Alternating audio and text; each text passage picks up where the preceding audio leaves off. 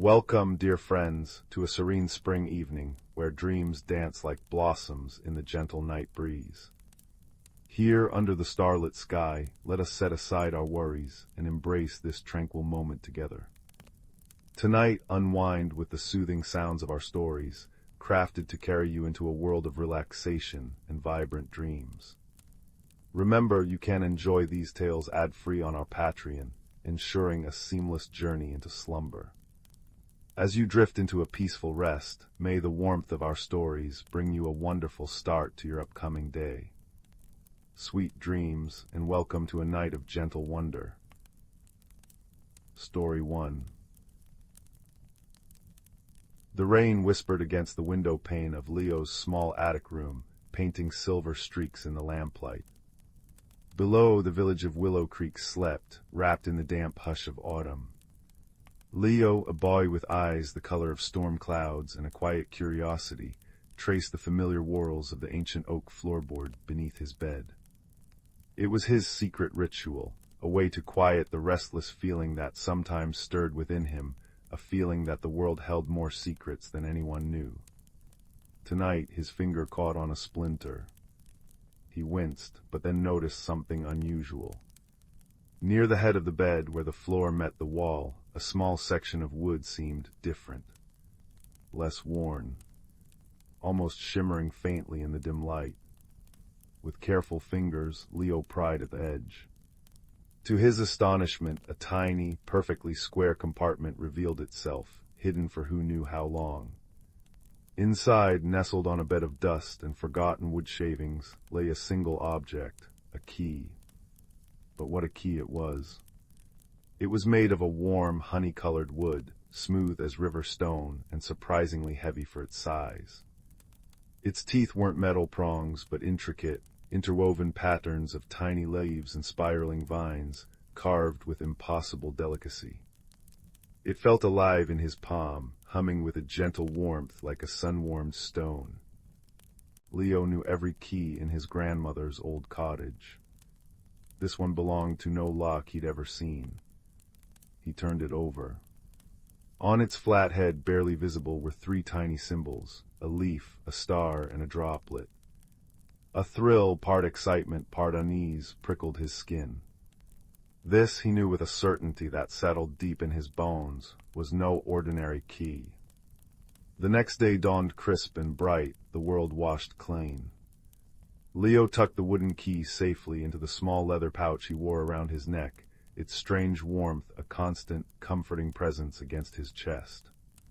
The restless feeling had intensified, morphing into a quiet pull, like an invisible thread tugging him towards the whispering woods that bordered Willow Creek. He packed a small satchel, a crust of bread, a wedge of cheese, his trusty water flask, and his worn copy of Tales of the Old Glen, and slipped out before the village fully awoke. The woods were a cathedral of towering oaks and whispering firs. Sunlight filtered through the canopy in dappled patterns on the mossy ground. Leo followed the pull, deeper than he'd ever ventured before. The air grew cooler, scented with damp earth and pine resin. The key pulsed softly beneath his tunic. He hadn't gone far when a rustle in the undergrowth made him jump. A large, rather grumpy-looking badger with a distinctive silver streak across his muzzle shuffled into view, blinking sleepily. He stopped, fixing Leo with dark, intelligent eyes. HMPH, the badger rumbled, his voice surprisingly deep and gravelly. Lost are we, young sprout. These woods aren't for careless wandering, especially not towards the heartwood. The heartwood? Leo asked, his voice barely a whisper. The oldest tree, the center, where things are, the badger said cryptically, scratching his flank with a powerful claw. Name's Thorn, and you smell of old wood and something else, something peculiar. Thorn sniffed the air pointedly near Leo's pouch. Leo hesitated, then carefully drew out the wooden key. Thorn's eyes widened, his gruff demeanor vanishing. By the burrowed roots, he breathed. The verdant key, I thought it was lost for generations. Where did you find it, lad? In my floorboards, Leo confessed. Thorn nodded slowly, a deep respect replacing his surprise. Fate has a way it does. That key, it doesn't unlock doors, young sprout. It unlocks potential. It harmonizes things that are out of tune, reveals paths hidden by confusion, but only for a worthy heart, guided by wisdom, not greed. He looked Leo up and down appraisingly. And you, what pulls you towards the heartwood? I don't know, Leo admitted. A feeling, like something is wrong. And the key hums louder this way. Thorn grunted, a sound that might have been approval. Wrong indeed, the heartwood is weeping, its song is fading. Poison seeps into its roots, a slow, insidious thing. Without its song, the balance of the whispering woods falters. He sighed, a heavy sound. I've tried to find the source, but the poison is clever. It hides its trail. My nose is keen, but it's tangled, confused.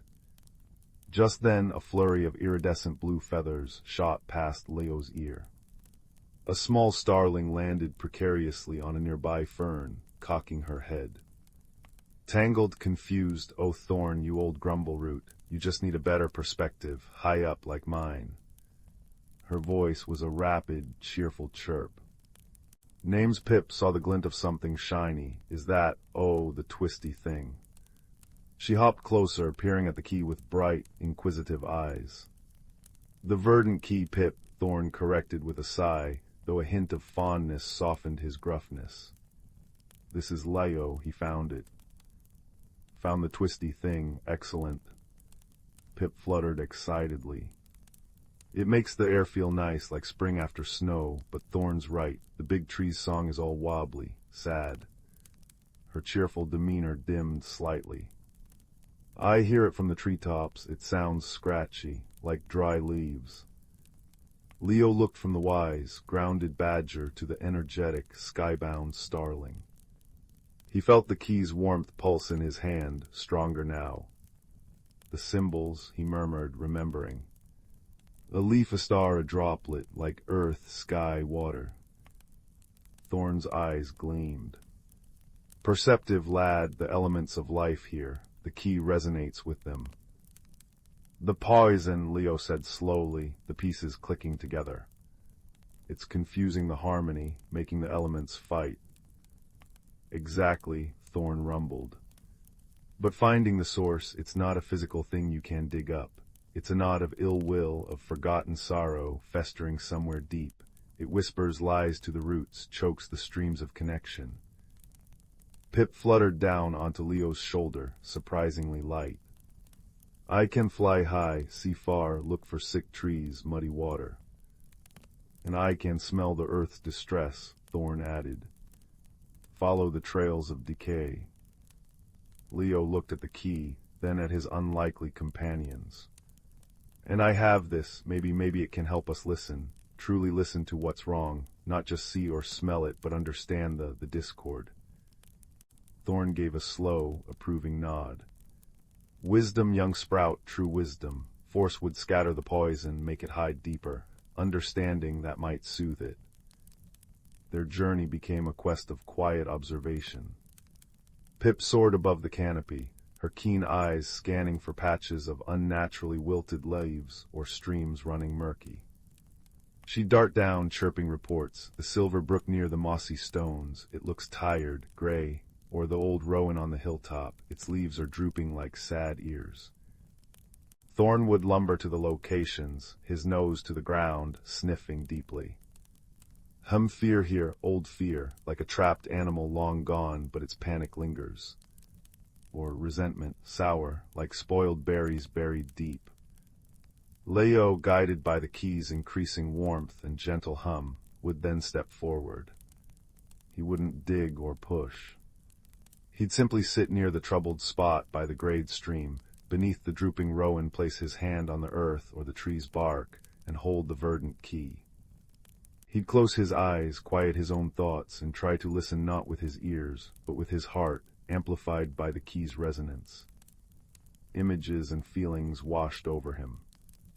By the stream, he felt the choking grip of silt carried from upstream, born from eroded banks where careless feet had trampled delicate roots.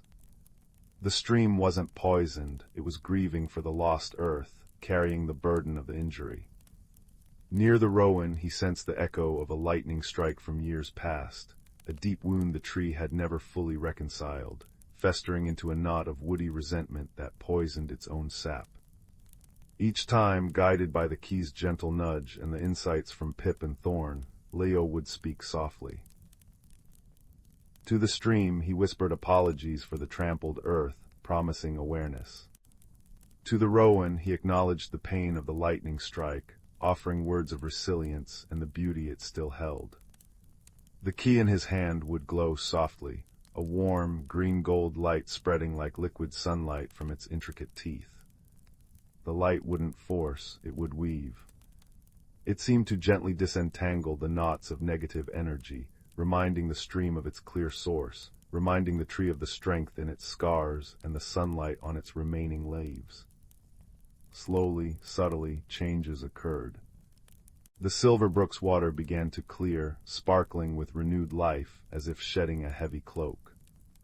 The rowan's leaves lifted, a healthier green returning, the knot on its trunk seeming less angry, more like a testament to survival.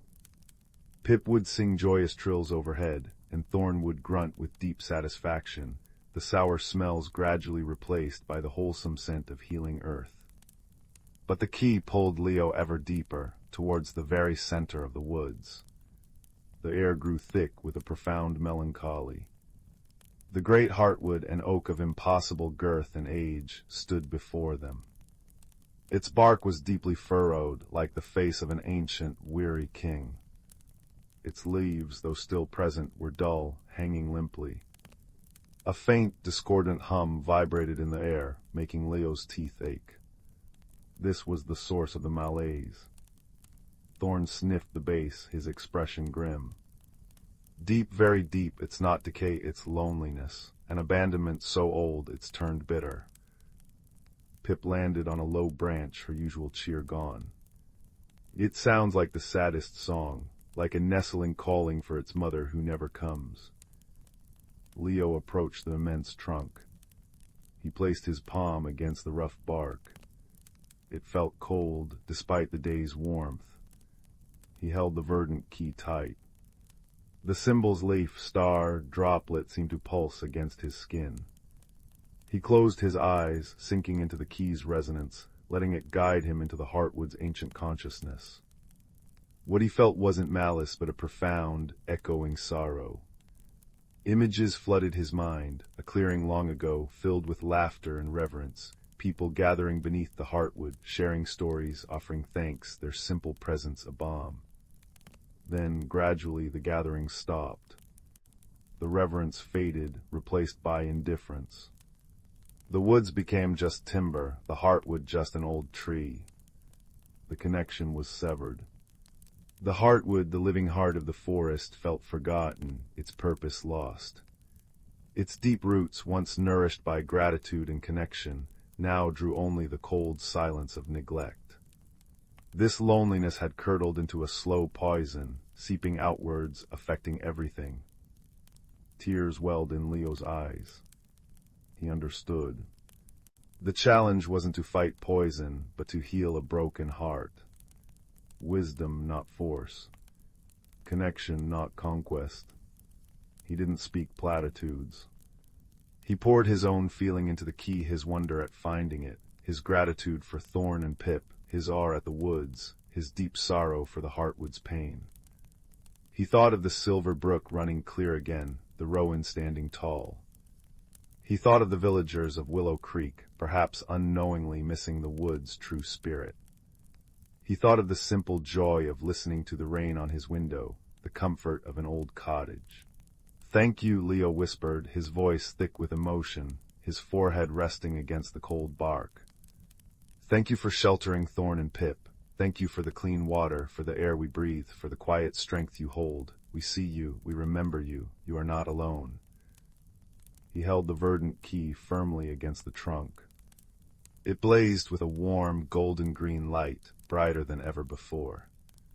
The light didn't shoot out, it sank in, flowing like liquid sunlight into the deep furrows of the bark, down towards the ancient roots.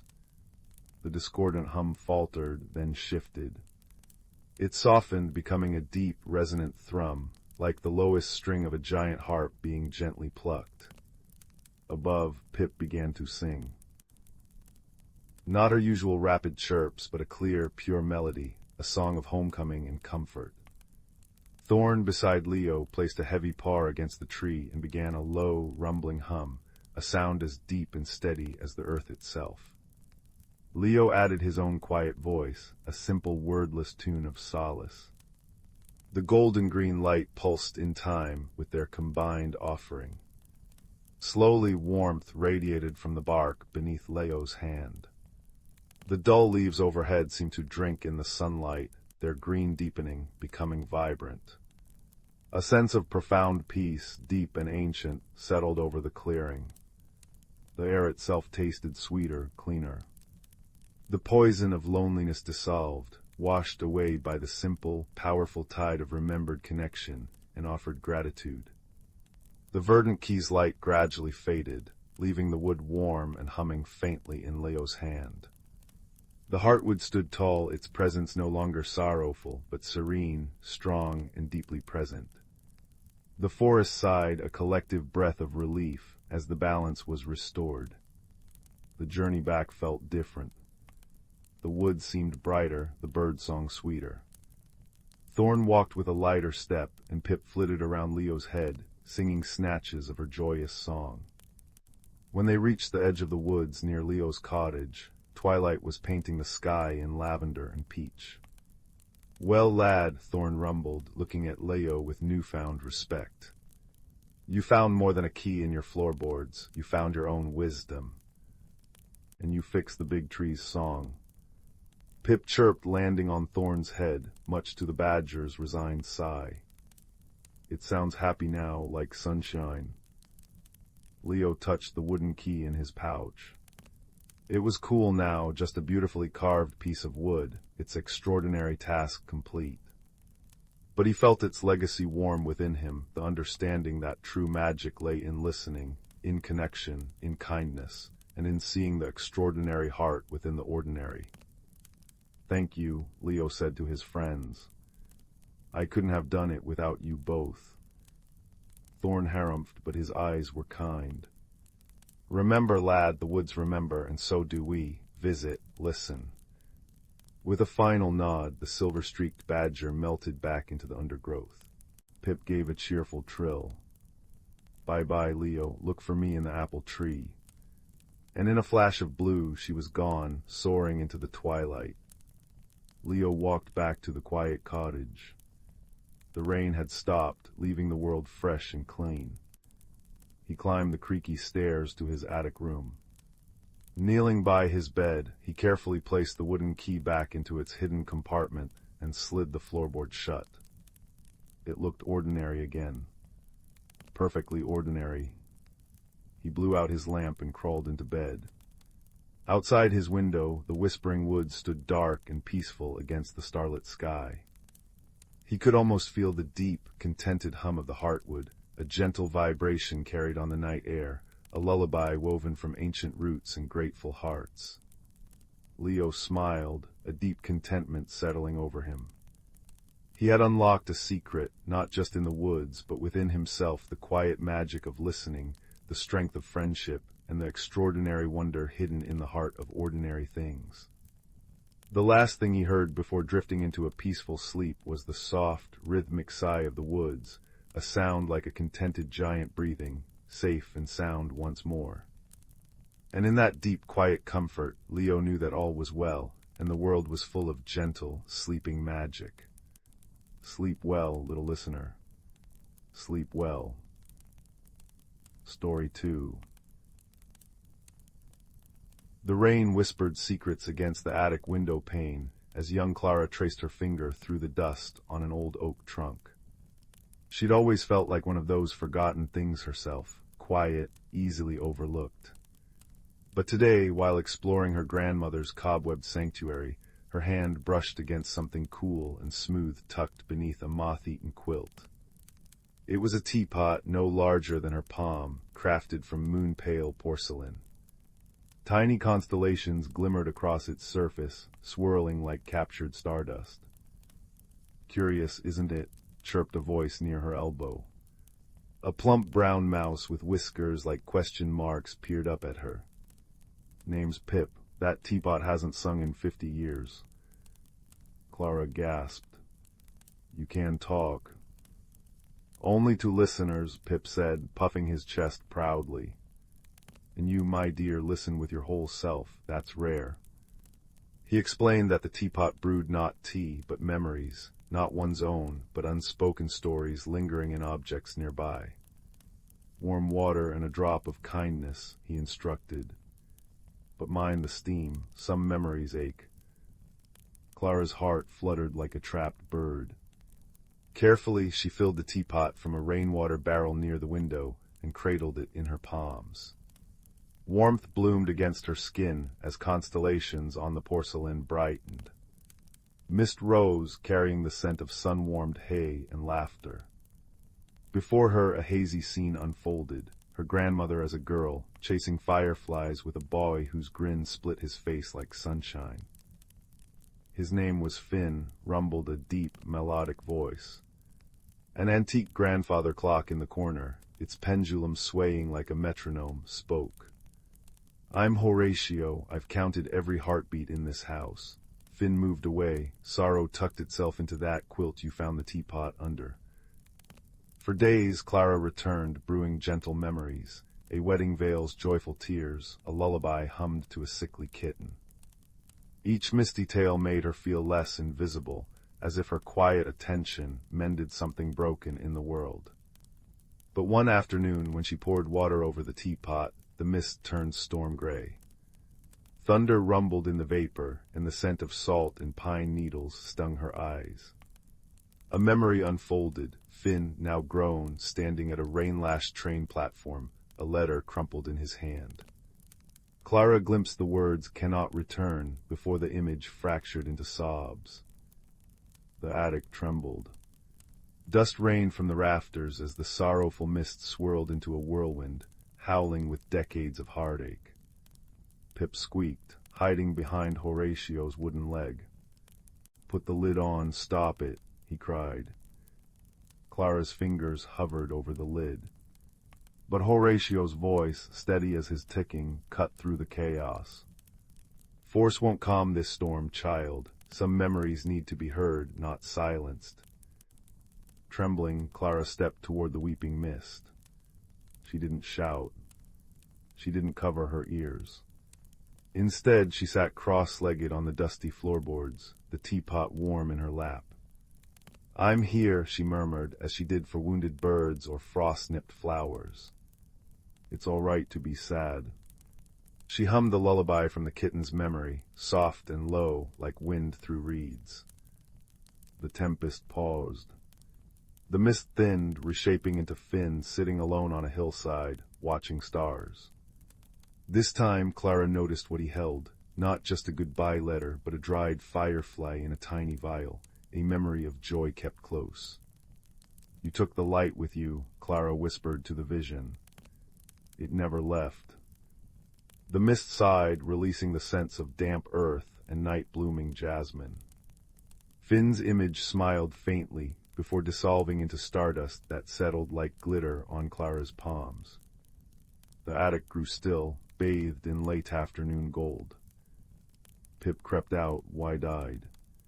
"You didn't fight it, you understood." Horatio's chime rang softly. "Wisdom isn't a sword, little one, it's an open window." That evening, Clara brought the teapot to her grandmother. The old woman's eyes welled as constellations flared across the porcelain. "Finn gave me this," she breathed. He said it held more than memories, it held attention, the rarest magic of all. She placed it in Clara's hands. "It chose you because you listened deeper than most." Clara no longer felt like a forgotten thing. Her quietness wasn't a cloak of invisibility, it was a bridge. She kept the teapot on her windowsill, where moonlight kissed its constellations alive. Sometimes, when the world felt too loud, she'd brew a memory and watch Stardust stories dance. And Pip, now her steadfast companion, would curl in her lap, reminding her, "Every object holds a whisper, dear Clara, and every whisper, heard kindly, makes the world a little warmer." Outside, rain continued its gentle song against the glass.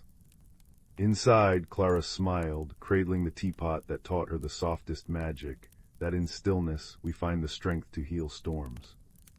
And so, wrapped in the quiet certainty of being exactly where she belonged, she drifted to sleep, the scent of jasmine and acceptance weaving through her dreams like a promise kept. Story 3.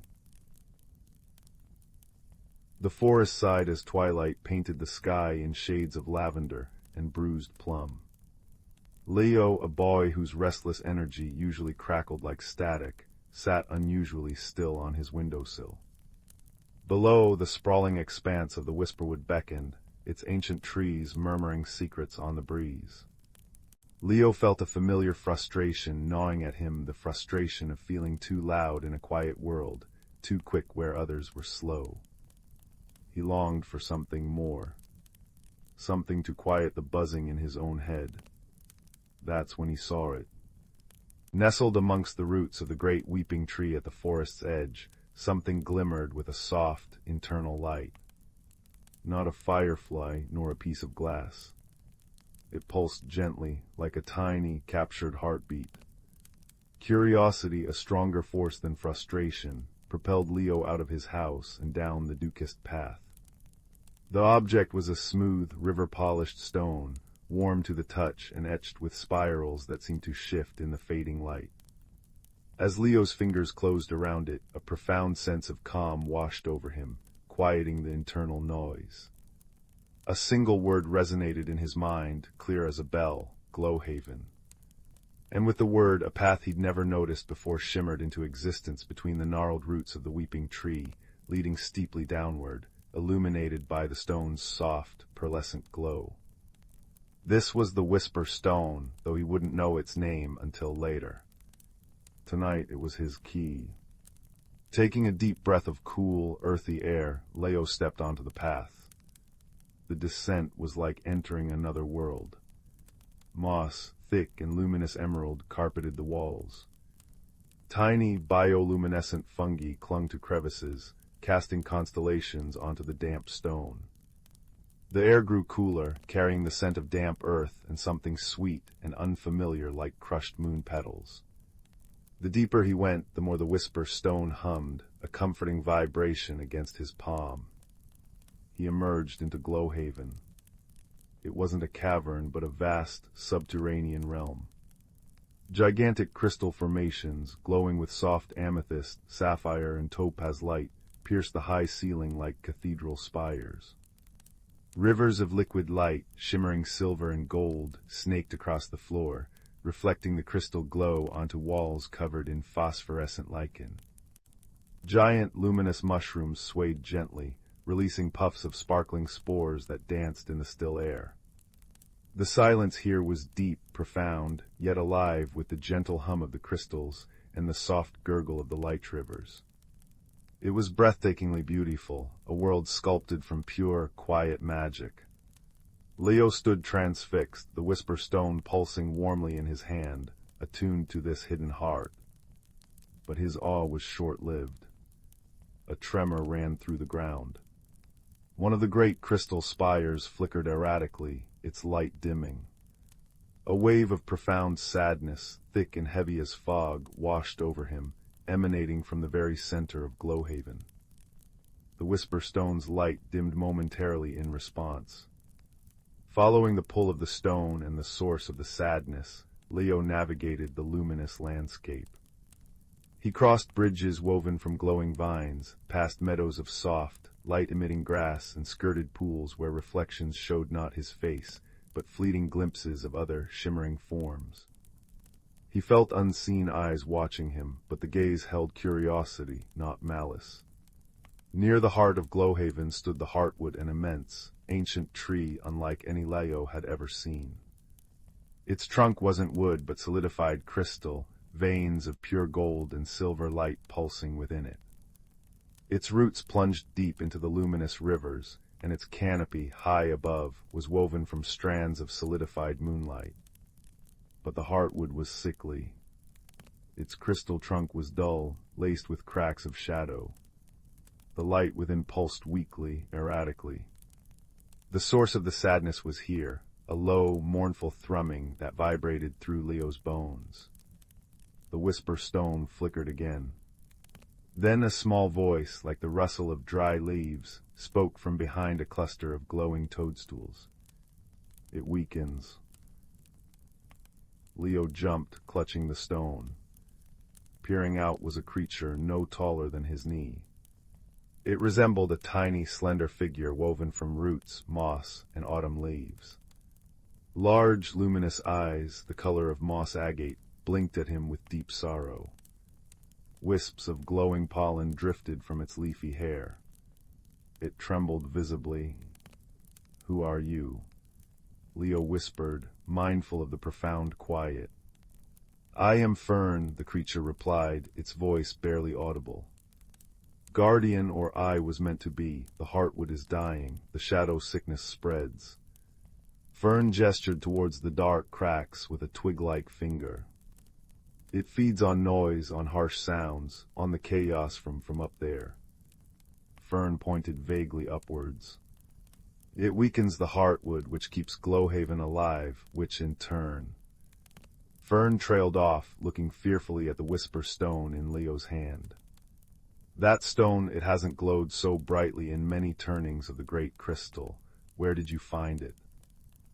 "By the weeping tree," Leo answered. "It called me, showed me the path." Fern's mossy eyes widened. "The whisper stone chooses its bearer. It senses a need and a strength." Fern looked pointedly at Leo, then back at the ailing heartwood. "The weeping tree above it is the heartwood's twin, bound by roots and sorrow. As the heartwood weakens, the weeping tree weeps more fiercely. The shadow sickness grows stronger." Leo felt a pang of understanding. His own restlessness, the feeling of being too loud, was that the noise Fern spoke of. The noise that hurt this hidden world. How do we stop it? How do we heal the heartwood? Fern shuffled nervously. "The shadow sickness festers deep within the whisperwood's oldest roots, where the veil between worlds is thinnest. The cure, it is said to lie in the tears of the first rain, collected in the moonpetal meadow at the very edge of Glowhaven. But the path—" Fern shuddered. "It passes through the starlit caves, and the caves, they echo. They magnify every sound. The shadow sickness is strongest there. One loud noise, one shout, could shatter the fragile balance and bring the sickness crashing down upon us." Fern looked terrified. I cannot go. My voice, even my fear is too loud there." Leo looked at the whisper stone, warm and steady in his hand. He felt its calming influence, a shield against his own internal noise. He thought of the weeping tree above, suffering because of the sickness below. He thought of Fern, trembling with responsibility too heavy for its small frame. He thought of his own frustration, his loudness. Perhaps this was why the stone chose him. Not despite his noise, but because of it. Because he understood the struggle. "I'll go," Leo said, his voice surprisingly firm, yet quiet. "I'll find the tears." Fern gasped, a sound like wind through reeds. "But the caves, the echoes—" "The stone helps me," Leo said, holding it up. Its light seemed to brighten in response. "It keeps me calm, keeps me quiet. I can do this. Will you show me the way to the starlit caves?" Fern hesitated, then nodded slowly, a gesture that sent a shower of glowing pollen drifting to the luminous grass. Yes, I will guide you to the threshold, but I can go no further. The whisper stone will light your way. Remember, quiet is your shield, silence is your strength." The journey to the edge of the starlit caves was through breathtaking, yet increasingly somber landscapes. The glowing rivers ran sluggish. patches of the luminous grass were turning dull and gray. The air grew colder, the profound silence deepening into something watchful, almost wary. Fern moved with anxious speed, pointing out safe paths across glowing stepping stones and through groves of whispering crystal flowers. Finally, they stood before a vast, arched entrance. Inside, darkness yawned, but not an empty darkness. Pinpricks of light, like trapped stars, glittered on the walls, floor, and ceiling high above. It was breathtakingly beautiful, yet the air vibrated with an oppressive tension. Leo could feel it, a malevolent presence lurking in the shadows between the starlight, drawn to sound. "This is as far as I dare," Fern whispered, trembling violently. The tears are kept in a basin of pure moonlight at the heart of the moonpetal meadow beyond the caves. Follow the largest cluster of stars, they mark the safest path. Remember, Leo, tread like moonlight, speak only if you must, and then only a whisper. May the quiet protect you. Fern pressed a small, luminescent leaf into Leo's hand. For courage, it breathed. Taking a deep, silent breath, Leo stepped into the starlit caves. The whisper stone's glow intensified, casting a small, warm pool of light around his feet. The moment he crossed the threshold, the atmosphere changed. The silence wasn't just deep, it was fragile. He could hear his own heartbeat, the soft rush of blood in his ears, even the infinitesimal scrape of his shoe on the crystalline floor. The sound seemed to hang in the air, magnified before slowly dissolving. He moved with excruciating care, placing each foot with deliberate slowness. The starlight embedded in the cavern walls and ceiling shimmered, illuminating towering stalagmites and stalactites that glittered like frozen constellations. The path Fern mentioned was visible, a slightly denser trail of starlight winding through the majestic formations. Shadows pooled in the corners and crevices, thick and restless. Leo felt unseen eyes again, but these were hungry, waiting. Halfway through, disaster almost struck. Leo misjudged a step.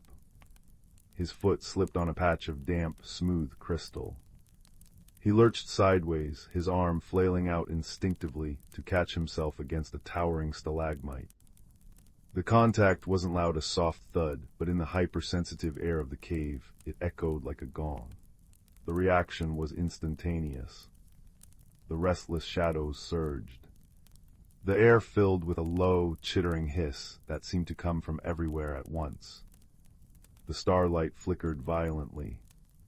Tendrils of inky darkness, cold and smelling of decay, snaked out from the crevices, writhing towards the source of the sound, towards Leo. Panic flared, hot and bright. His instinct was to yell, to run. But the whisper stone pressed against his palm pulsed urgently, sending a wave of calming coolness through him. Quiet is your shield. Silence is your strength. Fern's words echoed. He couldn't run, running would be louder. He couldn't shout. Instead, Leo did the hardest thing he'd ever done. He froze. He closed his eyes for a second, focusing entirely on the stone's calming hum, on the steady rhythm of his own breathing, forced into deep, silent inhales and exhales. He became utterly still, a statue in the shimmering starlight. The tendrils of shadow sickness writhed closer, probing the air around him, drawn to the fading echo of the sound. They hovered inches from his face, cold, radiating off them. Leo held his breath. The shadows seemed confused. The sound had stopped. The source was quiet. The whisper stone's light, held close to Leo's chest, seemed to push back the darkness slightly. After agonizing seconds that felt like hours, the tendrils withdrew, slithering back into the crevices with a final, frustrated hiss. The oppressive chittering faded back to a watchful murmur. Leo remained frozen for several more heartbeats, sweat cooling on his brow, before daring to move again. He placed his next step with even greater care, his movements now flowing with a dancer's silent grace. He navigated the rest of the caverns like a ghost, his entire being focused on the quiet, on the path of starlight, on the steady pulse of the stone in his hand. The shadows watched but did not stir again. Emerging from the far side of the starlit caves felt like breaking through a suffocating blanket. He stumbled into the moon-petal meadow, gasping silently for air. The meadow was a place of ethereal beauty. Soft, silver grass glowed underfoot. Enormous, translucent flowers, shaped like cups, dotted the landscape. Their petals glowed with captured moonlight, and within each bloom, dewdrops shimmered with an intense, pure light, the tears of the first rain. Above, the cavern ceiling opened into a vast, shimmering vortex, like liquid night streaked with swirling nebulae, the source of the captured moonlight that nourished the meadow. At the meadow's center stood a simple basin carved from pure, solidified moonlight. Leo approached it reverently. Using a large, glowing petal he carefully plucked, he scooped several of the radiant tears from the nearest moon-petal bloom. They sparkled like liquid diamonds in the petal, radiating pure, cleansing energy.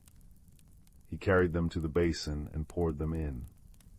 The basin began to glow with an intense, white-silver light. The journey back through the starlit caves was no less tense, but Leo moved with newfound confidence in his quiet strength.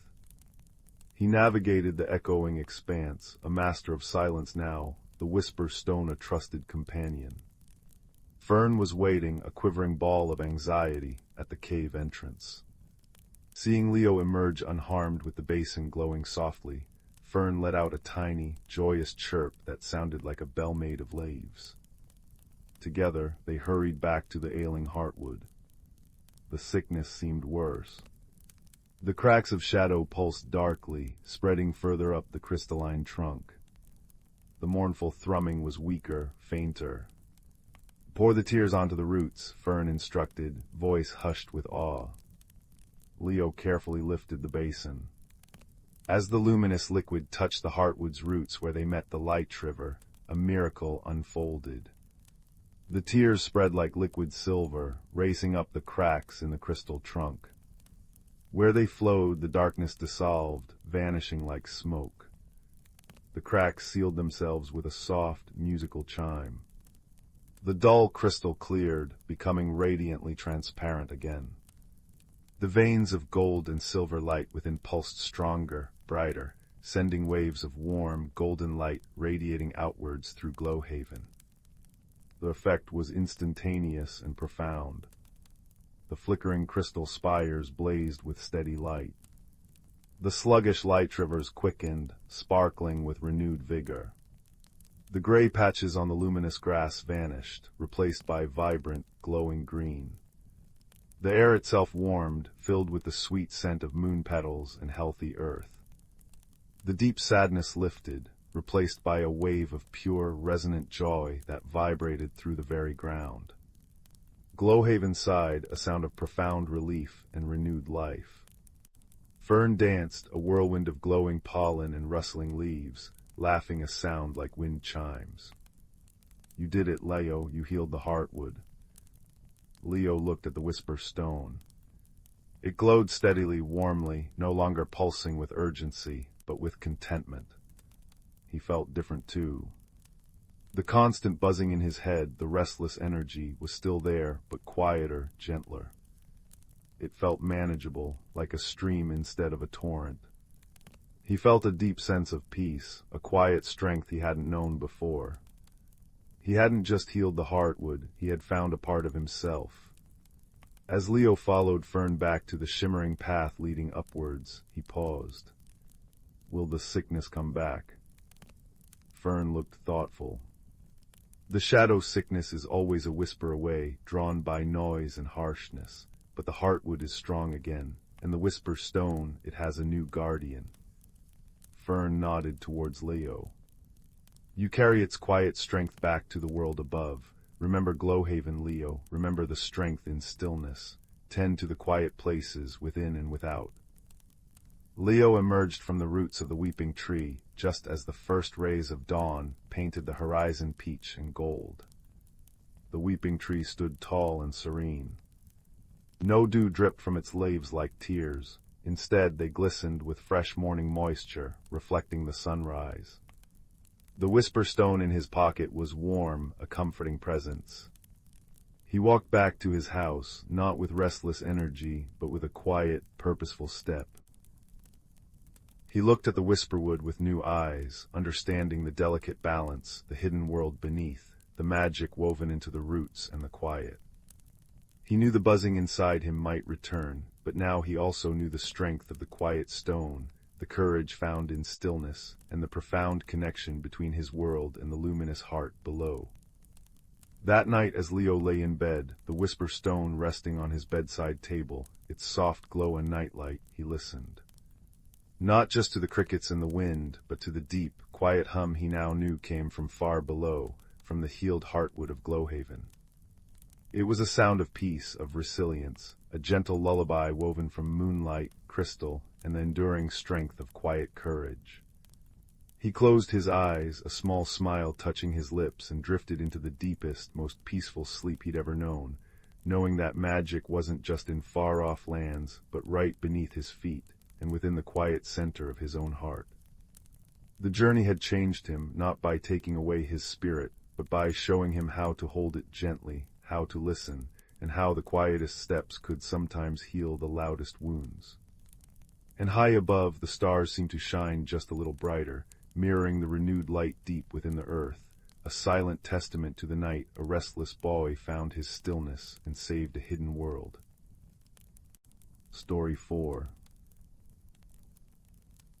Oliver the Hedgehog curled tighter beneath his favorite lilac bush, watching summer's golden light fade from the meadow.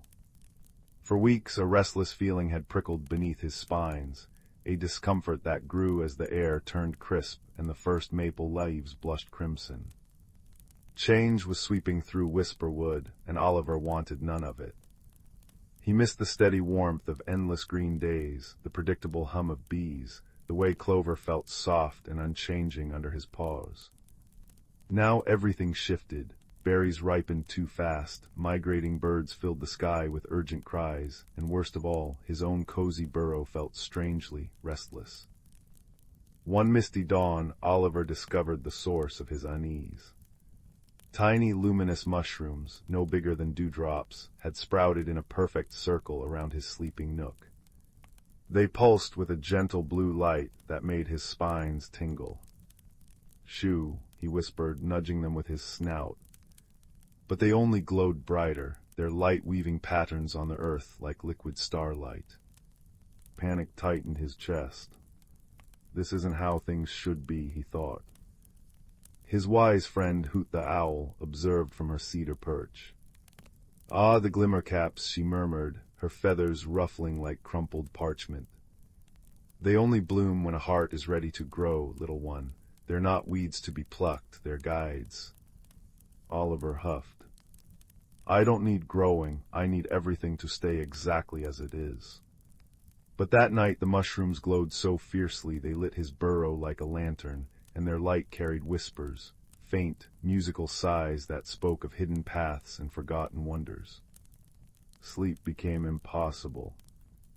The next morning Oliver found Saffron the squirrel burying acorns nearby, her bushy tail twitching with purpose. "Look," she chirped, pointing to Oliver's paws. Where he touched the glimmer caps, his claws shimmered with the same blue light. "They've chosen you, isn't it exciting?" Oliver tucked his paws beneath him. "It's unsettling. Why can't I just be ordinary?" Saffron nuzzled his quills. "Because Whisperwood loves you too much for that. Come, I'll help you find what the glimmer caps want to show you." Reluctantly, Oliver followed Saffron into the heart of the forest. As they walked, the magical mushrooms mirrored his emotions. When he fretted over an unfamiliar fork in the trail, their light dimmed to a worried gray. When Saffron made him laugh by tumbling after a rolling walnut, they flared sunflower yellow. The forest itself seemed to breathe with them. Silver birch leaves shivered into autumn gold where Oliver stepped, and shy wood anemones unfurled petals like tiny moons in his shadow. "You're painting the woods with your feelings." Saffron gasped. Oliver's spines bristled. I'm not trying to change things. Their journey led them to the mossy steps, ancient stones leading down to the reflection pool, where water so still and clear it showed the sky's deepest secrets. There Oliver met Elder Fern, a badger whose fur held the patterns of frost and moss. She stirred the pool with a gnarled paw and images shimmered, Oliver as a tiny hoglet, bravely exploring new thickets, Oliver sharing berries with a lost field mouse, Oliver patiently teaching young rabbits to weave nests. You've always been changing, dear one, rumbled Elder Fern, her voice like roots moving through soil. Just as the river reshapes stones, your kindness has shaped this forest. Why fear your own current now? Oliver stared into the water. His reflection wavered, then shifted, showing not his present self, but a version of him with antlers of living ivy and paws that glowed like captured starlight. That's not me, he whispered. Not yet, said Elder Fern gently. But it could be. The glimmer caps bloom when we're ready to become more than we imagine. A sudden chill wind hissed through the trees. The once bright mushrooms flickered violently, mirroring Oliver's spike of fear. Across the pool, the vibrant autumn leaves withered to brittle brown. Saffron pressed close. The forest feels your sadness. Remember the stories Hoot tells. Whisperwood's magic reflects what's inside us. Oliver trembled. He'd been so busy clinging to the past, he hadn't noticed how his resistance was draining color from the world he loved. That night, as frost painted the grass, Oliver made a choice. He sat beneath the lilac bush, closed his eyes, and breathed in the scent of wood smoke and damp earth, the very essence of change. Instead of fighting the glimmer cap's light, he imagined it flowing through him like a quiet stream. He remembered Saffron's laughter, Elder Fern's wisdom, Hoot's patient eyes. Slowly, warmth spread from his heart to his paws. The mushroom's glow softened from anxious flickers to a steady, deep blue radiance. Around him, the withered leaves plumped back into rich amber and ruby, shimmering with dew. At dawn, Oliver returned to the reflection pool alone. This time, when he gazed down, his fur shimmered with constellations of light, and tiny blue flowers, just like the glimmer caps, curled softly between his spines. Not antlers or starlight paws, but something uniquely him, a quiet luminescence that made spiderwebs gleam and night-blooming jasmine sigh with delight. He wasn't the hedgehog who feared change anymore. He was Oliver, tenderly stitched into Whisperwood's ever-turning tapestry. Hoot glided down beside him, wings brushing his flower-crowned spines. Beautiful, she murmured. You've learned the forest's dearest secret. Growth isn't about becoming someone else. It's unfolding into who you've always been, petal by petal. Oliver touched a glowing bloom. I thought changing meant losing myself, but it feels like coming home. As autumn deepened, Oliver's burrow became a beacon. Creatures gathered near its gentle light, field mice sharing stories, weary butterflies resting on luminous petals, even young hedgehogs who'd once feared the dark. And Oliver, he no longer counted the days till summer's return. Instead, he taught others to watch for their own glimmer caps, the quiet signs that they, too, were ready to bloom. For in Whisperwood, magic never demanded grand transformations. It simply asked for an open heart and the courage to let inner light dance with the falling leaves. And curled in his soft nest of moss and starlight, Oliver finally understood. Every ending was just a beginning in disguise, and all of life's loveliest changes began with a single, whispered yes. Story 5. In the peaceful village of Willowbrook, where cobblestone paths wound between cottages crowned with thatch, and gardens glowed with blossoms that hummed lullabies at dusk, something peculiar began to unfold. Young Finn, who helped tend the village's whispering orchards, first noticed it one misty morning. The silver wind chimes hanging outside every home, crafted from moon-touched crystals that sang harmoniously with the breeze, had fallen utterly silent. By evening, the floating lanterns that usually drifted like captive stars above the village square hovered listlessly near the ground, their light dimmed to mere embers. A hush settled over Willowbrook, thick with unspoken worry. Finn sought out old Miss Rowan, the village star-keeper and tender of the celestial greenhouse. Her cottage, nestled beside a brook that chuckled over polished stones, smelled of dried lavender and stardust. Wisps of her snow-white hair escaped a braid as she bent over her telescope, its lens trained not on the sky, but on the troubled lanterns in the square. "It began 3 nights ago, child," she murmured, her voice like rustling parchment. "The wind chimes lost their song, the lanterns their lift. Even the dreamcatcher spiders report restless webs." She handed Finn a magnifying glass fashioned from enchanted ice. "Observe, true magic leaves traces." Armed with the glass, Finn combed Willowbrook. Near the silent chimes, he spotted minuscule puddles of iridescent dew that hadn't been there before. Along the cobblestones, faint shimmering tracks glimmered like snail trails under moonlight. They led toward the whispering woods, where ancient trees murmured secrets to those who listened. As twilight painted the sky peach and violet, a flicker of movement caught Finn's eye, a tiny, flustered hedgehog with fur like spun moonlight, darting behind a toadstool. "Pardon," Finn called softly. The hedgehog paused, quivering. "I'm Thistle," it piped, voice like jingling bells. "I've seen what's stealing the magic, but it's not mean, it's sad." Thistle explained, a young cloud sprite named Nimbus had tumbled from its cumulus home during a storm. Stranded and lonely, it wept glittering tears that became the dew puddles. Its sorrow dampened magic wherever it drifted, silencing chimes and grounding lanterns.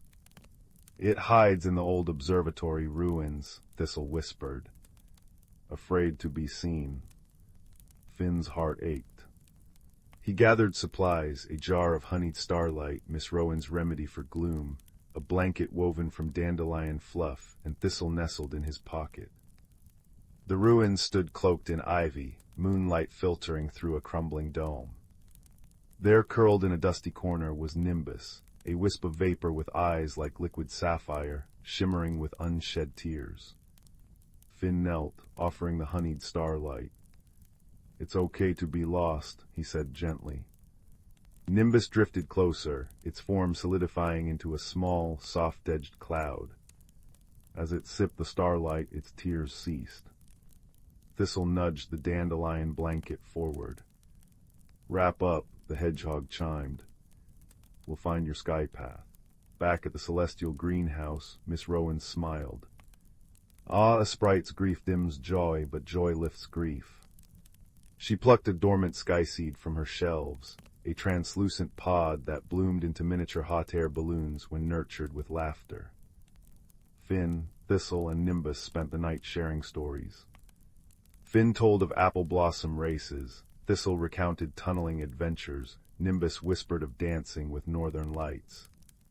With each chuckle a skyseed swelled, until 7 pearlescent balloons hovered, tethered by spider silk threads. At dawn, the village gathered. Nimbus, nestled in the largest balloon, waved a wispy hand. As the balloons rose, Nimbus's joy rippled outward. Wind chimes erupted in crystalline melodies. Lanterns soared, painting gold ribbons across the sky. Dew puddles dried, leaving behind tiny rainbows. From that day, Willowbrook cherished 2 new wonders: moon hedgehogs who polished chimes at night, and the occasional cloud sprite drifting by, trailing laughter that made the sky seeds bloom anew. And Finn learned that even the quietest sorrow, met with kindness, could become the brightest light. As stars blinked awake, the village sighed in contented harmony, wrapped in a peace deeper than before. Story 6. The night sky above the sleepy village of Willowbrook had grown thin and pale, its constellations fading like worn silver thread. 10-year-old Clara noticed it first, tucked beneath her patchwork quilt, as she counted the vanishing stars through her attic window. Her grandmother had always said the stars were the dreams of the world, spun into light. Now, those dreams seemed to be unraveling. One crisp autumn evening, grandmother placed a small, cold object into Clara's palm, a compass unlike any other. Its casing was forged from moonstone, swirling with veins of liquid starlight that pulsed like a heartbeat. Instead of an arrow, a delicate silver moth rested at its center. This, grandmother whispered, her voice as dry as fallen leaves, is the starlight compass. It guided me once long ago when the stars first flickered. It points not to north, child, but to hope itself. You must follow it into the whispering woods. Clara's breath hitched. The whispering woods bordered Willowbrook, a place where shadows pooled thickly, and parents warned children not to stray. "But I'm not brave like you, grandmother," she murmured, tracing the compass's glowing veins. Grandmother's knotted hand cupped her cheek. "Courage isn't the absence of fear, little wren. It's the choice to whisper yes when fear shouts. Know the woods hold the valley of echoing stars where the sky's heart beats. Find it, mend what's broken." That night Clara packed a satchel with honey cakes, a flask of chamomile tea, and her thickest woolen cloak. As dawn blushed the horizon, she slipped through her garden gate, the compass cool against her chest. The moth trembled, then lifted its wings, pointing toward the ancient oaks. The moment Clara stepped beneath the canopy, the world shifted. Sunlight fractured into emerald shafts, dappling moss so thick it swallowed her footsteps. The air hummed not with insects but with soft, sighing voices that seemed to rise from the roots and rocks. Lost, rustled the ferns. Afraid, murmured the brook. Clara gripped the compass tighter. "I'm looking for the valley of echoing stars," she whispered. The woods sighed in reply, branches creaking like old rocking chairs. For hours she wandered, the compass moth guiding her through groves of weeping willows and across crystal-clear streams where fish sparkled like submerged topaz. Dusk began to bleed into the forest when a sharp yelp pierced the whispers. Behind a waterfall veiling a hidden cave, a small creature was trapped, a being no larger than a rabbit, with fur like crushed violets and enormous, panicked eyes the color of twilight. Thorns had snarled its delicate, bat-like wings against a wild rose bush. "Hold still," Clara urged, kneeling. She worked gently, snapping thorns with careful fingers. The creature trembled, emitting soft, fluting cries. As the last thorn fell, it fluttered weakly onto her knee. "Thank you," it piped, its voice like wind chimes. "I'm Pip, the bramble sprites were chasing me. They steal wing motes for their gloomy lanterns." Clara offered a honey cake crumb. Pip nibbled gratefully. "I'm Clara, I'm seeking the valley of echoing stars. Do you know it?" Pip's ears drooped. "It's dying, that's why the bramble sprites grow bold. They thrive in fading light." He pointed a tiny claw at the compass. "Your glow moth seeks it too, but the way is perilous. The sprites guard the Moonroot Pass." Together, they ventured deeper. Pip rode on Clara's shoulder, his wings humming softly. He spoke of the valley, a place where newborn stars were cradled in crystal flowers before ascending to the sky. "But the flowers wilt without laughter and wonder," Pip lamented.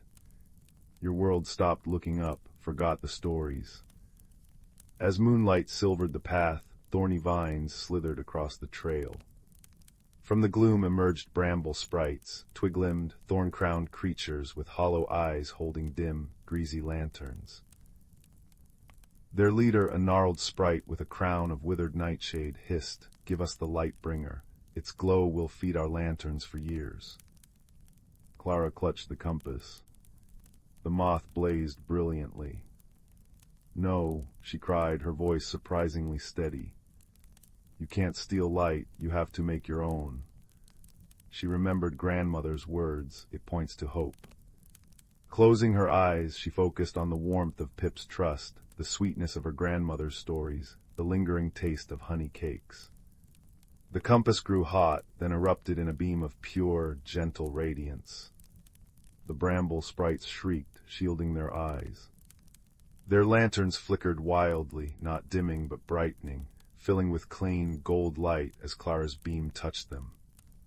The leader stared at his glowing lantern, then at Clara, confusion softening his thorny features. "We forgot," he rasped. "Forgot light could be kind, not just taken." With stiff bows, they melted back into the shadows, their lanterns now beacons in the dark. Moonroot Pass opened before them, a narrow gorge lined with luminous fungi. At its end, the valley of echoing stars sprawled, taking Clara's breath away. It was a vast, velvet-dark basin filled not with grass, but with galaxies of tiny, glowing flowers. Above them, however, hung a sky of terrifying emptiness. Only a handful of ancient stars pulsed feebly.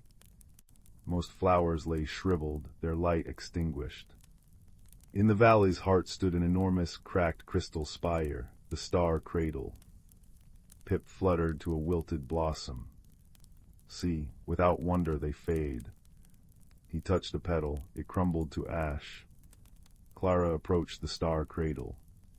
Inside its fractured facets she saw reflections, not her own face but moments, her grandmother's storytelling by the fire, children gasping at fireworks, Pip's trusting eyes. The compass moth fluttered free, landing on the cradle's largest crack. It pulsed urgently. The compass doesn't just point to hope, Clara realized aloud, her voice echoing strangely in the silent valley. It is hope, but it needs memories, shared joy. She pressed her hands against the cold crystal. How do I mend this? Pip landed beside her. The cradle echoes what it's given. It needs stories, true ones, brave ones. He nudged the compass. Yours.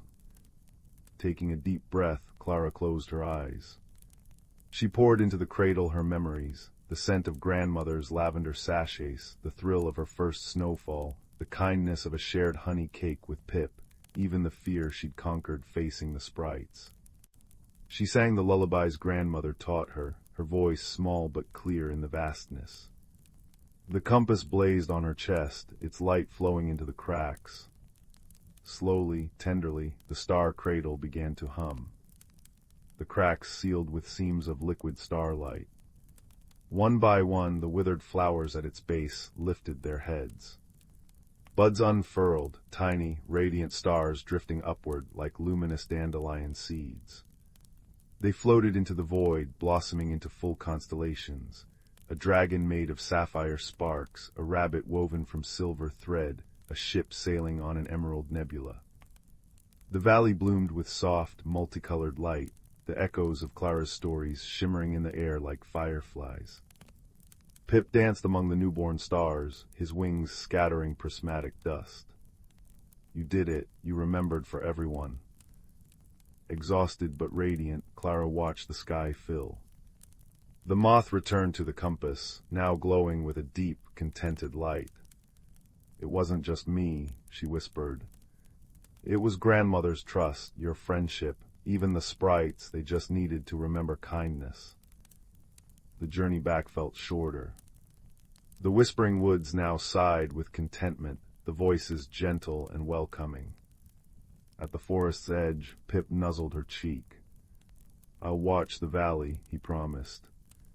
And whenever you look up, Clara, remember, you're part of the story now. Willowbrook's children were the first to notice the sky restored, thicker and brighter than ever. Clara, back in her attic bed, traced the constellations, the dragon, the rabbit, the ship, and smiled. The starlight compass rested on her windowsill, its moth nestled peacefully. It no longer pointed away, its light simply was, steady and warm. Years later, Clara became the village storyteller. Children gathered at her feet as she spoke of brave moths and kind sprites, of valleys hidden in woods, and the light that blooms when fear is faced with friendship.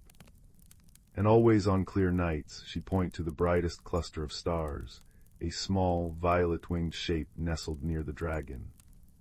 "That's Pip," she'd whisper, keeping watch, reminding us to look up, to wonder, and to always share our stories, for that's how we keep the stars and each other aglow. Outside, the stars shone down, their light a gentle promise in the velvety dark, a testament to the quiet courage of a girl who learned that the brightest magic isn't found in distant valleys, but in the human heart and the bonds that light our way home. And as the children drifted to sleep, their dreams spun new threads of starlight, weaving into the endless, hopeful sky. Story 7. The little village of Hearthwood lay nestled in a valley where willow trees wept softly into a slow, silver river. In this place, cobblestones remembered every footstep, and the scent of baking bread and wood smoke hung perpetually in the air. It was here, in a cottage draped with honeysuckle, that a quiet child named Finn lived with his grandfather. Finn wasn't loud or boisterous. He was a listener, a noticer of small things, the pattern of frost on a window pane, the secret language of birdsong at dawn, the way dust motes danced in a sunbeam. One rainy afternoon, while helping his grandfather tidy the cluttered attic, Finn discovered a box tucked beneath the eaves, forgotten by time. It was made of dark, polished wood, smelling faintly of cedar and old paper. Inside, nestled in faded velvet, lay a teacup. It wasn't grand or gilded. It was simple pottery, glazed a deep, comforting blue like the twilight sky just before the stars appear. But as Finn carefully lifted it, a strange warmth spread through his fingers, not the heat of the sun, but a gentle, inner glow, like the embers of a well-loved fire. "Grandfather," Finn whispered, descending the creaky stairs, cup cradled in his hands. "Look what I found." His grandfather, mending a fishing net by the hearth, peered over his spectacles. "Ah, the twilight cup," he murmured, a soft smile touching his lips. "Belonged to your great-grandmother, Alara. She always said it held more than just tea." He leaned closer, his voice dropping to a conspiratorial whisper. "She claimed that when filled with warm tea, sipped slowly and held just so, it could show you whispers of what truly is." Finn's eyes widened. That night, after a supper of hearty vegetable stew, he carefully heated water, added a pinch of his grandfather's chamomile blend, and poured it into the twilight cup. He cupped it in both hands, feeling its comforting warmth seep into his palms. He sipped slowly, the floral taste soothing. Then, as he held it before his eyes, peering into its dark blue depths, the steam seemed to shimmer. Instead of his own reflection, he saw movement. Shapes resolved, not pictures, but feelings given form. He saw the willow trees by the river sighing with a deep, ancient sorrow. He saw the usually cheerful baker, Mr. Thimble, hunched over his dough, radiating a gray cloud of worry. He saw flashes of distant mountains, cloaked in mist, and a strange, flickering light deep within the whispering woods beyond the village boundary. The cup wasn't showing him the future. It was showing him the hidden heart of the present, the unspoken truths beneath the surface. The sight of the flickering light in the whispering woods wouldn't leave him. It pulsed with a faint, troubled energy. Finn felt a pull, a quiet insistence that he needed to understand. Armed only with the warm twilight cup tucked safely in a padded satchel and a small lantern, he slipped out at dawn, the village still sleeping under a blanket of mist. His journey began not with fanfare, but with the soft crunch of dew-laden grass under his boots. The whispering woods lived up to their name. Ancient oaks groaned softly, leaves rustled secrets, and the path was overgrown and uncertain. Finn hadn't gone far when a voice, gruff but not unkind, stopped him. "Lost little sapling." A large, silver-furred badger emerged from behind a mossy boulder, her eyes sharp and intelligent. She introduced herself as Thorn, keeper of the roots.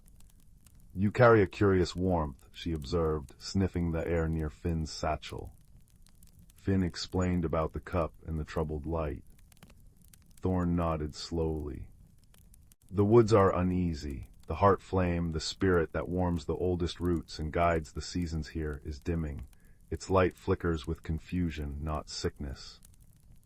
Further along the tangled path, Finn encountered Pip, a tiny, iridescent hummingbird with wings like spun sapphire. Pip darted around Finn's head in frantic circles. "Too quiet, too dim," he chirped, his voice a high-pitched chime. Heartflame sleeps, wind spirits restless, bad.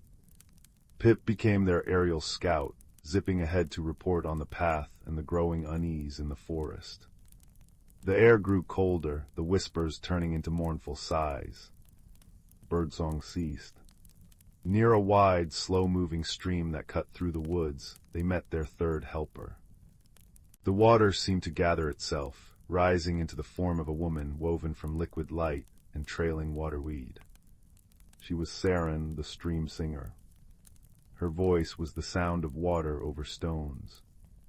"The Heartflame's song is faltering," she sang mournfully. "Its melody is tangled with discord. Something troubles its ancient sleep, making it thrash in dreams, chilling the woods." She offered to guide them upstream, towards the source of the coldness, near the Heartflame's grotto. The challenge became clear as they approached the Heartflame's hidden glade. It wasn't a monster or a physical barrier. The grotto, usually a place of gentle golden light and warm earth, was shrouded in unnatural frost. The Heartflame itself, a pulsating orb of soft, golden light nestled within the oldest oak, flickered wildly, throwing distorted shadows. Each erratic pulse sent waves of cold and confusion rippling through the forest. Thorn couldn't dig it free, Pip couldn't sing it calm. Saren's soothing waters seemed to freeze before reaching it. Force was useless, and the spirit itself was distressed, not malicious. Finn felt the twilight cup warm against his side. "Show me what truly is," he thought. He took it out, filled it with water. Saren offered water imbued with the stream's pure song, and sipped slowly, his gaze fixed on the flickering heart flame through the cup's blue depths. The steam swirled, and within it, Finn didn't just see the chaotic light, he felt its dream. He saw images, a vast, crushing weight of stone, a feeling of suffocation, a desperate struggle against an immovable darkness. It wasn't attacking, it was trapped and terrified. "It's not sick," Finn breathed, lowering the cup. "It's scared. Something huge is pressing down on it in its dream, making it feel buried. It's lashing out because it can't breathe." Thorn thumped the ground thoughtfully. A dream of crushing weight, stone. Pip zipped towards the cliffs bordering the glade. New rocks, big ones, fell down there. He pointed his tiny beak towards a recent rockfall high on the cliff face.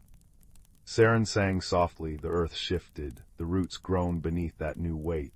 The heart flame dreams the dream of the deep earth, it feels the pressure as its own. Understanding dawned. The challenge wasn't to fight the spirit, but to ease its nightmare, to show it the pressure wasn't on it, but near it. Finn remembered his grandfather teaching him how a troubled mind could be calmed with gentle truth. He sat cross-legged on the frosty ground, holding the twilight cup out towards the flickering heart flame. "Thorn," he whispered, "can you ask the roots beneath the rockfall to sigh, to show they hold the weight, not the heart flame? Pip, can you sing the song of the free wind above the stones? Saren, can your water carry the sound of the roots sighing and the wind singing?" Thorn pressed her paws deep into the earth, rumbling a low, resonant hum that vibrated through the ground. Pip darted up to the rockfall, singing a bright, piercing melody of open sky and rushing breezes. Saren gathered water from her stream, letting it flow in a shimmering arc towards the cliff base, carrying Thorn's earthy sigh and Pip's wind song in its liquid notes. Finn focused all his will into the twilight cup, picturing not the crushing rock, but the strong roots holding it, the free wind above it, the vast, safe space around the heart flame. He poured this feeling of perspective, of safety, through the cup, a gentle wave of reassurance. Slowly, the frantic flickering of the heart flame began to steady. The waves of cold lessened. The golden light pulsed more evenly, growing warmer, brighter. The frost on the ground receded like a sigh. The crushing weight in its dream lifted, replaced by the feeling of deep roots holding firm an open sky above. The discordant melody smoothed into a low, warm hum that resonated through the glade, then outwards through the whispering woods. The mournful sighs of the trees turned into contented rustles. Birdsong tentatively resumed. The journey back felt different. Sunlight, warm and dappled, filtered through the canopy. The woods whispered with contentment, not secrets. Thorn walked beside Finn for a while, her gruffness softened. Wisdom sees beneath the surface, little sapling, remember that. Pip zipped around joyfully, celebrating the returned warmth. Saren flowed alongside the path, her song now one of pure, clear joy. You listen to the truth within the fear, she sang to Finn. That is a rare and powerful magic. Finn returned to Hearthwood as twilight painted the sky in shades of the cup's blue. His grandfather was waiting on the cottage step. Finn didn't need to say much. The peaceful calm radiating from the woods and the quiet wonder in Finn's eyes spoke volumes. That night they shared chamomile tea from the twilight cup. Finn sipped slowly, feeling its comforting warmth. Peering into its depths, he saw no troubled lights, only the reflection of the crackling hearth fire, the peaceful lines of his grandfather's face, and the deep, quiet contentment of a village resting safely in its valley. He saw the simple, profound beauty of what truly was, home, safety, and the quiet magic of understanding. The cup hadn't granted him extraordinary power. It had opened his eyes and heart to the extraordinary hidden within the ordinary, the feelings beneath the surface, the connections between all things. He learned that the greatest journeys often start with noticing, that help comes in many forms if you're open to it, and that sometimes the most powerful way to calm a storm, whether outside or within, is not with force, but with the gentle, unwavering light of wisdom and kindness. As sleep finally claimed him, the warm weight of the cup on his bedside table felt like a promise, a reminder that wonder is always close at hand, waiting patiently in the quiet blue depths of an ordinary twilight. And the whispering woods, bathed in the heart flame's restored golden glow, sighed a peaceful lullaby that drifted all the way to Finn's window, ensuring dreams as deep and calm as the roots beneath the ancient earth. Story 8. The village of Mosswood Hollow nestled in a valley where twilight lingered longest, its cobblestone streets winding between cottages with thatched roofs that glowed amber in the setting sun. Chimney smoke curled like sleepy cats into the lavender sky, carrying the scent of baking bread and wood smoke. In this peaceful place, young Cora lived with her grandfather in a cottage bordered by whispering willows. She knew every creaking floorboard, every chittering squirrel, and the way moonlight painted silver puddles on the dewy grass. But one autumn evening, as the first stars blinked awake, strange things began to happen. It started small.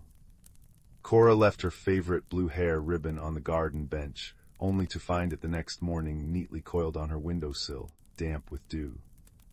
Then grandfather's spectacles, always perched on his nose when he read, vanished from his chair and reappeared, polished to a sparkle, beside his teacup in the kitchen. Doors that had been latched clicked open in the night. A basket of walnuts left by the hearth was mysteriously shelled by dawn. The village buzzed with soft concern.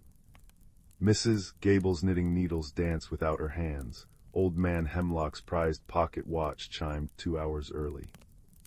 Nothing was broken or stolen, only rearranged.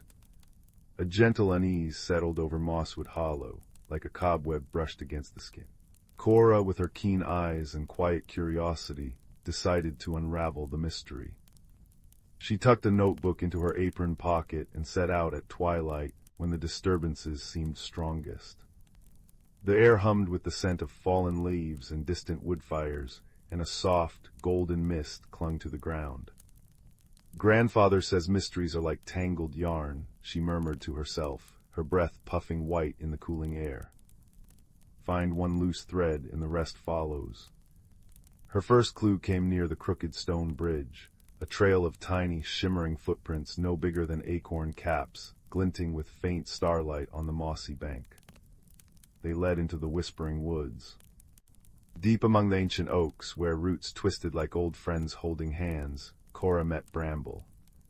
He was a badger, his fur silvered with age, his eyes holding the depth of 1,000 stories.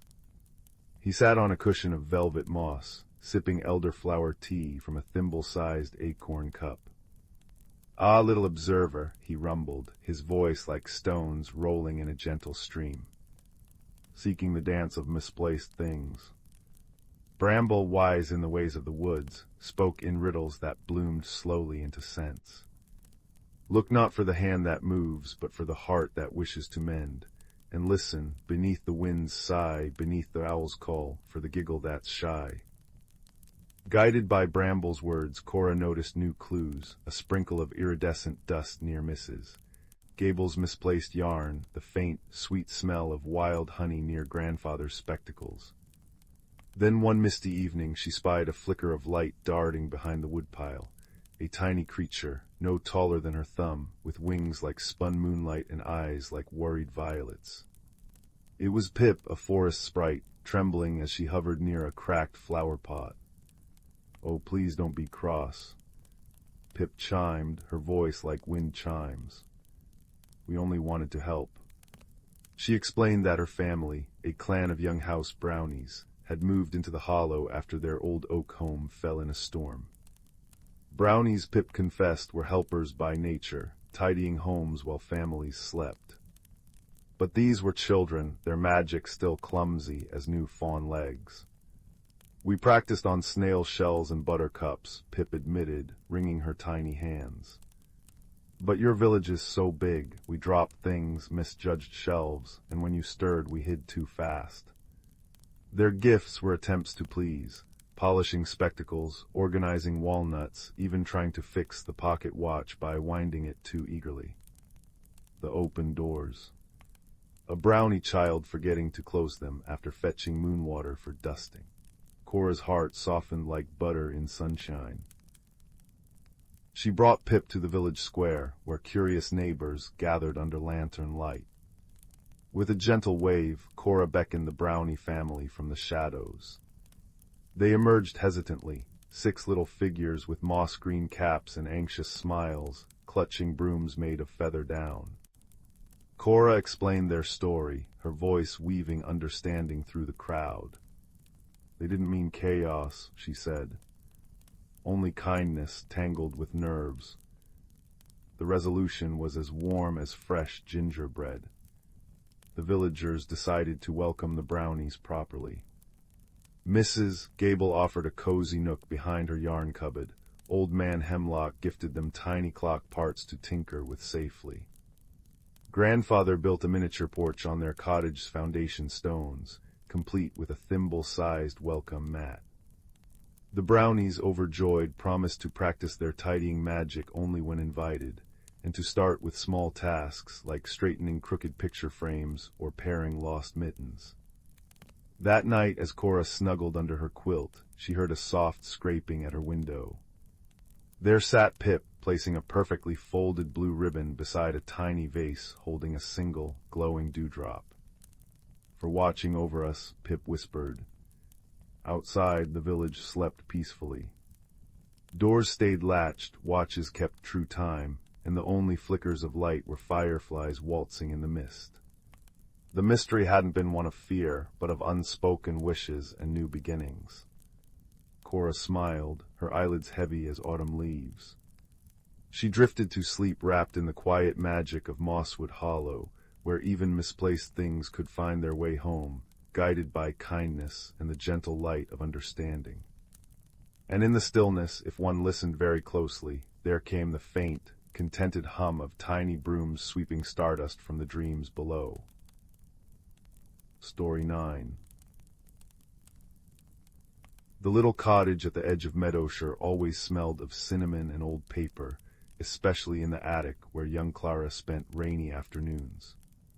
One damp Tuesday, while searching for misplaced mittens, she brushed dust from an ancient sewing box tucked beneath the eaves. Inside, nestled beside tangled threads, lay a thimble made of tarnished silver, ordinary except for the tiny hummingbird engraved inside its rim. When Clara absent-mindedly slipped it on, the attic filled with a sound like wind chimes made of raindrops. And suddenly she understood the whispers of the house itself, the creaking floorboards sighing about tired feet, the window panes murmuring of changing seasons, the old oak beams humming ballads of forgotten carpenters. That night, as moonlight painted silver stripes on her quilt, the thimble warmed against her finger. A new voice rustled, thin and papery, from her storybook's pages.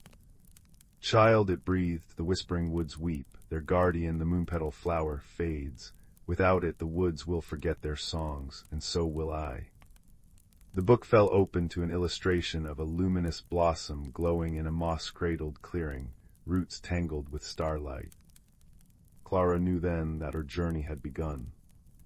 By dawn, she packed ginger biscuits and a canteen of lavender tea into her patchwork satchel. The thimble hummed directions as she crossed the meadow, where buttercups chimed like tiny bells underfoot. At the forest's edge, a badger with spectacles perched on his snout blocked her path, polishing an acorn with intense concentration. "HMPH, lost are we," he grumbled without looking up. "I'm Barnaby, keeper of crossroads, and you're heading toward Bramble Hollow, nasty place full of grumpy hedgehogs." His voice softened as Clara showed him the thimble. Ah, the listener's charm. Haven't seen one since the Great Squirrel Council of '92. Well then, you'll need a light bearer for the shadowed thickets. He whistled, a sound like crumpling autumn leaves, and a firefly zipped down, trailing sparks like emerald glitter. "This is Pip," said Barnaby. "He talks in riddles, but his glow can untangle the darkest paths." Together they ventured deeper, where trees leaned close like curious giants. Pip's light revealed hidden stepping stones across a river that sang lullabies in bubbling counterpoint. When thorny vines slithered across their trail, Barnaby distracted them by debating the nutritional merits of beetles versus berries, a trifle underrated, I assure you, while Pip illuminated a safe passage through the undergrowth. Clara listened to the forest's growing distress, the rustle of leaves turning brittle and sighing, "Thirsty, so thirsty." At last they reached the moonpetal's clearing, but the flower hung wilted, petals dull as tarnished coins. Above it loomed the sentinel oak, bark etched with sorrowful grooves. "Little listener," its voice rumbled through Clara's bones, "the underground springs have shifted. I cannot reach them alone, yet moving me would shatter the wood's heart." Pip's light flickered anxiously against the tree's roots. "Seek what binds sky to stone," he chimed in his puzzled voice. Barnaby scratched his chin. "Sky to stone, nonsense. That's just rain, and we've had buckets of." Clara gasped. "Rain, it's the memory of rain." She pressed her palm to the thirsty soil, thimble glowing warm. Closing her eyes, she recalled the scent of petrichor after a storm, the drumming rhythm on rooftops, the joyful gurgle of overflowing gutters. As she poured those sensations into the earth through the thimble, the ground shivered. Roots twisted like waking serpents, burrowing deeper, deeper, until a silver thread of water bubbled up, kissing the sentinel's roots. The moonpetal unfurled, petals shimmering with captured starlight. Its pollen drifted like liquid gold, and where it touched, the woods sighed back to life. Ferns uncurling like sleepy cats, mushrooms pulsing soft bioluminescent hymns. The sentinel oak showered Clara in grateful amber leaves. "Wisdom grows in quiet places," it whispered. "You listen not just with ears, but with your whole heart." Journey home felt lighter. Barnaby presented Clara with a polished acorn for remembrance, and Pip wove a crown of glowing moss for her hair. Back in the attic, she placed a single moonpetal petal in her teacup. As steam curled into shapes of dancing badgers and laughing fireflies, she understood the thimble's final secret. Its magic wasn't just hearing hidden voices, but learning how every ordinary thing held extraordinary stories for those who listened with kindness. That night, as crickets sang outside her window, Clara snuggled under her quilt, thimble warm on her finger. The house settled around her with contented creaks, whispering tales of courage and quiet connections, lulling her into dreams where even the stars hummed lullabies. Story 10. The worn cobblestone streets of Willowbrook always smelled of rain and possibility, especially after twilight when the gas lamps cast long, dancing shadows. Young Leo, whose quiet nature often led him to notice things others overlooked, found his greatest treasures not in the bustling market square, but tucked away in his grandmother's cluttered attic. It smelled of dust, dried lavender, and forgotten time. Tonight, amidst stacks of yellowed newspapers and trunks brimming with lace, his fingers brushed against something cool and smooth. It was a teacup. Not grand porcelain, but simple earthenware, glazed a deep, comforting blue like a twilight sky. Its handle was chipped slightly, and around its rim ran a faded pattern of silver stars. Leo held it, expecting nothing more than an old relic. But as his thumb traced a particularly bright star on the rim, the cup gave a soft, distinct hum, warm against his palm. Startled, he almost dropped it. The humming settled into a gentle vibration, and within the cup's empty darkness, tiny points of light began to swirl, coalescing into a miniature, perfect constellation Orion's belt, clear as a frosty night. That night, tucked under his patchwork quilt, Leo held the starry cup close. The humming was a lullaby, the swirling lights a private galaxy. He whispered a wish, I wish I could see where the stars touch the earth. The constellation inside the cup flared brightly. A faint silvery path, visible only to him, shimmered across his bedroom floor, leading out the window and into the velvet darkness beyond the village. Leo knew deep in his bones this was the journey the cup offered. Packing a small satchel with a crust of bread, a wedge of cheese, and his warmest scarf, he slipped out into the cool night. The silvery path, glowing softly underfoot, led him past the sleeping cottages, past the whispering willows that gave the village its name, and into the whispering woods, a place usually forbidden after dark. The woods were alive with sounds both strange and familiar. Fireflies blinked like fallen stars. Shadows seemed to shift and murmur. Following the cup's gentle hum and the guiding path, Leo wasn't afraid, only filled with a profound sense of wonder. He walked for what felt like hours, until the path ended abruptly at the roots of an enormous, ancient oak tree. Its bark was deeply furrowed, like the face of a wise elder, and nestled within a hollow large enough to step into, glowed a soft, amber light. Cautiously, Leo peered inside. The hollow was cozy, smelling of earth and herbs. Seated on a cushion of moss, meticulously polishing a collection of smooth river stones with a worn cloth, was a creature Leo had only heard about in stories, a badger. Not just any badger, but one wearing a tiny pair of spectacles perched precariously on his snout. He looked up, his eyes sharp but kind behind the lenses. HMMPH lost are we, the badger rumbled, his voice surprisingly gentle.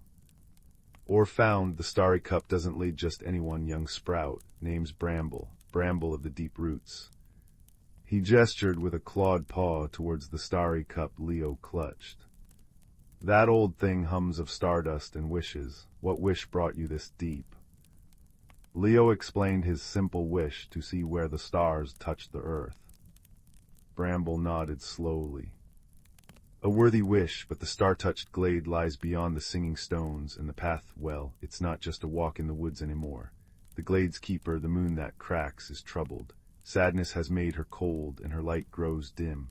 Without her full glow, the glade withers, and the stars shy away. Leo's heart sank. What can I do? I'm just me. Bramble adjusted his spectacles. Wisdom, young sprout, not force, is needed for cracked moons. You've already shown you listen to the cup, to the path. That's a start, but you'll need more than an old badger's advice for this journey. You need someone who knows the language of the air. He pointed a claw towards the hollow's entrance. Call her. With the cup. Whisper a wish for guidance. Hesitantly, Leo held the starry cup aloft. The constellation within pulsed softly. He closed his eyes and whispered, I wish for a friend to guide me to the singing stones. He felt a sudden coolness swirl around him, lifting the hair on his arms. A soft giggle like wind chimes echoed in the hollow. A shimmering, barely there figure coalesced before him, a girl woven from moonlight and mist, her hair like spun silver clouds, her eyes reflecting the stars in Leo's cup. She bowed playfully. Wind that swirls leaves at your service, she chimed, her voice a breathy melody. Oh, the stones, they haven't sung properly in ages. The cracked moon's sorrow silences them. Follow my breezes. With a swirl, she darted out of the hollow. Bramble pressed a smooth, warm stone into Leo's hand. For courage, lad, remember, listen more than you speak, feel more than you fear.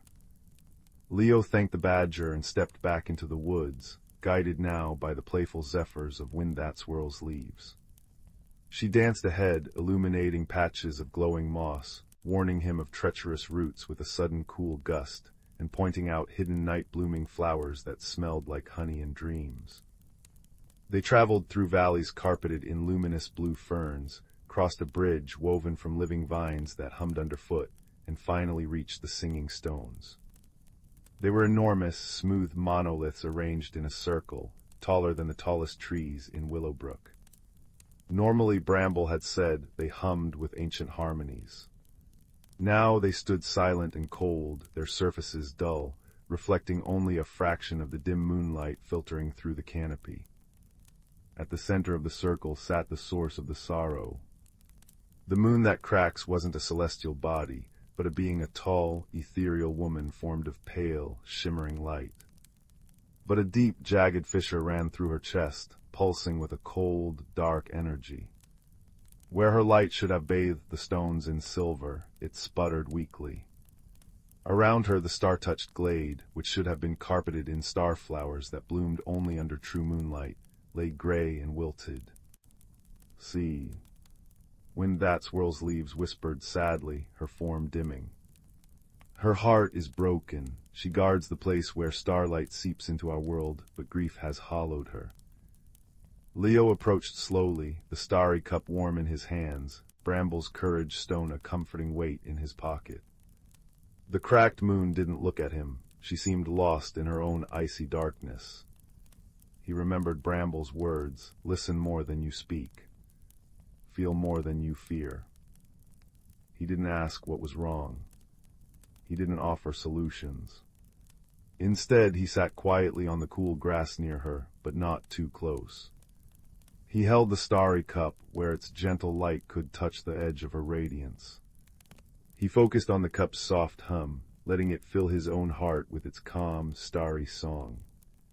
He thought of his grandmother's attic, of the safe warmth of his quilt, of Bramble's kind eyes, of wind that swirls leaves, playful breezes. He poured these feelings of quiet safety and gentle friendship into the cup, letting its light glow a little brighter. Slowly, almost imperceptibly, the cracked moon turned her head. The fissure in her chest seemed to flicker. Her light, faint as it was, touched the starry cup. The constellation within flared, projecting tiny, perfect stars onto the grass between them. Leo spoke softly, not to her directly, but to the space between them, filled with the cup's starlight and his own quiet empathy. It's cold when the light goes away, he murmured, thinking of dark nights without his nightlight. The stones miss their song, the flowers miss your touch. He didn't probe her grief, he simply acknowledged its effect, the way Bramble had acknowledged his journey. A single luminous tear, like molten silver, escaped the cracked moon's eye and traced a path down her cheek. It fell onto the wilted grass near Leo. Where it landed, a single tiny starflower pushed through the gray earth, its petals unfolding like captured starlight, glowing with a pure, soft radiance. The cracked moon let out a sigh, a sound like ice melting in spring. They depended on me, she whispered, her voice thin and fractured, echoing the fissure in her chest. The keeper of the gateway and I failed. The darkness, it found a crack. She gestured weakly towards the fissure. It whispers cold things, tells me I am broken beyond repair, that the stars will fade. Leo looked at the single, brave starflower blooming where her tear had fallen. He thought of his grandmother's teacup, chipped but humming with magic. He thought of Bramble's polished stones, smoothed by time. He thought of Wind That Swirls Leaves, a spirit of air who helped a lost boy. Broken things, Leo said softly, holding the starry cup towards her, its constellation pulsing warmly, can still hold the brightest light. See. He pointed to the little flower. Your light made that, even now. He took the courage stone from his pocket. It was warm, smooth, whole. This stone feels strong, but maybe even cracked things can be strong in a different way. Maybe the light just needs a new path. He didn't know how to fix her, only that she wasn't defined by the crack. The cracked moon gazed at the starflower, then at the smooth stone in Leo's hand. She looked at the starry cup, its simple earthenware holding a universe. A flicker of warmth, like the first hint of dawn, pulsed from her core. The cold, dark energy in the fissure seemed to recoil slightly. Wind That Swirls Leaves, emboldened, swirled around the moon, lifting strands of her silvery hair in a gentle caress, whispering breezy words of comfort only she could hear. A new path, the moon murmured. She lifted a hand made of light and touched the jagged fissure. Instead of trying to force it closed, she let her own light, warmer now, flow around it, tracing its edges with silver. The dark energy hissed and diminished, not vanquished by force, but starved of the cold belief that had fed it. It wasn't gone but contained, surrounded by her returning warmth and light. The fissure remained, but now it was lined with shimmering silver, like veins of precious metal in stone, a testament, not a wound. As her light grew steadier, warmer, it washed over the nearest singing stone. A deep, resonant hum began to emanate from it, low and sweet. Then another stone joined in, and another, until the entire circle thrummed with a harmonious, grounding vibration that made the earth under Leo's feet feel alive. The vibration spread through the glade. Gray leaves turned silver, wilted stems straightened, and everywhere starflowers burst into bloom, their tiny lights mirroring the constellations above, filling the clearing with a breathtaking, gentle radiance. It wasn't blinding, it was the soft, welcoming light of 1,000 fireflies dancing under a benevolent moon. The moon that cracks now, perhaps the moon that held light, smiled. It was a slow, fragile thing, like sunlight breaking through clouds after a long storm. She touched Leo's head, her fingers cool but kind. You listened to the quiet hum, young guardian. You saw the light within the crack. You reminded me that strength is not the absence of breaks, but the light that shines through them. She looked around her restored glade, bathed in the combined light of the stones, the flowers, and her own renewed glow. The stars touch the earth right here, they always have. Wind That Swirls Leaves twirled joyfully, her laughter like bells scattering the last remnants of gloom. The song, it's back, oh the stars will dance tonight. Leo's journey back through the whispering woods felt different. The path guided him, but the woods themselves seemed friendlier, the shadows less deep, the rustling leaves sounding like applause. He carried the starry cup, now quiet but still warm, and Bramble's smooth stone. Wind That Swirls Leaves danced alongside him for a while before dissolving into a cool, comforting breeze that nudged him gently homeward. He slipped back into his room just as the first pale fingers of dawn touched the sky.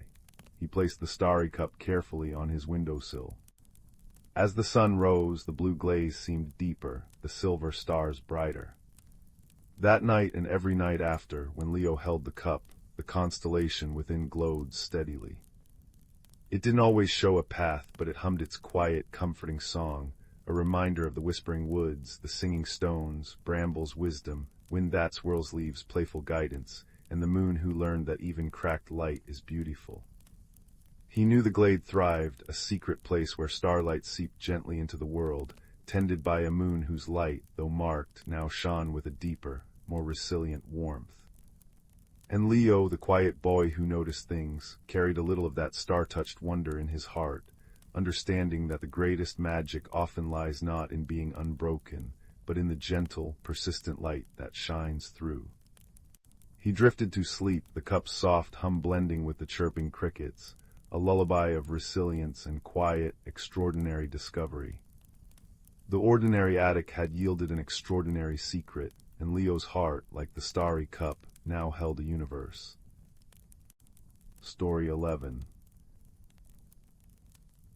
The rain whispered against the window pane of Oliver's attic bedroom, each droplet tracing lazy paths through the dust. Outside, the world blurred into soft grays and greens, but inside, the air hummed with the scent of cedarwood and the crackling warmth of the little iron stove in the corner.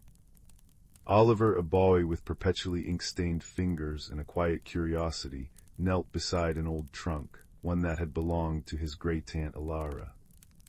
She'd been a traveler, they said, collecting oddities from every corner of the world.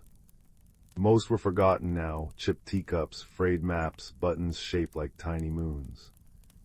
But tonight, Oliver's fingers brushed against something cold and smooth buried beneath a stack of yellowed letters, a simple brass compass, no larger than his palm.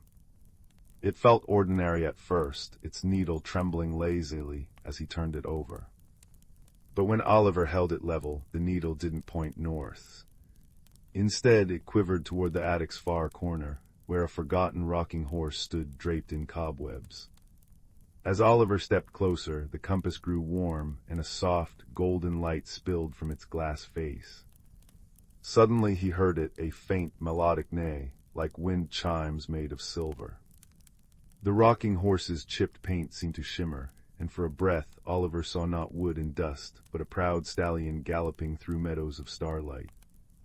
The vision faded as quickly as it came, leaving only the compass humming in his hand like a contented cat. Oliver's heart raced. It shows what things truly are, he realized. Not just objects, but stories waiting to be seen. Over the next few days he wandered the house, the compass guiding him. It revealed the teapot's memory of 100 rainy afternoons, the woolen blanket's dream of sheep grazing on sunlit hills, and the front door's quiet pride in guarding generations. But the compass's light began to dim, its needle drooping like a weary traveler. It needed something, a purpose perhaps, or a place only it could find. That's when Oliver met Pip. Perched on the garden fence one misty morning, a sparrow with feathers the color of storm clouds cocked his head. "Lost your way, have you?" Pip chirped, his voice like pebbles skipping on water. To Oliver's astonishment, he understood every word. The compass held open glowed faintly against Pip's chest. "Ah, the whisper compass," Pip declared. "It's lonely, needs to go home to the heartwood oak in the whispering woods, but that's no stroll through the daisies. Woods are tricky." Pip agreed to guide him, boasting he knew every hidden path and shortcut since the acorns first learned to fall. Their journey began at the edge of the village, where cobblestones gave way to wild grasses sighing in the breeze.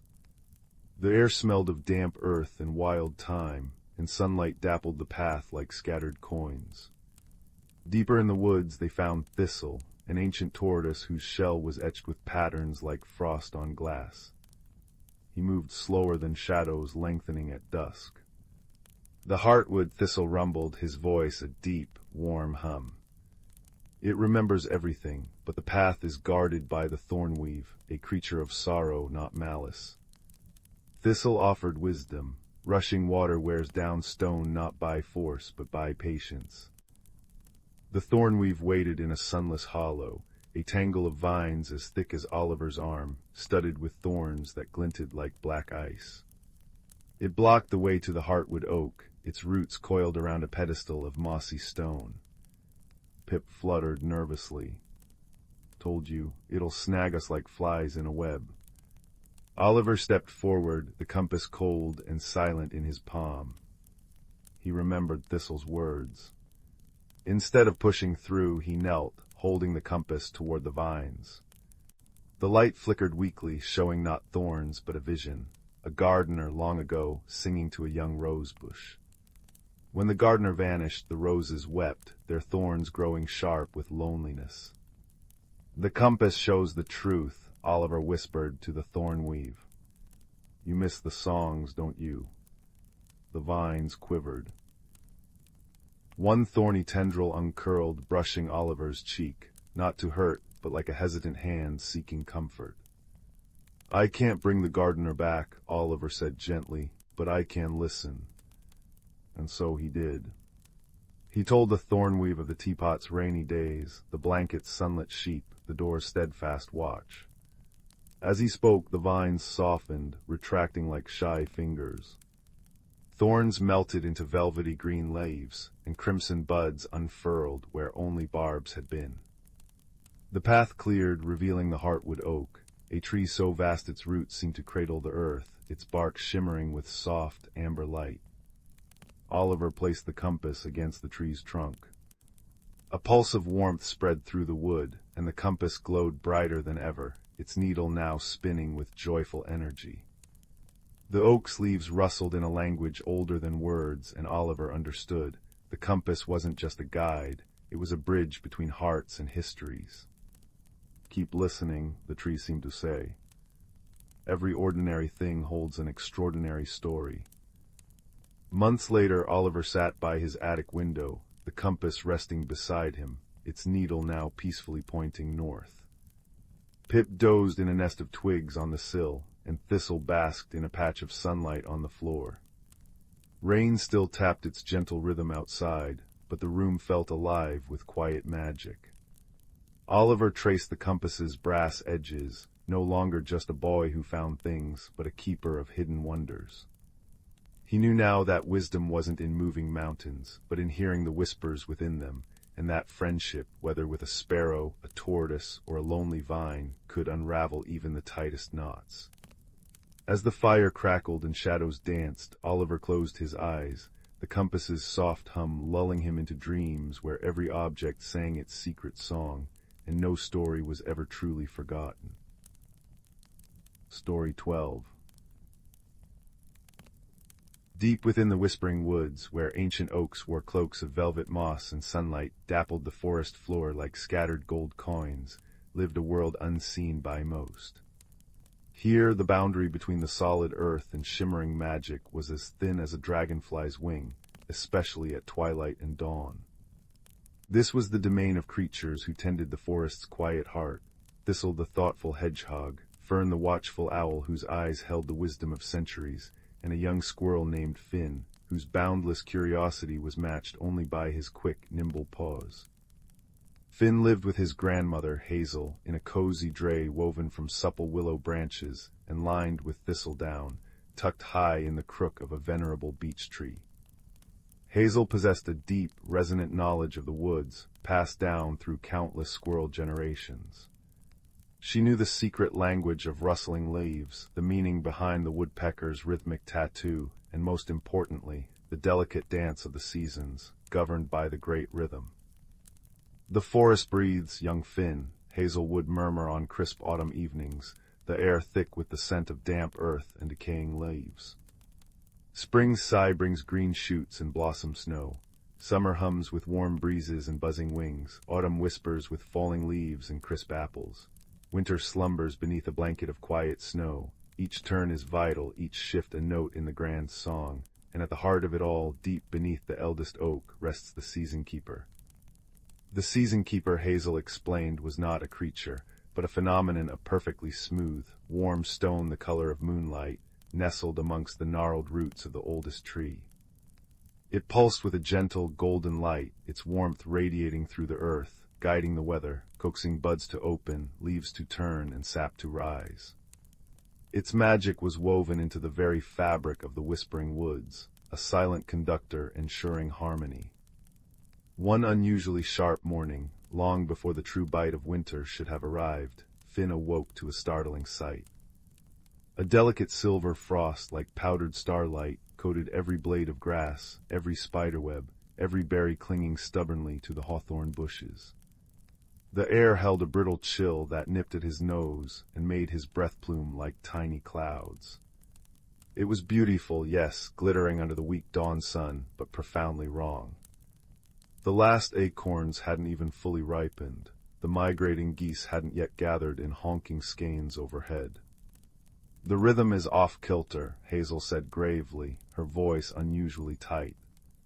She stood at the entrance of their dray, her fur fluffed against the unnatural cold.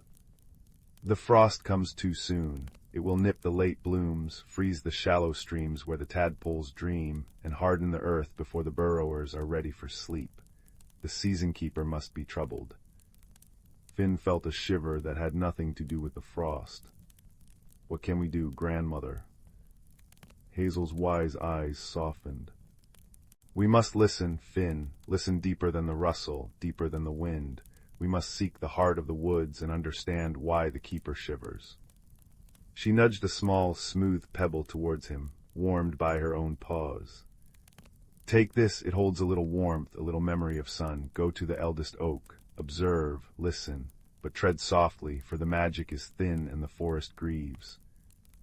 Armed with his grandmother's pebble and a pouch filled with sunflower seeds for courage, Finn set off. The forest felt different under the untimely frost.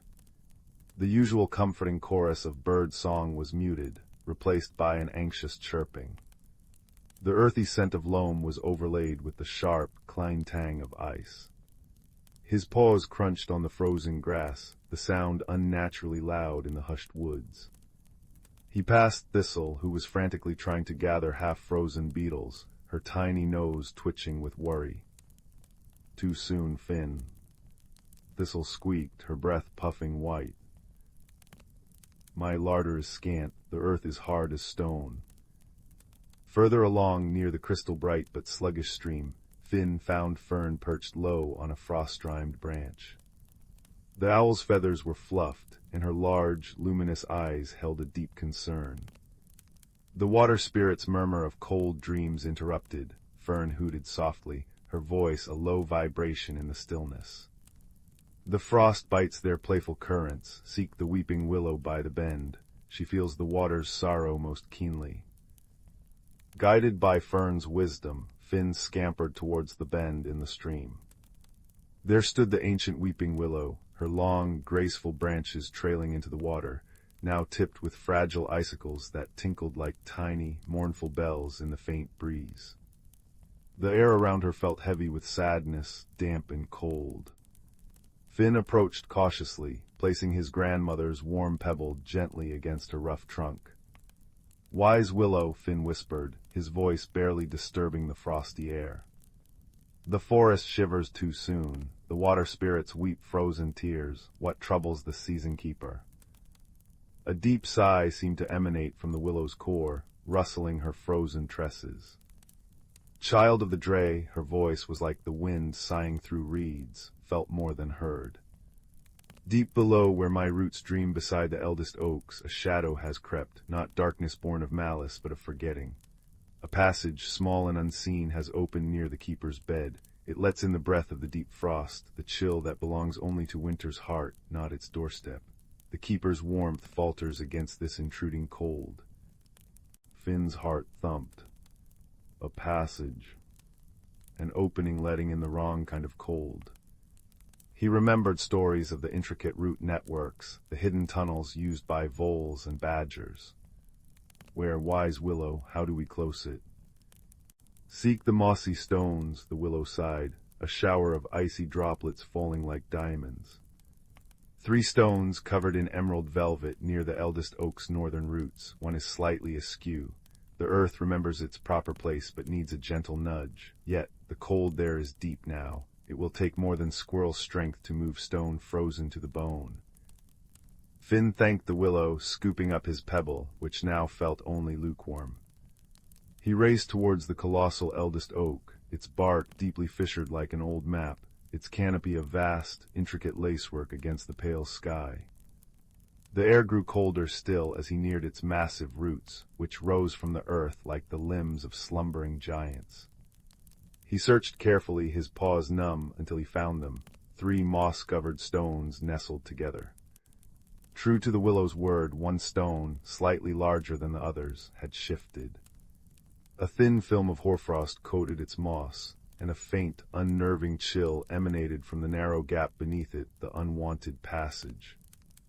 Finn braced his small shoulders against the icy stone. He pushed with all his might, grunting with effort. But the stone, frozen fast to the earth and heavy with the unnatural cold, didn't budge. Not even a tremor. Despair began to creep in, colder than the frost. He couldn't do it alone. Just then, a soft glow approached.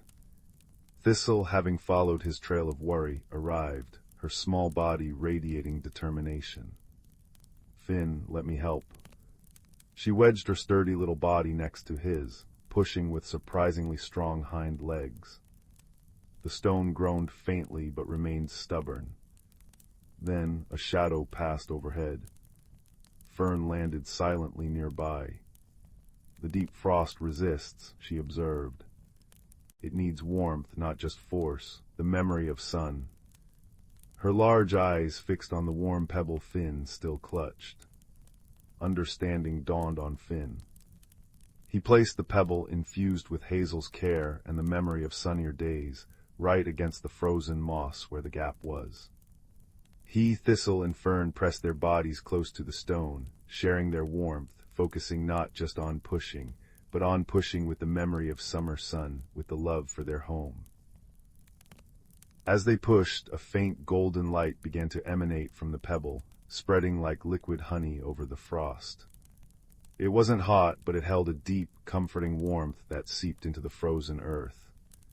They felt the stone groan again, then shift a tiny, grinding movement. Encouraged, they pushed harder, pouring all their hope into the effort. Crick-crack. With a sound like ice breaking on a pond, the stone slid back into its rightful place, sealing the gap. The unnatural chill emanating from the ground instantly lessened. As they stepped back panting, they saw the thin film of frost on the moss begin to melt, revealing the vibrant green beneath. Deep below, nestled in its cradle of roots, the season-keeper stone gave a soft, resonant thrum, like the lowest note of a harp. Its golden light pulsed brighter, stronger, pushing back against the lingering cold. The unnatural frost coating the forest began to retreat, melting away not with a rush, but with a gentle sigh, like a held breath finally released. The air lost its biting edge, warming to the crisp, clean chill of true autumn. Birdsong, tentative at first, then more confident, filled the branches. The stream's murmur grew stronger, its icy fringes melting. By the time Finn, Thistle, and Fern returned to the clearing near the eldest oak, the whispering woods was settling back into its proper rhythm.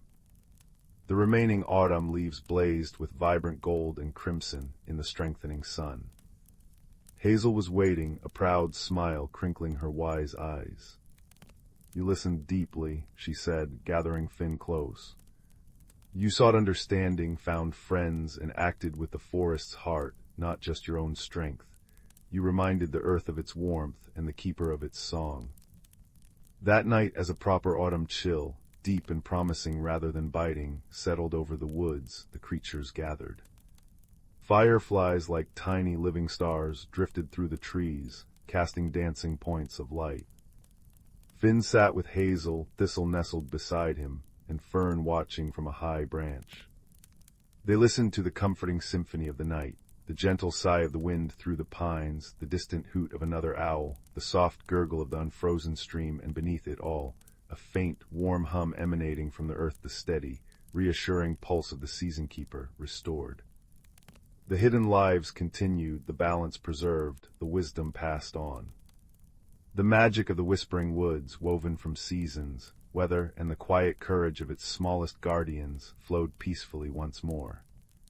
And as Finn drifted to sleep in the thistledown dray, the gentle hum of the earth was his lullaby, a promise of harmony that would cradle the woods through all the turns of the great rhythm yet to come. Story 13. The village of Willowbrook nestled in a valley where twilight lingered like a contented sigh, its cobblestone streets winding between cottages with thatched roofs frosted in morning dew. In the heart of it all stood Mira's bakery, where the air always hummed with the scent of cinnamon, vanilla, and warm bread, a fragrance so comforting it seemed to weave spells of contentment into every passer-by. For young Mira, baking wasn't just a craft, it was a way of stitching joy into the fabric of her little world. But one crisp autumn morning, as golden light spilled through her kitchen window, Mira discovered the first whisper of mystery.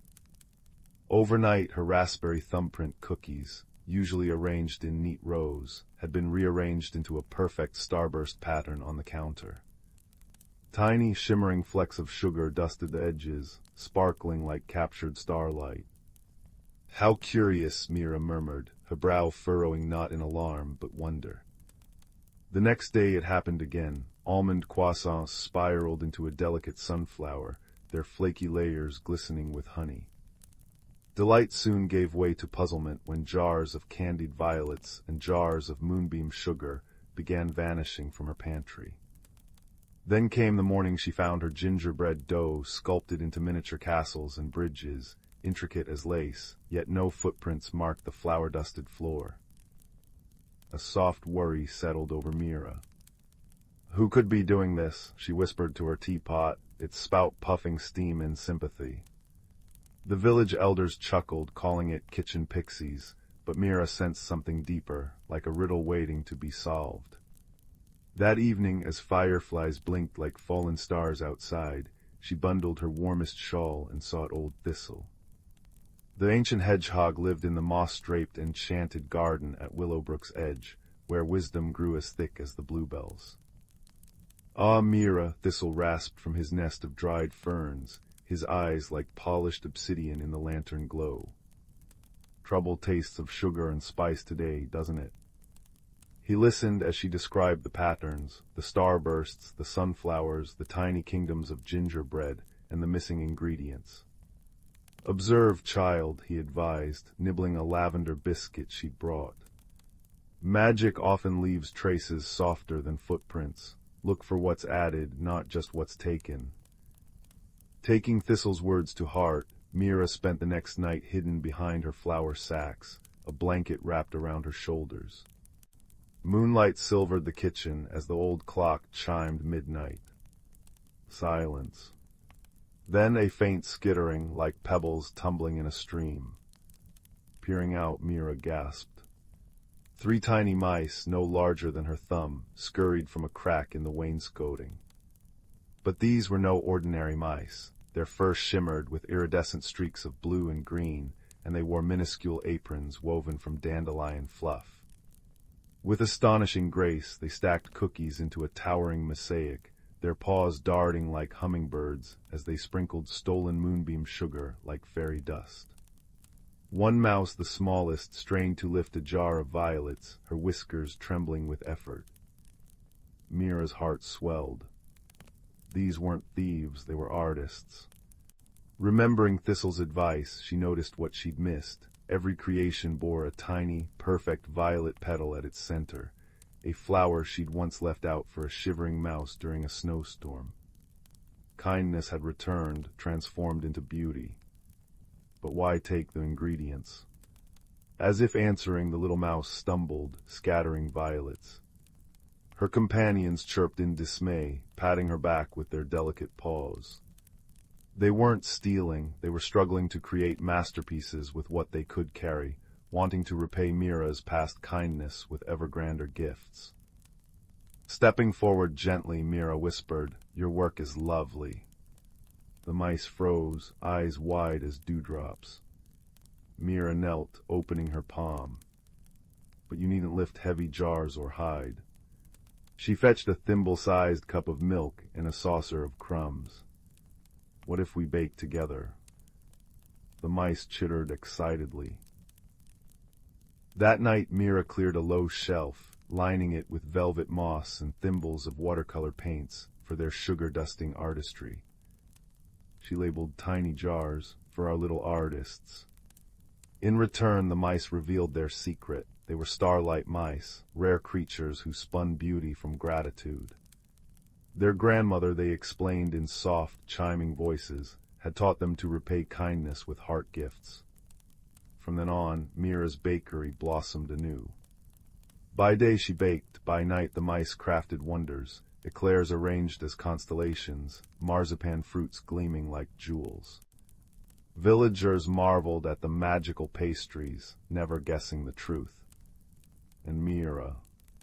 She learned that mysteries often bloom from the gentlest hearts, and that friendship could turn even the smallest whispers into something extraordinary. As the fireplace crackled and stars winked over Willowbrook, the bakery hummed with warmth, a cozy symphony of flour, sugar, and shared joy, where every crumb told a story of kindness returned tenfold.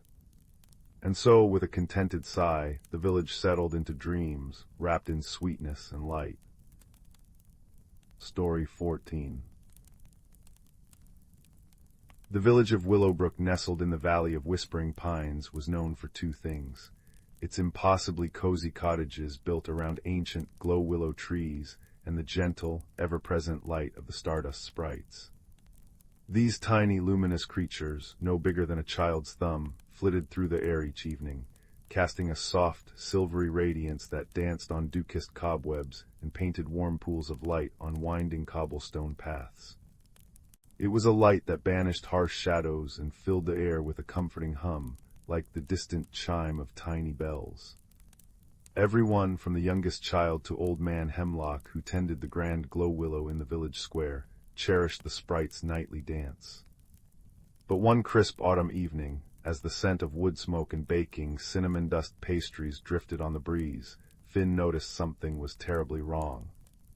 Finn, a boy with eyes as brown as the river mud and a perpetually inquisitive spark in his gaze, sat on his moss-covered doorstep. He held a mug of steaming moon-mint tea, watching as twilight deepened into the velvet darkness that usually heralded the sprite's arrival. Yet the familiar silvery glow was dimmer. Patches of the village square lay in unnerving shadow. Above him fewer sprites than usual drifted, their light flickering weakly, like candles guttering in a draught. "Mother."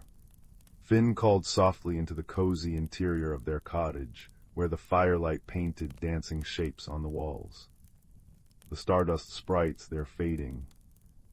His mother, her hands dusted with flour from shaping dough, came to the doorway. She peered out, her brow furrowing.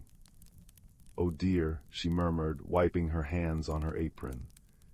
"You're right, Finn, they look tired. I've never seen them so dim. And listen." Finn strained his ears. The comforting hum of the sprites was faint, almost drowned out by the rustle of the giant glow-willow's leaves. It felt quieter, colder.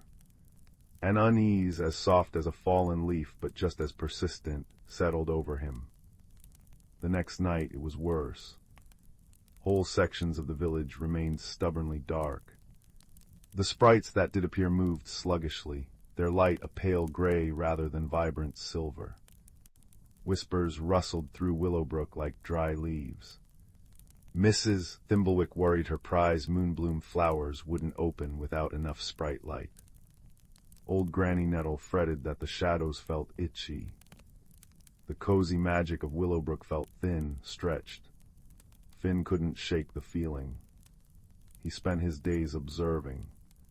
He noticed that the sprites seemed to avoid the western edge of the village, near the whispering woods. He saw how they clustered weakly around the grand glow-willow in the square, as if seeking refuge.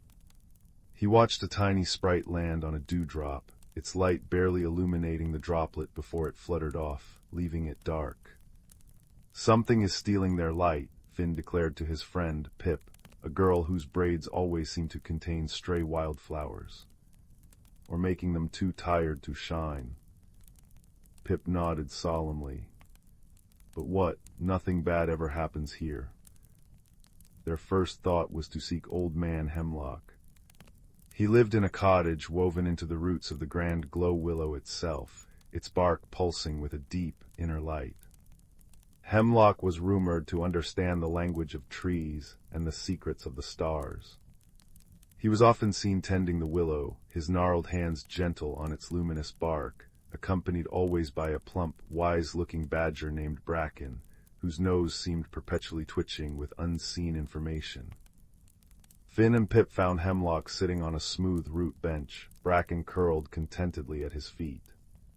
Hemlock listened gravely as they described the fading sprites, the growing shadows, the strange avoidance of the western woods. Hemlock rumbled, his voice like stones tumbling in a gentle stream. He stroked his long, silvery beard. The glow willow feels it too, a sadness in the air, a dimming. Bracken snuffled, nudging Hemlock's boot with his nose. Ah, yes. Bracken has been restless. He's noticed something else. Tell them, friend. The badger stood up, stretched, and ambled a few paces towards the western path. He stopped, sniffed the air intently, then turned and looked pointedly back at the children, giving a soft, meaningful chuff. He says the wind carries a different scent from the west, Hemlock translated. Not bad precisely, but new, unfamiliar, and heavy. Could something in the whispering woods be causing this? Finn asked, his mind racing. The woods hold many secrets, young Finn, Hemlock said gently. But they are usually peaceful. Still, observation is key. Look not just with your eyes, but with your heart and your nose, as Bracken does. Notice what is missing as well as what is present. And remember, he added, his eyes twinkling like distant stars, sometimes the smallest things hold the biggest answers. Armed with this cryptic advice, Finn and Pip decided to investigate the western edge of the village at dusk, when the sprite's fading was most evident. They brought warm cloaks and a basket of sweet berry tarts Pip's mother had baked, hoping their comforting scent might attract clues. They settled near the path leading into the whispering woods, beneath a large, ancient maple tree whose leaves were turning fiery hues. The air felt cooler here, the shadows deeper. Few sprites ventured close. Finn noticed something else. The usual night sounds were muted. The chirping of crickets seemed softer, the rustle of small creatures in the undergrowth almost absent. Pip shivered. It feels lonely. Finn remembered Hemlock's words, notice what is missing. He closed his eyes, trying to push aside his worry and really listen, really feel. He heard the wind sighing through the pines. He smelled damp earth, decaying leaves, the faint sweetness of late-blooming honeysuckle, and something else. A faint, unfamiliar scent. It was earthy like wet stone, but with a strange, metallic tang underneath. It wasn't unpleasant, just different. Heavy. Just as Bracken had sensed. He opened his eyes. Do you smell that, like wet iron? Pip sniffed the air. A little, it's faint, what could it be? They scanned the ground near the wood's edge. Nothing seemed out of place. Then Pip gasped softly. Finn, look. She pointed towards the base of the old maple. Nestled amongst its roots, almost hidden by fallen leaves, was a cluster of smooth, dark stones. They weren't ordinary stones. They seemed to absorb the faint moonlight rather than reflect it, and from their centers pulsed a very, very dim, deep violet light. The unfamiliar scent seemed strongest here. They look hungry, Pip whispered, instinctively stepping back. Finn crouched down cautiously. He didn't touch the stones, but he observed them closely. He noticed tiny grooves etched onto their surfaces, patterns that seemed to shift subtly in the dim light.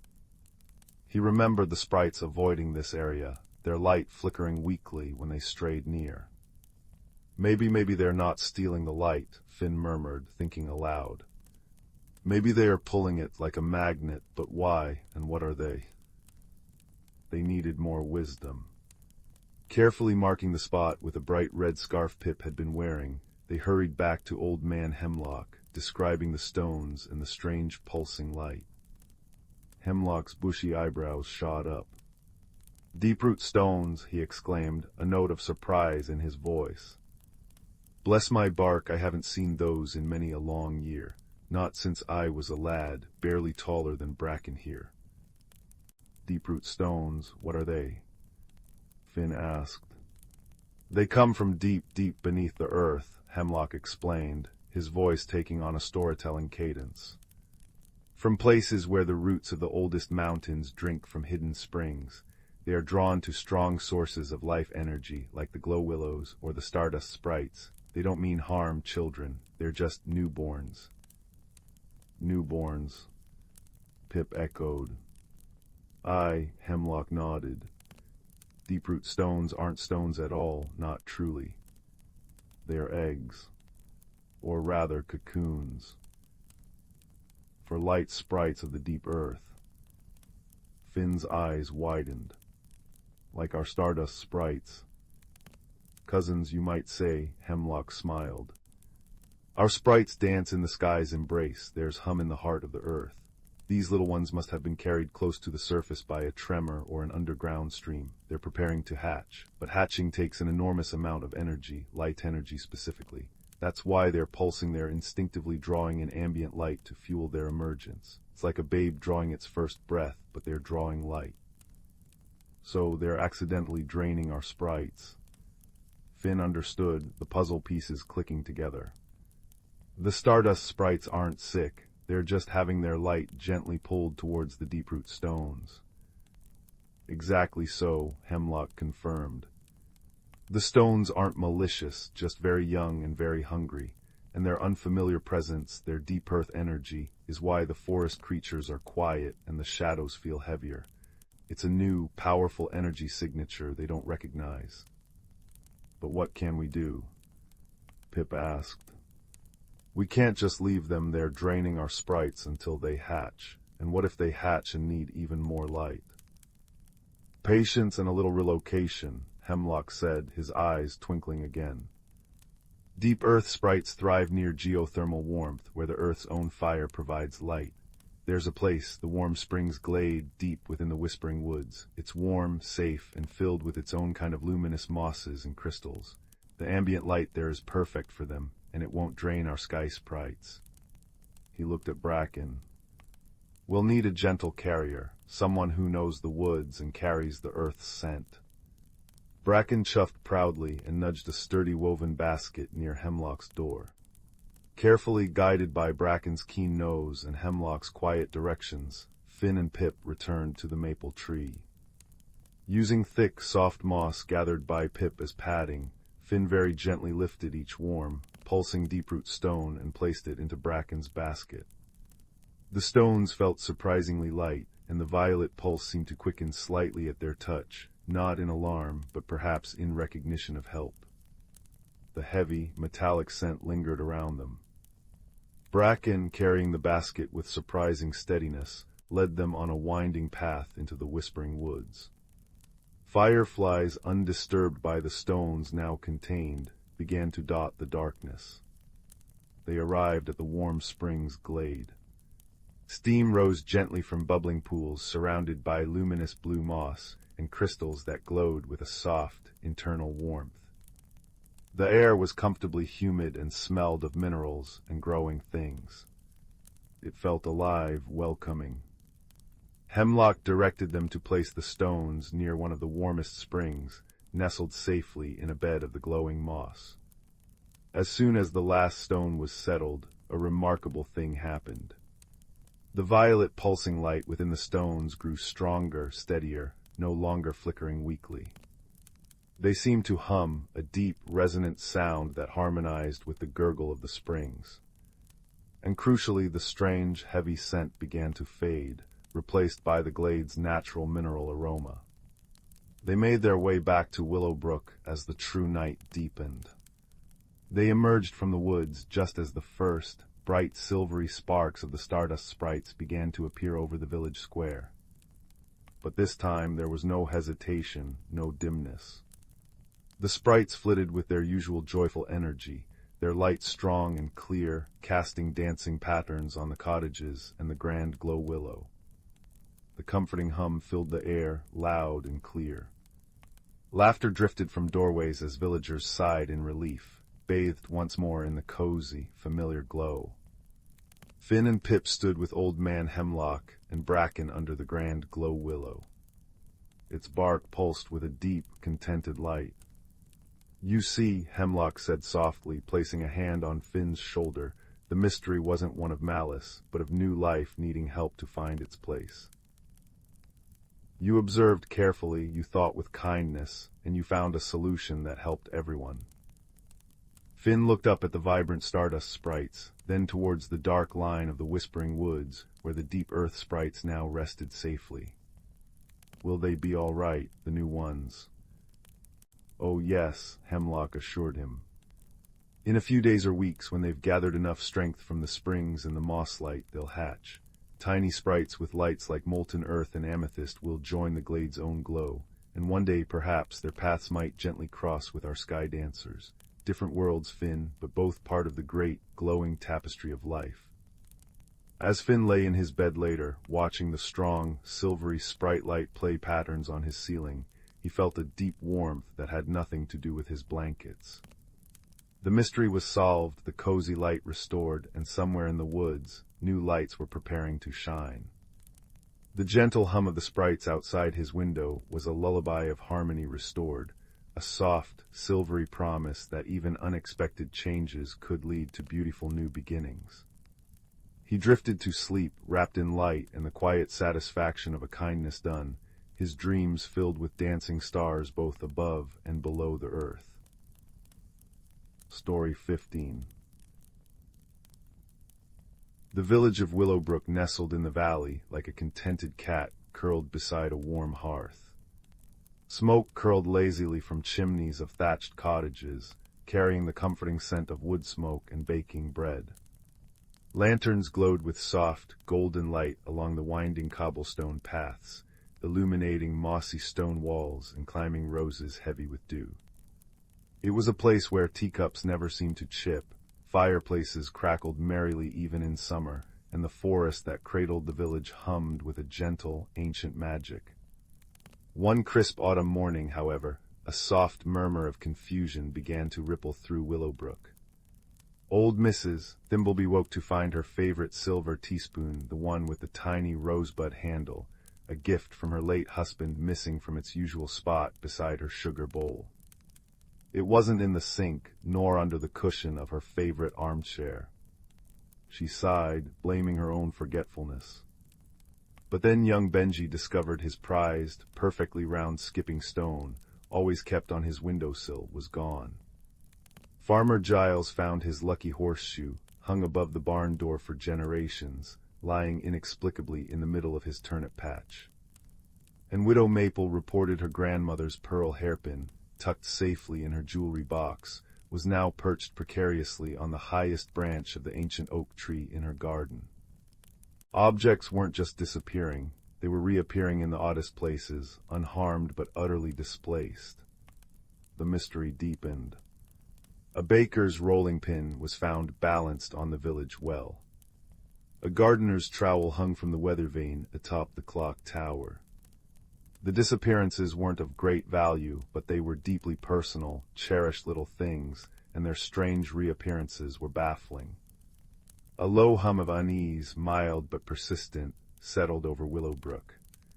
People began double-checking drawers and locking boxes, though locks had never been needed before. In a cottage tucked under the whispering willows, near the stream, lived a thoughtful boy named Oliver. He loved the quiet rhythms of Willowbrook, the way the mist clung to the valley floor at dawn, the sound of the mill wheel turning, the comforting clink of Mrs. Thimbleby's teaspoon against her cup. This strange disturbance troubled him. He wasn't frightened, but intensely curious.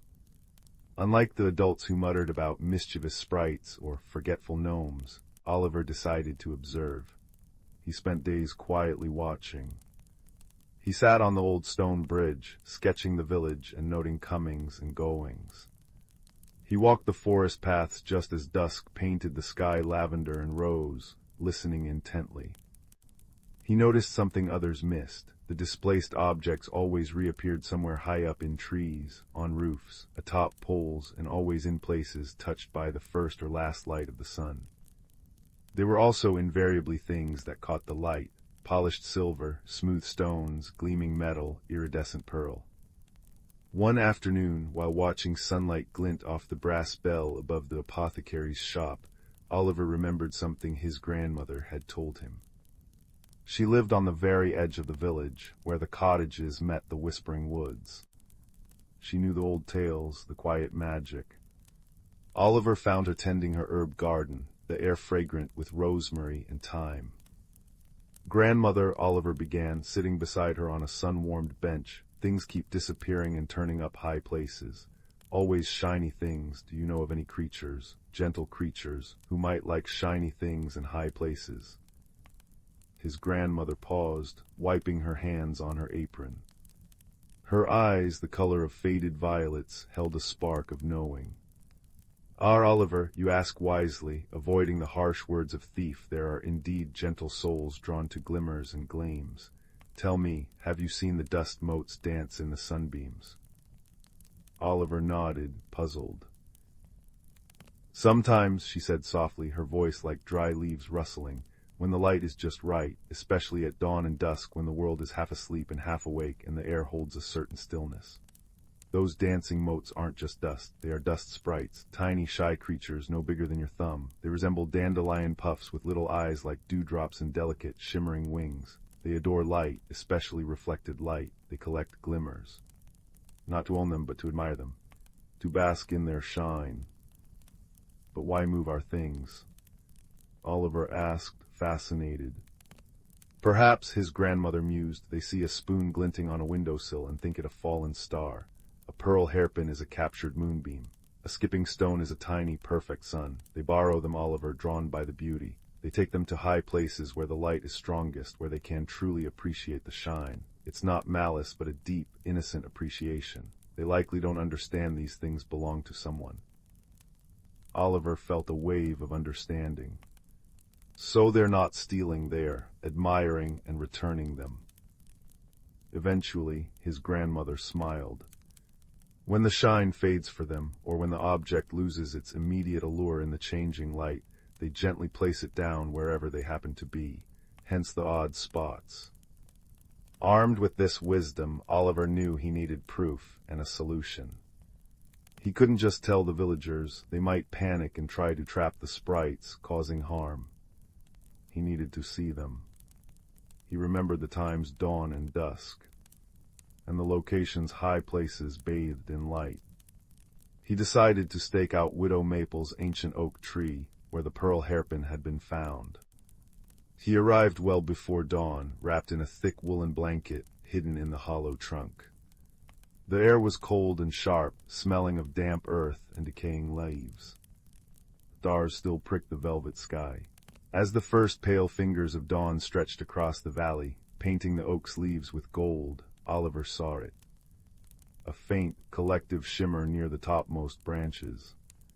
It looked like sunlight catching on dew-laden spiderwebs, but it moved with purpose. He strained his eyes. Then he saw them. Dozens, perhaps hundreds, of tiny, fluffy beings, their translucent wings catching the nascent light, making them look like living sparks. They were gathered around the pearl hairpin, which glowed softly in the dawn. They didn't touch it, but hovered around it, a soft, collective hum filling the air, a sound like distant wind chimes and contented bees. They were admiring it, bathing in its soft luminescence. Oliver held his breath, enchanted. He watched until the sun rose higher, its light becoming stronger, less magical. The shimmer around the hairpin faded. The sprites seemed to lose interest, their collective hum softening. Then, with a gentle flurry like thistledown caught in a breeze, they drifted away, dispersing into the awakening forest. He climbed down carefully, his heart full of wonder. He had his proof, and now he needed a solution that respected both the villagers and the sprites. He visited Mr. Hemlock, the village apothecary, a quiet man who understood the language of roots and herbs and the subtle ways of the forest folk.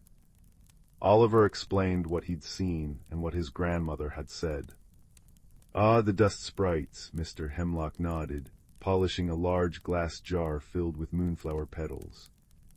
"Gentle souls easily startled, you wish to keep the peace, to satisfy both their love of shine and the villagers' wish to keep their treasures." "Yes, exactly," Oliver replied. Mr. Hemlock tapped his chin thoughtfully. "They borrow the shine, yes, so perhaps offer them shine they can borrow, something beautiful but not personal, something meant for them." An idea sparked in Oliver's mind. "Like decorations outside." Mr. Hemlock smiled. "Precisely, something placed high where the light catches it, something that invites admiration without being taken." Oliver worked tirelessly. He gathered smooth, river-polished stones that glistened like wet gems. He collected fragments of quartz that sparkled in the sun. He even convinced the blacksmith to donate small, polished scraps of brass and copper. With Mr. Hemlock's help, they infused the stones and metals with a harmless, gentle enchantment, a simple charm, to make them catch the light even more brightly and hold the sprite's interest longer. Then Oliver, with the help of Benji and a few other curious children, carefully placed these offerings. They hung polished stones from branches high in the village square trees. They secured sparkling quartz fragments onto the weather vane's platform. They placed gleaming brass spirals on the roof of the old well. They even created little platforms on top of fence posts and tucked shining pebbles into the crooks of high branches throughout the village and along the forest edge, always in places touched by the first and last light. They called them sprite lanterns, though they held no flame, only captured light. For a few days, nothing changed. Then, early one misty morning, Mrs. Thimbleby looked out her window and gasped. Her missing teaspoon was back on her kitchen table, polished to a brilliant shine. Beside it, resting delicately, was a tiny, perfectly formed acorn cap filled with minuscule, dewy wildflowers, a sprite's thank you, perhaps. Outside, hanging from the apple tree branch where her spoon had once been found, was one of Oliver's polished stones, catching the dawn light and shimmering beautifully. And flitting around it, barely visible, were tiny, fluffy shapes, humming their soft, contented hum. Soon all the missing items reappeared, often polished brighter than before, sometimes accompanied by a tiny natural gift, a particularly vibrant autumn leaf, a perfectly round berry, a feather softer than down. And the disappearances stopped entirely. The villagers, charmed by the returned treasures and the tiny gifts, understood Oliver's quiet explanation. They embraced the sprite lanterns, adding their own bits of colored glass, seashells from long-ago travels, even tiny hand-painted discs of wood. Willowbrook settled back into its cozy rhythm, but now with an added layer of gentle magic. The strange occurrences became a cherished story, a testament to curiosity and kindness. People would smile as they saw a particularly bright stone gleaming high in a tree at dusk, knowing tiny, appreciative eyes were admiring it. Children would leave out tiny saucers of honeydew at the forest's edge, a silent offering to their shy neighbors. Oliver, wrapped in his blanket by his own window, would watch the twilight deepen. He'd see the faint, collective shimmer gather around the highest sprite lantern on the old oak in the square. The soft, chiming hum would drift on the cool evening air, blending with the crackle of hearth fires from nearby cottages.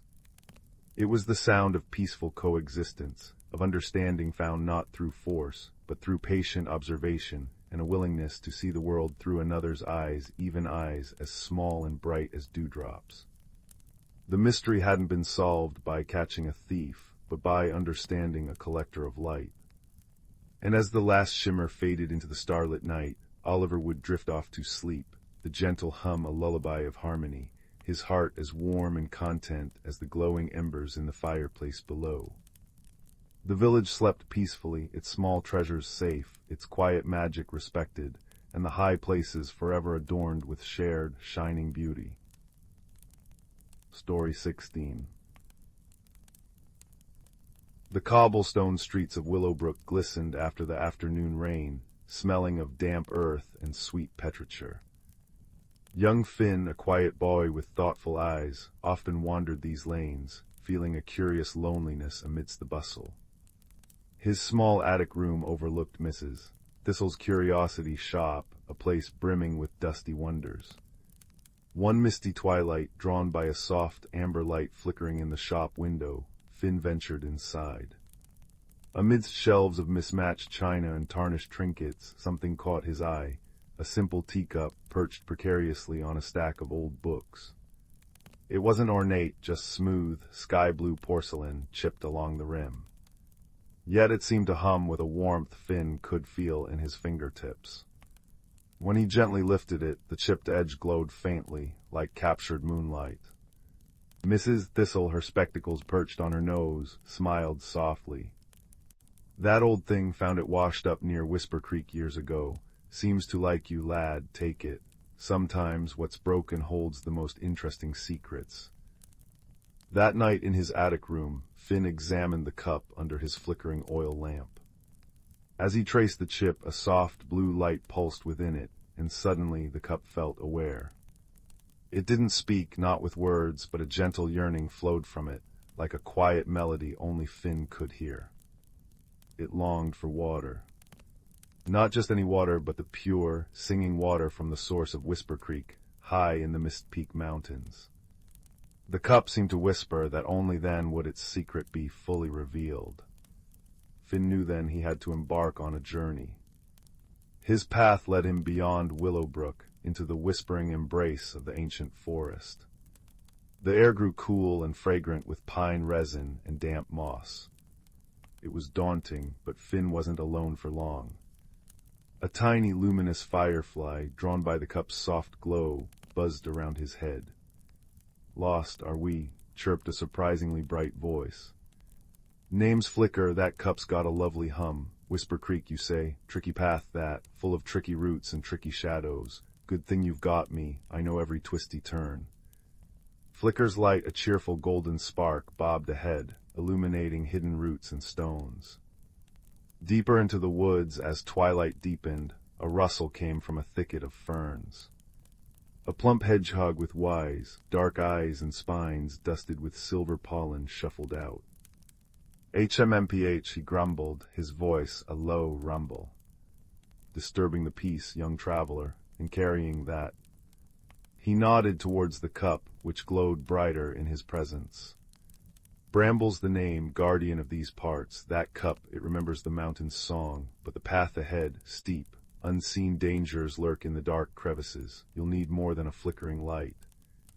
Bramble offered his knowledge of the hidden trails and the ancient, protective stones that line the steepest slopes. The journey was long. Finn's feet ached, the mountain air grew thin and cold, and shadows seemed to deepen. They crossed moss-slicked stepping stones over gurgling streams, navigated narrow ledges where Flicker's light was their only guide, and rested beneath ancient oaks whose leaves whispered forgotten stories, guided by Bramble's steady, rumbling reassurances.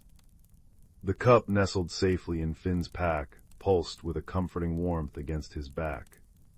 Finally they reached the source, a hidden grotto where Whisper Creek sprang forth from a cleft in the living rock. Water clearer than crystal cascaded into a small, moonlit pool, singing a pure, high note that vibrated in the cool air. Finn knelt, his heart pounding. He carefully dipped the chipped blue cup into the singing water. As the water filled it, the cup didn't just glow, it bloomed. The blue porcelain shimmered like a captured piece of twilight sky. From the chipped rim, tendrils of pure, soft light unfurled, not solid, but shimmering like liquid starlight. They wove upwards, forming intricate, ever-shifting patterns, constellations Finn had never seen, forests of light, oceans of shimmering dust. It was breathtakingly beautiful, a silent symphony of light and water. But then the light flickered. The patterns stuttered. The water inside the cup began to swirl violently, and the light dimmed, threatening to vanish entirely. Finn's heart sank. Had he broken it? Had the journey been for nothing? Flicker buzzed anxiously. Oh dear, it's fading. Did we do something wrong? Bramble nudged Finn's knee gently. Hush, little spark, look closer, lad. The cup isn't consuming the magic, it's reflecting it, but light needs somewhere to go. Finn understood. The cup wasn't meant to hoard the magic. It was meant to share it. The challenge wasn't to possess the wonder, but to let it flow. Wisdom, not force. He needed to let the light out. Taking a deep breath, Finn didn't try to fix the cup or hold the light tighter. Instead, he gently tilted the shimmering cup towards the dark pool fed by the spring.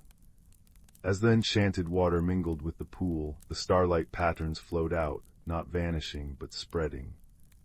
They danced across the water's surface, illuminating the grotto with a soft, ethereal radiance. Moss glowed emerald, the rock face shimmered silver, and even the cascading water sparkled with captured stars. The cup itself settled, glowing with a serene, steady light, the chip now looking less like a flaw and more like a unique signature, a place where the magic breathed. The grotto was transformed into a place of profound peace and breathtaking beauty. Flicker danced in the reflected light, tracing patterns of his own. Bramble sighed contentedly, the silver pollen on his spines gleaming. Finn felt a warmth spread through him, different from the cup's glow, a warmth of connection, of understanding. His loneliness dissolved, replaced by the shared wonder and the quiet hum of belonging. The journey back felt lighter. The cup, now filled with ordinary water from the singing spring, still held a gentle inner light, a reminder. When Finn returned to Willowbrook, he didn't hide the cup.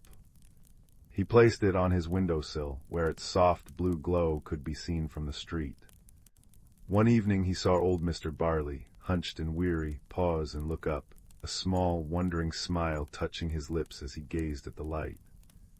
Finn knew what to do. He began to share the cup's magic.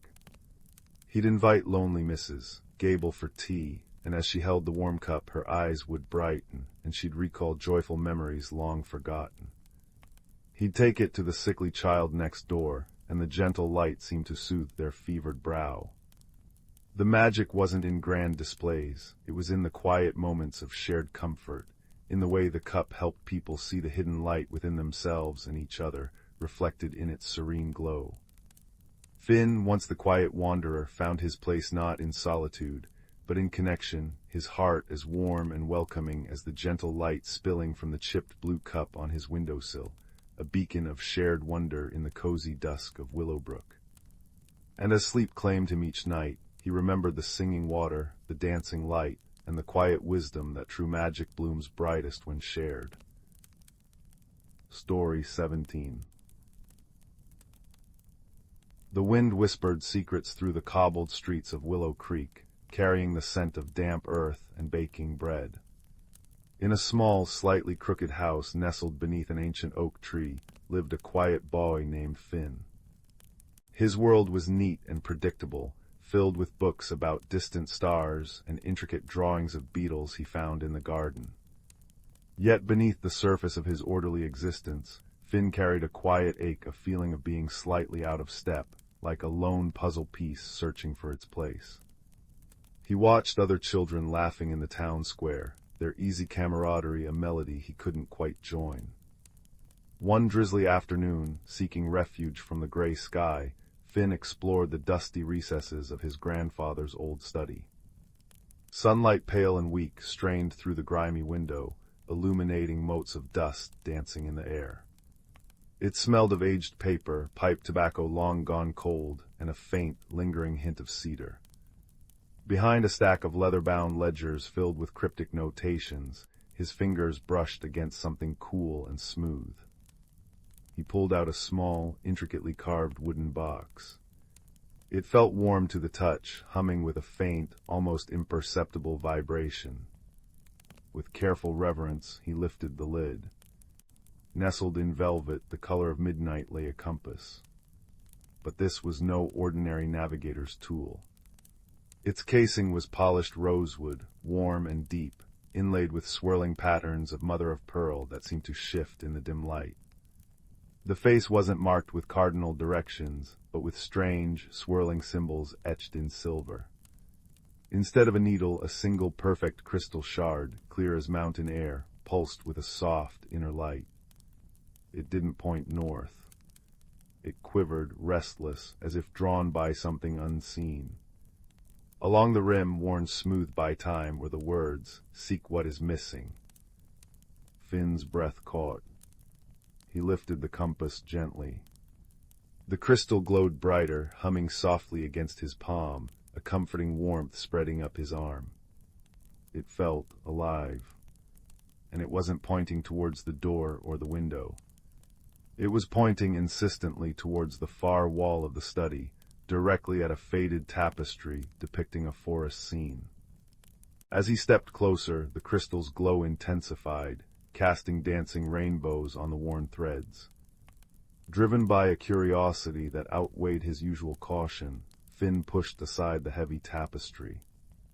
Behind it, concealed by years of neglect, was a narrow, arched door made of dark, knotted wood, bound with iron straps that looked older than the town itself.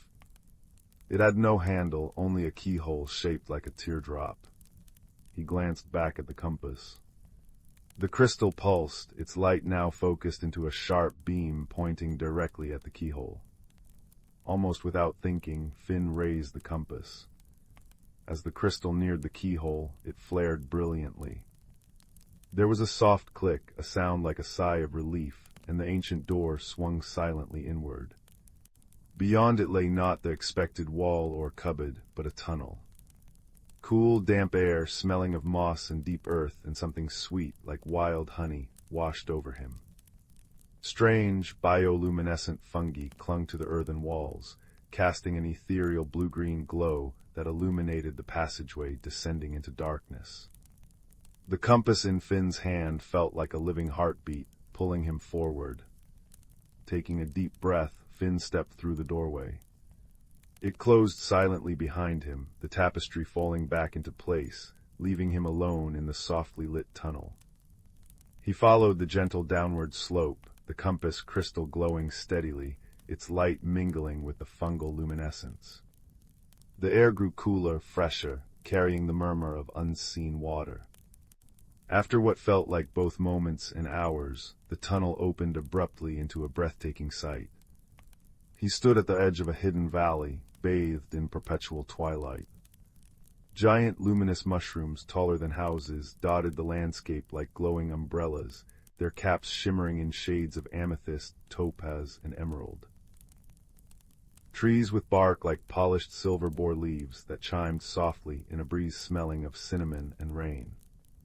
The ground was carpeted in moss so deep and soft it looked like velvet, dotted with tiny flowers that pulsed with their own inner light. Fireflies, or perhaps something else entirely, tiny winged creatures made of pure light, drifted lazily through the air. Above, instead of sky, a vast cavern ceiling stretched, glittering with embedded crystals that mimicked constellations. It was a world woven from starlight and dreams, hidden beneath the roots of Willow Creek. The Valley of Whispers. Finn stood transfixed, the compass warm and reassuring in his hand. As he took a tentative step onto the luminous moss, a small, high-pitched gasp echoed nearby. He froze. From behind the glowing stalk of a giant amethyst mushroom, a pair of large, luminous eyes peered out, wide with astonishment and a touch of fear. The creature attached to them was no taller than Finn's knee. It resembled a tiny gnome woven from living moss and twigs, with skin like textured bark and hair like tufts of emerald fern. Its large eyes were the color of polished amber. Who are you?" the creature squeaked, its voice like rustling leaves. "How did you find the way? Humans never find the way." "I'm Finn," he said softly, crouching down slowly to appear less imposing. He held up the compass. This showed me the door." The moss creature's eyes widened further, fixed on the pulsing crystal. "The seeker's heart," it breathed, a mixture of awe and apprehension in its voice. But it hasn't glowed in generations, not since the fading began. Its small shoulders slumped. The fading, Finn asked gently. Before the creature could answer, a tremor ran through the valley. It wasn't violent, but deep and unsettling, like the sigh of a weary giant. The light from the giant mushrooms dimmed momentarily. The chiming leaves fell silent. A wave of profound sadness, palpable and heavy, washed over Finn. The moss beneath his feet felt less vibrant, the colors less saturated. "I am Thistle," the creature said, wringing its twiggy fingers. "The fading, it's why the seeker's heart called to you. Our light, our song, our very essence, it's dimming. The heartstones at the valley's core are failing. Without their light, the valley of whispers will fall silent forever." Thistle looked up at Finn, its amber eyes filled with a desperate hope that warred with deep-seated suspicion. "The elders say only a human guided by the seeker's heart can find the source of the fading. But humans, they forgot us long ago. They fear what they don't understand." Finn felt the weight of the compass, the hum of its crystal resonating with the valley's quiet sorrow. He looked at Thistle's anxious face, then out at the breathtaking, yet undeniably dimmer, landscape. The loneliness he'd carried felt small compared to the potential loss of this entire hidden world. "I don't want you to fade," he said, his voice surprisingly firm. "I want to help. Will you show me the heartstones?" Thistle studied him for a long moment, the suspicion slowly melting into cautious acceptance. "The path is not easy," it warned. "And not all in the valley will welcome a human, even one bearing the seeker's heart. But yes, Finn, follow me." Thistle scampered forward, surprisingly agile on the soft moss. Finn followed, the compass crystal pulsing steadily, now pointing deeper into the valley, towards a cluster of particularly large, ancient-looking silver-barked trees whose tops brushed the glittering cavern ceiling. Their journey through the Valley of Whispers was a revelation. Finn met creatures born from myth and starlight, lumina bats, their wings delicate membranes stretched over frames of glowing crystal, who navigated by singing soft, high-pitched sonar songs that painted pictures in the air. Pebble sprites, small round beings with skin like smooth river stones who communicated by clicking and tapping rhythms against each other. And whisper wisps, ethereal beings of shifting light and mist who trailed faint, melancholic melodies. Each encounter was tentative at first. News of the human bearing the seeker's heart spread quickly, carried on the wind and the lumina bat's songs. Some creatures, like ancient, slow-moving tree-minders whose bark-like skin was deeply grooved, watched Finn pass with deep, silent mistrust. Others, like a boisterous group of young mosslings playing a game involving glowing pollen spores, regarded him with open, curious fascination. Thistle proved an invaluable guide and, slowly, a friend. He explained the valley's rhythms, how the light blooms opened at the dawn chime, how the silver trees drew moisture from the cavern air, how the heartstones at the valley's center radiated the energy that sustained everything. He also spoke of the growing fear. The tremors were becoming more frequent. The light was noticeably dimmer than in Thistle's grandmother's stories. Songs were harder to sing, colors harder to maintain. The very air felt thinner, less alive. "The elders say," Thistle confided one evening as they rested beneath a giant topaz mushroom, its light casting long shadows, that the fading began when the connection was broken. Long, long ago, humans in the valley were linked. They shared stories, laughter, their joy fed the heartstones. But humans grew busy, forgot the old ways, stopped listening to the whispers in the wind. The heartstones grew hungry for connection. He looked sadly at Finn. "We tried to reach out, little signs, tiny wonders at the edges of your world, but most humans just dismiss them as imagination or coincidence. Fear builds walls." Finn thought of his own loneliness, his feeling of being unseen. He thought of the compass pointing him towards what was missing. Was the valley's missing connection mirrored in his own missing sense of belonging? The compass hummed warmly in his hand, as if in agreement. The path grew steeper, leading towards the cluster of ancient silver trees thistle, called the Elder Grove. The air grew thicker with the scent of ozone and ancient magic. The tremors were stronger here, making the luminous moss shiver. Finally, they reached the heart of the grove. In a wide clearing stood 3 enormous crystalline formations, the Heartstones. They were taller than Finn, multifaceted and breathtakingly beautiful, pulsing with a deep, rhythmic light that should have been blinding, but was now worryingly subdued. Cracks, like dark veins, marred their surfaces. Around their bases, instead of vibrant moss, was a creeping grayness, a tangible absence of life and light. The air hummed with a low, sorrowful vibration that resonated deep in Finn's bones. As Finn approached, holding the Seeker's heart compass before him, a group of imposing figures emerged from behind the Heartstones. These were the Valley Elders. One resembled a majestic stag, but its antlers were woven from living crystal branches that flickered weakly. Another looked like an ancient, wise owl with feathers of spun moonlight, now dulled. A third was a towering figure seemingly sculpted from living rock, moss clinging to its shoulders like a cloak, its stony face etched with deep concern. "Human child," the crystal stag spoke, its voice like chimes echoing in a deep well, resonant yet strained. "You bear the Seeker's heart, it has not glowed for an age. What do you seek here?" "I seek to understand the fading," Finn said, his voice small but steady in the vast, sorrowful space. He held up the compass. "It led me here, Thistle says the Heartstones need connection, that they're hungry."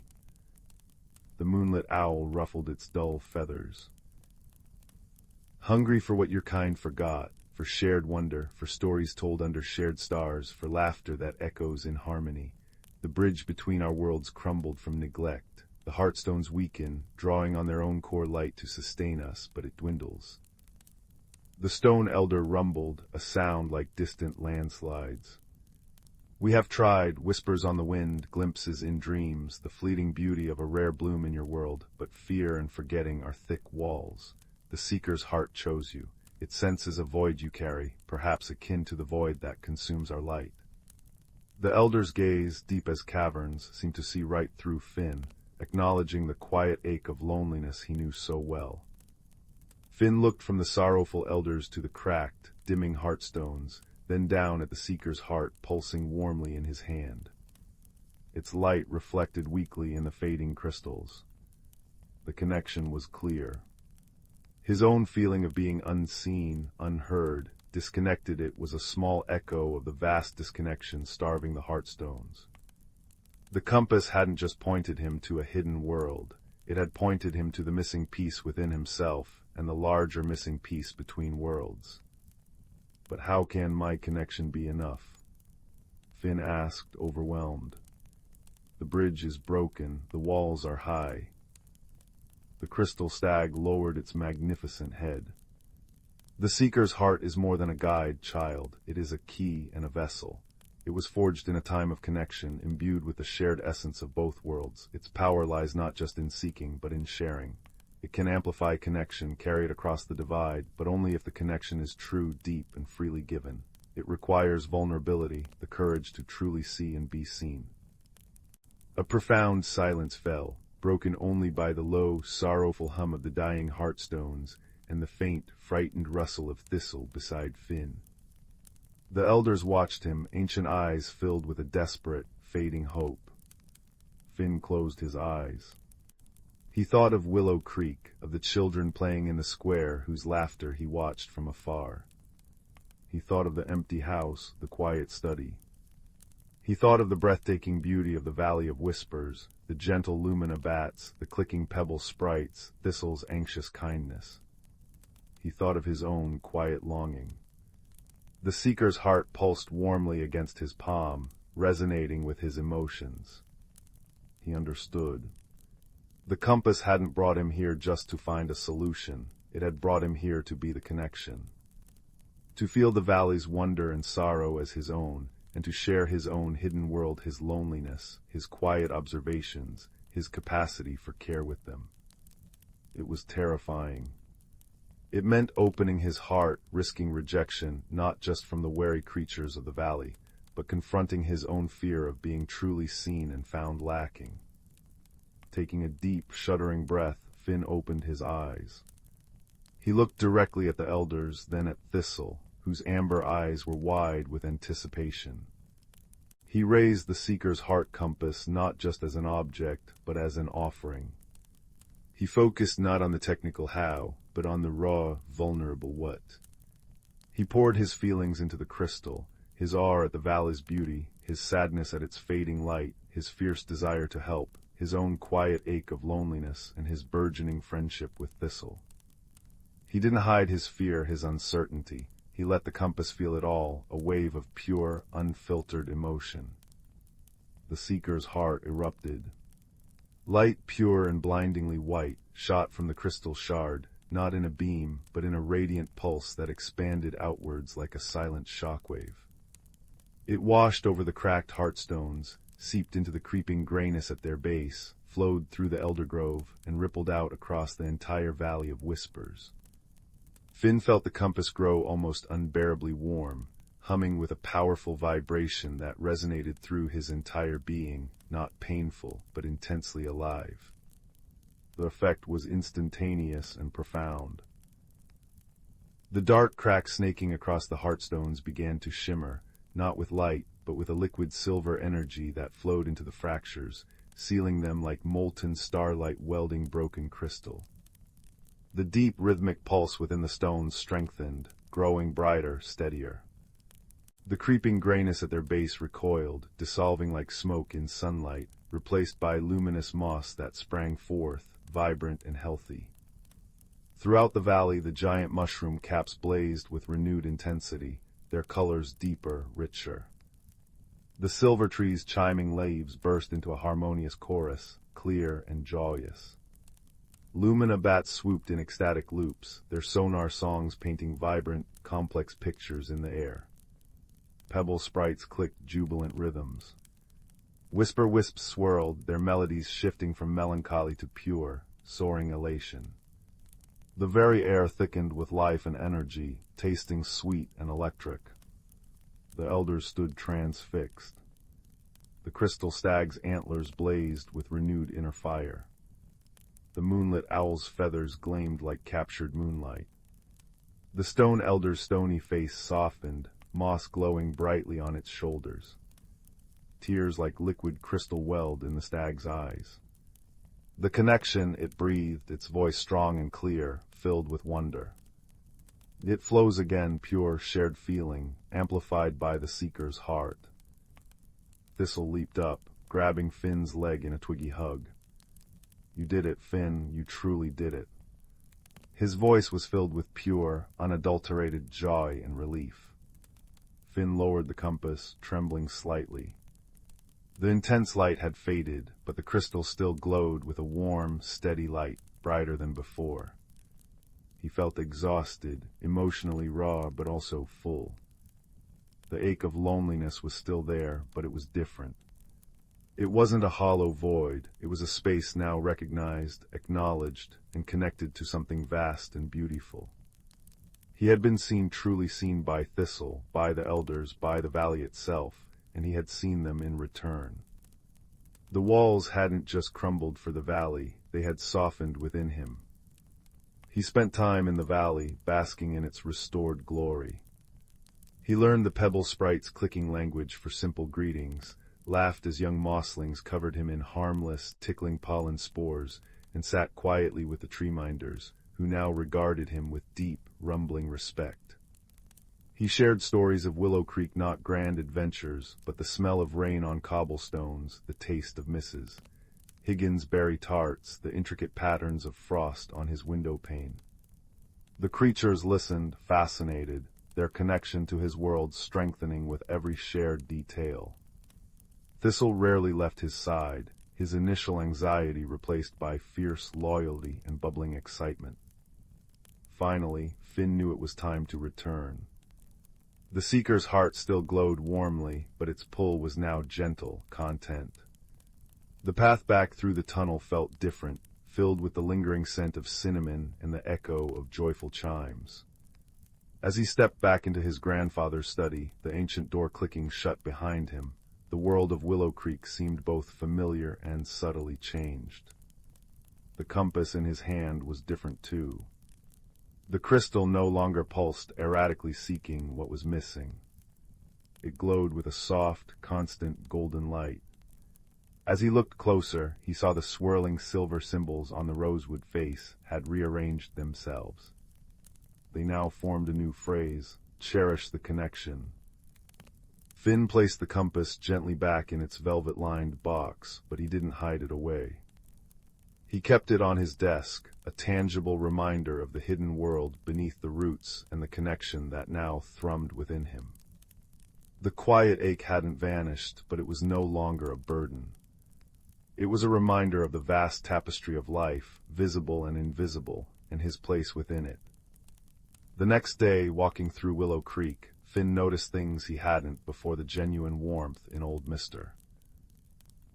Davy's smile as he tended his roses, the way sunlight caught the dust motes dancing in the bakery window, creating tiny rainbows.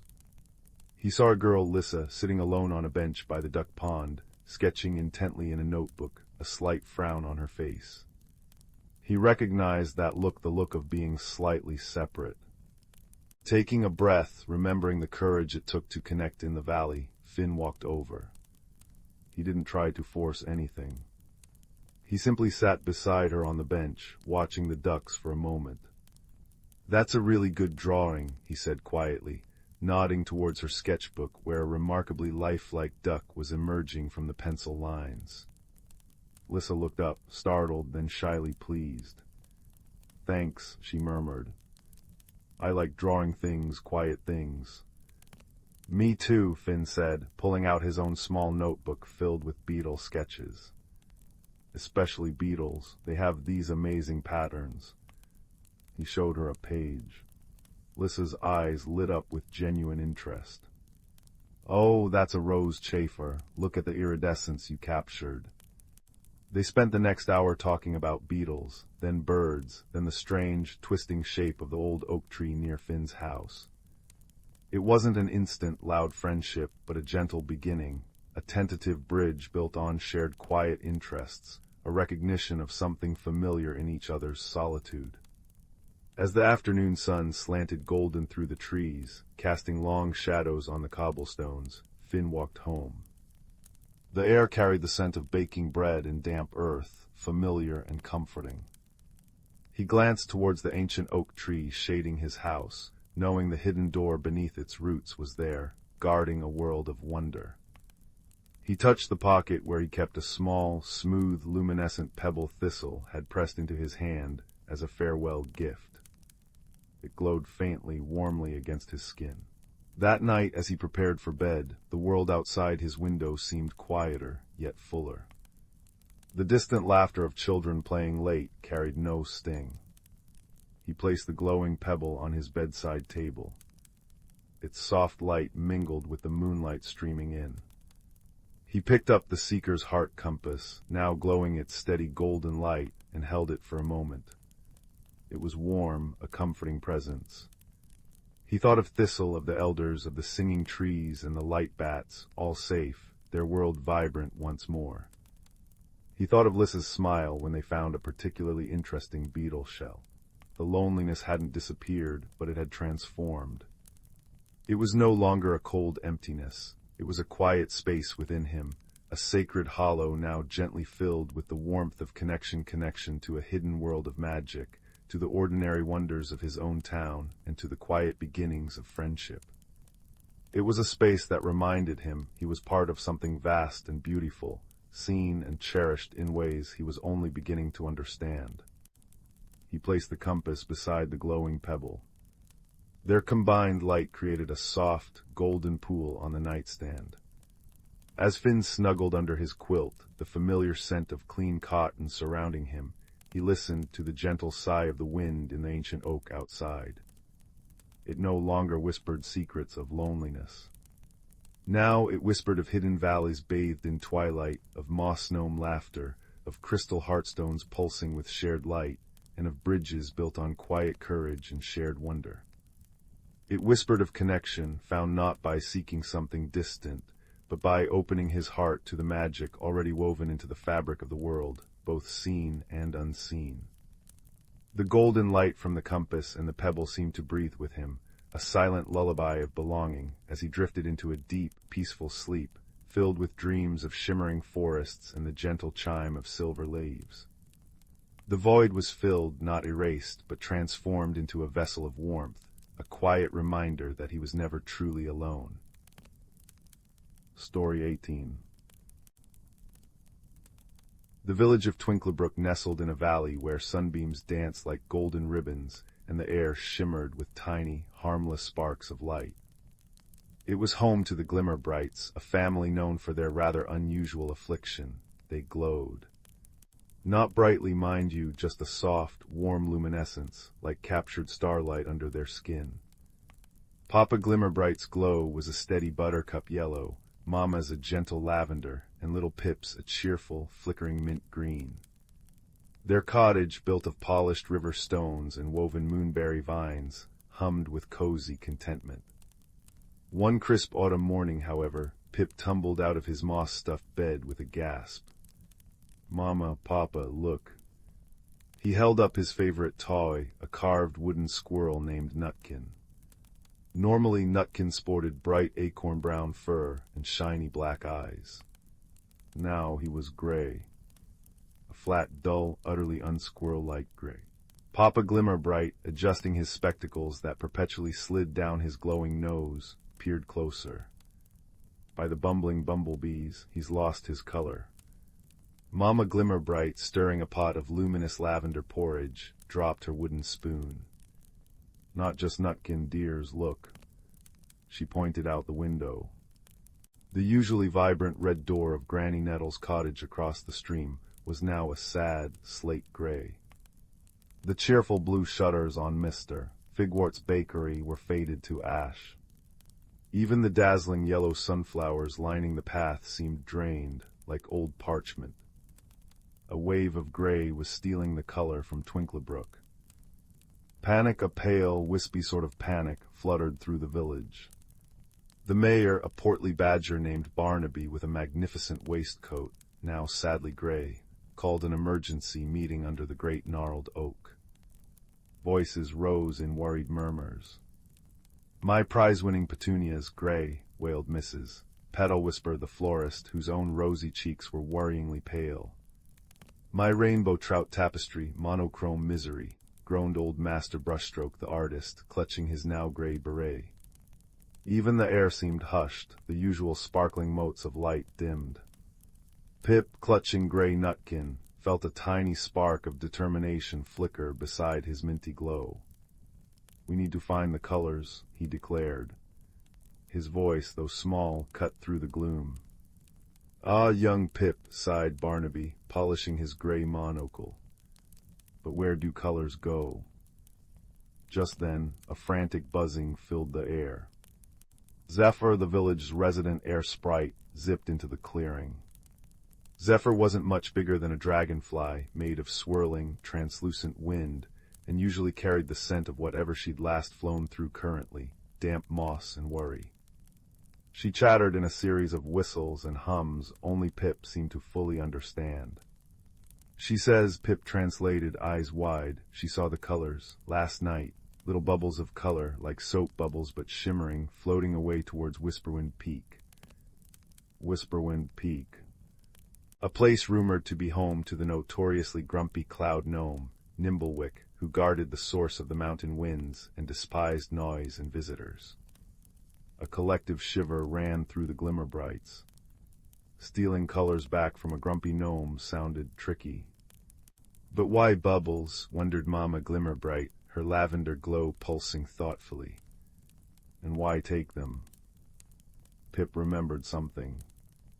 "Granny Nettle told me stories. She said colors are like laughter for the world. They get tired if we don't appreciate them enough. Maybe they floated away because we forgot to really look." It made a peculiar kind of sense. The villagers had been busy harvesting moonberries and polishing their glow stones, perhaps taking their vibrant world for granted. "Right," said Papa Glimmerbright, his buttercup glow flaring with resolve. "Operation Color Catch, we need nets, gentle nets." The village sprang into action. Mrs. Petal Whisper wove nets from the strongest, softest spider silk blossoms. Master Brushstroke painted the net handles with whatever faint traces of pigment he could salvage, hoping it might attract the colors. Mr. Figwort baked color-calling crumpets, buttery, golden treats that smelled so deliciously inviting, they hoped the colors might be lured back. Pip and Zephyr practiced floating as quietly as possible. Armed with nets, crumpets, and determined glows, the Glimmerbrights, accompanied by Zephyr and a very nervous Barnaby Badger, who insisted on bringing his gray teapot for courage, set off towards Whisperwind Peak. The path grew steeper, the air cooler and thinner, filled with the sighing whispers of the wind.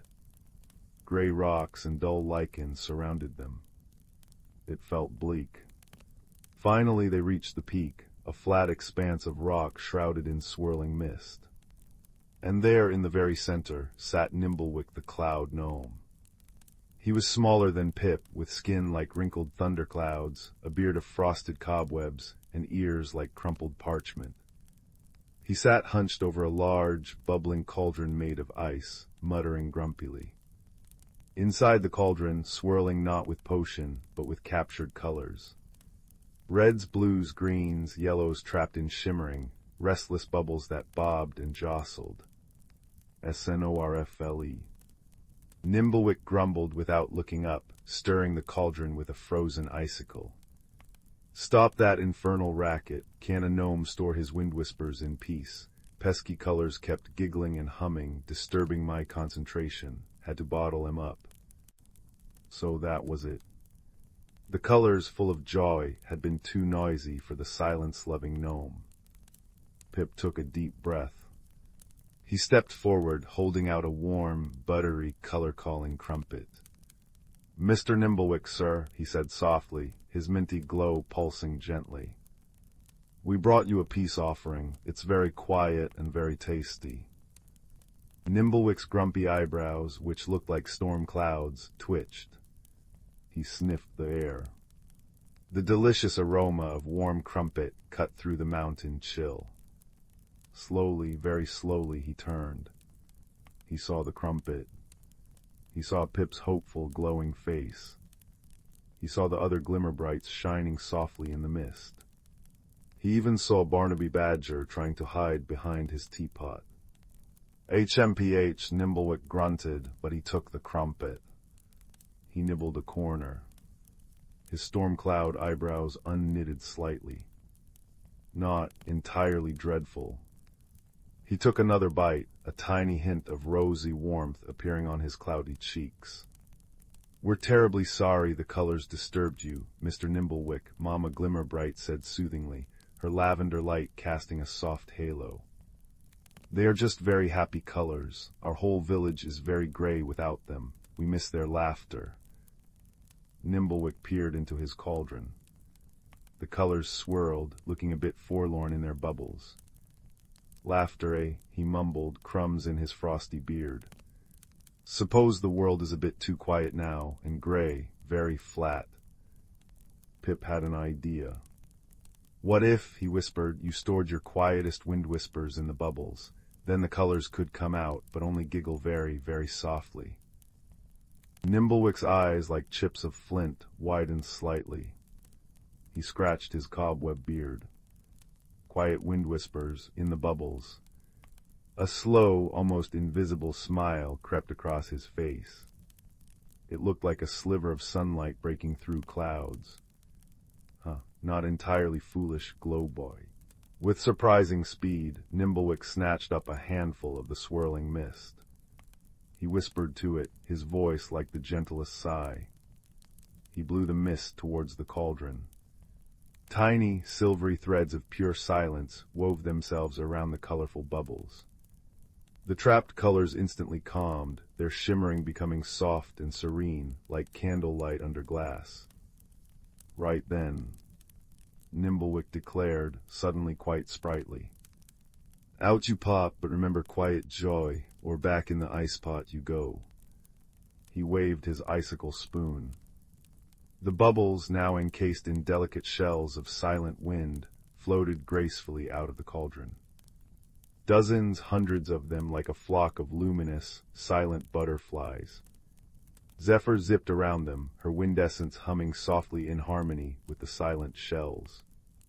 The Glimmerbrights and Barnaby carefully raised their spider silk nets. The color bubbles, drawn perhaps by the villagers' hopeful glows or the lingering scent of crumpets, drifted gently into the nets. They felt warm and tingly, like holding captured sunshine. Thank you, Mr. Nimblewick. Pip beamed, his minty glow flaring bright with happiness. Just keep the noise down, the gnome muttered, but he was already munching another crumpet, a definite rosy hue now warming his entire face. And maybe bring more of these next moon cycle, for us silent wind whisper storage checks. The journey back to Willowbrook was a jubilant parade of light. As they descended, the color bubbles, sensing their home, began to gently drift free from the nets. A bubble of sunflower yellow brushed against Mrs. Petal Whisper's gray petunias pop. They burst back into vibrant gold. A bubble of cherry red bounced onto Granny Nettle's door pop. Crimson bloomed gloriously. Blues, greens, oranges, they popped and fizzed softly against every gray surface they touched, restoring color with silent, joyful bursts. By the time they reached the village square, Willowbrook was ablaze with color once more, brighter and more cheerful than ever. The air sparkled fiercely. Nutkin, nestled in Pip's arms, received a bubble of rich acorn brown pop, and his bright black eyes twinkled back. The villagers cheered, a wonderfully colorful noise that made Nimblewick, watching from his distant peak, with a small stack of crumpets Pip had left him, give a tiny, almost inaudible chuckle that sounded like pebbles rolling in a quiet stream. That evening, as the twin moons rose, painting the sky in silver and peach, the village held a grand, quiet appreciation festival. They didn't have loud music or shouting games. Instead, they sat in the luminous meadow, sharing moonberry pies and color-calling crumpets, now renamed Nimblewick Nibbles. They simply looked. They admired the deep purple of the twilight sky, the fiery orange of the setting sun's last rays on the river, the velvety blue of Mrs. Petal Whisper's restored petunias, the warm, buttery glow of the Glimmerbright family themselves. They listened to the gentle chirp of crickets and the soft sigh of the wind in the willows. It was a symphony of silent joy.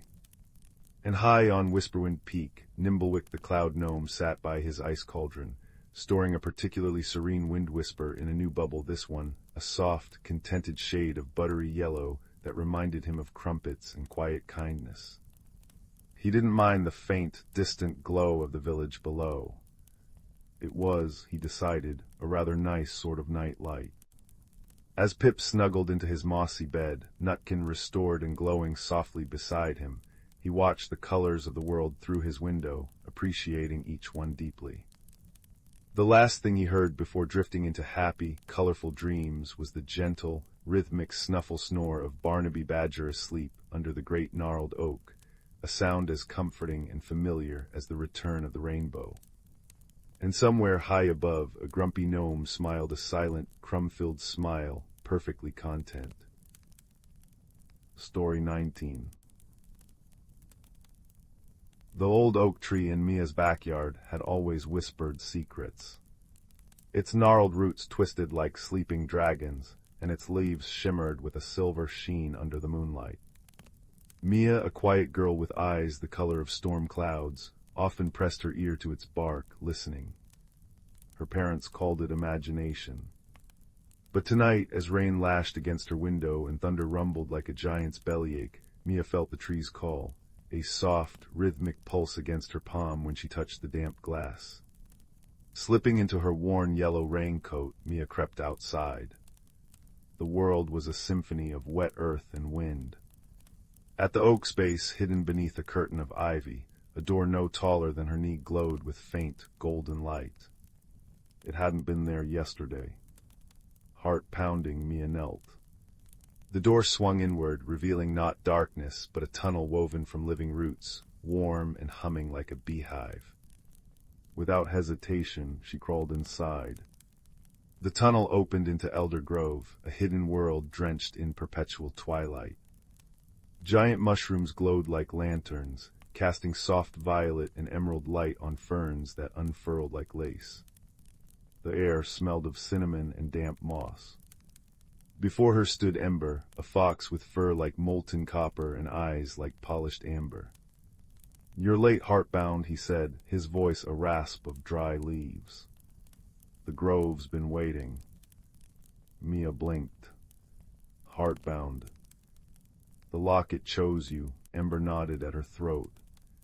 Mia gasped. A simple silver locket, shaped like an acorn, now hung there.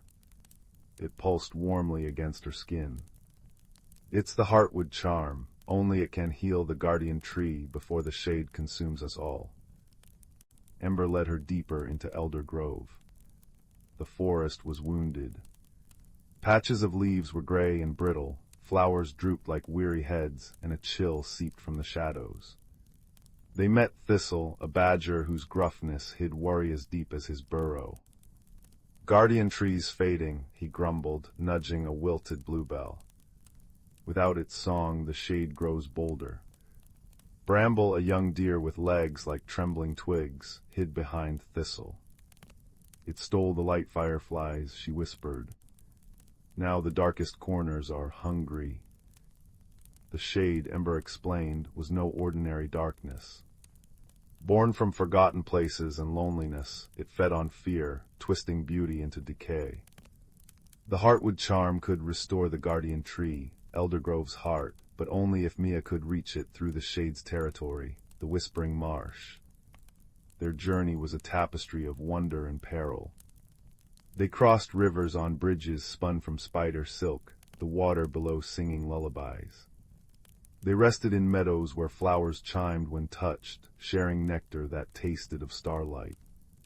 Mia learned Ember's dry humor masked a fierce loyalty. Thistle's prickliness softened when he taught her to read the forest signs. Bramble's timidity bloomed into quiet courage as she guided them past treacherous sinkholes with her knowledge of hidden paths. But the marsh awaited, a desolate expanse where mist clung like cobwebs and the ground sucked greedily at their feet. Here the shade manifested, swirling tendrils of cold vapor that whispered doubts. "Why would they need you?" it hissed as Mia stumbled. "You're just a girl who talks to trees," Bramble froze, eyes wide with terror. Thistle snarled, but his claws passed harmlessly through the mist. Mia's fingers closed around the locket. It warmed, glowing softly. Instead of fear, she thought of her mother's laugh, her father's stories, the oak tree's steady presence. "You're wrong," she said, her voice surprisingly steady. "I'm a friend." She opened the locket. Inside, no picture, only a tiny, radiant seed. Light burst forth, not blinding, but gentle and golden. The shade recoiled, shrieking, as the light revealed not monsters, but shapes of twisted, lonely shadows yearning for warmth. "It's not evil," Mia realized aloud. "It's lost." The insight shifted everything. When thorny vines lashed out, Thistle didn't slash. He rumbled a deep, grounding chant that made the vines pause. When the path vanished, Bramble didn't flee. She closed her eyes and listened to the faint, fading hum of the guardian tree beneath the marsh, guiding them step by trembling step. Ember darted ahead, his fiery fur a beacon, scattering the mist with sparks of courage. Mia wielded the locket's light not as a weapon, but as an offering, sharing memories of sunlit meadows and crackling fires. The shade's whispers grew quieter, less cruel, more like sighs. Finally, they reached the heart of the marsh. The guardian tree stood, a colossal willow of shimmering silver wood, but its light was dim. Its leaves, usually singing with bioluminescent life, hung silent and dull. Wrapped around its trunk like a serpent was the core of the shade, a dense, swirling vortex of darkness, pulsing with stolen light. Hold the light steady, Mia, Ember urged. Thistle planted himself beside her, a low growl vibrating the earth. Bramble pressed close, her warmth a comfort. Mia lifted the locket, pouring every ounce of hope, every memory of friendship into its glow. The beam struck the shade. Instead of burning it, the light reached it. Images flickered within the beam, Mia reading under her oak, Thistle tending his burrow kits, Bramble dancing in a sunbeam, Ember watching over sleeping fawns. The shade shuddered. The darkness didn't vanish, it softened, unraveling like old cloth. From its core emerged wispy, luminescent shapes, the stolen light fireflies, freed.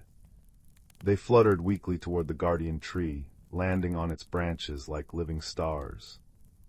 Mia stepped forward, the locket's light now a soft halo around her. She placed her palm on the cold, shadowed bark of the willow. "You're not alone," she whispered, echoing the promise Eldergrove had given her. "We remember you." She opened the locket fully. The radiant seed floated out and sank into the tree's roots. A tremor ran through Eldergrove. Silver light erupted from the guardian tree, pure and clean, washing over the marsh like a wave. Gray moss turned emerald, wilted flowers straightened, singing softly. The remaining shade dissolved into harmless mist, sighing like a relieved breath. High above, the twilight deepened into a velvety night studded with newly awakened light fireflies, their dance painting the sky with streaks of gold. The transformation was profound. Thistle's gruffness melted into a rumbling purr as bluebells sprang up around his paws. Bramble pranced, her hooves tapping a joyful rhythm on suddenly solid ground. Ember nudged Mia, amber eyes bright. "Told you the grove chose well, heartbound." At the tree's base where the shade had been lay a single, perfect dewdrop on a willow leaf, catching the light. Inside it shimmered a tiny echo of the vortex, not menacing but peaceful, a reminder of healed loneliness. The guardian tree's leaves rustled, a sound like wind chimes and distant laughter. "Thank you, little friend." The journey back was a celebration. Eldergrove healed around them. Waterfalls giggled, stones hummed lullabies, and even the wind carried the scent of blooming night jasmine. At the root tunnel, Mia hesitated. Ember pressed his forehead to hers.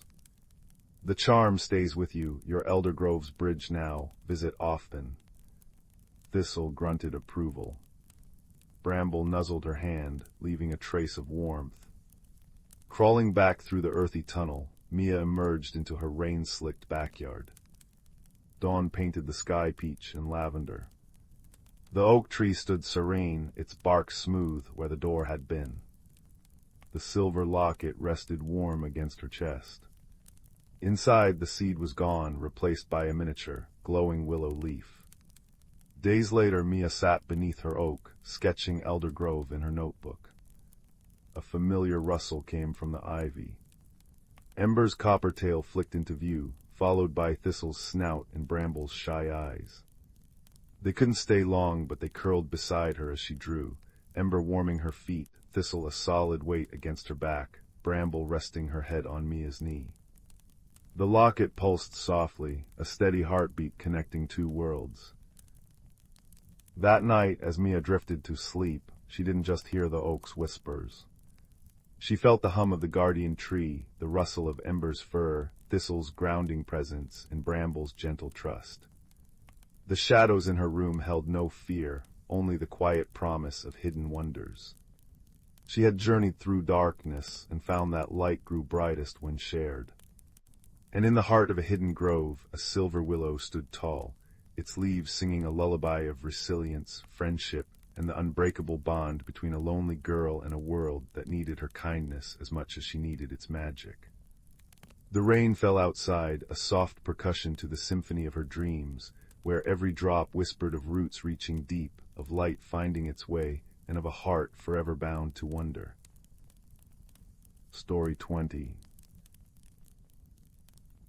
The Valley of Everbloom had always been a place of gentle constants. Soft sunlight dappled through ancient oaks, painting golden patterns on moss-carpeted paths. Perpetual spring air carried the scent of honeysuckle and damp earth, while brooks murmured lullabies over smooth stones. In this tranquil cradle lived Arden, a young gardener whose hands coaxed miracles from the soil. Yet beneath his calm exterior stirred a quiet unrest, a longing for something beyond the valley's unchanging embrace. Arden tended gardens where flowers never wilted, their petals eternally unfurled in pinks and yellows. But lately his own heart felt like a bud clamped tight against the sun. He'd find himself staring at the eastern mountains, where rumors spoke of forests that blazed crimson in autumn and slept beneath winter's silver quilts. "Why crave change," whispered the valley breeze, "when perfection surrounds you?" But the question only made his chest ache. The first sign of magic appeared one mist-drenched dawn. As Arden pruned a rose bush, his shears slipped, nicking his thumb. A single drop of blood fell onto the roots. By noon that bush, once a vision of perpetual pink, had transformed. Its blossoms deepened to burgundy, then withered into papery husks, scattering seeds like tiny promises. Arden panicked, rushing to heal it with water and song. Yet overnight, slender green shoots pierced the soil, studded with buds the color of twilight. "It's broken," he fretted, unaware that the garden now mirrored his yearning for transformation. Enter Fern, a bright-eyed child who arrived carrying a basket of cloudberries.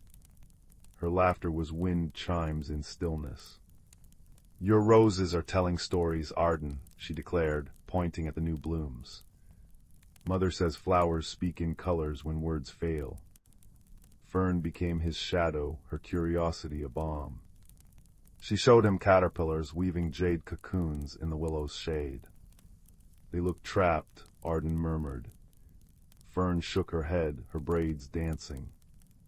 "No, they're growing wings. Change isn't a cage, it's a doorway." Still, doubt lingered. When ferns along the creek began curling into cinnamon scrolls, Arden sought Mistress Hazel, the valley's elder herbalist. Her cottage smelled of dried lavender and wisdom, its walls hung with dried seed pods that rattled like gentle rain. Hazel listened as he confessed his fears, the garden's shifts, his dreams of autumn mountains, the guilt of disrupting perfection. She stirred a pot of spiced chamomile tea, its steam coiling into shapes like fleeting memories. "Dear boy," she said, her voice as soft as thistledown, "you mistake sameness for peace. True harmony flows like the seasons, a dance, not a statue." She placed a gnarled acorn in his palm. "This holds an entire forest, yet it must crack open in darkness before it touches the sky." That night, a dream came. Arden stood in a forest where trees shed leaves like copper coins, each fall revealing intricate patterns etched in bark, a map of his own hidden strengths. He woke to find his windowsill garden shimmering with frost flowers, delicate as lace. Winter had kissed the valley, though spring still reigned beyond his door. Magic, he realized, was not chaos, but a conversation between his heart and the earth. With Fern's encouragement, Arden began experiments. He planted moonflower seeds while whispering hopes into the soil. By dawn they'd spiraled into vines heavy, with blossoms that glowed like captured starlight. When sadness clouded him, rain fell only over his cottage, each drop carrying the scent of petrichor and renewal. Fern brought him a fledgling sparrow with a bent wing, and together they crafted a splint from river reeds. As the bird healed, so did Arden's fear. Each flutter of mending feathers echoed in his spirit. The true test arrived with the frostfire moon. Hazel predicted a rare celestial event, a night when stars would pulse like embers, and magic would ripple through the valley. "It's time," she urged Arden. "Plant what frightens you most." Trembling, he buried a seed from the eastern mountains, a maple key, symbol of everything unknown. Fern held his hand as Hazel sang an ancient hymn, her voice weaving with the wind. Midnight unveiled the transformation. The maple sapling surged upward, roots threading through the valley's eternal spring like veins of courage. Leaves unfurled, first jade, then gold, finally blazing scarlet. Warmth radiated from its trunk, melting frost into dewdrops that glittered like scattered diamonds. But the miracle wasn't just the tree. Around it, the entire garden awakened to cycles. Tulips bowed into sleep, replaced by snowdrops pushing through frost. Apple trees shed blossoms to cradle swelling fruit. Change Arden saw was not loss but layered beauty, a tapestry woven from letting go and beginning anew. By year's end, the valley had become a symphony of seasons. Arden taught children to read the language of leaves, how curled edges signaled rain, or how milkweed pods bursting meant winds would soon dance. Fern's sparrow returned with a mate, nesting in the maple's branches. Hazel smiled often, her seed pod chimes now echoing with the rustle of falling leaves. And Arden. He'd built a cedar bench beneath his tree, where he'd sit wrapped in a woolen blanket, sipping hazelnut cocoa. Some evenings he'd trace the maple's bark, finding grooves that told stories of resilience. Roots hold memories, he'd whisper to the stars, but branches teach us to reach. The garden's final gift came quietly. One crisp morning, Fern found Arden sketching the eastern mountains, no longer with longing, but with quiet joy. "Will you visit them now?" she asked. He shook his head, tucking a crimson leaf into her hair. "Why chase a single season when I've learned to carry them all inside me?" Around them the air hummed with contentment, bees drowsing in late-blooming asters, the maple's leaves whispering secrets to the ever-spring oaks.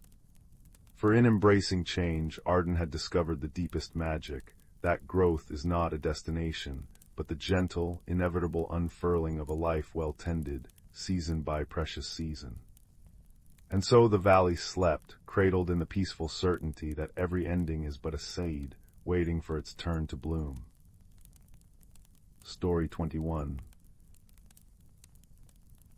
The soft hum of the Starlight Haven's engines always reminded Leela of her grandmother's old lullabies, a gentle, steady rhythm that wrapped around the space station like a warm quilt. Outside the observation dome, stars glittered like spilled sugar across velvet darkness, but inside, the garden level bloomed with life. Leela, a small girl with tousled brown hair, knelt beside a bed of moon violets, their petals glowing faintly in the artificial twilight. She missed Earth's open skies, missed the chatter of friends left behind when her botanist father took this posting. Here, among the hydroponic ferns and whispering air vents, loneliness clung to her like static. One evening, as she watered a cluster of stardust orchids, a flicker of movement caught her eye. Behind a curtain of weeping willows, something glimmered, a creature no taller than her knee, with 6 slender limbs and skin like liquid silver. It pulsed with soft, bioluminescent light, casting shifting patterns of blue and lavender on the leaves. Leela froze, heart pounding. The creature's large, pupil-less eyes widened, and it emitted a series of chimes, high, fluting notes that trembled like wind through crystal. Fear spiked through Leela. She'd heard stories of dangerous aliens from the outer sectors. Instinctively, she raised her watering can like a shield. The creature, Zephyr, though Leela didn't know its name yet, shrank back, its light dimming to a nervous gray. On its homeworld, Xylo's raised objects signaled aggression. To Zephyr, this small human was a giant threatening harm, not a lonely child startled by beauty. It retreated into the foliage, leaving only a trail of fading light and the scent of ozone. For days they danced this wary ballet, Leela tending her plants, Zephyr watching from shadows, both misunderstanding each other's silence as hostility. Leela left out a dish of nutrient gel, hoping to coax it closer, but Zephyr interpreted it as a trap. Its chimes grew mournful, echoing Leela's own sigh as she whispered to the orchids, "Why won't it understand I just want to talk?" Then came the storm. Not thunder or rain, but a solar flare, a silent tsunami of energy crashing against Starlight Haven's shields. Alarms blared, sharp and insistent, shattering the garden's peace. Lights flickered wildly, casting jagged shadows. The air turned icy as life support systems faltered. Vines withered, blossoms drooped. Layla stumbled, breath fogging before her, and tripped over a root. Pain shot through her ankle as she fell against the control panel, its screen flashing red, oxygen levels critical in sector gamma. She was trapped, the exit sealed by a malfunctioning door. Fear, cold and heavy, settled in her chest. "Help," she cried, but her voice was swallowed by the wailing sirens. From the gloom, Zephyr emerged. Its light flared bright as a miniature star, illuminating Layla's tear-streaked face. For a heartbeat they locked eyes, human fear meeting alien uncertainty. Then Zephyr chimed, a cascade of urgent, staccato notes. It pointed a delicate limb at the sparking panel, then at its own chest, light pulsing rhythmically. Layla's fear ebbed, replaced by a dawning realization. It's trying to communicate. She mimed twisting a valve, pantomimed choking. Zephyr trilled in recognition, a sound like raindrops on tin. On Xylos, such gestures meant cooperation. It skittered forward, pressing its palms against the panel. Where it touched, circuits flared to life, glowing with borrowed energy from its body. But the system needed more, a manual override deep in the station's cold, dark maintenance shafts. "Can you light me?" Leela asked, hobbling up. Zephyr's light warmed to gold, agreement. Together they navigated the shuddering corridors, Zephyr's glow a beacon in the darkness. When Leela's ankle gave way on a ladder, Zephyr caught her with surprising strength, its limbs cool but steadying. In the cramped control room, Leela deciphered schematics while Zephyr interfaced with exposed wires, its light flickering as it channeled energy. A misunderstanding almost doomed them. Leela reached to adjust a coil, but Zephyr chimed a warning. The gesture mirrored a Xylosian insult. Leela paused, hand trembling. "Show me," she whispered. Zephyr demonstrated, tapping the coil gently with a pattern of light. Leela mirrored it exactly. The coil hummed, systems stabilizing. Together they rerouted power, warmth flooding back into the station. Afterward they sat in the restored garden, bathed in the soft glow of emergency lights. Leela shared a honey cake from her pocket. Zephyr, after cautious sniffing, emitted delighted chimes and offered a shimmering seed pod that tasted of starlight and cinnamon. Through gestures, drawings in the soil, and shared laughter, they learned. Leela discovered Zephyr was a stowaway, fleeing a dying world, drawn to the station's gardens by homesickness for Xylos's luminous forests. Zephyr learned Leela's loneliness, her love for growing things. When Zephyr's light dimmed with exhaustion, Leela wrapped it in her sweater, humming a lullaby. Its answering chimes wove into the melody, a duet of trust. Weeks later, the station buzzed with a new harmony. Zephyr, now a welcomed resident, helped tend the gardens, its light nurturing plants no human tool could revive. Leela taught at Earth Games, Zephyr shared Xylosian star maps. One quiet evening, as they watched nebulas swirl outside the dome, Zephyr chimed a question, a rising, hopeful note. Leela smiled, understanding without words. She placed her hand over Zephyr's, human warmth meeting alien luminescence. "Yes," she whispered. "This is friendship." And in that moment, under a canopy of distant suns, two lonely souls from different corners of the cosmos found a truth brighter than any star. That kindness is a universal language, and that every ending is just a new beginning when shared with a friend. The stars twinkled their approval as peace settled over Starlight Haven, warm and deep as a dream. Story 22. Story 23. The village of Willowbrook nestled in a valley, where twilight lingered like a contented sigh. Chimneys puffed vanilla-scented smoke, cobblestone paths glistened with dew, and every garden gate bore polished brass hinges that sang when opened. Young Theo lived in a cottage draped in honeysuckle, where his grandmother taught him the language of bees and the patience of growing things. But one autumn morning, Willowbrook awoke to peculiar whispers rustling through the maple trees. Garden gates stood mysteriously ajar, prize-winning pumpkins had vanished overnight, and delicate patterns of frost, unseasonably early, etched windows in spirals that melted by breakfast. Theo noticed something others missed, tiny silver paw prints, no larger than hazelnuts, glittering near the disturbed earth. "It's as if the stars themselves tiptoed through our gardens," he murmured to his grandmother. She stirred a pot of spiced cider, her eyes crinkling. "Mysteries, my dear, are like tangled yarn. Find the gentlest thread, and the whole knot unravels." She handed him a magnifying glass forged from enchanted ice, clear as mountain air and cold as a snowflake's kiss. That evening Theo waited beneath the old oak, where fireflies scribbled golden poems in the dusk. He laid out a saucer of honey-drizzled oats, hoping the unseen visitor might return. Midnight chimed from the town clock when a soft chime, like icicles tapping glass, filled the air. A creature emerged, no taller than Theo's knee, with fur like frosted thistledown and eyes like liquid moonlight. It nibbled the oats, shivering. "You're cold," Theo whispered, noticing how its breath crystallized in the air. The creature, a frost sparrow named Lumi, trilled a sorrowful melody. Theo understood. Her nest in the northern glaciers had melted, and she'd flown south seeking refuge, accidentally brushing gates with her icy wings and borrowing pumpkins to rebuild her home. Together they visited Elder Bramble, a tortoise whose mossy shell held maps of forgotten seasons. He hummed, "Winter's heartbeat grows faint when warmth lingers too long. Lumi needs a haven where frost and kindness meet."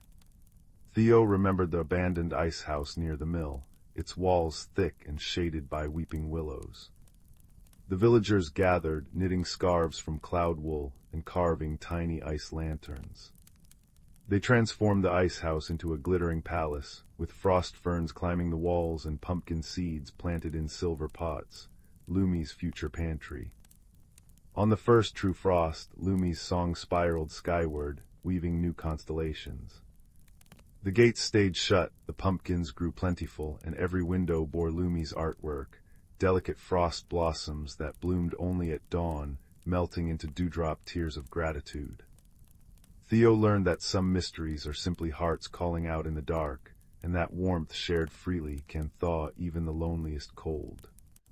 As Willowbrook slept beneath quilts of starlight, the ice house glowed like a fallen moon, cradling dreams as soft as thistledown and as bright as a frost sparrow's sigh. Story 24.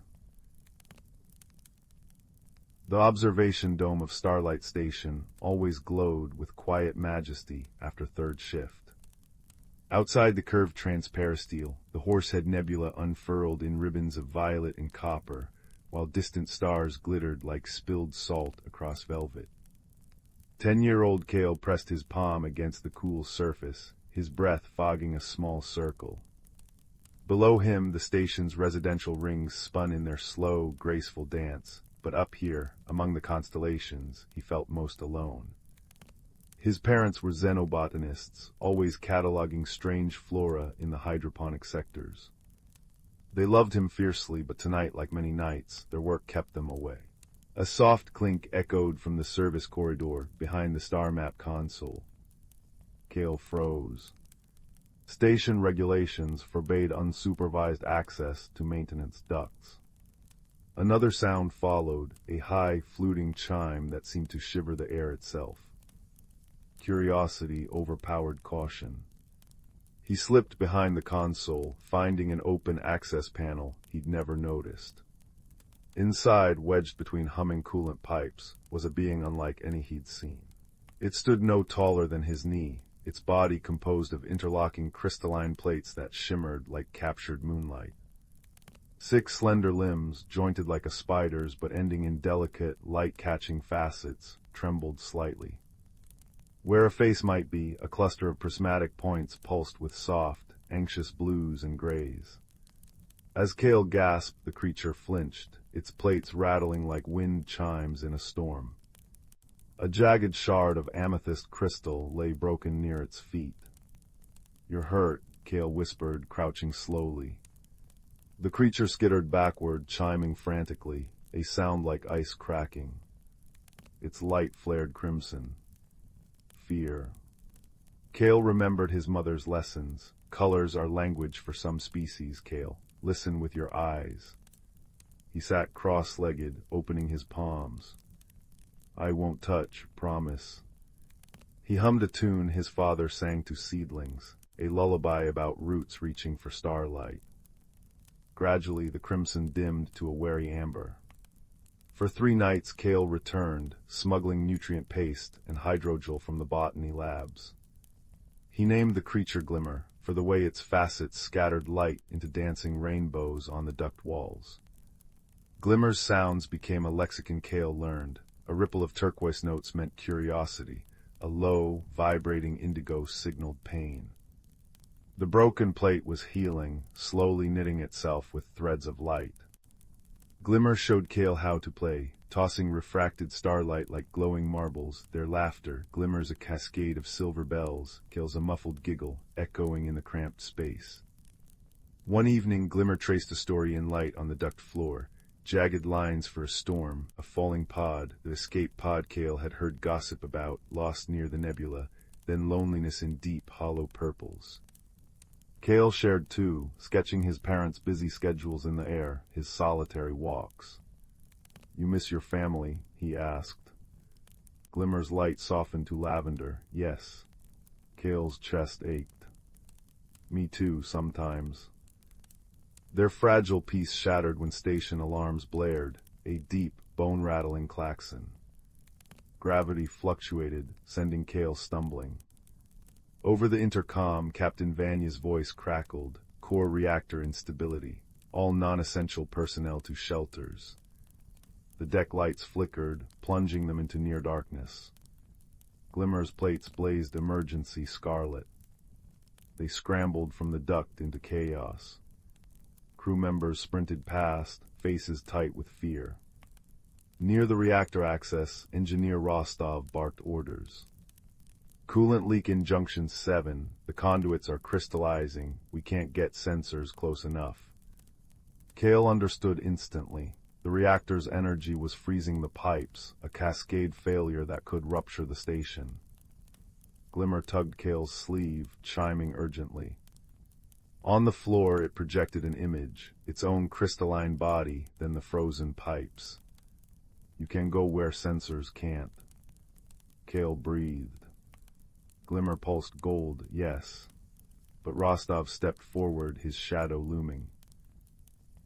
"What's that thing, contraband fauna, this sector's restricted boy?" Glimmer shrank back, plates clattering. Cale stood protectively in front of it.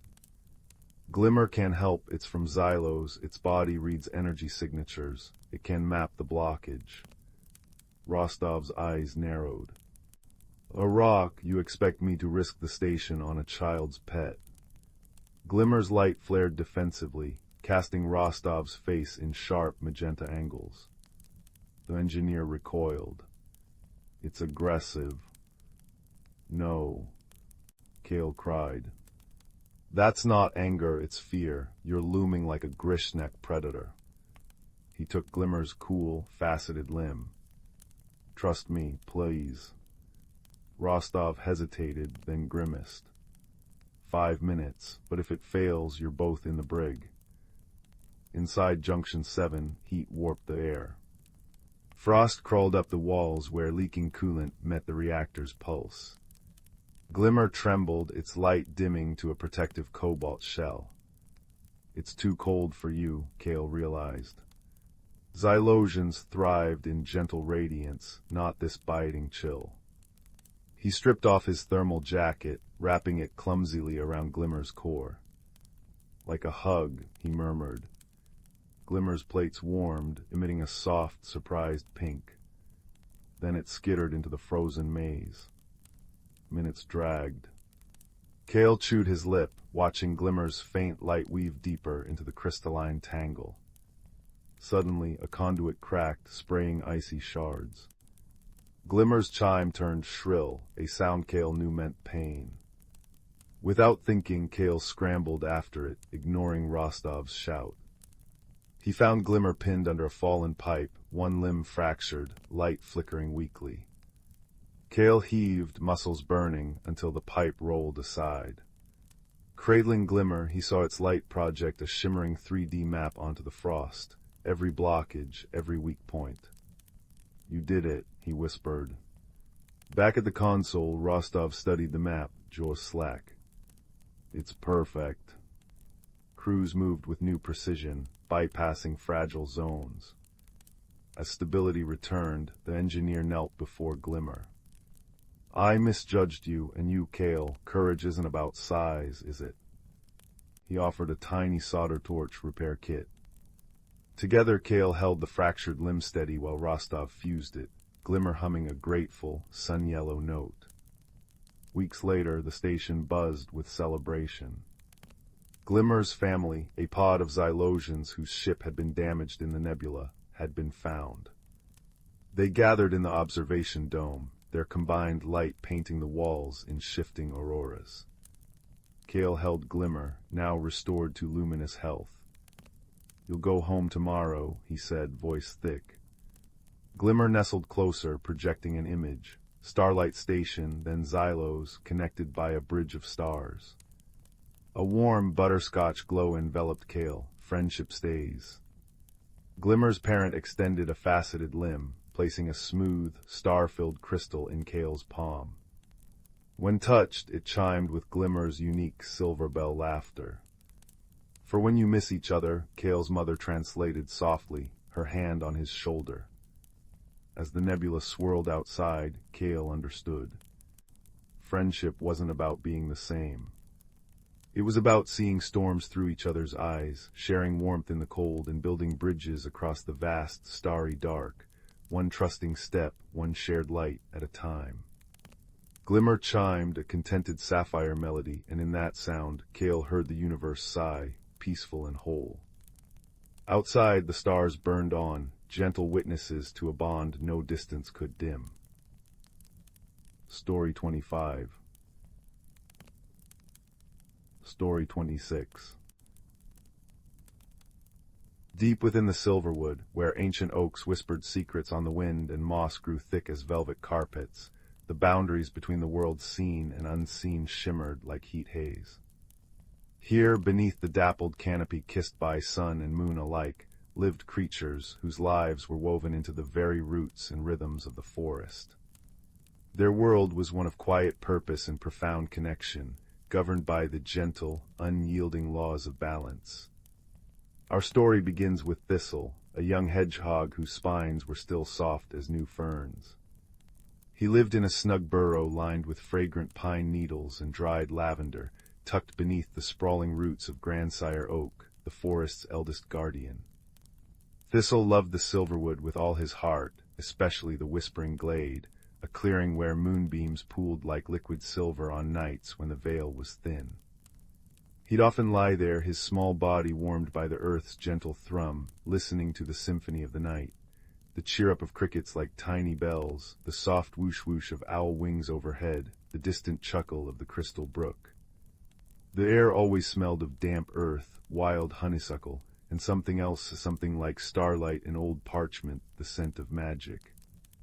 Thistle's best friend was Pip, a quick-witted dormouse with fur the color of toasted hazelnuts and eyes that sparkled with mischief. Pip's home was a woven nest high in a hazel thicket, a cozy sphere that swayed gently with the breeze. Together they explored hidden pathways known only to the forest kin, tunnels beneath towering foxgloves, mossy bridges over sparkling rivulets, and sun-dappled clearings where butterflies danced on beams of light. They learned from Mosscloak, the ancient badger whose fur held streaks of frost, and whose voice rumbled like stones tumbling in a deep river. Mosscloak taught them the language of roots, how the trees spoke of thirst through thirsty leaves, and of contentment through deep, slow growth. He showed them the weaver spiders, tiny creatures whose webs, spun with threads of pure moonlight, shimmered with captured dew, and held the fragile weather patterns in place. A strong, healthy web meant gentle rains, a tattered one foretold storms needing mending. All is connected, little ones, Mosscloak would intone, his breath smelling of wild garlic and damp earth. The beetle that turns the soil feeds the roots that feed the tree that shelters the bird whose song lifts the spirit. The rain that falls is drunk by the earth, breathed out by the leaves, and gathered again by the clouds. To harm one thread is to weaken the whole tapestry. His words were not a lecture, but a truth as tangible as the cool moss beneath their paws. The Silverwood's magic was deeply tied to the turning wheel of the seasons, watched over by ancient guardians. Spring was ushered in by the Bloom Maiden, a spirit seen only as a shimmer of warmth and the scent of new petals, who coaxed life from slumbering seeds. Summer belonged to the Sun Singer, whose presence was felt in the drowsy hum of bees and the heavy perfume of roses. Autumn was guided by the Amber Weaver, painting the leaves in fiery hues and filling the air with the crisp scent of fallen apples and wood smoke. And winter was the domain of the Frost Spinner, a quiet, watchful spirit who laid down blankets of sparkling snow and hushed the world in crystalline silence. One unseasonably chilly evening, just as the first blush of spring should have been painting the Silverwood, a deep frost descended. It wasn't the gentle, expected frost of late winter, but a biting, unnatural cold that crept in silently during the deepest dark. Thistle awoke shivering in his burrow, his breath puffing white in the air. Outside, the world was eerily silent. The usual dawn chorus of birds was absent. The vibrant green moss crunched underfoot, frozen stiff. Delicate buds on the hawthorn bushes were encased in ice, their promise of blossom trapped and fragile. Even the crystal brook seemed to flow sluggishly, its cheerful babble muted. A profound sense of wrongness hung heavy in the frozen air, smelling sharply of iron and dead leaves. Fear, cold and sharp, pricked at Thistle. He scurried to Pip's hazel thicket, finding his friend shivering violently within her frozen nest. "Pip, what's happening?" "The Frost Spinner," Pip chattered, her tiny teeth clacking. "She came too soon or stayed too long. The balance is broken, Thistle. The Bloom Maiden cannot wake the earth like this." They sought Mosscloak, finding him pacing heavily at the entrance to his deep set. His usually wise eyes were clouded with worry. "This cold bites deep, deeper than it should," he rumbled, his breath frosting the air thickly. "It clings to the roots, threatens the sleeping seeds. If the thaw does not come soon, the spring awakening will fail. The Silverwood will starve." "But what can we do?" Thistle asked, his small voice trembling despite his resolve. He felt insignificant against the vast, unnatural cold. Mosscloak lowered his great head. "We remember, we seek the wisdom woven into the forest's memory. The Frost Spinner is not cruel, only lost in her own season. Something has disturbed her rhythm." He nudged Thistle gently with his snout. "Go to the whispering glade, little Thistle. Lie on the heartstone at its center. Listen, not just with your ears, but with your heart, your roots. The Silverwood remembers everything. Listen for the story beneath the frost." Braving the piercing cold, Thistle and Pip made their way to the whispering glade. The moon, usually bright here, was veiled by thick, icy mist. The silver pool was frozen solid. Thistle scrambled onto the smooth, ancient stone at the glade's heart, the heartstone, warmed faintly even now by the earth's deep fire. Pip curled up beside him, sharing what little warmth they had. Thistle closed his eyes, pressing his small body against the cold stone, trying to still his shivering and his fear. He breathed in the frozen air, tasting its metallic tang, and focused. Listen. At first, there was only the oppressive silence and the crackle of frost expanding. Then faintly, like the echo of a sigh through distant trees, he felt it. Not a sound, but a feeling. A memory deep and old, flowing up from the stone into his paws. He saw flashes, not of this unnatural freeze, but of a time long past, when a great storm had ripped through the silverwood, tearing branches and silencing the birds. The forest had grieved, the frost spinner had lingered too long in her sorrow, mistaking mourning for her season. Then he felt the memory of warmth, not sunlight, but a different kind. A warmth born of togetherness. He saw the creatures, large and small, gathering in the whispering glade despite the cold. Badgers, hedgehogs, mice, rabbits, even the shy deer stepping from the shadows. They had gathered around the hearthstone, not to demand, but to offer. They sang. Not songs of joy, but songs of comfort, of remembrance for the lost, and quiet hope for the renewal they knew must come. Simple songs, hummed, chirped, rustled in the stillness. They shared warmth, huddling close. They offered stories of resilience, the seed that survives the winter, the stream that flows under the ice. And as they offered this warmth, this quiet faith, the memories showed the unnatural frost beginning to soften. Not vanish, but yield. The frost spinner, drawn by the collective pulse of life and hope, had remembered her place in the great dance. She had gently withdrawn, allowing the bloom maiden's tentative warmth to finally reach the frozen earth. Thistle opened his eyes, the memory fading but the understanding burning bright within him. Pip, it's not about fighting the cold, it's about remembering the warmth inside, the warmth of being together, of hope. The frost spinner needs reminding that life waits beneath. Hope sparked in Pip's eyes, thawing her fear. We need to gather everyone, like in the memory. Word spread through the frozen forest like the first trickle of meltwater. A soft tapping from woodpeckers became a drumbeat of summons. Rustlings in the undergrowth grew purposeful. Whispers carried on the frigid air to the glade.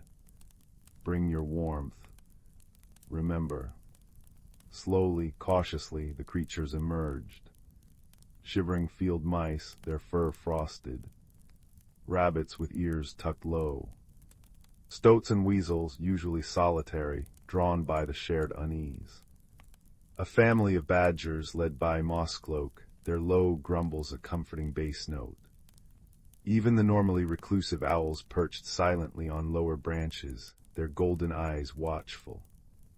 Deer stepped delicately into the clearing, their breath pluming like gentle ghosts. They gathered around the hearthstone, a huddled mass of fur, feather, and quiet resolve against the biting cold. There was no grand speech, no demand. Mosscloak simply began. He hummed a deep, resonant sound that vibrated through the frozen ground and up Thistle's paws, warming him from the inside. Thistle joined in, a softer hum resonating from his small chest. Pip began a rhythmic chitter, a sound like pebbles skipping on water. A robin perched on a frosted branch tentatively sang a few pure, clear notes. One by one, others added their voices, the chirp of a cricket, the rustle of a squirrel's tail against bark, the gentle stomp of a deer's hoof. It wasn't a perfect melody, it was a tapestry of sound, woven from the simple presence and shared breath of the forest kin. They huddled closer, sharing body heat, the larger creatures sheltering the smaller. Stories were shared in whispers, tales of past springs, of resilient roots, of the inevitable return of the sun. Thistle closed his eyes again, focusing not on the cold, but on the warmth radiating from the creatures around him. He felt Pip pressed against his side, Mosscloak's solid bulk nearby, the collective heartbeat of the silverwood pulsing against the frost. He thought of the unfurling ferns waiting beneath the ice, the sleeping ladybugs in their crevices, the patient bulbs dreaming of daffodils. He poured that feeling that deep, abiding certainty of life's persistence into his quiet hum. Something shifted. It wasn't a sudden thaw, but a subtle lessening of the cold's bite. The heavy metallic scent began to lift, replaced faintly, ever so faintly, by the damp, green promise of earth. High above, the thick veil of icy mist seemed to thin. A single brave shaft of moonlight pierced through, striking the frozen pool in the whispering glade. It landed not on solid ice, but on a patch where the frost had turned translucent, revealing dark water swirling sluggishly beneath. A collective sigh, warm and alive, rippled through the gathered creatures. The frost spinner hadn't left, but she had stepped back. They felt her presence now not as an oppressive force, but as a watchful guardian pausing at the edge of the glade. The unnatural, iron-hard grip of the cold was softening into the crisp, clean chill of a proper winter's night yielding to dawn. They kept their vigil through the remaining dark hours, their shared song a soft, constant thrum against the silence. As the first true blush of dawn began to stain the eastern sky, pale pink and gold, the frost on the grass began to sparkle differently, not with the hard glitter of ice, but with the soft glow of dew returning. The frozen buds on the hawthorn seemed to relax, the ice receding like a sigh. And then the most beautiful sound of all, a single clear trill from a song thrush perched high in grandsire oak. It was hesitant at first, then grew stronger, a declaration of life undimmed. The frost spinner's presence faded completely, a final whisper of cold air brushing past like a parting touch. In her place, a gentle warmth began to seep into the ground, carried on the first true breath of spring. The bloom maiden's touch, finally reaching the silverwood. The ice on the crystal brook cracked with a sound like tiny bells, and its joyful babble returned, louder and more insistent. Droplets of water, freed from frozen leaves, began to fall, pattering softly on the unfurling moss below. The air filled with the scent of thawing earth, sweet and rich, mingling with the damp wood and the faint perfume of waking flowers. The creatures dispersed slowly, their steps lighter, their bodies warmed by shared effort and the returning sun. Thistle and Pip watched the sunrise paint the silverwood in hues of gold and emerald. New green shoots were already pushing bravely through the softened earth where the frost had retreated. Mosscloak lumbered over to them, his eyes clear and wise once more. He nudged Thistle gently. "You listened well, little one. You remembered what the forest needed us to remember. The deepest warmth isn't just from the sun, but from the heart of the community. The strongest magic is the shared belief in renewal. The frost spinner guards the sleep, but she also listens for the song of awakening." As the silverwood stretched and yawned into its true spring, life bursting forth with renewed vigor, the lesson echoed in every rustle of leaf and every bird song. Balance wasn't stillness, but a dance. Harmony wasn't silence, but the beautiful, interconnected symphony of countless lives, each thread vital, each voice contributing to the enduring song of the ancient forest. And on nights when the veil shimmered thin, if you lay very still in the whispering glade, pressing your ear to the warm heartstone, you might just hear the echo of that humble, powerful song, the song of warmth remembered, sung into the teeth of the frost, a lullaby of resilience passed down through roots and generations, forever woven into the magic of the silverwood. Hush now, little one, and listen. The forest dreams, balanced and whole. Sleep well. Story 27. Story 27. Milo had always been the quiet boy who listened more than he spoke, the one who noticed how dew clung to spiderwebs like scattered diamonds, and how willow branches traced secret messages on the river's surface. His village nestled in the crook of the Whispering Hills, where chimney smoke curled into plum-colored dusks and fireflies danced in the meadows. Yet Milo felt a restless pull, a sense that the world held more than flower-dusted bakeries and the clang of Old Man Hemlock's blacksmith forge. He found solace along Pebblebrook Creek, where water chuckled over smooth stones and kingfishers flashed like blue flames. It was there one amber afternoon that he discovered the stone. Not just any stone. This one sat apart on a bed of velvety moss, warm as a bread roll fresh from the oven. Its surface resembled crystallized honey, swirling with veins of molten gold that pulsed faintly, like a sleeping heartbeat. When Milo's fingers brushed it, a shiver of pure wonder raced up his arm. The air hummed, a low, resonant chord that made the cattails sway in time. He tucked it into his pocket, unaware that the stone had chosen him as much as he'd chosen it. That night the stone glowed beneath his pillow, painting his dreams with visions of emerald forests where trees walked and stars sang. It whispered without words, tugging him toward the ancient wildwood bordering the village, a place adults avoided, muttering about lost paths and tricksy shadows. But Milo trusted the stone's gentle warmth. At dawn, with a knapsack of apple slices and courage, he slipped into the woods. The wildwood breathed differently. Sunlight filtered through canopies in liquid gold pools, illuminating ferns unfurling like fairy fans. Butterflies with stained glass wings drifted past, and the scent of damp earth and crushed pine needles wrapped around Milo like a cloak. Yet the deeper he wandered, the stranger it grew. Moss-covered boulders reshaped themselves when he blinked, and a brook flowed upward in shimmering spirals. He was admiring a waterfall that cascaded silently, its droplets hanging frozen midair like crystal beads, when a twig snapped. Milo whirled around. Towering before him was a creature of bark and vine, 8 feet tall, with eyes like polished river stones and antlers woven from living oak branches. Moss draped its shoulders like a shaggy mantle, and roots knotted into massive feet. Milo froze, heart drumming.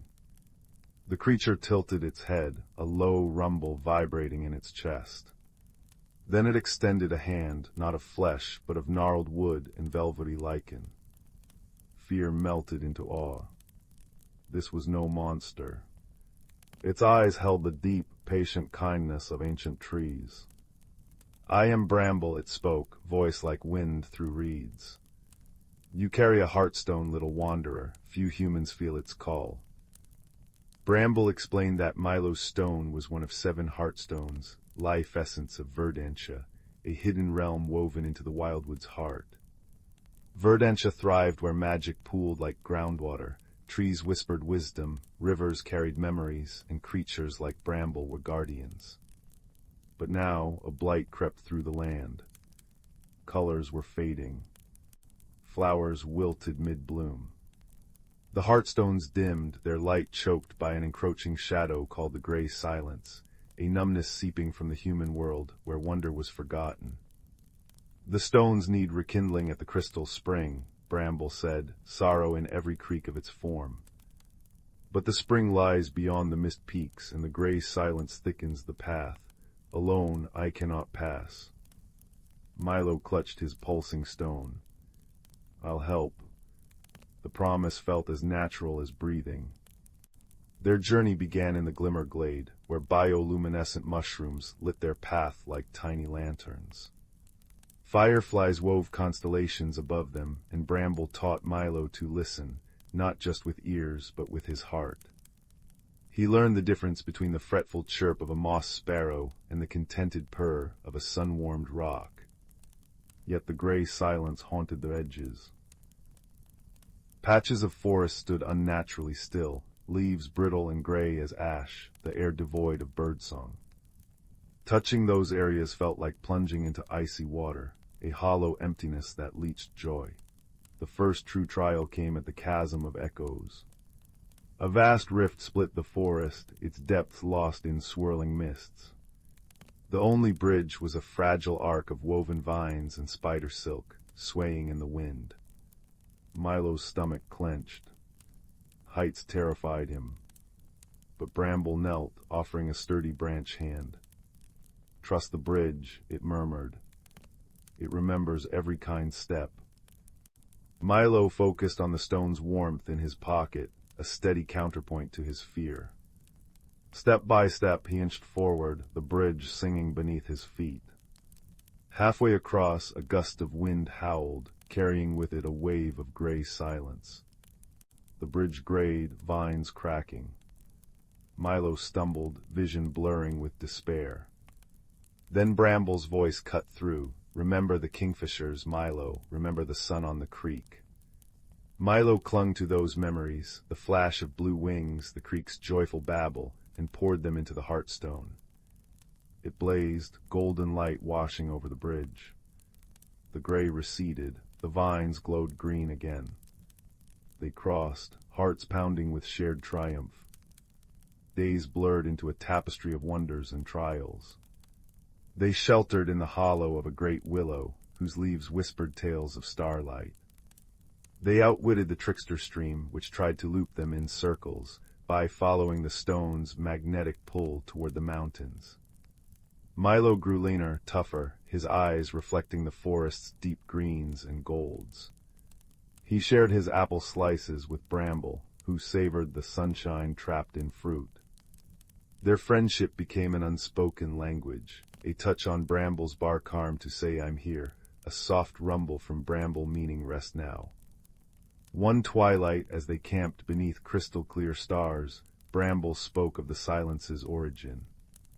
It grows where humans stop seeing magic, where streams become just water, forests just timber. Your stone called you because you still see, Milo. You feel the heartbeat in the world. Milo thought of his village, of hurried adults who never paused to watch a spider spin silk. A fierce determination kindled in him. He would make them see. The mist peaks loomed ahead, jagged spires wreathed in perpetual cloud. The air thinned, bitingly cold. Here the gray silence didn't creep, it roared. Icy winds carried whispers of pointless, hopeless, alone. Bramble's steps grew heavy, moss frosting over. Milo's fingers numbed, but he pressed the heartstone to his chest, focusing on Verdanche's fading beauty. The luminous glade, the singing waterfall, Bramble's eyes holding galaxies of green. The stone flared, a tiny sun against the gloom. The final ascent was a sheer ice wall. Bramble anchored itself, roots digging deep, forming handholds for Milo. Climb, little wanderer, the spring is near. Milo scaled the ice, every muscle burning, the gray silence screaming in his mind. You're too small. You'll fail. But Bramble's trust was a lifeline. He reached the summit and gasped. Before him lay the crystal spring, a basin of liquid light nestled in a crater of pure quartz. Rainbows danced in the mist above it. But the spring's glow was feeble, its waters murky. 6 other heartstones lay dull and cold on its rim. And the gray silence hung thickest here, a suffocating fog-leaching color from the quartz. As Milo approached, the fog coalesced into shifting shapes, his father's dismissive shrug when Milo spoke of silly wonders, villagers scoffing at childish daydreams. The gray silence was forgetting. It was the weight of unbelief. Milo placed his heartstone beside the others. Nothing happened. Panic fluttered. Had he come all this way for nothing? Then Bramble's voice, strained but steady, echoed from below. Remember the stories, Milo, tell the spring.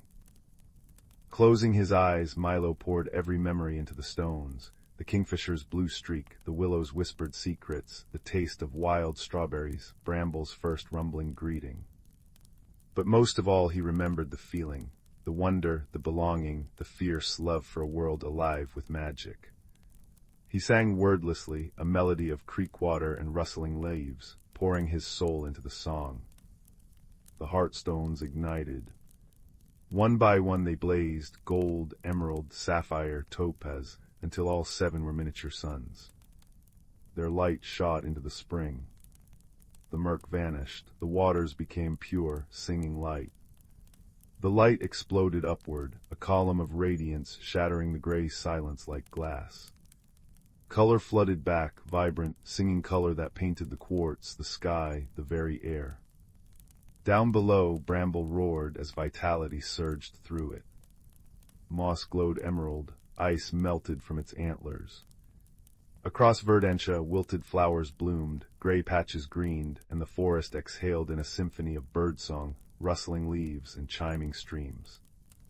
Milo returned to the spring's edge, exhausted but radiant. Bramble joined him, its eyes shining. You didn't just rekindle the stones, little wanderer, you rekindled belief. The spring flows from the heart of all who cherish the world's magic. You are Verdanche's keeper now. The journey back was a celebration. Verdanche flourished brighter than before. Glowworms lit their path in joyous processions. Trees bent branches to offer ripe, glowing fruit. At the wildwood's edge, Bramble knelt. Your village needs you, but Verdanche is always with you. It snapped a small, living twig from its antler, a tiny oak sapling with shimmering leaves. Plant this where you listen best. When you tend it, you tend us all. Milo emerged from the wildwood at sunset. The village seemed smaller, quieter, yet changed. Or perhaps he was. He planted the sapling by Pebblebrook Creek. As he cupped water to its roots, the heartstone in his pocket pulsed warmly. The sapling shivered, leaves catching the last light like captured stars. Weeks passed. Milo tended the sapling, whispering stories of Verdanche. Slowly, villagers noticed. Children gathered first, mesmerized by the tree that hummed faintly and shimmered at dawn. Then old man Hemlock paused, hammer forgotten, as a butterfly with brambles' mossy colors landed on his anvil.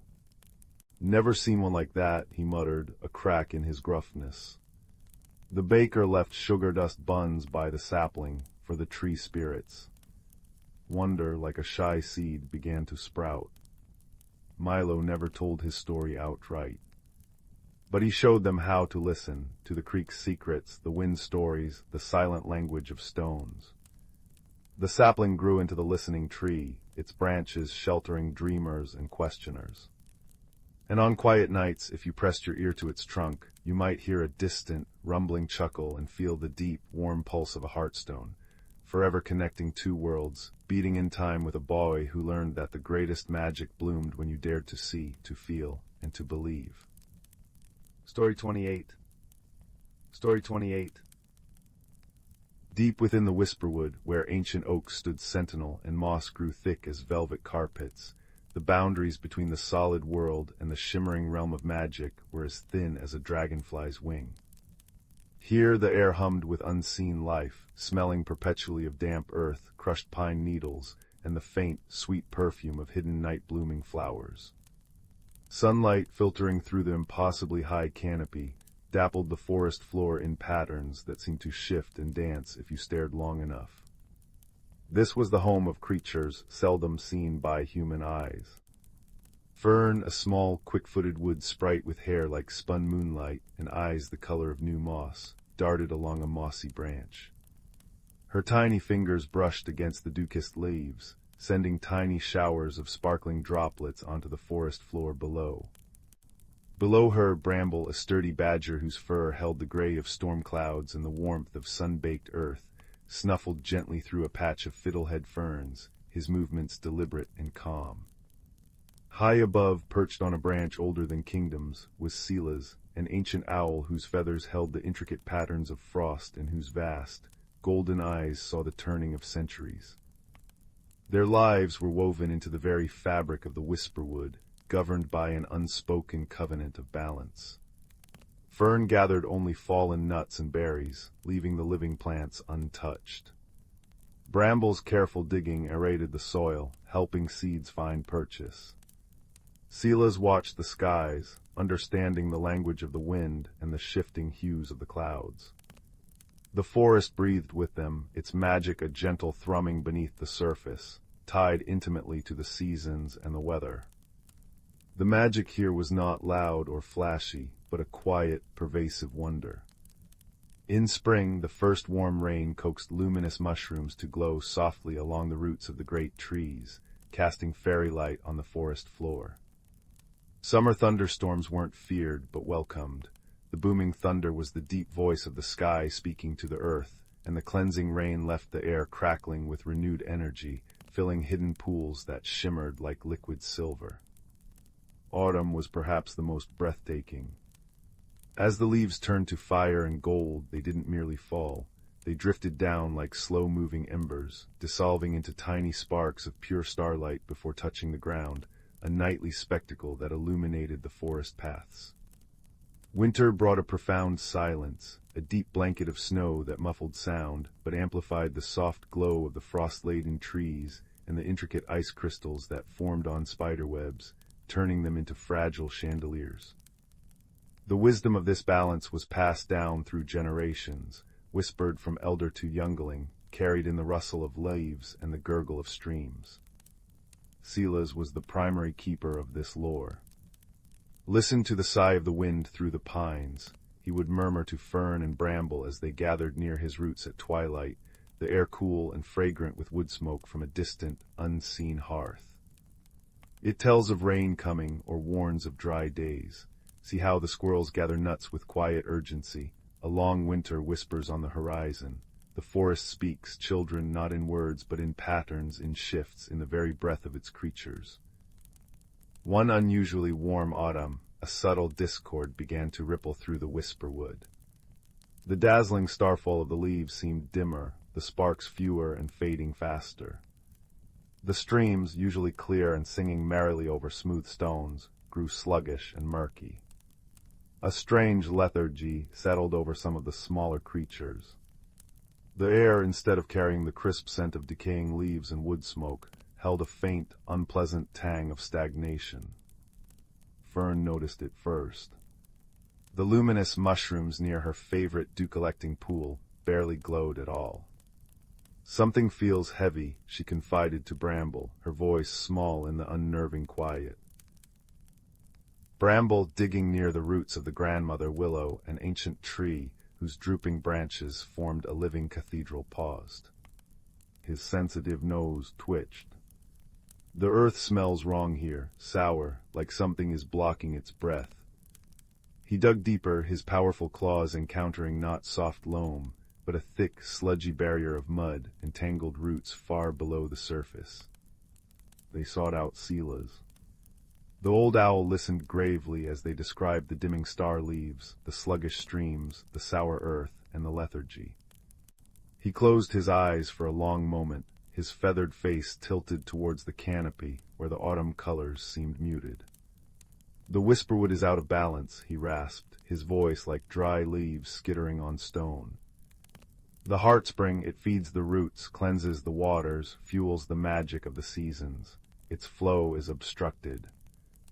The heartspring was a legendary place, whispered of but rarely seen, a hidden source deep within the oldest part of the forest, where pure, magical water bubbled from the earth itself, weaving its life-giving force through the entire network of roots.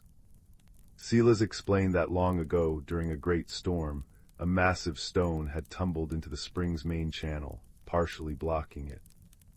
"The elders of my elders knew of it," Silas said, his golden eyes reflecting the worry in fern and bramble's faces.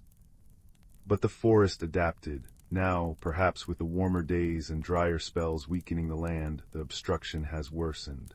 The lifeblood of the whisperwood is slowing." Fern felt a flutter of fear, cold despite the unseasonable warmth. "What can we do, Silas?" "We must clear the channel," Silas stated. "But it is deep and the stone is immense. Strength alone will not move it. We need the wisdom of the water, the patience of the earth, and the cooperation of the forest." Hope sparked in Bramble's dark eyes. "I can dig. My claws are made for earth." "And I am small and quick," Fern added, her voice gaining strength. "I can find the way through the roots, see what needs to be done." Silas nodded slowly. "Go, follow the most sluggish stream upstream. It will lead you towards the source of the blockage. Listen to the water's murmur. It will guide you. I will watch over the forest and send word to others who can help." He ruffled his feathers. "Remember the old ways, little ones, patience, observation, harmony." Their journey led them deeper into the whisperwood than either had ever ventured. The air grew thick and still, the usual chorus of birdsong replaced by an uneasy silence. The trees here were colossal, their gnarled roots forming arches and tunnels. They followed the sad, slow stream, its water dark and choked with silt. Fern scampered lightly over roots, her keen eyes scanning the terrain, feeling the faint, distressed tremor in the life force of the plants. Bramble moved steadily beside her, his powerful body pushing through dense undergrowth, his nose constantly testing the air. After hours of travel, the ground began to slope downwards. The sound of water grew louder, not a cheerful babble, but a frustrated gurgle and splash. They emerged into a hidden glade, bathed in the dim, late afternoon light filtering through the dense canopy. In the center, surrounded by weeping ferns and moss-covered boulders, was the heartspring, or what remained of it. Instead of a clear, bubbling pool feeding a strong stream, they saw a murky basin. The water welled up sluggishly, then pooled, thick and brown, before trickling weakly over a lip choked with debris. And there, jammed firmly into the narrow stone channel where the water should have flowed freely, was a massive, moss-covered boulder. Tendrils of thick, choking mud oozed around it. "It's huge." Fern breathed, her heart sinking. Bramble approached cautiously, sniffing the stagnant water. "The earth here is sick," he rumbled. "Hard-packed and sour." They remembered Silas's words. "Strength alone will not move it." Bramble began to dig around the edges of the boulder, carefully loosening the impacted mud and silt, his claws working with surprising delicacy. Fern scurried around the spring basin, studying the flow, the roots, the position of the stone. She dipped her tiny hand into the water near the obstruction. It felt cold and lifeless. She closed her eyes, trying to quiet her mind, to listen as Silas had taught. Gurgle, splash, thud, the water's frustrated rhythm seemed to form a pattern. Gurgle, splash, thud, she focused on the thud. It wasn't the water hitting the stone, it was an echo from behind it. "Bramble," she called softly. "The water, it's pushing against the stone, but there's a space behind it. It's hollow. If we can just loosen it enough, the water's own pressure might help push it aside." Bramble paused, panting slightly. "Clever little sprite, you have the water's wisdom." He redoubled his efforts, carefully excavating the mud from the downstream side of the boulder, creating a channel for the trapped water to flow once the stone shifted. Fern climbed onto the slippery rock itself, using her small hands to pull away clumps of choking algae and mud from its surface and the crevices where it met the channel walls. It was painstaking, muddy work. The air hung heavy with the smell of decay. As twilight deepened, painting the sky in bruised purples and oranges visible in patches through the canopy, other creatures, summoned by Silas's silent call, arrived. A family of patient beavers, masters of water and wood, assessed the situation with their sharp teeth and strong tails. A colony of industrious ants, understanding the importance of clear pathways, began meticulously carrying away tiny particles of loosened earth bramble dislodged. Even the fireflies, sensing the need for light, gathered, their soft greenish-yellow glow illuminating the work area like living lanterns. They worked together not with force, but with focused cooperation. The beavers gnawed strategically at a thick root that had grown around part of the boulder, anchoring it further. The ants cleared the loosened debris. Bramble dug with tireless determination. Fern directed, pointing out where the mud was thickest, where the water seemed to pulse most strongly against its prison. Hours passed. The moon rose, casting long, silvery shadows. Finally, with a deep, wet-sucking sound, the massive boulder shifted. Just an inch. Then another. Bramble put his full strength against it, bracing his powerful hindquarters.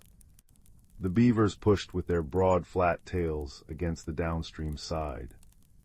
Fern and the ants scrambled clear. "Crrrrack." The sound echoed through the glade. The boulder rolled ponderously, grating against stone, and settled with a heavy thud into a new position, partially out of the main channel. For a heart-stopping moment, nothing happened. Then a trickle of clearer water seeped around the edge of the stone. It grew stronger, washing away the loosened mud. With a sudden joyous rush, the pent-up water from the heart spring surged through the newly opened gap, sweeping away debris, scouring the channel clean. It cascaded down the newly cleared path, clear and sparkling even in the moonlight, singing a triumphant song as it went. A collective sigh seemed to ripple through the glade. The stagnant smell lifted, replaced by the fresh, clean scent of moving water and wet stone. The fireflies danced in celebration. The beavers slapped their tails in approval. The ants marched in triumphant lines.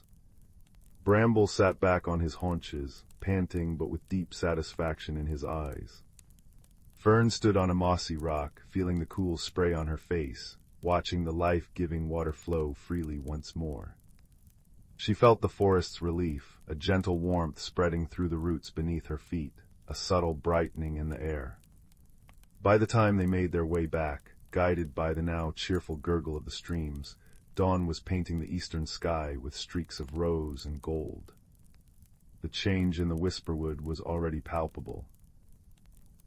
The air felt lighter, crisper, carrying the sweet, familiar scent of autumn leaves and damp earth. The streams ran clear and fast, their music restored. And as the first rays of sunlight touched the highest branches, the falling autumn leaves ignited. Not just with color, but with their inner magic. They drifted down, countless embers transforming into brilliant, shimmering sparks of purest starlight, brighter and more numerous than Fern had ever seen. They filled the air with a gentle, luminous rain, catching the dawn light, turning the entire forest into a cathedral of living light and peace. Silas awaited them near the grandmother Willow. He didn't speak but bowed his great head deeply, his golden eyes holding a depth of gratitude and pride that needed no words. Exhausted but filled with a profound sense of peace, Fern curled up in a bed of soft, fragrant moss beneath the willow. Bramble settled nearby, his fur warmed by the rising sun. The gentle murmur of the clean stream nearby was a lullaby. The star leaves continued their slow, luminous dance to the forest floor, casting shifting patterns of soft light on the moss. The whisperwood breathed again, its balance restored. The hidden creatures returned to their gentle tasks, their lives once more woven seamlessly into the ancient rhythm of the seasons. The wisdom of the elders, the cooperation of the many, and the quiet magic of nature itself had mended the tear.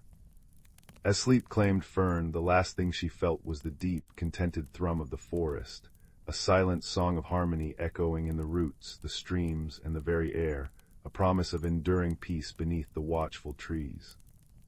The gentle light of the star leaves bathed her sleeping form, a warm, comforting blanket woven from the heart of the ancient wood. All was well. Story 29. Story 30. Story 31. Story 32. Story 33. Story 34. Story 35. Story 36.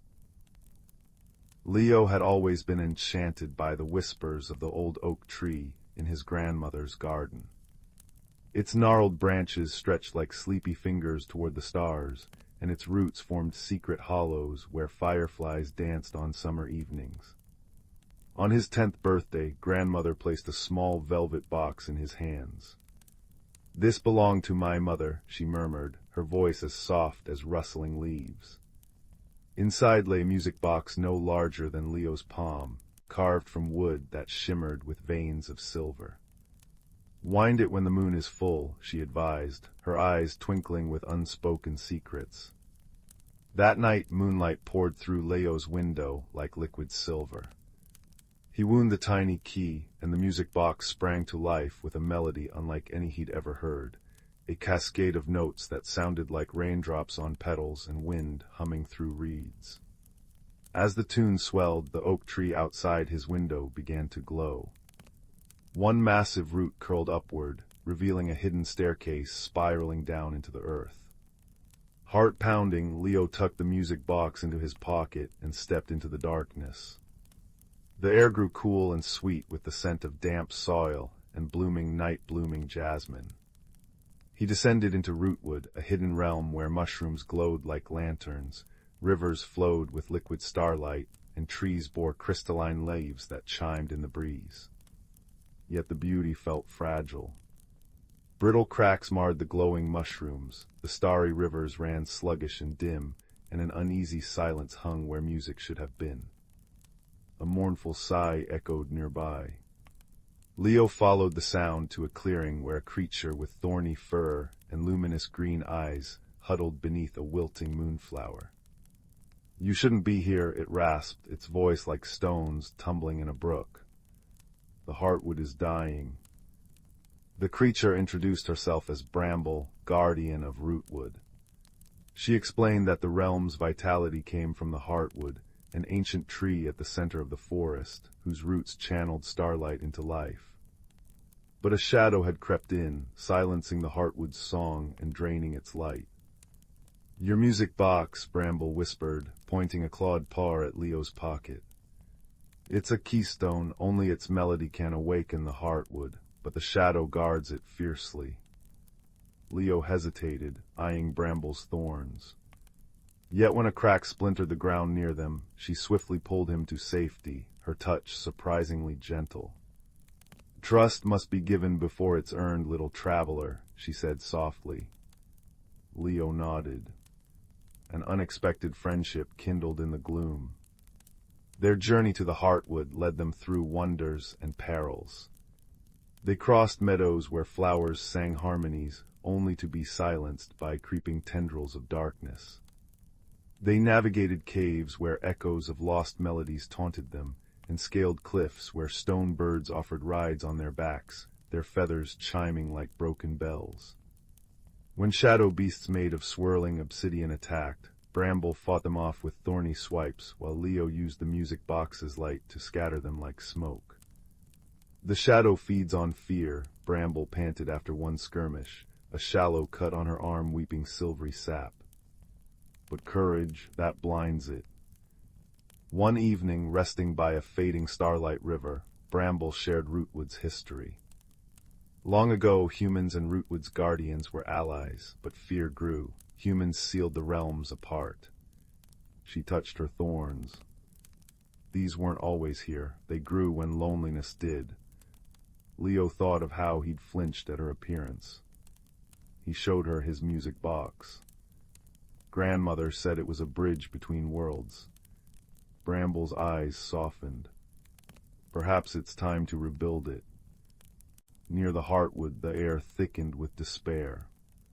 The great tree stood encased in jagged black ice, its crystalline branches lifeless. Before it lurked the shadow weaver, a shifting form of night and cold whispers. "Turn back," it hissed, its voice freezing Leo's bones.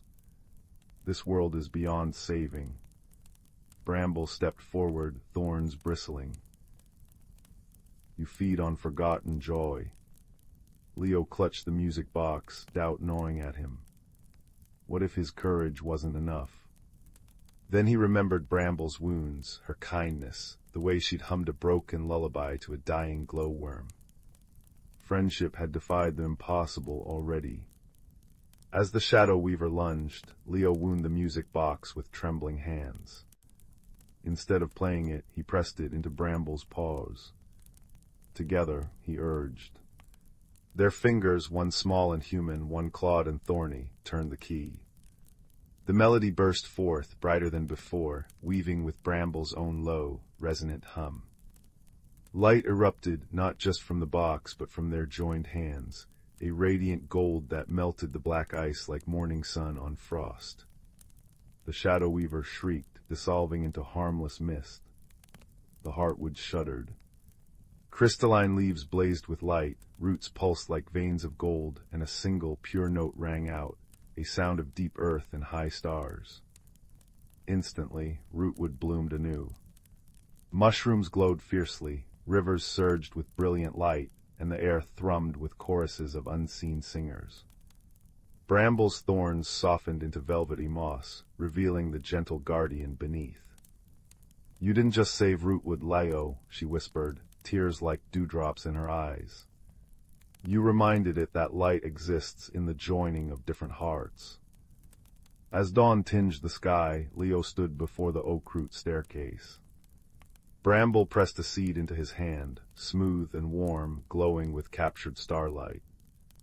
"Plant it under your moon," she said. "It will grow where worlds touch." Back in his room, Leo watched the staircase seal into solid wood. Outside, he buried the seed. Days later, a sapling sprouted, its leaves silver-veined, its flowers chiming softly in the wind. Grandmother smiled, recognizing the magic. "Rootwood's song is in our world now," Leo told her. Years passed. The sapling grew into a tree where fireflies and star-motes danced together. Leo often sat beneath it, the music box in his lap.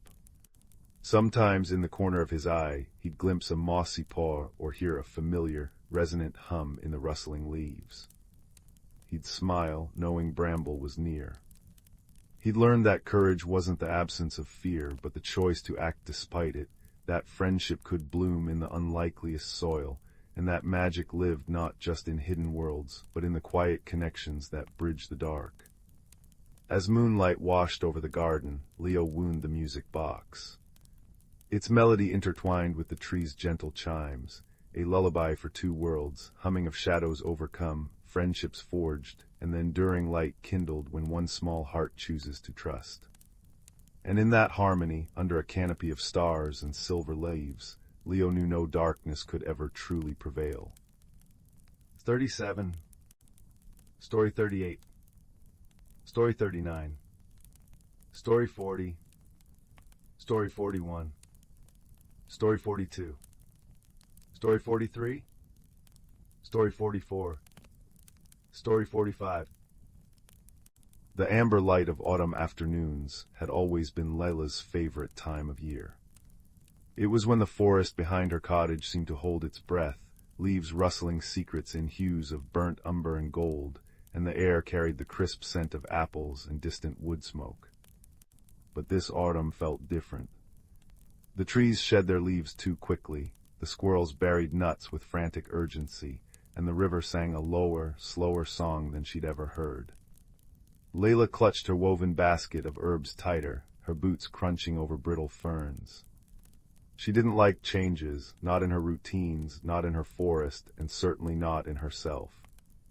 Lately her hands trembled when she tried to stitch her embroidery, and the tea she brewed, usually fragrant with mint and memory, tasted bitter, as if the plants themselves resisted her touch.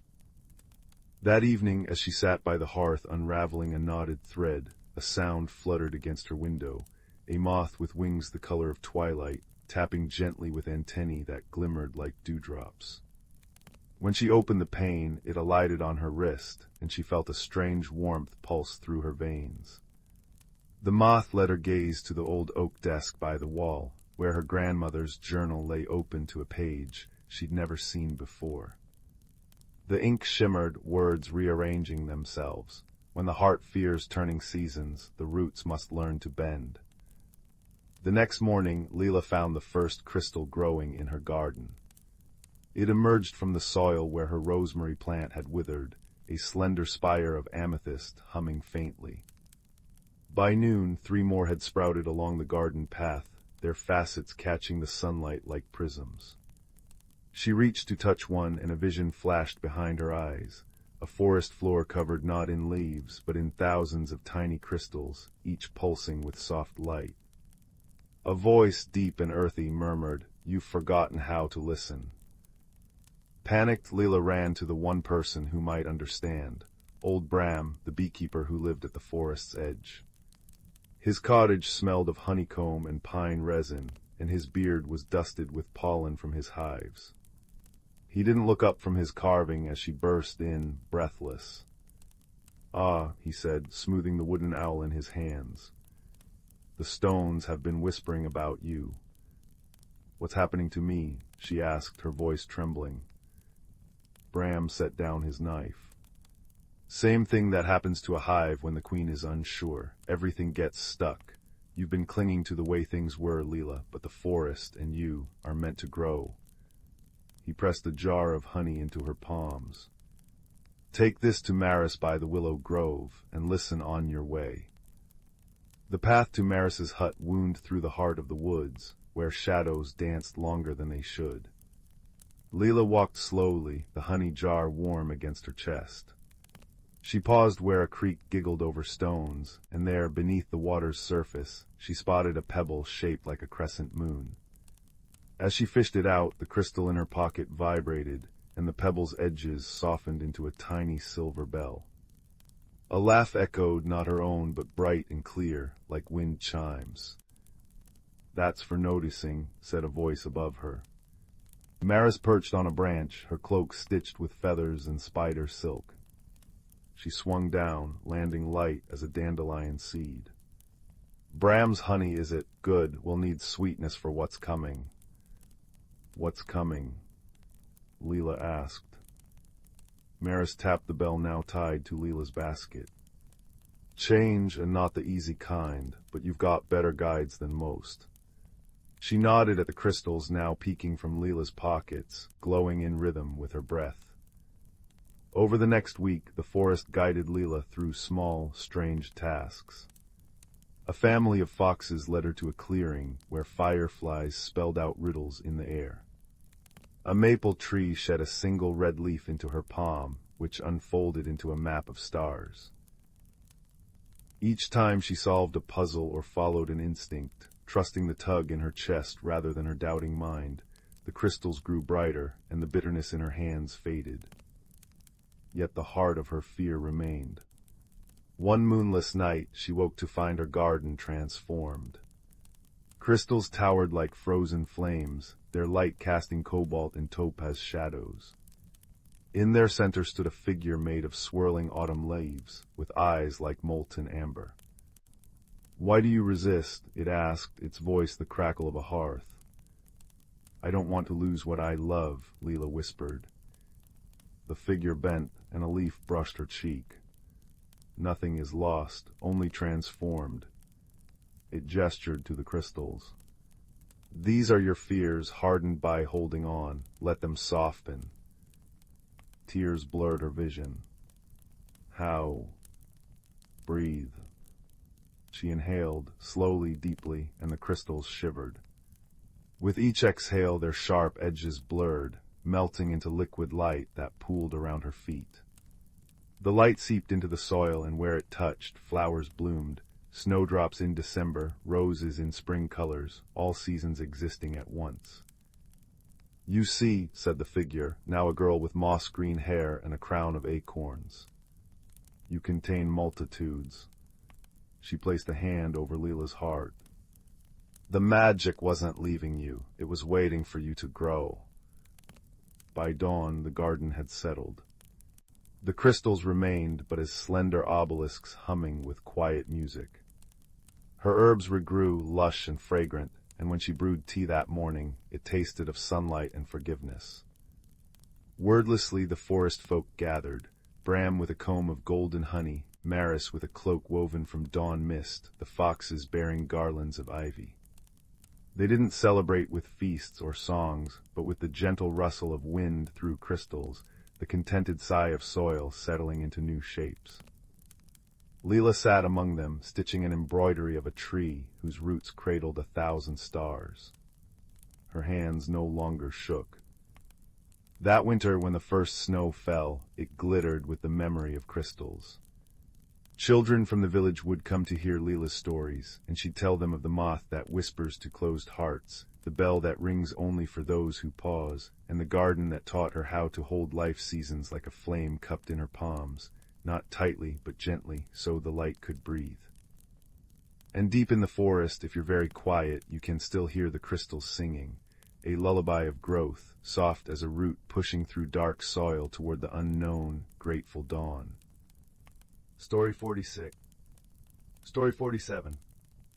Story 48. Story 49. Story 50. Story 51. Story 52. Story 53. Story 54. Story 55. Story 56. Story 50. Story 58. Story 59.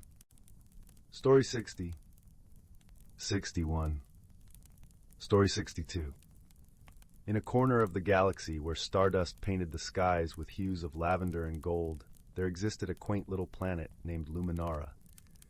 This planet was home to the lumens, gentle beings who glowed softly in the dark, their light a beacon of warmth and kindness.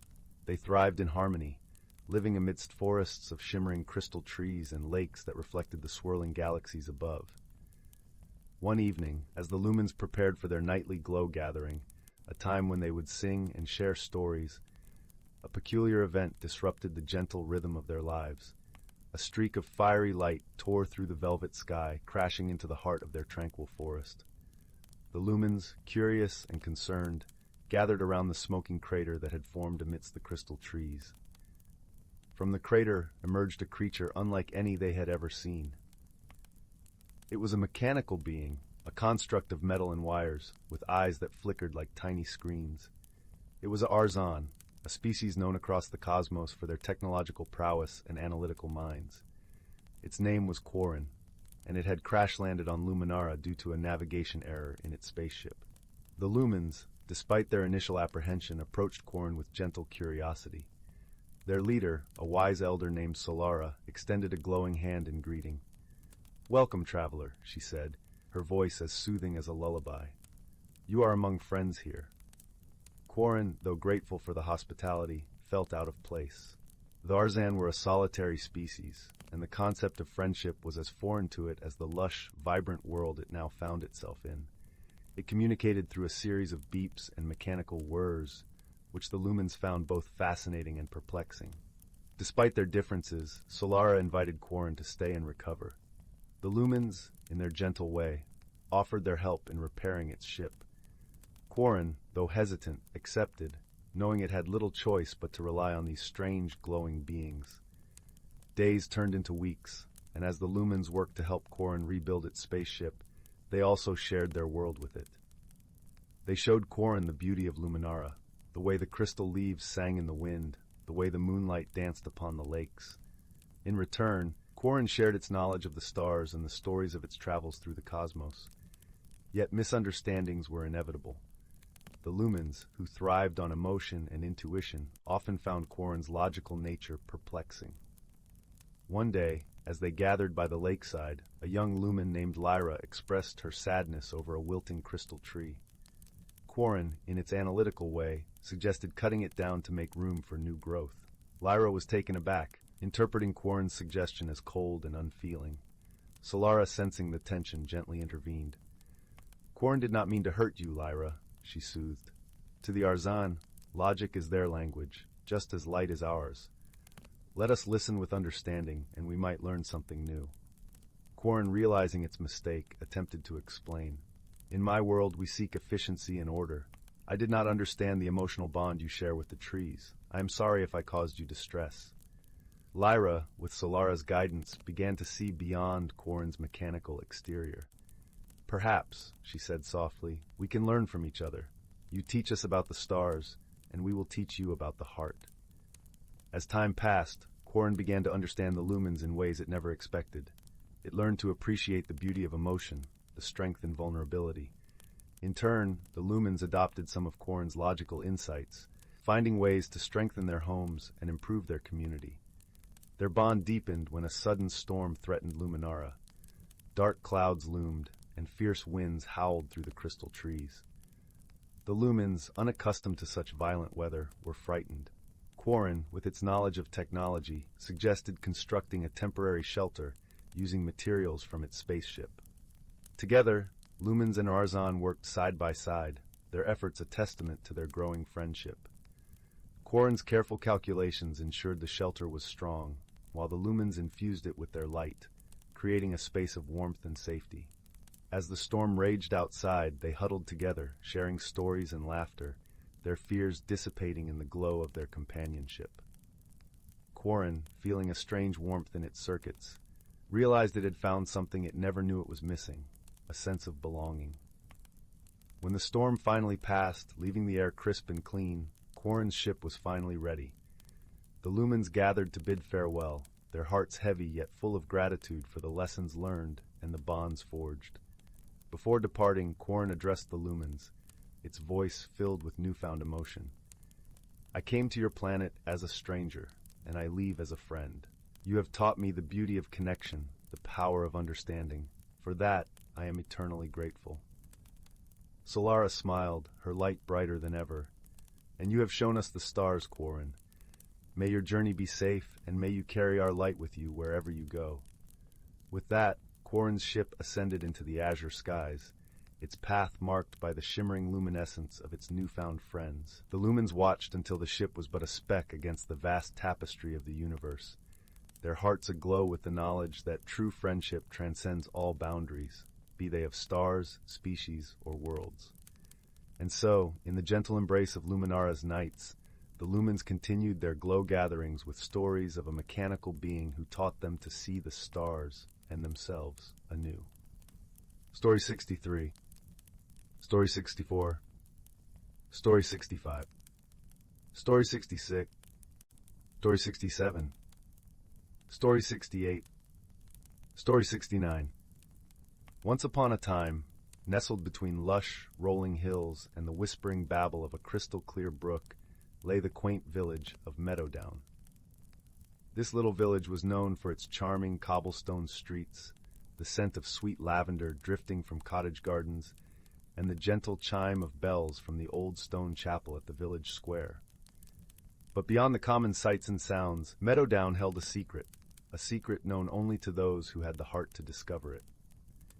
In a small, ivy-clad cottage at the edge of the village lived a young girl named Clara. Clara was a kind-hearted soul, with hair the color of ripe chestnuts and eyes that sparkled like dew-kissed leaves. She was known throughout the village for her gentle nature and unwavering curiosity. Her days were filled with helping her neighbors, tending her garden, and dreaming of adventures beyond the horizon. One crisp autumn morning, as Clara wandered through the golden-hued forest that bordered Meadowdown, she stumbled upon an object unlike any she had seen before. It was a delicate, silver key, its surface intricately etched with swirling patterns that glinted in the dappled sunlight. Intrigued, Clara picked up the key, feeling a gentle warmth spread through her fingers as she held it. As she examined the key, a soft voice broke the gentle rustling of the leaves.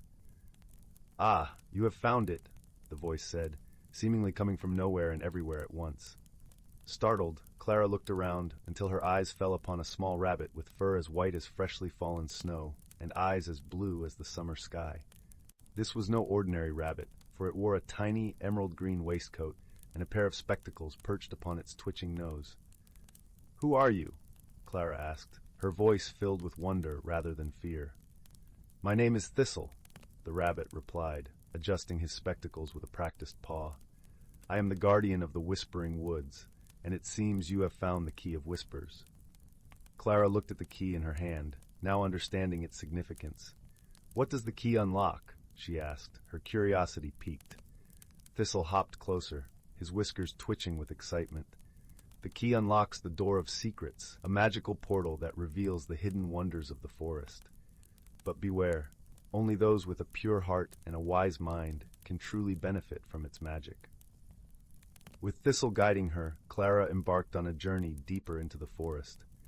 The path was lined with towering trees whose branches formed a canopy of vibrant reds and oranges, and the air was filled with the earthy scent of fallen leaves. As they walked, Thistle shared stories of the forest's hidden magic, of creatures that sang to the moon and flowers that bloomed only under starlight. Their journey was not without challenges. At one point, they came upon a wide, rushing stream, its waters too deep and swift to cross easily. Clara paused, thinking deeply. Instead of attempting to force her way across, she noticed the pattern of stepping stones hidden just beneath the surface, revealed only to those who took the time to truly observe. With careful steps, Clara and Thistle made their way across the stream, their trust in each other growing with every challenge they faced. Along the way, they encountered other forest inhabitants who offered their unique wisdom. There was Luna, the wise old owl with feathers like moonlit shadows, who taught Clara the importance of patience and listening to the world around her. And there was Fern, the playful squirrel with a tail like a plume, who showed Clara the joy of laughter and the beauty of small, everyday wonders. Finally, after a journey filled with learning and laughter, they reached the Door of Secrets. It stood nestled between two ancient oak trees, its surface shimmering with a light all its own. Clara hesitated for a moment, feeling the weight of the key in her hand, before turning to Thistle. "Are you ready?" he asked, his eyes twinkling with encouragement. Taking a deep breath, Clara nodded and inserted the key into the lock. As she turned it, the door swung open with a gentle creak, revealing a world of breathtaking beauty. A world where the trees whispered secrets of the ages, and the air was filled with a melody only the heart could hear. Clara stepped through, feeling a sense of peace and belonging wash over her.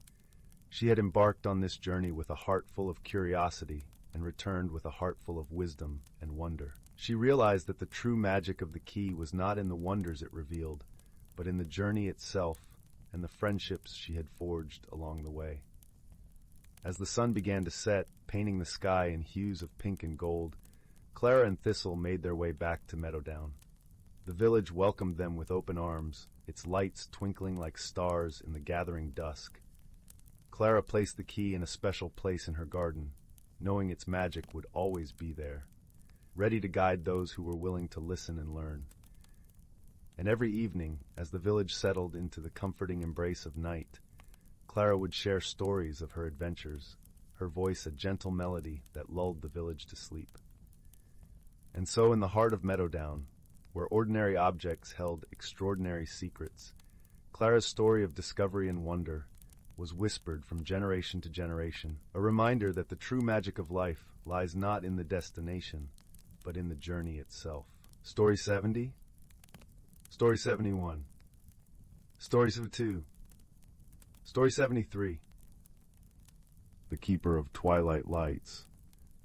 In a village nestled between velvet green hills and a forest that whispered secrets through its pine needles, there lived a girl named Leela with hair the color of walnut shells and eyes that held the curiosity of 1,000 starlit nights. Her favorite hour came when the sun dipped below the horizon and the world turned the soft purple of bruised plums, a time she called the in-between. It was during this twilight that Leela would wander the edge of the woods, collecting pebbles smooth as owl eggs and listening to the crickets hum their evening hymns. One dusk, as the last amber streaks of sunlight clung to the clouds, Leela noticed something glimmering beneath the roots of an ancient oak. Kneeling, she brushed away loam and moss to reveal a lantern unlike any she'd seen. Its glass panels were etched with symbols resembling swirling constellations, and within it burned not a candle, but a cluster of tiny lights that pulsed like fireflies trapped in amber. When she lifted it, the ground trembled faintly, and a path materialized before her, a ribbon of silver moss winding deep into the forest. The air grew sweeter as she followed the trail, carrying notes of honeysuckle and distant campfires. Shadows stretched long and playful, and the trees seemed to lean in, their leaves rustling in approval. At the path's end stood a gate woven from ivy and twilight, guarded by a fox with fur like smoldering embers. His eyes, twin pools of liquid gold, blinked slowly. "You found the Lantern of Veils," he said, his voice a rumble of distant thunder. "It chooses who may enter the gloaming." Leela's breath caught. The gloaming. "A realm that exists in the breath between day and night," the fox replied. "But its light is fading. The northern vault, where all forgotten radiance is stored, has been sealed. Without it, the gloaming will crumble into eternal shadow." He nudged the lantern with his nose, and the symbols on its surface began to rotate. "You must reignite the vault, but beware. The path is watched by the Shade Weaver, who fears light more than anything." The fox, who introduced himself as Ember, led Leela through the gate. The gloaming unfolded like a watercolor painting, rivers of liquid starlight, meadows where flowers chimed like glass bells, and trees with bark that shimmered like fish scales. But as they journeyed north, Leela noticed cracks in the earth and patches where the sky had frayed into void. Long ago, Ember explained, the gloaming's light was replenished by memories, laughter trapped in soap bubbles, the glow of a child's first snowfall, the warm haze of a grandmother's story. But humans began to hoard their joy, locking it away in hearts grown heavy with worry. The vault's guardian, the keeper, vanished, and the door sealed itself. Leela tightened her grip on the lantern. How do we open it? With a thread of shared light, said Ember. But the Shade Weaver will try to unravel it. As if summoned, the air grew cold. A figure emerged from the trees, a woman with a dress of swirling smoke and a face that shifted like mist. Little thief, she hissed. You cannot mend what is broken. Light burns, it fades. Better to let the dark claim it gently. Leela's pulse quickened, but Ember stepped forward, his tail bristling. You mistake kindness for weakness, Weaver. There is strength in what lasts, even a little while. The Shade Weaver lunged, her fingers clawed and cold. Leela swung the lantern, and its light flared, painting the forest in hues of topaz and rose. The Weaver recoiled, screaming, and melted into the shadows. Quickly, Ember urged.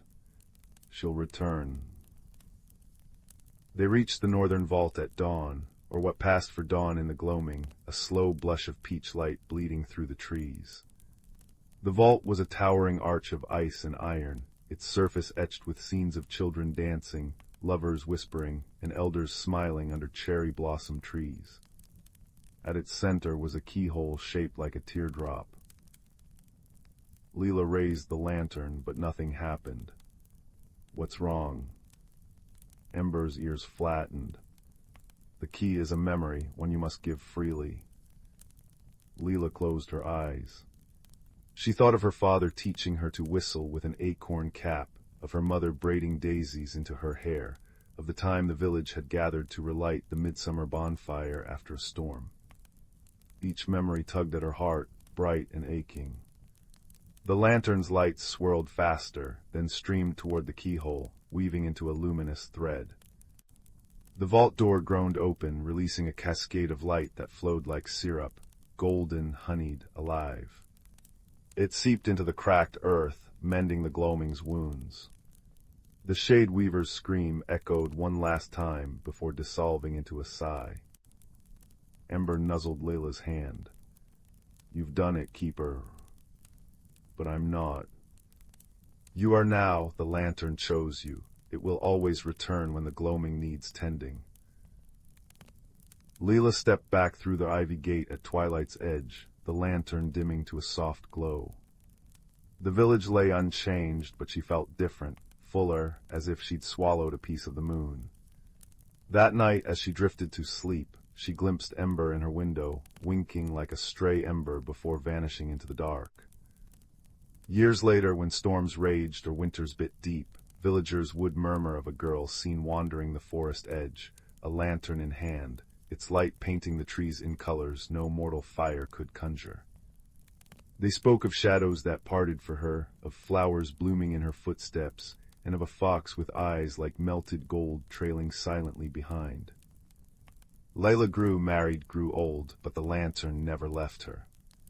On her last evening, as she sat beneath the ancient oak, the air turned sweet with honeysuckle, and Ember appeared, young as ever. "Ready, Keeper?" he asked. She smiled, her face creased like a well-loved map.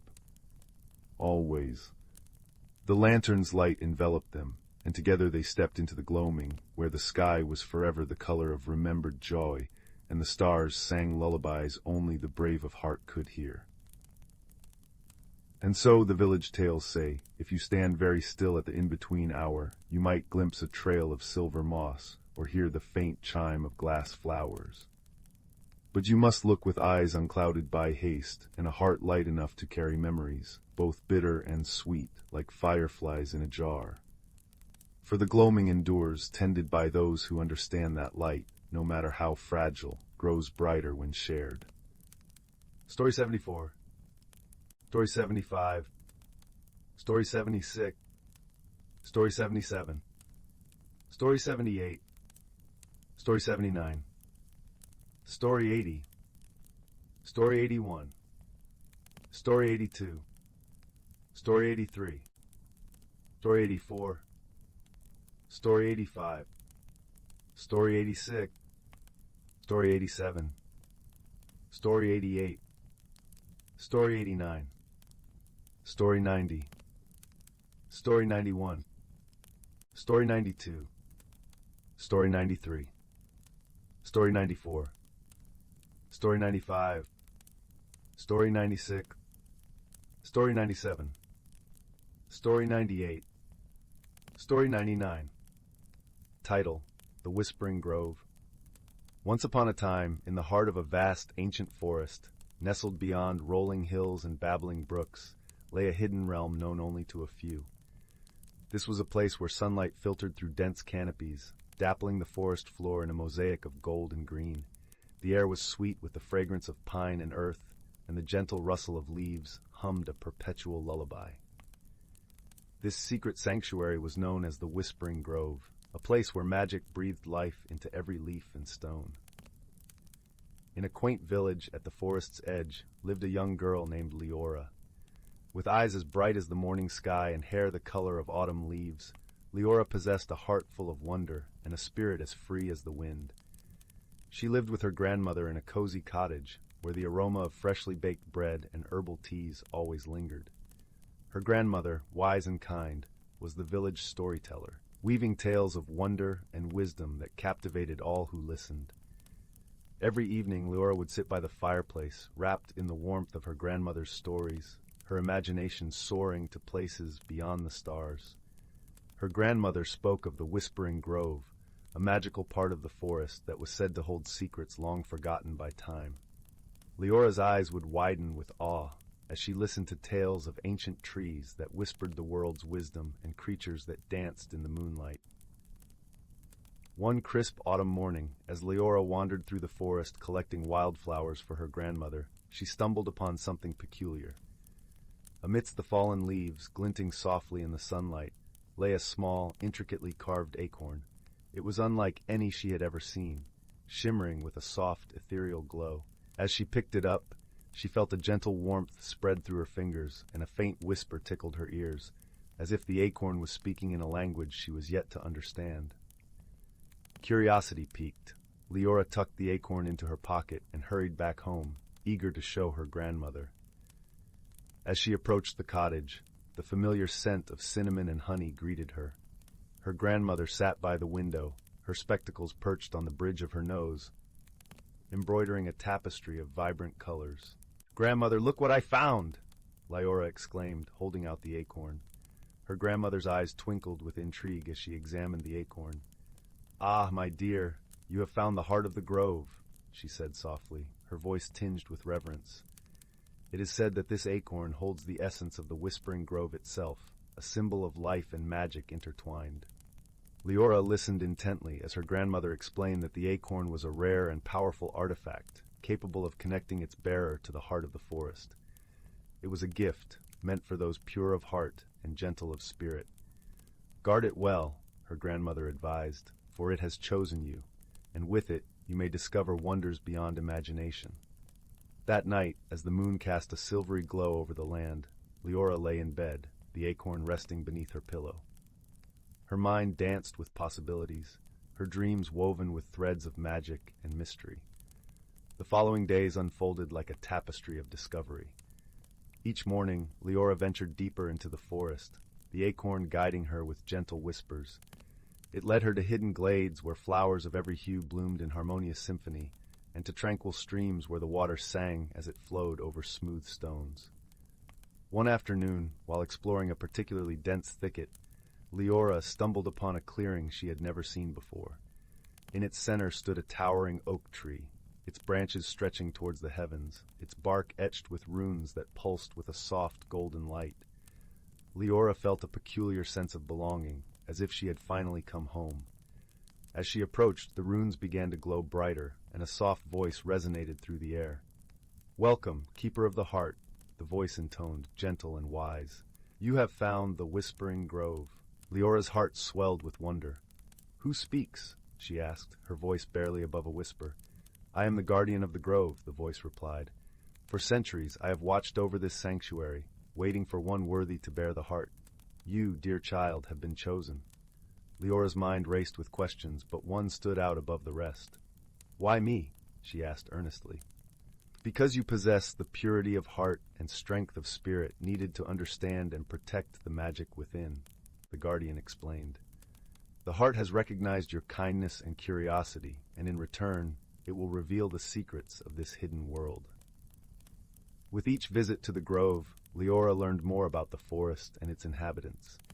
She met creatures of all kinds, gentle deer with antlers adorned in moss, mischievous sprites that flickered like fireflies, and wise old owls with eyes that held the knowledge of ages.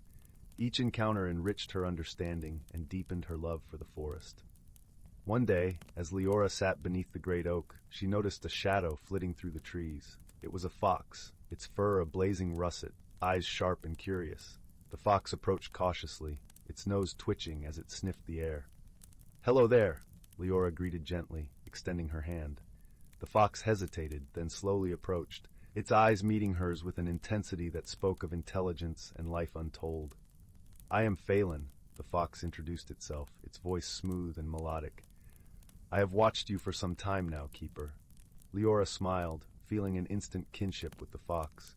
"It's a pleasure to meet you, Phelan," she replied. "What brings you to the grove?" "I am one of its protectors, as you are now," Phelan explained. "The forest speaks to those who listen, and I have heard tales of your kindness.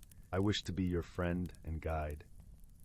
Thus began a friendship that would transcend time and expectation. Together, Leora and Phelan explored the farthest reaches of the forest, uncovering its mysteries and forging bonds with its denizens. They shared stories and laughter, and with each passing day, Leora's connection to the grove deepened. As the seasons turned, Leora grew not only in knowledge but in wisdom. She learned to listen to the whispers of the wind, to understand the language of the leaves, and to see through the eyes of the creatures she befriended. The forest became a part of her, and she a part of it. But as with all tales, challenges arose. One winter's eve, a harsh storm descended upon the land, its winds howling like a pack of wolves. Trees bent and swayed, their branches groaning under the strain. The forest shivered in the icy embrace, and the grove's magic flickered with unease. Leora, sensing the distress, ventured into the storm, the acorn clutched tightly in her hand. Phelan, ever loyal, stayed by her side, his sharp eyes scanning the shadows. "We must protect the grove," Leora declared, her voice resolute despite the storm's fury. Together they journeyed to the heart of the grove, where the great oak stood steadfast against the tempest. As they approached, the runes glowed with renewed vigor, casting a warm light that fought against the storm's chill. "Fear not, keeper," the guardian's voice echoed, calm and steady. "The heart will guide you." Leora closed her eyes, focusing on the acorn's warmth. She felt its magic flow through her, a gentle current of strength and life. With a deep breath, she reached out, her heart open and her spirit unwavering. As if in response, the grove's magic surged, a radiant force that enveloped her in its embrace. The storm's fury began to wane, its winds calming, its chill retreating. The trees straightened, their branches reaching skyward in gratitude. The grove had been saved, its magic secure once more. Leora and Phelan stood together beneath the great oak, their bond fortified by the trials they had faced. In the days that followed, the forest flourished anew, its beauty undiminished by the storm's wrath. Leora continued to learn and grow, her heart forever intertwined with the whispering grove. Years passed, and the little girl who had once wandered the woods with wide-eyed wonder became a wise and gentle guardian.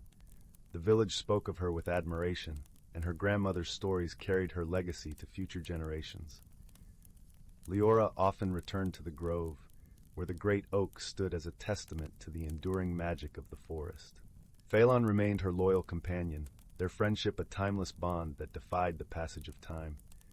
And so, the Whispering Grove thrived, a sanctuary of magic and wonder, where the whispers of the past and the dreams of the future intertwined in harmony. Leora's tale became a part of the forest's lore, a gentle reminder of the power of kindness, friendship, and the magic that resides in every heart. As the sun set behind the hills, casting a warm glow over the land, the forest whispered its eternal promise, that those who listen with an open heart will always find a place of belonging within its embrace. And somewhere, deep within the heart of the grove, the great oak stood tall and proud, its leaves rustling in a language older than time. It spoke of a girl named Leora, a keeper of the forest's secrets and a guardian of its wonders, a testament to the magic that endures in the heart of those who believe. As the moon rose high and bathed the world in silver light, the forest sang a lullaby, a melody of peace and promise, a song of life and love, and in that moment all was well, and all was as it should be. The end. The village of Bramble Hollow nestled in a valley where twilight lingered like a contented cat. Chimneys puffed curls of wood smoke into the crisp autumn air, and the scent of cinnamon and nutmeg drifted from every window. Yet for 7 mornings a peculiar chill had settled over the hearths and hearts of the villagers. Overnight, without fail, every loaf of bread, every muffin, and every crumbly scone turned as hard and dry as river stones. Not a single bite remained soft. Young Clara, whose bakery windows glowed golden at dawn, noticed something stranger still. Each morning a perfect circle of dewdrops shimmered on her flour-dusted work table, a tiny, glittering halo where no water ought to be. Like fairy tears, she murmured, tracing the damp ring with her finger. When she mentioned it to old Master Hemlock, the village's retired stargazer, his bushy silver eyebrows knitted together. "Dew where dew shouldn't fall, that's no ordinary mischief," he said, stirring honey into his chamomile tea. "Nature leaves clues for those who look gently, Clara. Watch the small things." That night Clara stayed hidden behind her flour sacks, lantern dimmed. Moonlight spilled through the bakery window, painting silver stripes on the wooden floor. Just as the clock tower chimed midnight, a soft rustling came from the rafters. Down fluttered a dozen creatures no larger than acorns, their bodies woven from dried moss and milkweed fluff, wings like spun maple seeds. They hummed a melancholy tune as they landed near Clara's prized rosemary loaf. Where their tiny feet touched the crust, the bread instantly hardened and cracked. One mosskin brushed a dewdrop from its eyes, a tear that rolled onto the table, forming the very circle Clara had found. Her heart ached at their sorrow. Quiet as a falling leaf, she followed them at dawn's first blush, past the whispering creek and into the mosswood. There, beneath the gnarled roots of an ancient oak, she discovered their home, a village of lichen-capped toadstools, now brittle and crumbling. The once gurgling spring that fed their glen had dwindled to a muddy trickle. "Our roots thirst," whispered the eldest mosskin, its voice like wind through reeds. "When we weep, the world dries with us." Clara rushed to Master Hemlock. Together they traced the stream uphill, finding its source blocked by a landslide of smooth, dark stones. "Observe," Hemlock murmured, tapping a stone with his walking stick. It rang hollow.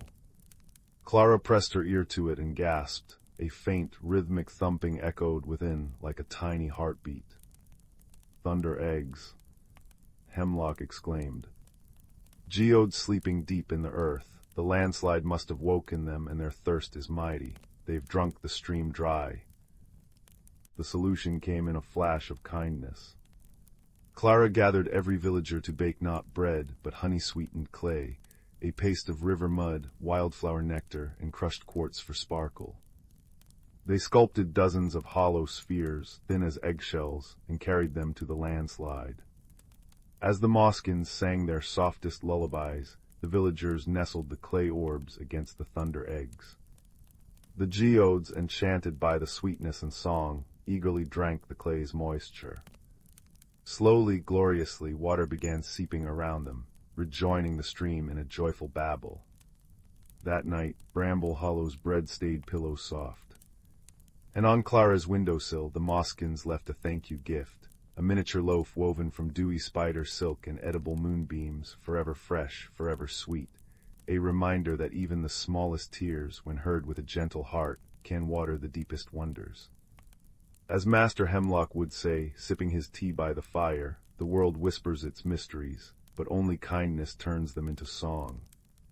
And so the moskins' lullabies drifted through the woods once more, now bright as spring rain, weaving peace into every dream. In a valley cradled between whispering pines and mountains wearing crowns of perpetual mist, there lived a young gardener named Leela, whose hands could coax blossoms from stubborn soil. Her cottage stood at the edge of Winding Brook village, its stone walls draped in honeysuckle that hummed with sleepy bees each afternoon. For years, Leela's world had been measured in predictable rhythms, the unfurling of fern fronds in spring, the precise tilt of sunflower faces tracking the sun, the way frost etched fractal patterns on her window pane every first of frost moon. But this autumn, the wind carried a different song. The trouble began when the clockwork oak at the village square, an ancient tree whose leaves turned like golden gears, began shedding its timekeeping foliage too early. Petals on Layla's moon lilies, which normally glowed until dawn, dimmed at midnight. Her fingers, usually sure and steady as they tucked seeds into earth, fumbled at their work. "It's just the season turning," she told her rabbit companion, Thistle, as they gathered asters by Silver Stream. But the water's reflection showed wrinkles that didn't belong to her 23 years, and when she blinked, they vanished like ripples. One twilight, as Leela scrubbed clay from her boots by the hearth, a knock trembled through her oaken door. There stood old Hazel, the village star reader, her cloak stitched with constellations that shifted when you didn't look directly at them. "The earth whispers that you've been feeding your roses salt water," she said, not unkindly, her breath smelling of lavender and something older than the hills. Behind her, Hazel's badger familiar, Nettle, carried a basket of peculiar mushrooms in his teeth. "My garden won't listen any more," Layla confessed, the admission curling like steam from her tea. "The more I try to make things stay as they were, the faster they." She gestured to her windowsill, where a vase of everblooms had shed their petals in a heap of crimson sorrow. Hazel's eyes softened, the way stones soften over centuries of river caresses. "Come to the Glimmerroot Grove at moon-high. Bring your fears and an empty jar." The grove was not marked on any village map, for its entrance revealed itself only to those who'd forgotten the path 3 times. Leela stumbled there by following the glow of will-o'-the-wisps that danced like misplaced stars, her boots crunching through frost-kissed ferns. What she found took her breath away, trees with bark like swirling galaxies, bioluminescent mushrooms pulsing in harmony with her heartbeat, an air so thick with magic it tasted of elderberry wine. "Every gardener tends 2 plots," Hazel said, emerging from behind a tree whose branches grew crystal apples. "The one you kneel in, calloused hands in dirt, and the one here." She pressed a palm to Leela's chest. "Yours has been all thorns and no rain." Nettle nudged Leela's ankle with his damp nose. When she knelt, the badger dropped a seed into her palm, iridescent, warm, slightly sad. "What does it grow?" she asked. "Whatever you've buried too deep to bloom." That night, Leela planted the seed in a clay pot by her bedside. She dreamed of a clock whose numbers were root systems, ticking backward. When she woke, a sapling had erupted from the soil, its translucent leaves reflecting not light but memories. Her mother's laugh tangled in wind chimes, the way her father's hands shaped scarecrows that waved at passing children, the last hug from her sister before she left to map the singing deserts. Each leaf trembled, threatening to fall. "It's dying," she whispered to Thistle at dawn. The rabbit thumped his foot, once, twice, until a shower of dandelion puffs drifted in through the open window. Where they landed, tiny voices chimed, "Let go, let grow. Let go, let grow." Hazel returned in a cloak of fog, bringing a compass that pointed not north, but toward whatever the holder feared most. "Walk where the needle leads," she instructed. "But take this." From her basket came a lantern powered not by flame, but a captured sunrise moth. Its light made shadows dance like eager storytellers. The compass led Leela to the hollow's edge, a cliffside where the village's forgotten memories pooled like groundwater. There, in a cave veiled by weeping vines, she found her own reflection in a stalagmite mirror. Not the face she washed each morning, but a younger self, 8 years old, knees grass-stained, cradling a robin's egg cracked during a storm. "You tried so hard to put it back together," the reflection said, voice echoing with cave damp. "But some breaks are doors." The girl opened her palms. Instead of shell fragments, a dozen butterflies emerged, wings the blue of twilight's first breath. When Leela returned home, the sapling in her room had grown thorns. Yet between the spikes hung buds shaped like teardrops.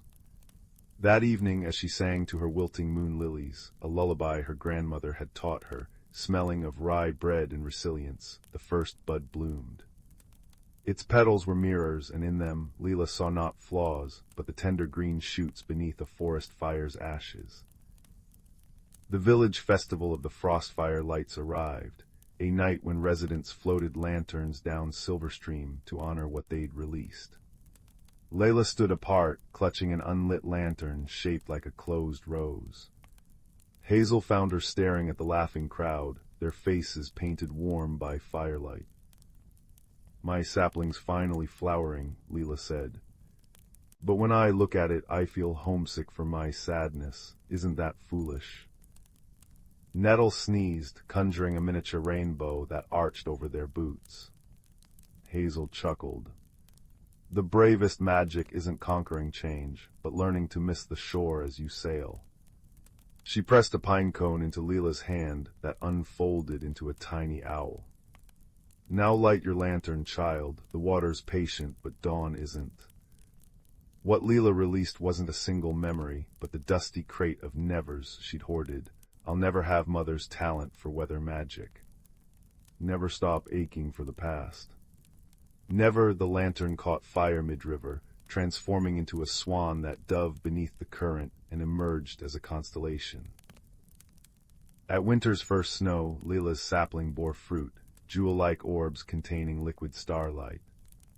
When sipped, they granted visions of possible futures.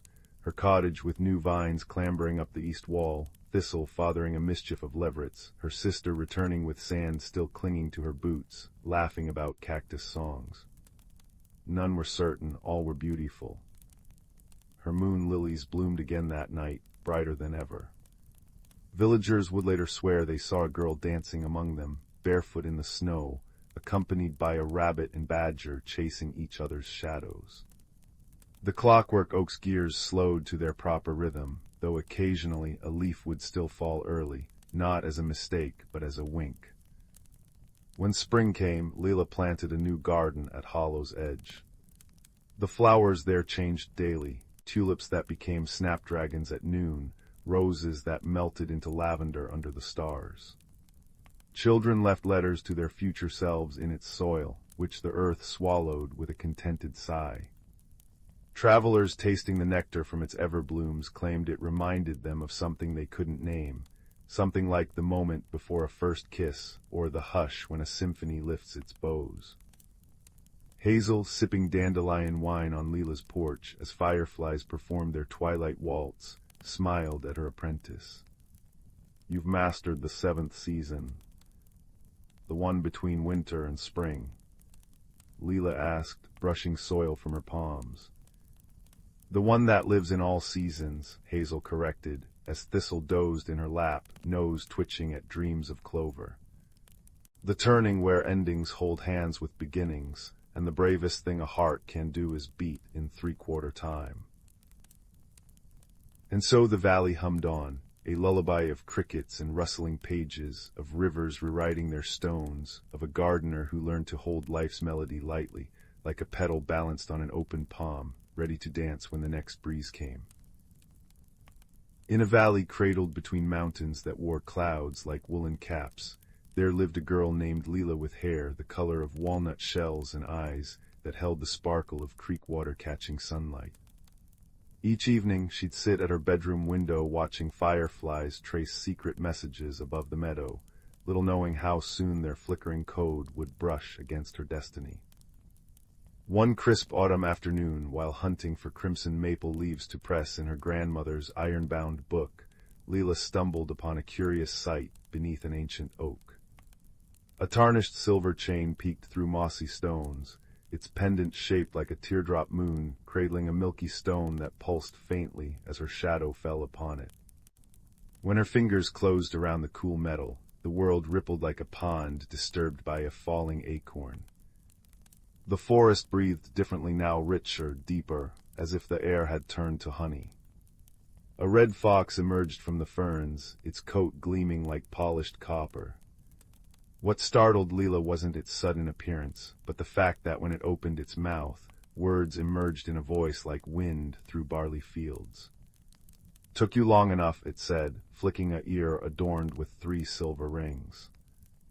Thus began Leela's tutelage under Ember, the fox who revealed that the whispering pendant allowed its bearer to cross the veil, the shimmering boundary between ordinary reality and the old wood where sentient creatures kept ancient rhythms. But all was not well in this hidden realm. The Everpool, source of the forest's magic, was silting over. Seasons tangled like mismatched yarn snowdrops blooming in autumn, maple keys sprouting mid-flight. Their quest to restore balance led them first to the moonlit market, where hedgehog vendors sold dewdrop elixirs in acorn cups and badgers in embroidered waistcoats debated philosophy over clover tea. There a silver-whiskered owl named Thurea gifted them a vial of starlight with instructions to follow the sorrow where roots drink deep. The clue guided them to the caves of echoing moss, where underground rivers sang forgotten ballads and luminous fungi mapped constellations on cavern ceilings. In those dripping chambers, they discovered the source of decay, a wounded earth spirit, its rocky hide cracked where greedy hands had tried to mine its crystalline heart. Leela's pendant glowed as she pressed it against the fracture, pouring forth memories of children's laughter, morning birdsong, and the quiet strength of oaks enduring storms. The spirit rumbled to life, quartz veins knitting together as it bowed its great head. "Your compassion mends what force could not," it intoned, gifting them a seed wrapped in bioluminescent moss. Their journey wove onward across rivers where water nymphs wove liquid melodies, through valleys where willows played harpist with their trailing branches, and up slopes where mountain spirits rolled thunder like children bowling stone hoops. Each challenge demanded not strength but attentive kindness, untangling a wood sprite's knotted hair, mediating a dispute between quarrelsome sparrows, composing lullabies for a restless wind. The final test came at the Everpool itself, now choked with ghostly pale weeds. As Leela lowered the glowing seed into murky waters, the pendant grew warm against her chest. Visions flooded her mind not just of the forest's past glory, but of its fragile connections to the human world. She understood then that the magic wasn't dying but waiting for hearts willing to listen rather than take. When the seed took root, shooting forth a tree that bloomed summer blossoms and winter berries simultaneously, Leela felt the change ripple through both worlds. Back in her village, elders marveled at suddenly abundant orchards, while children giggled at unusually bold deer nibbling apple cores from open palms. On the last night of her adventure, Ember walked her to the boundary stone. "The pendant chooses keepers who feel the threads between all living things," he said, nuzzling her hand. Though the silver chain dissolved into moonlight as she crossed back, Leela knew the true magic remained in the fox tracks beside her garden wall, the owl feather on her windowsill, and the quiet understanding that wonder walks softly where respect blooms. Years later, when a wide-eyed child showed Leela a peculiar stone found by the brook, she simply smiled and said, "Let me tell you about a fox who speaks in riddles." The fire crackled its accompaniment as snow fell gently beyond the frosted window panes, wrapping the world in hushed anticipation of stories yet to unfold. Title: The Whispering Wood's Secret. In the tranquil village of Elderglow, nestled within the embrace of a lush, ancient forest, there lived a young girl named Mabel. Elderglow was a place where the air was always sweet with the scent of blooming lilacs. and the gentle rustle of leaves in the whispering woods seemed to carry secrets from times long past. The village was small, with stone cottages dotting the landscape like scattered pebbles, each one warmed by the glow of hearth fires that never seemed to fade. Mabel, with her curious hazel eyes and a heart full of wonder, was no ordinary child. She had a penchant for exploring, often venturing to the edges of the village where the whispering wood began. The villagers spoke of the wood with a mixture of reverence and caution, for it was said to be alive with magic, a place where the boundary between the ordinary and the extraordinary was as thin as the morning mist. One crisp autumn afternoon, as the sun dipped low and painted the sky in hues of amber and rose, Mabel set out towards the forest. Her mother had tucked a warm woolen scarf around her neck and placed a gentle kiss on her forehead, saying, "Stay on the path, my little adventurer, and listen to the whispers of the trees. They speak if you know how to listen." Mabel nodded, her eyes gleaming with excitement. She knew the woods well, having spent countless afternoons beneath its towering oaks and whispering pines. Today, however, felt different. There was a tingling in the air, a sense of anticipation that danced along her skin like the first touch of winter's breath. As she wandered deeper into the forest, the world around her shifted subtly. The light filtering through the canopy was dappled and golden, casting playful shadows on the forest floor. The leaves crunched softly under her boots, and the air was filled with the earthy scent of fallen leaves and damp moss. It wasn't long before Mabel came across something unusual, a glimmering stone, half buried in the soft earth. It was the size of a robin's egg, and shimmered with an iridescent glow that seemed to pulse with its own gentle light. Mabel knelt down, her heart pounding with the thrill of discovery. As she reached out to touch it, a soft, melodic voice filled the air, so faint it was almost a sigh. "Seek the heart of the wood, little one, and the truth shall be revealed." Startled, Mabel glanced around, her eyes wide. The voice seemed to come from nowhere and everywhere at once, as if the forest itself had spoken to her. She picked up the stone, feeling its warmth seep into her palm, and slipped it into her pocket, determined to follow its silent call. The deeper she ventured, the more the forest seemed to change. The trees grew taller and more ancient, their bark etched with patterns that looked like mystic runes. The air grew cooler, and a gentle breeze whispered through the branches, carrying with it a soft, tinkling sound like distant chimes. As she walked, Mabel noticed something extraordinary. The forest floor was dotted with clusters of tiny, luminescent mushrooms that glowed with a soft blue light, illuminating her path. She followed the trail of light deeper into the heart of the wood, her breath visible in the cool air. At last, Mabel arrived at a clearing bathed in moonlight. In the center stood an ancient oak, its gnarled branches stretching skyward like the arms of a wise old guardian. At the base of the tree, nestled among its roots, was a small door carved into the trunk. It was adorned with intricate carvings of woodland creatures and swirling vines. With a mixture of awe and trepidation, Mabel approached the door. She felt the stone in her pocket grow warm, and the carvings on the door seemed to shimmer in response. Taking a deep breath, she gently pushed it open and stepped inside. The interior was a wonderland of light and color. The walls glowed with a soft golden hue, and the air was filled with the scent of honeysuckle and wild roses. At the center of the room stood a table carved from a single piece of crystal, its surface reflecting the light in a myriad of colors. Seated at the table was a figure cloaked in shadows, yet Mabel felt no fear. There was a kindness in the air, a sense of welcome that put her at ease. The figure gestured to a chair opposite, and Mabel sat, her eyes wide with curiosity. "Welcome, Mabel," the figure said, their voice as soothing as the murmur of a gentle stream. "I am the keeper of the Whispering Wood, and you have been chosen to receive a gift." Mabel listened intently, her heart filled with wonder.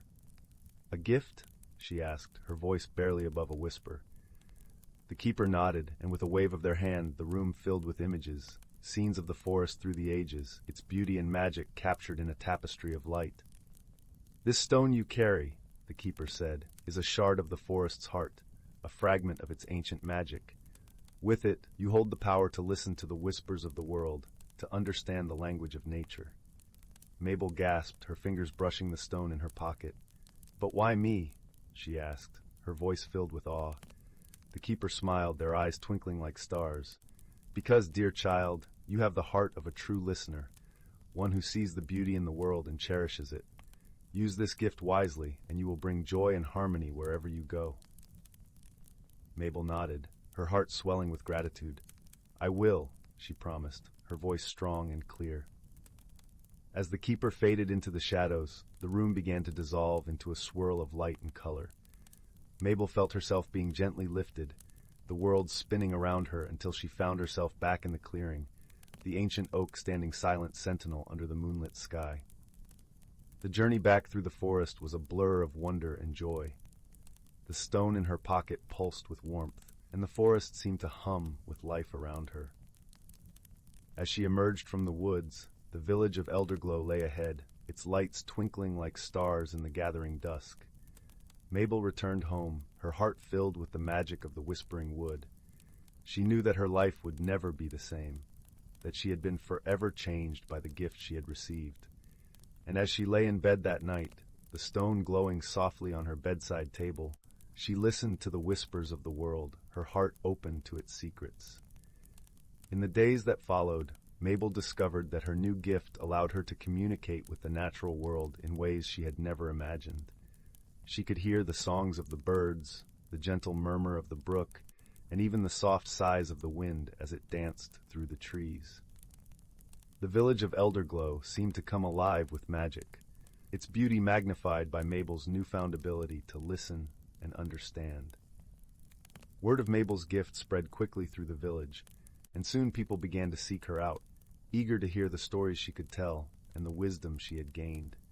Mabel, ever kind and generous, shared what she had learned, helping those around her see the world with new eyes. One day, a young boy named Oliver approached Mabel with a look of worry etched on his face. Oliver was known for his mischievous spirit, often getting into trouble with his playful antics. He was well liked, but his restlessness sometimes got the better of him. Mabel, Oliver said hesitantly, there's something strange happening in the meadow near my house. The flowers have stopped blooming, and the bees are nowhere to be found. Can you help? Mabel nodded, her heart filled with determination. Of course, Oliver. Let's go see what we can do. Together, they made their way to the meadow, the soft grass whispering beneath their feet. As they arrived, Mabel noticed the silence that hung heavy in the air, the absence of the usual buzz of life that filled the summer days. Closing her eyes, Mabel reached out with her senses, listening to the whispers of the earth beneath her feet. She felt the pulse of the meadow, its energy dampened and subdued. Slowly the truth revealed itself. A patch of tangled brambles had grown unchecked, their thorny vines choking the life from the flowers and blocking the bees' path.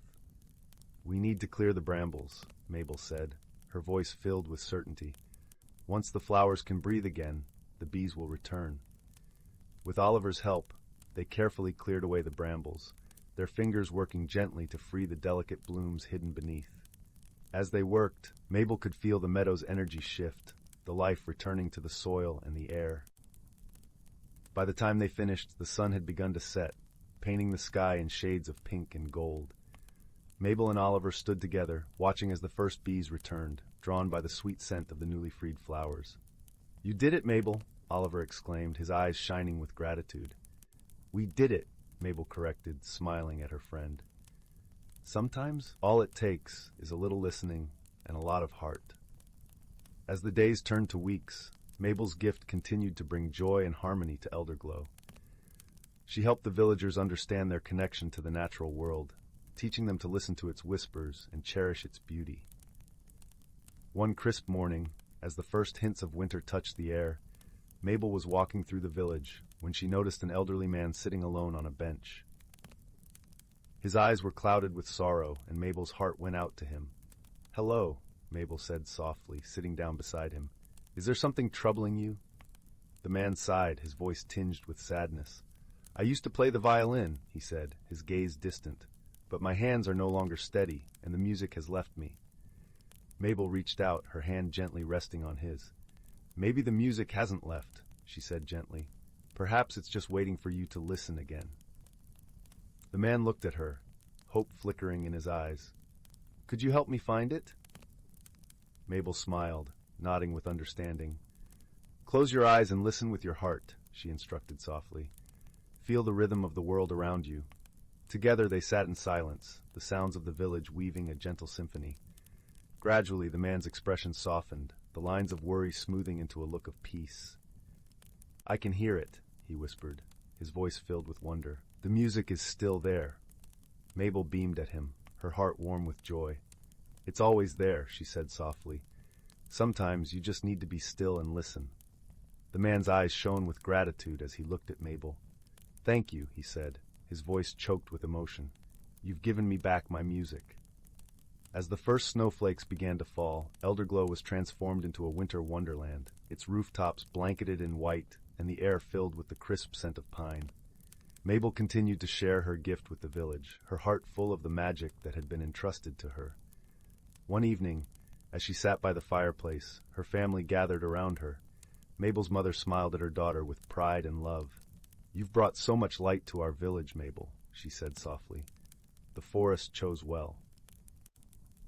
Mabel looked around at her family, her heart swelling with happiness. "The forest taught me to listen," she replied, her voice gentle and warm, "and in listening, I found a world full of wonder and friends." As the fire crackled and the wind whispered outside, Mabel knew that her journey had only just begun. With each new day, she would continue to listen, to learn, and to share the magic of the Whispering Wood with those around her. And as she drifted into a peaceful sleep, she dreamed of the endless possibilities that lay ahead, her heart open to the whispers of the world and the promise of tomorrow. And so, in the village of Elderglow, where the air was always sweet and the forest alive with magic, Mabel's story became a cherished tale of friendship and wisdom, a reminder that sometimes all it takes to change the world is a little listening and a lot of heart. The cobblestone streets of Willowbrook always smelled of rain and possibility, especially in the quiet hour just after twilight. Young Finn, who preferred the company of dusty library books to boisterous games, was returning home from Mrs. Thistle's bookshop, clutching a worn volume on cloud formations. His path took him past the ancient, leaning oak tree that guarded the town square. Tonight, something glinted amongst its gnarled roots. Curiosity, that quiet friend Finn trusted above all others, nudged him closer. Nestled in the moss, half-buried like a forgotten secret, lay a key. Not a grand, ornate key fit for a castle, but a small, humble thing made of warm, tarnished brass. It felt strangely comforting in his palm, humming with a faint warmth like a sleepy kitten. Engraved on its bow was a single, tiny feather. Finn slipped the key into his pocket, its gentle warmth a constant, reassuring companion. That night, as he traced the feather engraving by candlelight, the key pulsed softly. A soft whisper like wind through dry reeds filled his mind. Seek the unseen path, find what the sky has forgotten. The whisper wasn't frightening, it felt like an invitation. The next morning, Finn packed a simple knapsack, a water flask, some crusty bread and cheese, his cloud book, and the brass key. He told his parents he was going on a long walk to study the sky. The key felt warm against his chest as he stepped beyond the familiar boundaries of Willowbrook, heading towards the Whispering Woods, a place usually veiled in mist and tall tales.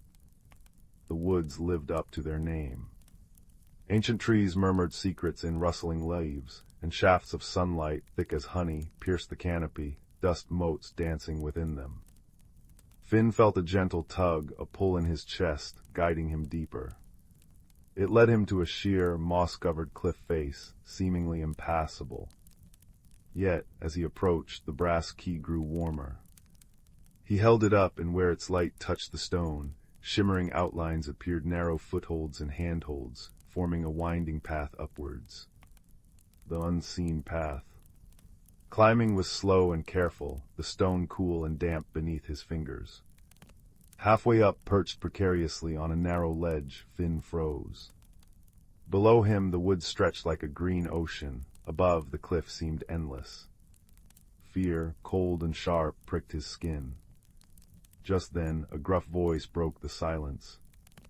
Bit high for cloud watching, lad, wouldn't you say? Startled, Finn looked down. On a lower ledge, peering up with bright, intelligent eyes, sat a badger. He wore tiny, round spectacles perched on his snout and clutched a knobbly walking stick carved with constellations. "Name's Bramble," the badger announced. "Keeper of forgotten footpaths and unappreciated fungi. Saw you activating the old sky key. Haven't seen one of those in an age. Bit rusty on the climbing, are we?" Before Finn could answer, a flurry of iridescent feathers swooped down. A small starling landed beside Bramble, tilting her head. "He doesn't look rusty, Bramble. He looks scared, like when Pip saw the big owl." Her voice was like chiming bells. "I'm Pip. I remember things, especially shiny things and high places. Can I help?" Bramble sighed, adjusting his spectacles. "Wisdom and wings, lad. You'll need both where you're going. That key doesn't light the way for just anyone. What's it telling you to seek?" Finn, heart still pounding but comforted by their presence, explained the whisper. "Find what the sky has forgotten." "Ah," Bramble nodded sagely, tapping his stick. "The sky forgets nothing lightly, but sometimes things fall, get lost in the cracks between clouds and earth." He pointed his stick upwards. "The summit glade. That's where the sky touches the land most gently. But the path gets tricky near the top. Needs a different kind of seeing." With Bramble offering steadying advice, "Plant your foot there, lad, see that sturdy root," and Pip darting ahead, scouting the safest route and chattering encouragement. "Almost there. Ooh, look at that butterfly." Finn climbed higher.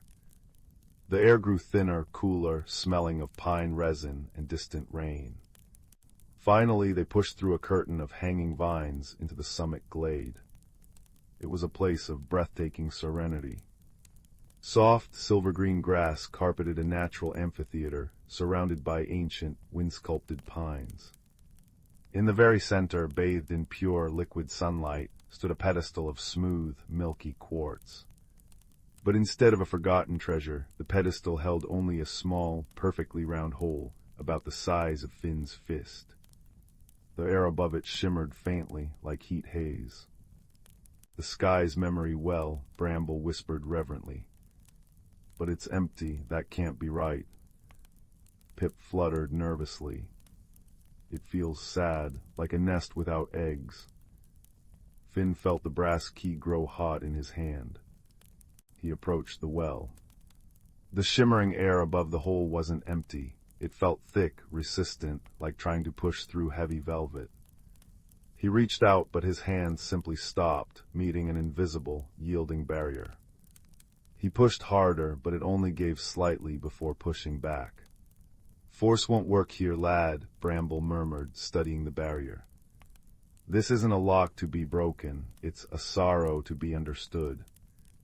Finn sat cross-legged before the well, the key resting warm in his lap. He closed his eyes, not to see with them, but to feel. He remembered the whisper, "Find what the sky has forgotten." Forgotten implied it was once remembered. Lost. He thought of his cloud book, how clouds changed form but never truly vanished. He thought of the warmth of the key, like captured sunlight. He thought of Pip's sadness. "The sky hasn't forgotten something out there," Finn murmured, opening his eyes, a dawning understanding warming him. "It's forgotten something about itself. The memory well isn't empty, it's holding on to something the sky can't bear to lose, but it's trapped by its own grief, like a tear that won't fall." He looked at the shimmering barrier. It wasn't a wall, it was a held breath. A stifled sigh. The sky was holding its sorrow inside the well. "It needs to let go," Finn whispered. "But gently, to remember that even sadness can be beautiful when it's shared." He didn't try to push through the barrier again. Instead, he took the brass key. Not to unlock, but to connect. He held it up not towards the barrier, but towards the open sky above the glade. The tiny feather engraving caught the sunlight. Finn focused on the feeling of the key, warm, comforting, a small, solid thing holding a promise. He thought of gentle rain after a drought, of mist clearing to reveal the sun, of the quiet comfort of sharing a burden. "It's okay," he said softly, his voice barely a whisper yet echoing in the glade stillness. "It's okay to remember, it's okay to let it go. The sadness isn't lost, it becomes the rain that feeds the earth, the mist that paints the dawn. It becomes part of everything beautiful again." He poured his understanding, his quiet empathy, through the key. It wasn't magic words, but magic feeling, the wisdom of accepting loss as part of the cycle. A single radiant tear, like liquid starlight, fell from the clear blue sky above. It landed silently on the shimmering barrier above the well. Where it touched, the resistant shimmer softened, dissolved, and flowed like liquid silver down into the hole in the pedestal. The instant the last drop vanished, the summit glade bloomed. Flowers Finn hadn't seen before unfurled in a burst of impossible colors, their scent like moonlight and dew. The air hummed with pure, resonant joy, a sound felt more than heard. Light, brighter and softer than before, filled the glade, painting everything in hues of gold and pearl. Above the memory well where the barrier had been, a small, perfect image shimmered into being, a fledgling starling taking its very first, wobbly flight towards a radiant sunset. It was a moment of pure, fragile joy, preserved forever. The sky hadn't forgotten the beauty, it had only forgotten how to release the pain of its passing. Finn had helped it remember. Bramble removed his spectacles, wiping his eyes. "Wisdom, lad, true wisdom. You didn't force the lock, you understood the heart that held it closed." Pip danced in the air, singing a sweet, wordless song. "It's remembering, the sky is remembering the happy things too." The journey back down the unseen path felt lighter. Finn carried no physical treasure, but his heart felt full, expanded. He understood now that the greatest magic wasn't in grand gestures, but in quiet understanding, in helping something lost find its way home, even if that home was simply acceptance. The brass key had cooled in his pocket, feeling like an ordinary, slightly tarnished piece of brass once more. Yet when he touched it, he felt the echo of the sky's gratitude, a soft warmth like the first ray of dawn. Back in Willowbrook, under a sky now streaked with the gentle pinks and oranges of sunset, Finn stopped beneath the old oak tree. He placed the brass key back amongst the roots where he'd found it. It belonged to the secrets, to the next seeker who listened with their heart. As he walked home, the scent of rain and possibility hung in the air, richer than ever. He looked up at the clouds, no longer just shapes in a book, but part of a vast, feeling sky that remembered, that let go, and that held countless quiet wonders in its embrace. And Finn, the quiet boy who loved books, now carried a different kind of story within him, a story of a key, a journey, and the gentle, enduring magic of understanding. The world felt softer, kinder, and infinitely more full of unseen paths, waiting for a kind heart to find them. The comforting warmth of that knowledge settled over him like a well-loved blanket as the first stars began to twinkle, silent promises in the darkening blue. Rowan had always loved the steadfast rhythm of Oakhaven. Each morning, dew-kissed cobblestones glistened under the rising sun, the bakery's cinnamon scent wove through the lanes, and the ancient clock tower chimed with comforting precision. But this autumn, change rustled through the village like persistent wind. Rowan's hands trembled as they packed away their father's old apothecary scales. He'd passed quietly with the last summer bloom, leaving Rowan the cottage and its wild, walled garden. Now the garden, once bursting with medicinal herbs, lay choked by thorny brambles and sorrow. Each vine seemed to mirror Rowan's heart, tangled, resistant, afraid to grow anew. One twilight, as Rowan sighed over withered moon petals, a soft knock came at the gate. There stood Mr. Thistle, the village's oldest gardener, his skin like creased parchment, eyes twinkling like stars in twilight. Mind if an old man shares your bench, he rasped, tapping his walking stick, a gnarled branch crowned with a single living bud. Rowan nodded mutely. Gardens grieve too, Thistle murmured, gazing at the brambles. See how they guard the soil, fearful of what new seeds might ask of them. He patted Rowan's shoulder. But earth remembers how to heal, so do hearts. That night Rowan dreamed of silver roots pulsing beneath the garden, whispering in time with their own heartbeat. Come dawn, a discovery. Near the bench, one moon petal had unfurled anew, its petals shimmering with dewdrops that glowed like liquid starlight. When touched, warmth spread up Rowan's arm, and the brambles nearby shivered, retreating an inch. It's responding to you, chirped a voice. Nutkin, a russet squirrel with eyes like polished acorns, scampered down the oak tree. Old Thistle's right, this garden's magic mirrors its keeper. What grows inside you grows out here too. Thus began Rowan's hesitant dance with change. Each day they'd sit with a memory, father's laughter, his stories of resilient yarrow, and tend one small patch. When frustration flared, thorns pricking, weeds stubborn, Nutkin would nudge hazelnuts into Rowan's palm or chatter about forest creatures adapting their nests for winter.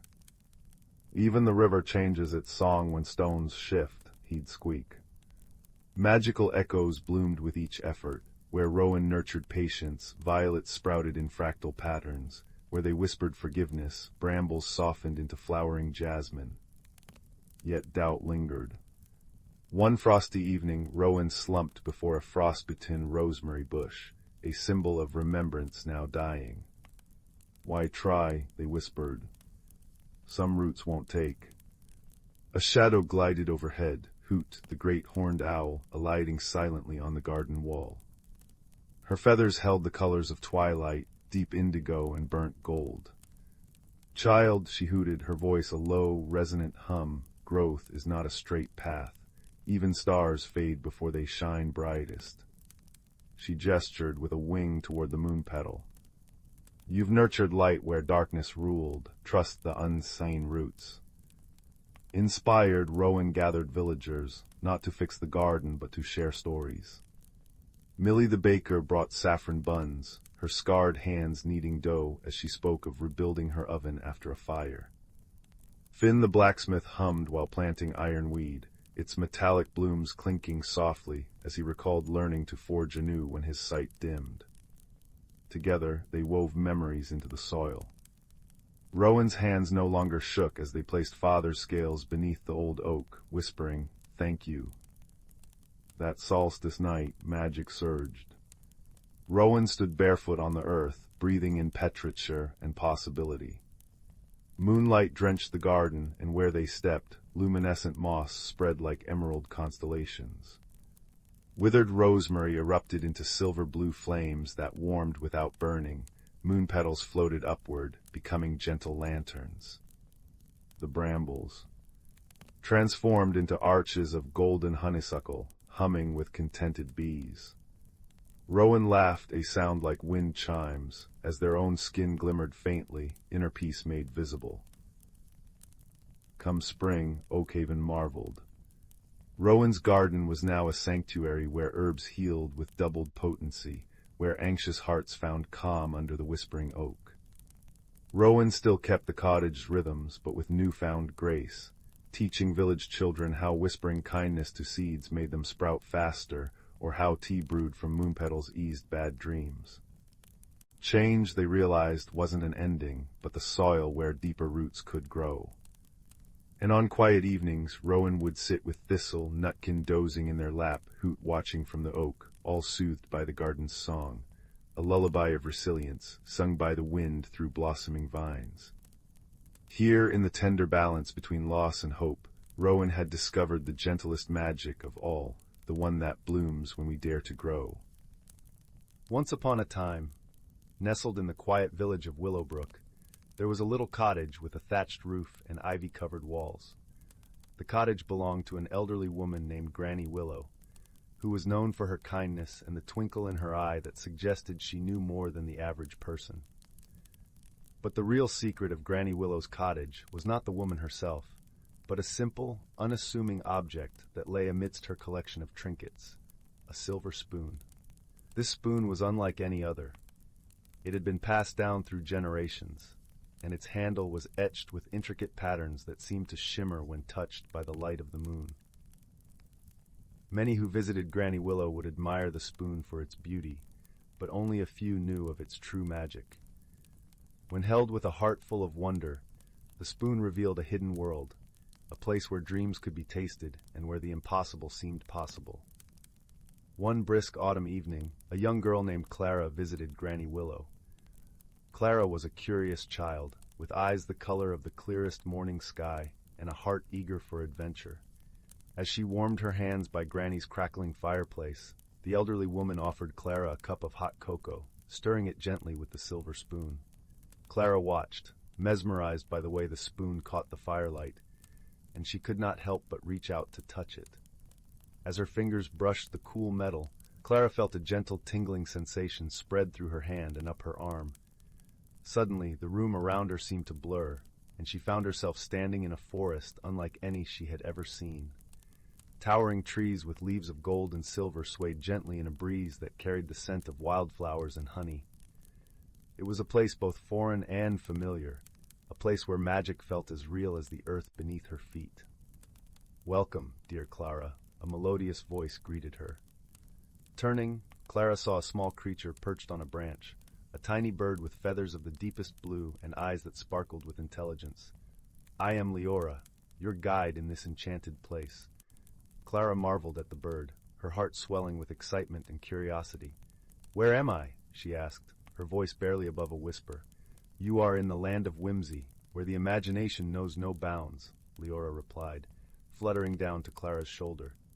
"Here, you will find answers to questions you haven't yet asked, and perhaps discover things you didn't know you were seeking." Intrigued and a little daunted, Clara set off through the forest with Leora by her side.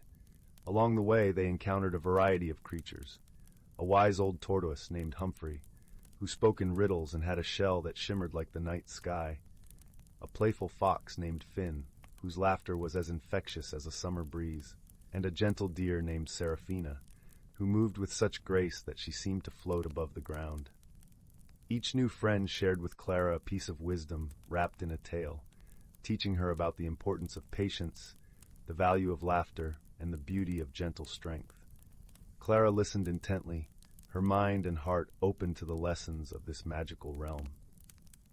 Their journey through the land of whimsy was not without its challenges. At the heart of the forest lay a glade where time stood still, guarded by an ancient riddle that had puzzled even the wisest of creatures.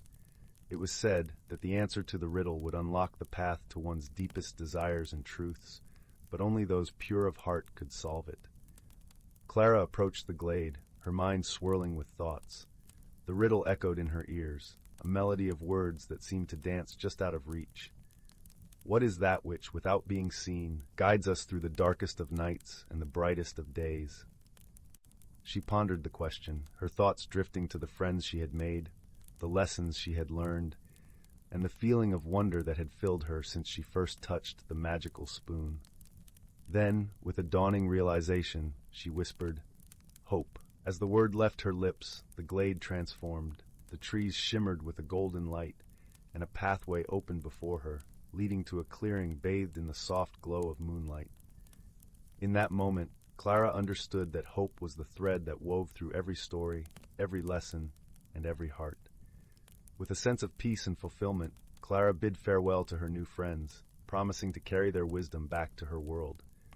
As she stepped onto the path, the forest began to dissolve, and she found herself once again in Granny Willow's cozy cottage, the silver spoon warm in her hand. Granny Willow, her eyes twinkling with understanding, smiled gently at Clara. "Did you find what you were looking for, my dear?"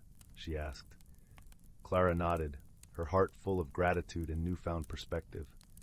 "I found more than I ever imagined," she replied, her voice filled with wonder.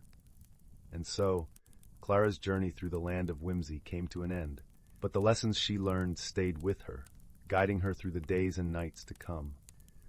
She cherished the silver spoon and the magic it held, knowing that its true power lay not in the enchantment of a distant land, but in the hope and friendship it had awakened within her own heart. As the fire crackled softly and the shadows danced on the walls, Clara drifted into a peaceful sleep, her dreams filled with golden forests and the laughter of newfound friends. And somewhere in the quiet village of Willowbrook, a wise old tortoise, a playful fox, and a graceful deer watched over her, their spirits forever part of her story. And thus, the magic of ordinary things continued to weave its gentle spell, reminding all who listened that true wonder lies within the simplest of moments, waiting to be discovered by those who dare to dream. In the velvety folds of twilight, where fireflies scribble secrets in the air, there existed a village called Willowbrook. Its cobblestone paths curled like cinnamon sticks around cottages with roofs of woven willow branches, each chimney puffing spirals of smoke that smelled of burnt sugar and pine needles. Here lived a hedgehog baker named Thimblewick, whose quills perpetually glittered with flour dust, and whose greatest treasure was a copper whisk that hummed show tunes when it stirred batter. One dewy morning, as Thimblewick balanced a tray of lavender shortbread on his snout, his dearest friend Hazel, a squirrel with a penchant for mismatched socks and a hat that sprouted silk daisies when she laughed, burst through the bakery door. "The stars are vanishing," she squeaked, her tail twitching like a windsock in a storm. Last night Orion's belt turned into suspenders, and the Big Dipper's become a teeny teaspoon. True enough, that evening the sky yawned emptily above Willowbrook. The moon, usually plump and pearlescent, sagged like a deflated balloon, her light dimming to a sorrowful gray. Without starlight, the village's enchanted sunflowers began snoozing through breakfast, the river's song dwindled to a grumpy mutter, and worst of all, Thimblewick's raspberry tarts lost their signature fluff. "We must consult the Glimmerroot Forest's wisest creature," declared Hazel, adjusting her hat, now sprouting anxious thistles. So off they trundled, past meadows where sheep shaped like teapots grazed, and through groves where trees whispered gossip in rustling verse. Deep in the forest they found Brambleclaw, a badger with a monocle made of ice and a cloak patched from maps of forgotten realms. "Ah," rumbled Brambleclaw, studying the sky through his monocle, which fogged ominously. The Starweaver's spun herself into a tizzy, knitted too many nebulas and forgotten to mend the constellations. She's trapped in her celestial yarn barn, buried under skeins of stardust. He tapped a claw on his atlas cloak, where a tiny comet zipped across Antarctica. "But fear not, the luminous lullaby, a tune spun from spider silk and thunder's purr, can calm her frenzy. You'll find it in the cave of echoing hums, though mind the gloomgluppers." "Gloomgluppers," Thimblewick squeaked, nearly dropping his whisk. "Pesky critters who slurp up laughter," Brambleclaw said gravely. "But carry a pocketful of pickle peels, they detest the smell."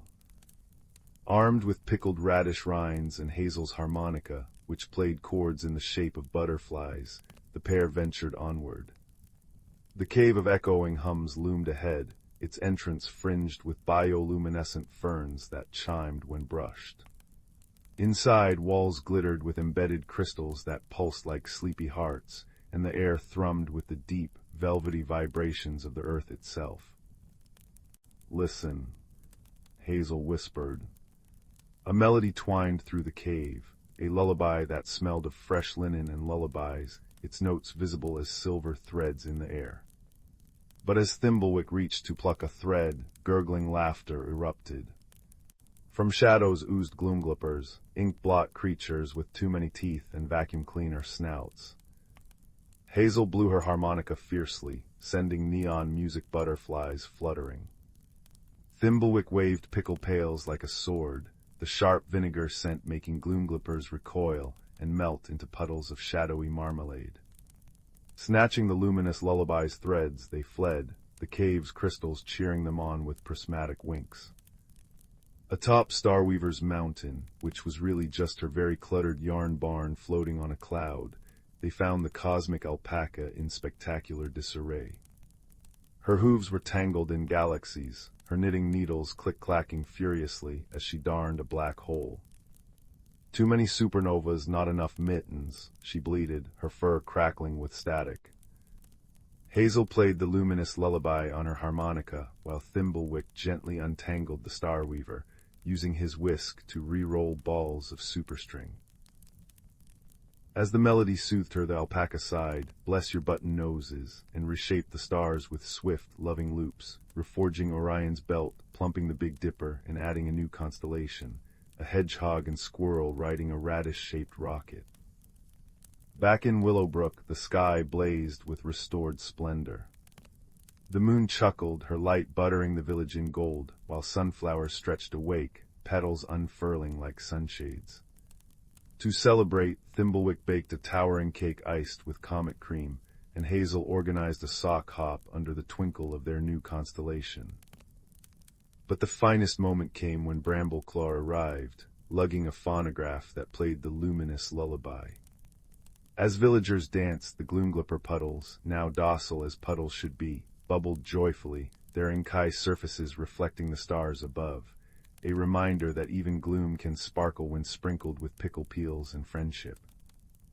And so, nestled in their quilts of clover down, Willowbrook's children drifted to sleep that night, lulled by the rhythm of contented hedgehog snores and the gentle click-clack of Starweaver's needles, stitching new dreams into the cosmos, one cheerful stitch at a time.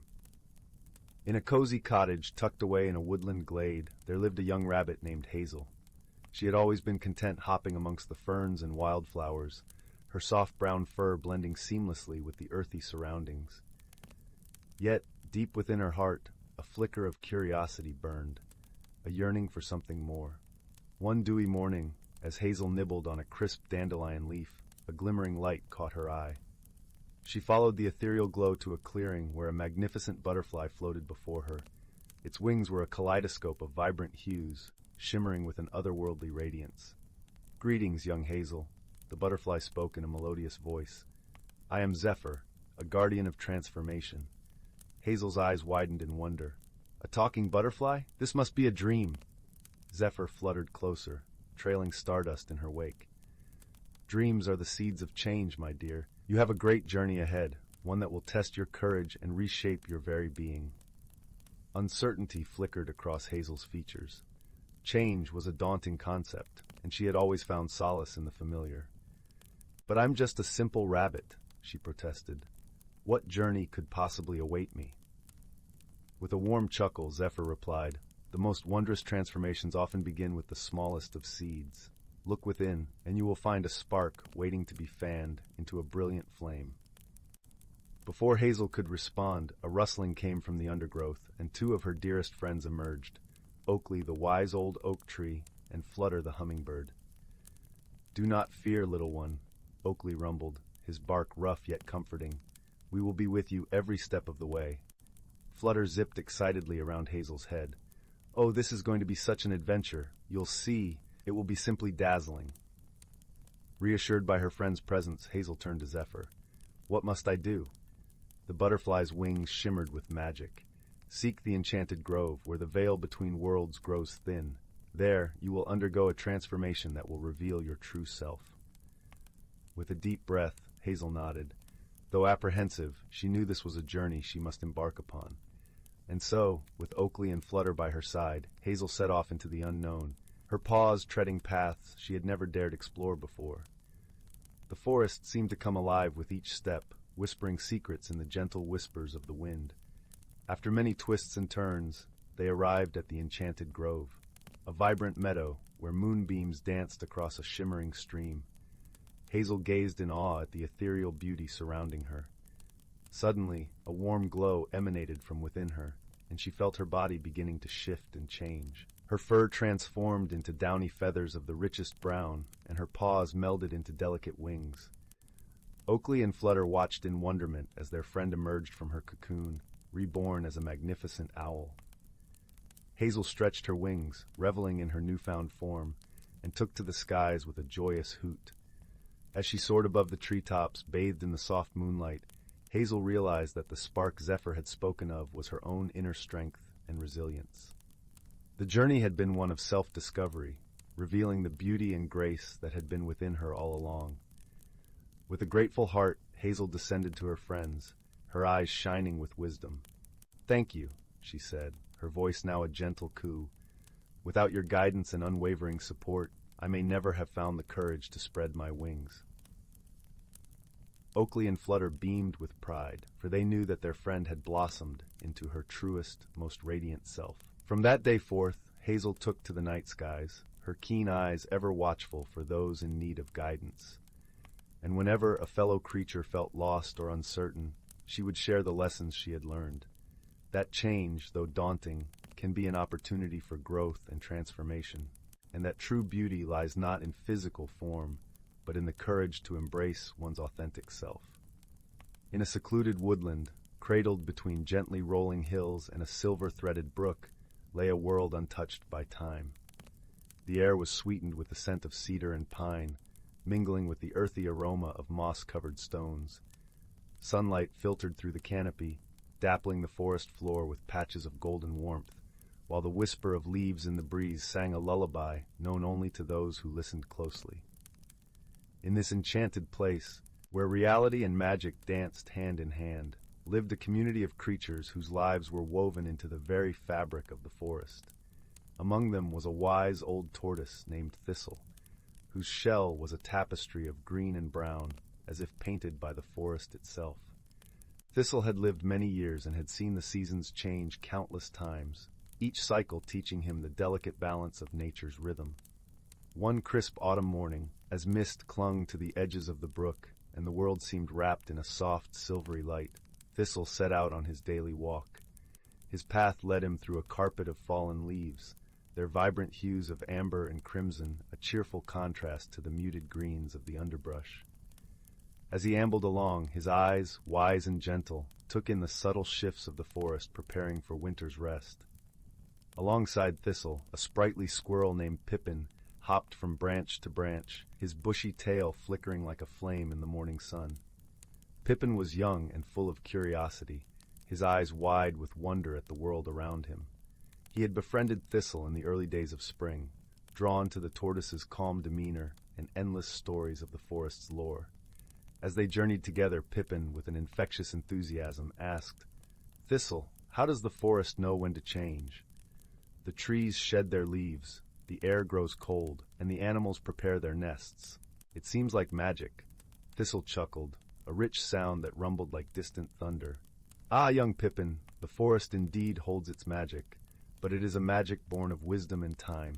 Each creature, each tree has its role, guided by the whispers of the seasons." Their walk took them to the edge of the brook, where the water's surface mirrored the sky's shifting colors, a canvas of blue and white with hints of orange and pink. Here they paused, listening to the gentle babble of the stream as it wound its way through the forest, carrying secrets from the mountains to the sea. Thistle continued, "The forest listens to the wind, to the sun, and even to the stars. It understands when the days grow shorter and the nights longer. The trees, with their deep roots, feel the change in the earth, and they speak to one another through whispers of the soil." Pippin's eyes sparkled with fascination. "Do they really speak, Thistle?" "In their own way, yes," Thistle replied.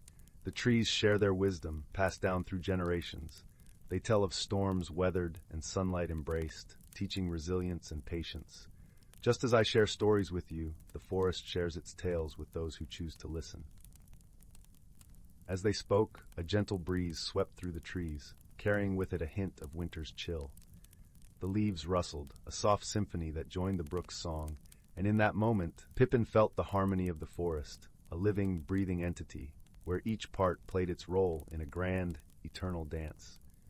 With a newfound understanding, Pippin scampered ahead, eager to share this wisdom with his friends. Thistle watched him go, a fond smile on his lips, knowing that the young squirrel would carry the forest's magic into the future. As the sun dipped lower in the sky, painting the world in hues of lavender and rose, Thistle turned back toward his home. The forest, now bathed in the soft glow of twilight, felt alive with possibility. For in this hidden world, where the boundaries between reality and magic blurred, the wisdom of the ages was entrusted to those who cherished and respected its secrets.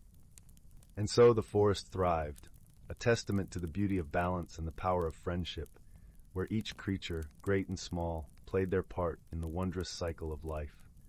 As night fell, the stars emerged, twinkling in the velvet sky, their light a promise of the dreams yet to come and the stories yet to be told. The Whispering Woods, a tale of friendship and magic. In the heart of the serene village of Elderglen, nestled amidst rolling hills and sparkling streams, there lay a secret known only to the children who dared to imagine beyond the mundane.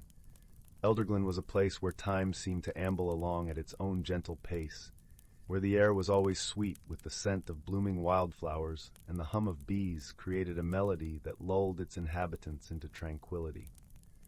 It was here, beneath the shade of the ancient oak trees, that a hidden world whispered its secrets to those who would listen. The village itself was a quaint tapestry of cobblestone paths, thatched roof cottages, and gardens bursting with marigolds and daisies. The people of Elderglen were simple folk, their lives intertwined with the rhythm of nature, celebrating harvests and moonlit nights with equal fervor. But it was the children, with their wide eyes and curious hearts, who held the key to the village's most enchanting secret, the Whispering Woods. The Whispering Woods bordered the northern edge of Elderglen, a dense forest that seemed to breathe with life.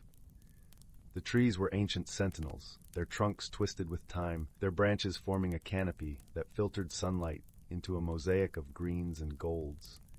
It was said that the woods were alive with magic, a place where the mundane and the mystical danced in harmony. Among the children of Elderglen was a boy named Finn, whose heart was as boundless as the sky. Finn was a dreamer, with hair as wild as the wind and eyes that sparkled with the promise of adventure. His best friend, Lila, was his opposite in many ways, her demeanor calm and her laughter a gentle melody. Lila's kindness was like a warm embrace, her wisdom often far beyond her years. Their friendship was a tapestry woven with shared secrets and whispered dreams, and together they spent countless hours exploring the hidden nooks of the Whispering Woods. They would lie on the soft forest floor, listening to the rustle of leaves and the crooning of the breeze through the branches, imagining stories of mythical creatures and daring quests. One afternoon, as the sun dipped low in the sky, painting the woods in hues of amber and rose, Finn and Lila stumbled upon something extraordinary. They had ventured deeper into the forest than ever before, drawn by a faint melodic chiming that seemed to beckon them forward. As they pushed through a thicket of ferns, they found themselves in a small clearing, bathed in the soft glow of twilight. In the center of the clearing stood an ancient stone archway, its surface etched with intricate runes that glimmered faintly in the fading light.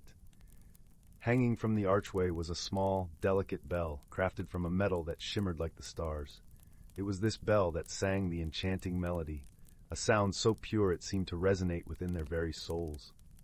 "What do you think it is?" Lila whispered, her voice tinged with awe. Finn stepped closer, his eyes wide with wonder. "I think it's magic," he replied, reaching out to gently touch the bell. As his fingers brushed against it, the bell rang out with a clear, sweet note that echoed through the clearing.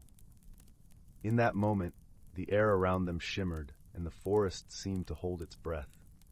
The runes on the archway glowed brighter, casting a warm light that enveloped Finn and Lila. They could feel the magic of the woods coursing through them, a sensation both exhilarating and comforting. "Do you feel that?" Finn asked, his voice barely more than a whisper. Lila nodded, her eyes alight with wonder. "It's like the woods are speaking to us," she said softly.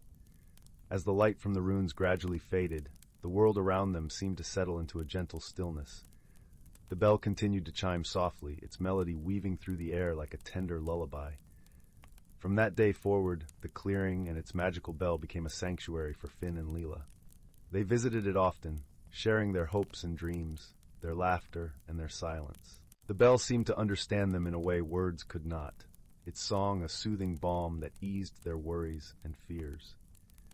One crisp autumn morning, as the leaves turned to gold and crimson, Finn and Lila made their way to the clearing. The air was cool and invigorating, carrying the earthy scent of fallen leaves. As they approached the archway, they noticed something different. The bell's melody was tinged with a note of urgency, as if calling out to them. Curious and a little apprehensive, they hurried forward, their footsteps crunching on the carpet of leaves. As they reached the clearing, they saw that the runes on the archway were glowing brightly, casting a warm, inviting light. "What's happening?"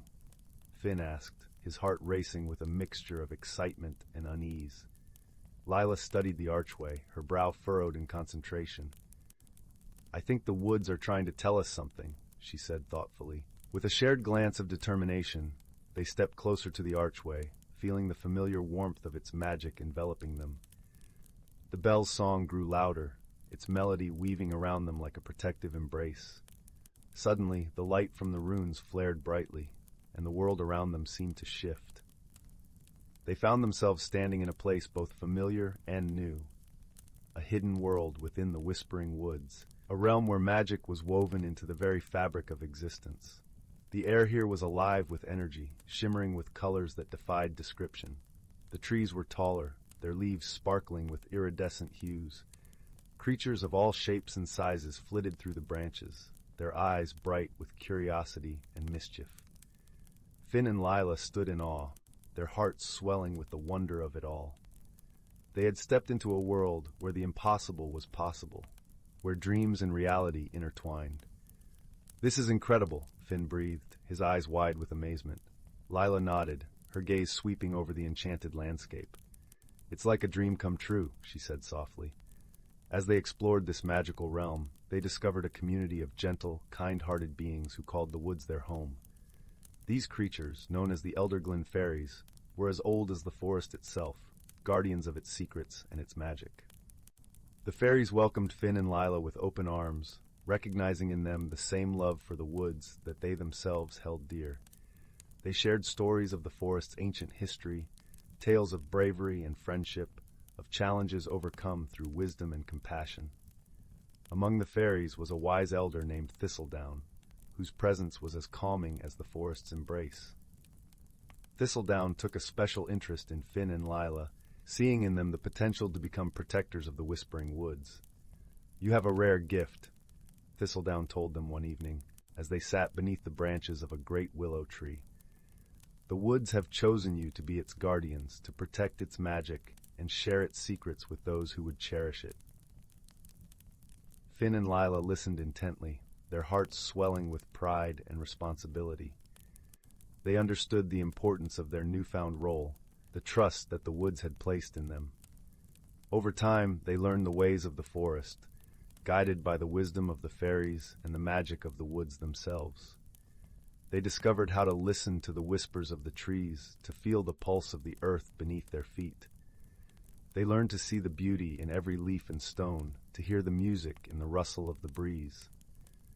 Their friendship, too, deepened and grew, rooted in the shared bond of their magical journey.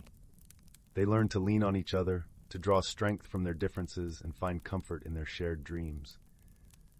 But as with all tales of magic and wonder, challenges arose that tested their resolve. One stormy night, as thunder rumbled through the sky and rain lashed against the trees, a dark shadow crept into the Whispering Woods, a shadow that threatened to unravel the very fabric of the enchanted realm. The shadow was a creature of malice, drawn to the forest's magic with a hunger that knew no bounds. It sought to consume the light and wonder of the woods, to turn it into a place of fear and darkness. The fairies were powerless against such a force, their magic unable to repel the creature's malevolent presence. It was then that Finn and Lila, guided by the bell's urgent song, stepped forward to protect the woods they loved. With the wisdom they had gained and the strength of their friendship, they devised a plan to confront the shadow. They knew that only by working together, by combining their unique gifts, could they hope to banish the darkness and restore the forest's light. The battle was fierce, the air crackling with energy as the shadow writhed and howled in defiance. But Finn and Lila stood strong, their hearts united in purpose, their determination unwavering. With each step they took, the forest rallied around them, lending its magic to their cause. The trees whispered words of encouragement, the fairies sang songs of hope, and the bell's melody wove through it all, a beacon of light in the darkness. In the end, it was not brute strength that vanquished the shadow, but the power of their friendship and the love they held for the Whispering Woods. As the first light of dawn broke through the clouds, the shadow dissolved into nothingness, leaving the forest bathed in a golden glow. The woods sighed with relief, its magic restored, its beauty undimmed.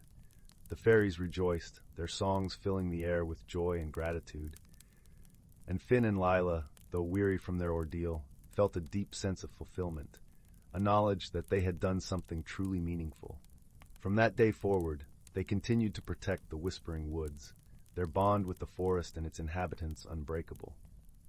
They shared their story with the villagers of Elderglen, inviting those with open hearts to discover the magic that lay hidden within the woods.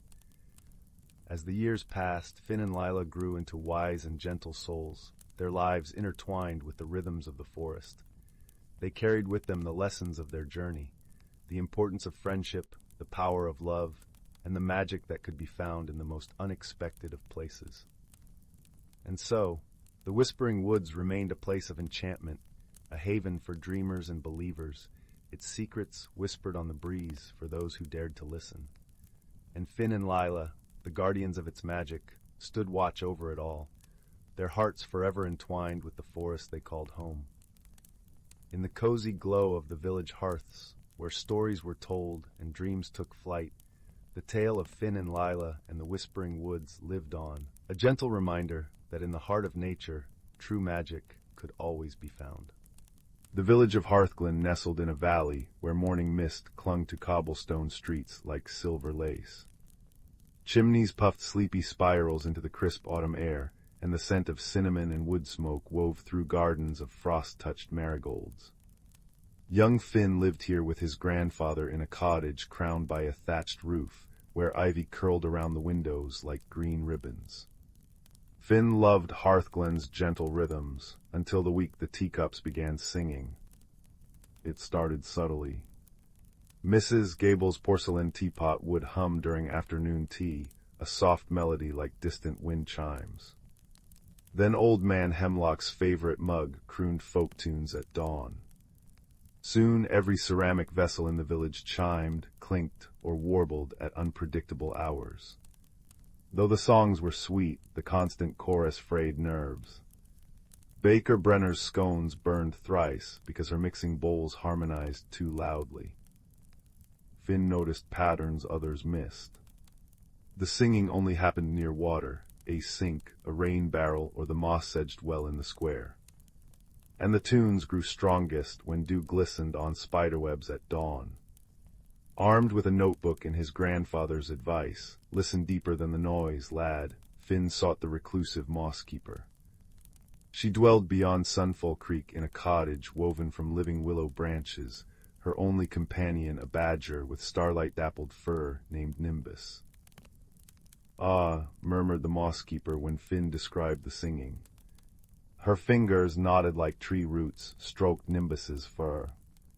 Ceramics absorb memories like sponges, but this is the work of brook sprites, shy little things drawn to laughter trapped in clay. She explained that brook sprites polished forgotten joys inside pottery, their magic making memories resonate. "But why now?" Finn asked. The moss-keeper's eyes clouded. "Something frightens them. Sprites only sing this urgently when seeking refuge." Guided by Nimbus's twitching nose, Finn traced the sprite trails, glimmers no brighter than dust motes, along the creek bank. At the mossy hollow where 3 birch trees embraced, he found the source.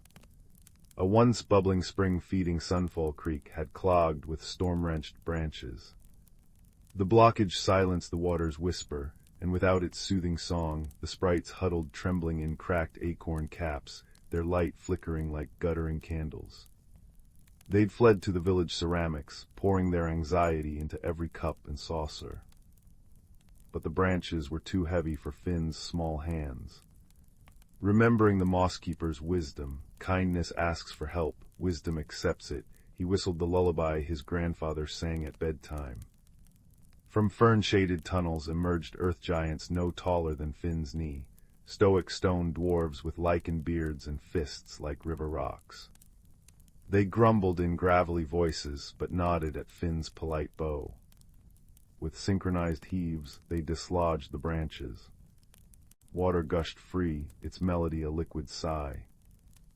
The brook sprites burst upward in a helix of blue light, brushing Finn's cheeks with cool, grateful kisses before diving into the rejuvenated spring. That evening, as Hearthglen gathered in the square, Teacup sat silent upon checkered cloths, until Mayor Thistle filled her grandmother's wedding china cup. Instead of chaotic singing, the cup released a single clear note that hung in the air like a frozen raindrop. Then, like an echo, every vessel in the village chimed softly in harmony, a grateful lullaby that curled around the villagers like a warm shawl.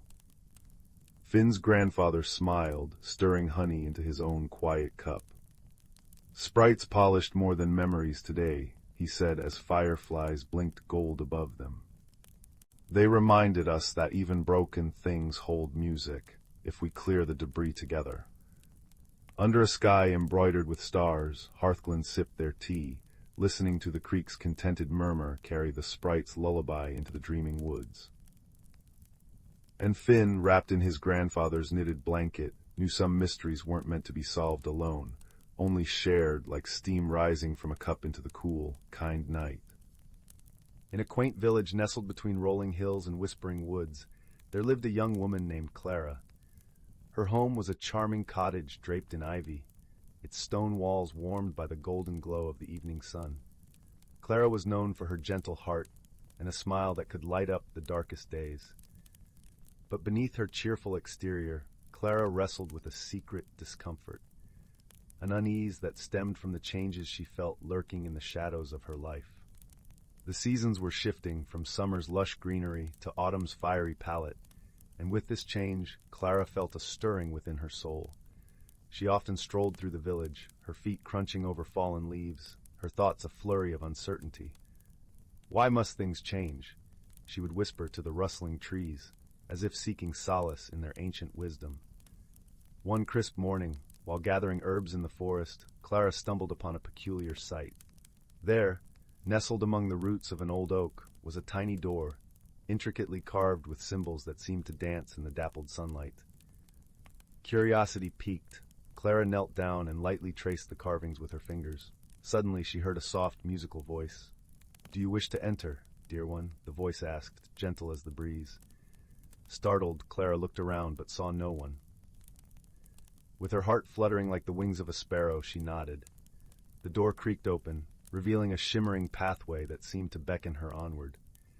As she stepped through the threshold, Clara found herself in a wondrous realm where the air was fragrant with the scent of wildflowers and the sky blushed with hues of lavender and rose. The landscape was alive with magic. Trees with leaves spun from silver, streams that sang as they flowed, and creatures that glimmered with a luminescent glow. It was here she met Silas, a wise and gentle creature resembling both a fox and a deer, with eyes like pools of starlight. "Welcome, Clara," he said, his voice as soothing as a lullaby. "You've entered the realm of reflection, where inner truths are revealed through the magic that surrounds you." Silas became Clara's guide, leading her through this enchanted land where every step seemed to mirror the transformations she feared. Together, they wandered through fields of golden grass that whispered secrets in the wind and visited groves where the trees sang songs of old. One afternoon, as they rested by a crystal-clear pond, Silas spoke gently. "Change is like the seasons, dear Clara. It is the nature of life to evolve and grow. It is not something to fear, but to embrace." Clara watched her reflection ripple in the pond, noticing how the water distorted and reshaped her image. She realized that just as the pond could change her reflection, so too could she adapt to the changes within and around her. With each passing day in the magical realm, Clara found herself growing more attuned to the subtle rhythms of life. She learned from the creatures of the forest, who navigated their world with grace and acceptance. From the flowers that bloomed and faded with the sun, she learned the beauty of cycles and renewal. The time came when Clara felt a deep sense of peace settle within her heart, a gentle acceptance of the inevitable changes that life would bring. She thanked Silas for his wisdom and friendship, his presence a comforting balm to her soul.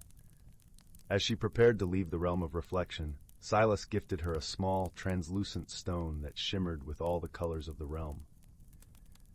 "Keep this close to your heart," he said, "and remember the lessons you've learned here."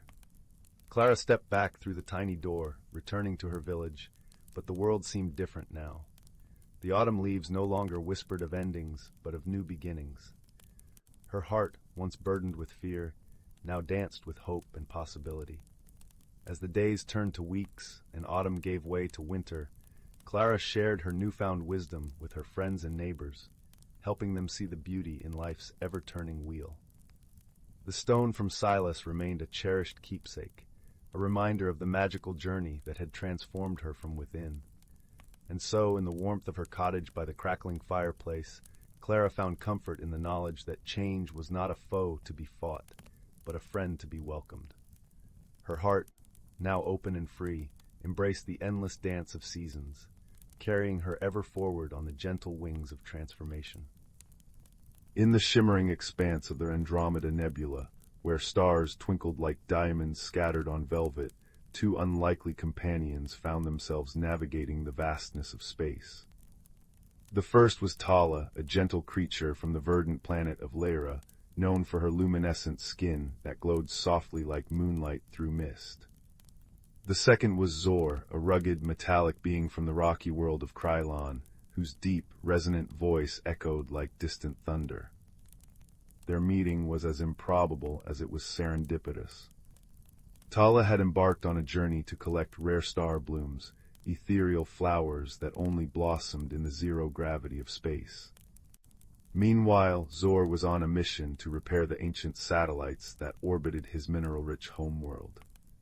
Fate, it seemed, had decreed their paths to cross when a cosmic storm sent their ships spiraling into an uncharted sector of the galaxy. At first, their differences posed a considerable challenge. Tala, with her delicate touch and gentle demeanor, found Zor's brusque manner and clanking footsteps unnerving. Zor, in turn, struggled to understand Tala's quiet whispers, which floated like soft breezes, but often got lost amidst the hum of his mechanical circuits. Their initial attempts at communication were fraught with misunderstandings, each misinterpreting the other's intentions. One day, as they drifted near a cluster of luminous stars, a small collision with a rogue asteroid left Tala's craft damaged and her precious star bloom collection scattered into the abyss. Desperate and worried, she found herself in tears, her glow dimming with her spirits. Zor, witnessing her distress, felt a pang of empathy ripple through his metal frame. Though he was unaccustomed to such feelings, something about Tala's sorrow stirred a new resolve within him. With a clumsy tenderness, Zor extended a mechanical arm to gather the scattered blooms. His usually booming voice softened as he reassured Tala, "We will recover them together." It was the first time Tala saw beyond his steely exterior, recognizing the kindness that lay beneath. As they worked side by side, a tentative friendship began to blossom. Tala showed Zor how to handle the delicate blooms with care, teaching him the art of patience and gentleness. In return, Zor shared stories of his rugged planet, where resilience was forged amidst harsh conditions. Their shared challenges, from navigating treacherous asteroid fields to repairing their damaged vessels, became opportunities for growth and understanding. Gradually, their conversations flowed more easily. Tala learned to appreciate the deep, rhythmic tones of Zor's voice, finding comfort in its steady cadence. Zor, in turn, grew attuned to the subtleties in Tala's whispers, recognizing the wisdom and warmth they carried. Through laughter and occasional mishaps, they discovered the joy of companionship. One evening, as they floated in the tranquil glow of a distant sun, Tala confided in Zor about her fears of returning home empty-handed. Zor, pondering her words, replied, "Perhaps the blooms are not the only treasure you have found." His words, simple yet profound, resonated with Tala, who realized that her journey had gifted her something far more precious than star blooms, a true friend. As their adventure drew to a close, they stood together, gazing at the star-speckled horizon. The cosmic storm that had once seemed a misfortune now felt like a blessing in disguise. Their time together had taught them the true meaning of friendship, understanding, acceptance, and the ability to see beyond appearances. With their ships finally repaired, Tala and Zor prepared to part ways, their hearts full but heavy with the prospect of farewell. Yet they knew that their friendship would endure across the vast distances that separated their worlds. As they exchanged parting glows and echoes, Tala and Zor promised to meet again, somewhere in the galaxy's glittering embrace. And so, under the watchful eyes of the stars, two unlikely companions set forth on their separate paths, forever bound by the luminous bond of friendship they had forged in the depths of space. In the quiet village of Meadowshire, where cobblestone lanes wound like sleepy serpents between thatched cottages, lived a boy named Silas. His world was one of ordinary wonders, the scent of baking bread drifting from Mrs. Bramble's oven, the way sunlight turned the mill pond into liquid gold each dawn. Yet Silas often felt a quiet longing, as if the world held secrets just beyond his reach. That longing led him to the dusty attic of his grandmother's cottage one misty afternoon, where he discovered an old wooden music box tucked beneath a quilt of faded stars. Its surface was carved with spiraling patterns that seemed to shift like smoke when touched, and when Silas wound its tiny key, it played no melody at all. Instead, it released a soft, shimmering light that painted pictures in the air, memories not his own. The first vision showed a locket shaped like a teardrop, lost deep within the whispering woods on the edge of the village. Silas recognized it at once. It belonged to his grandmother, who'd spoken of it with wistful sighs, calling it her heart's compass. The music box hummed and Silas understood. This was no ordinary trinket. It could reveal the hidden stories of lost things, but only if he followed where it led. With the box cradled in his hands, its light pulsing like a gentle heartbeat, Silas stepped into the woods. Shadows draped the path like velvet curtains, and the air smelled of damp moss and secrets. His journey began with uncertainty, but soon helpers emerged from the greenery. First came Thistle, a badger with fur like twilight and eyes that held the patience of ancient stones. He moved with a slow, deliberate grace, teaching Silas to read the language of roots and rivulets. Every bend in the path has a tale, Thistle rumbled, his voice a soothing rasp. Listen with your feet, not just your ears. Next fluttered Pip, a sparrow with feathers the color of storm clouds, and a habit of reciting rhymes. Left at the crooked oak, right where the ferns sigh low, she'd chirp, her wings tracing maps in the dappled light. Last was Bramble, a hedgehog whose quills glittered with dewdrops and whose laughter was a soft, rustling sound. She carried a tiny satchel of courage, a thimble-sized cup of honeysuckle nectar that warmed the spirit when sipped. Together they ventured deeper, guided by the music box's glow. It showed them fragments of the locket's past, grandmother as a girl, laughing as she hung it from a branch while chasing fireflies, the day a storm swept it into a burbling creek. The woods grew stranger, trees whispered in riddles, and streams flowed uphill. Silas's heart ached with every step, not from weariness, but from the weight of the stories he carried. He realized this was no mere quest for an object. It was a journey into the tender, tangled heart of memory itself. The challenge arose when they reached the Grove of Echoes, a clearing where the air shimmered like heat haze.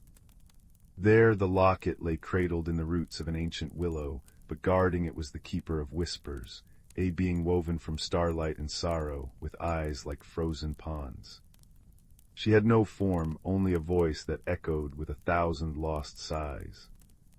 "Take this locket," she murmured, "and you steal a piece of someone's soul. Memories are not trinkets to be reclaimed." Silas felt fear tighten his throat. Thistle nudged his hand. "Wisdom, little traveler," the badger whispered. "Not force." Pip landed on Silas's shoulder, humming a rhyme about letting go. Bramble pressed the honeysuckle cup into his palm, its sweetness a balm. Silas closed his eyes, recalling the music box's visions, not just the locket's loss, but the joy it once held. He understood then what the keeper truly guarded, not the object, but the right of memories to breathe, to change, to be more than frozen moments. Memories aren't meant to be kept locked away, Silas said softly, his voice steady as a stream. They're like seeds. If you hold them too tight, they never grow. My grandmother's sorrow isn't in losing this locket, it's in forgetting how it felt to laugh when it swung from that branch. He held up the music box, its light swirled, showing the keeper her own memories, of being a sapling kissed by rain, of sheltering fledglings, of seasons turning without regret. Sometimes, Silas added, letting go is how we keep things alive. The keeper's form softened, melting into a shower of silver mist that rained down like tears. Where it touched the earth, forget-me-nots bloomed in a blue circle around the willow. You carry old wisdom in young bones, the keeper sighed, her voice now warm as hearth smoke. Take the locket, but leave a memory in its place. Silas placed his hand on the willow's bark. He thought of this journey, thistle's steady presence, Pip's guiding rhymes, bramble's brave giggle. The tree absorbed it, its leaves shivering with contentment. The locket slipped into Silas's palm, cool and light. The return to Meadowshire was lit by a buttery sunset. Grandmother's eyes welled when Silas pressed the locket into her hands, but he quickly opened the music box. Its light wove a new vision, not the past, but the present, the four friends walking home, the willow grove blooming behind them, the village glowing ahead like a promise. The memory isn't in the locket, Grandma, Silas whispered. It's in us, and now we have a new one to share.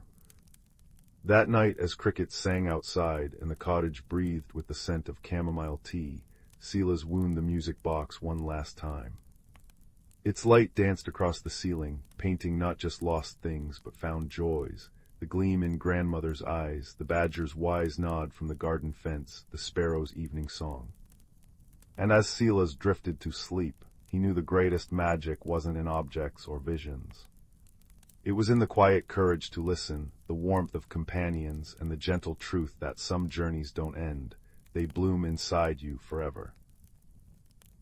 The old apothecary shop at the edge of Willowbrook village had always smelled of forgotten things, dried lavender clinging to cedar shelves, cinnamon sticks whispering secrets to jars of tarnished buttons, and the faint metallic tang of rain-soaked copper pipes.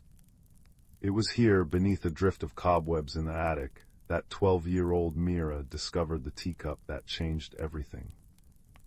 Not a grand goblet nor a shimmering chalice, but a simple porcelain cup the color of storm clouds, its handle shaped like a crescent moon embracing a tiny star.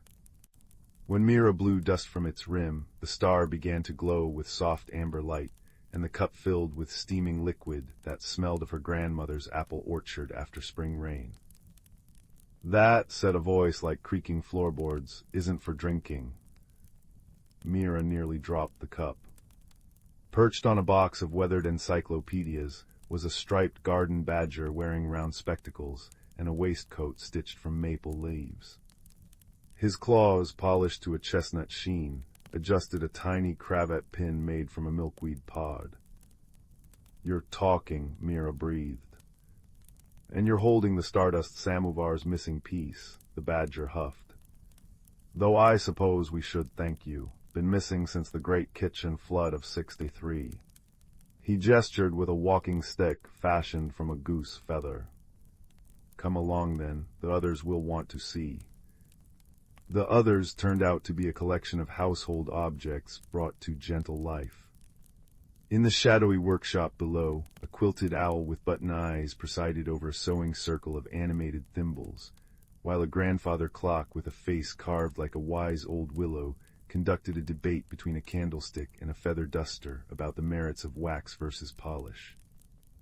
Her name is Leora, the badger said, patting the massive copper samovar occupying the room's heart, its surface etched with constellations. And you found her heart cup. As Mira placed the teacup against a dent in the samovar's side, golden seams flared to life, connecting stars into pictures, a fox reading poetry to ferns, mountains rearranging themselves like furniture, a river pausing mid-flow to admire its reflection. "It's a story keeper," Leora hummed, her spout curling like a contented cat's tail. Steam billowed upward, forming shimmering scenes. "Every cup of starlight tea reveals memories too precious to lose, but the last memory—" Her voice dimmed. "The one that explains why we've been fading, it shattered when I fell. We need someone to walk the old paths and piece it together." Mira's journey began at dawn, the samovar's smallest teapot, a cheeky little thing with a whistle like a songbird, strapped to her pack. The badger, who introduced himself as Professor Thistlewick, led her to the Whisperwood's edge, where roots formed staircases and fireflies carried lanterns made of dewdrops.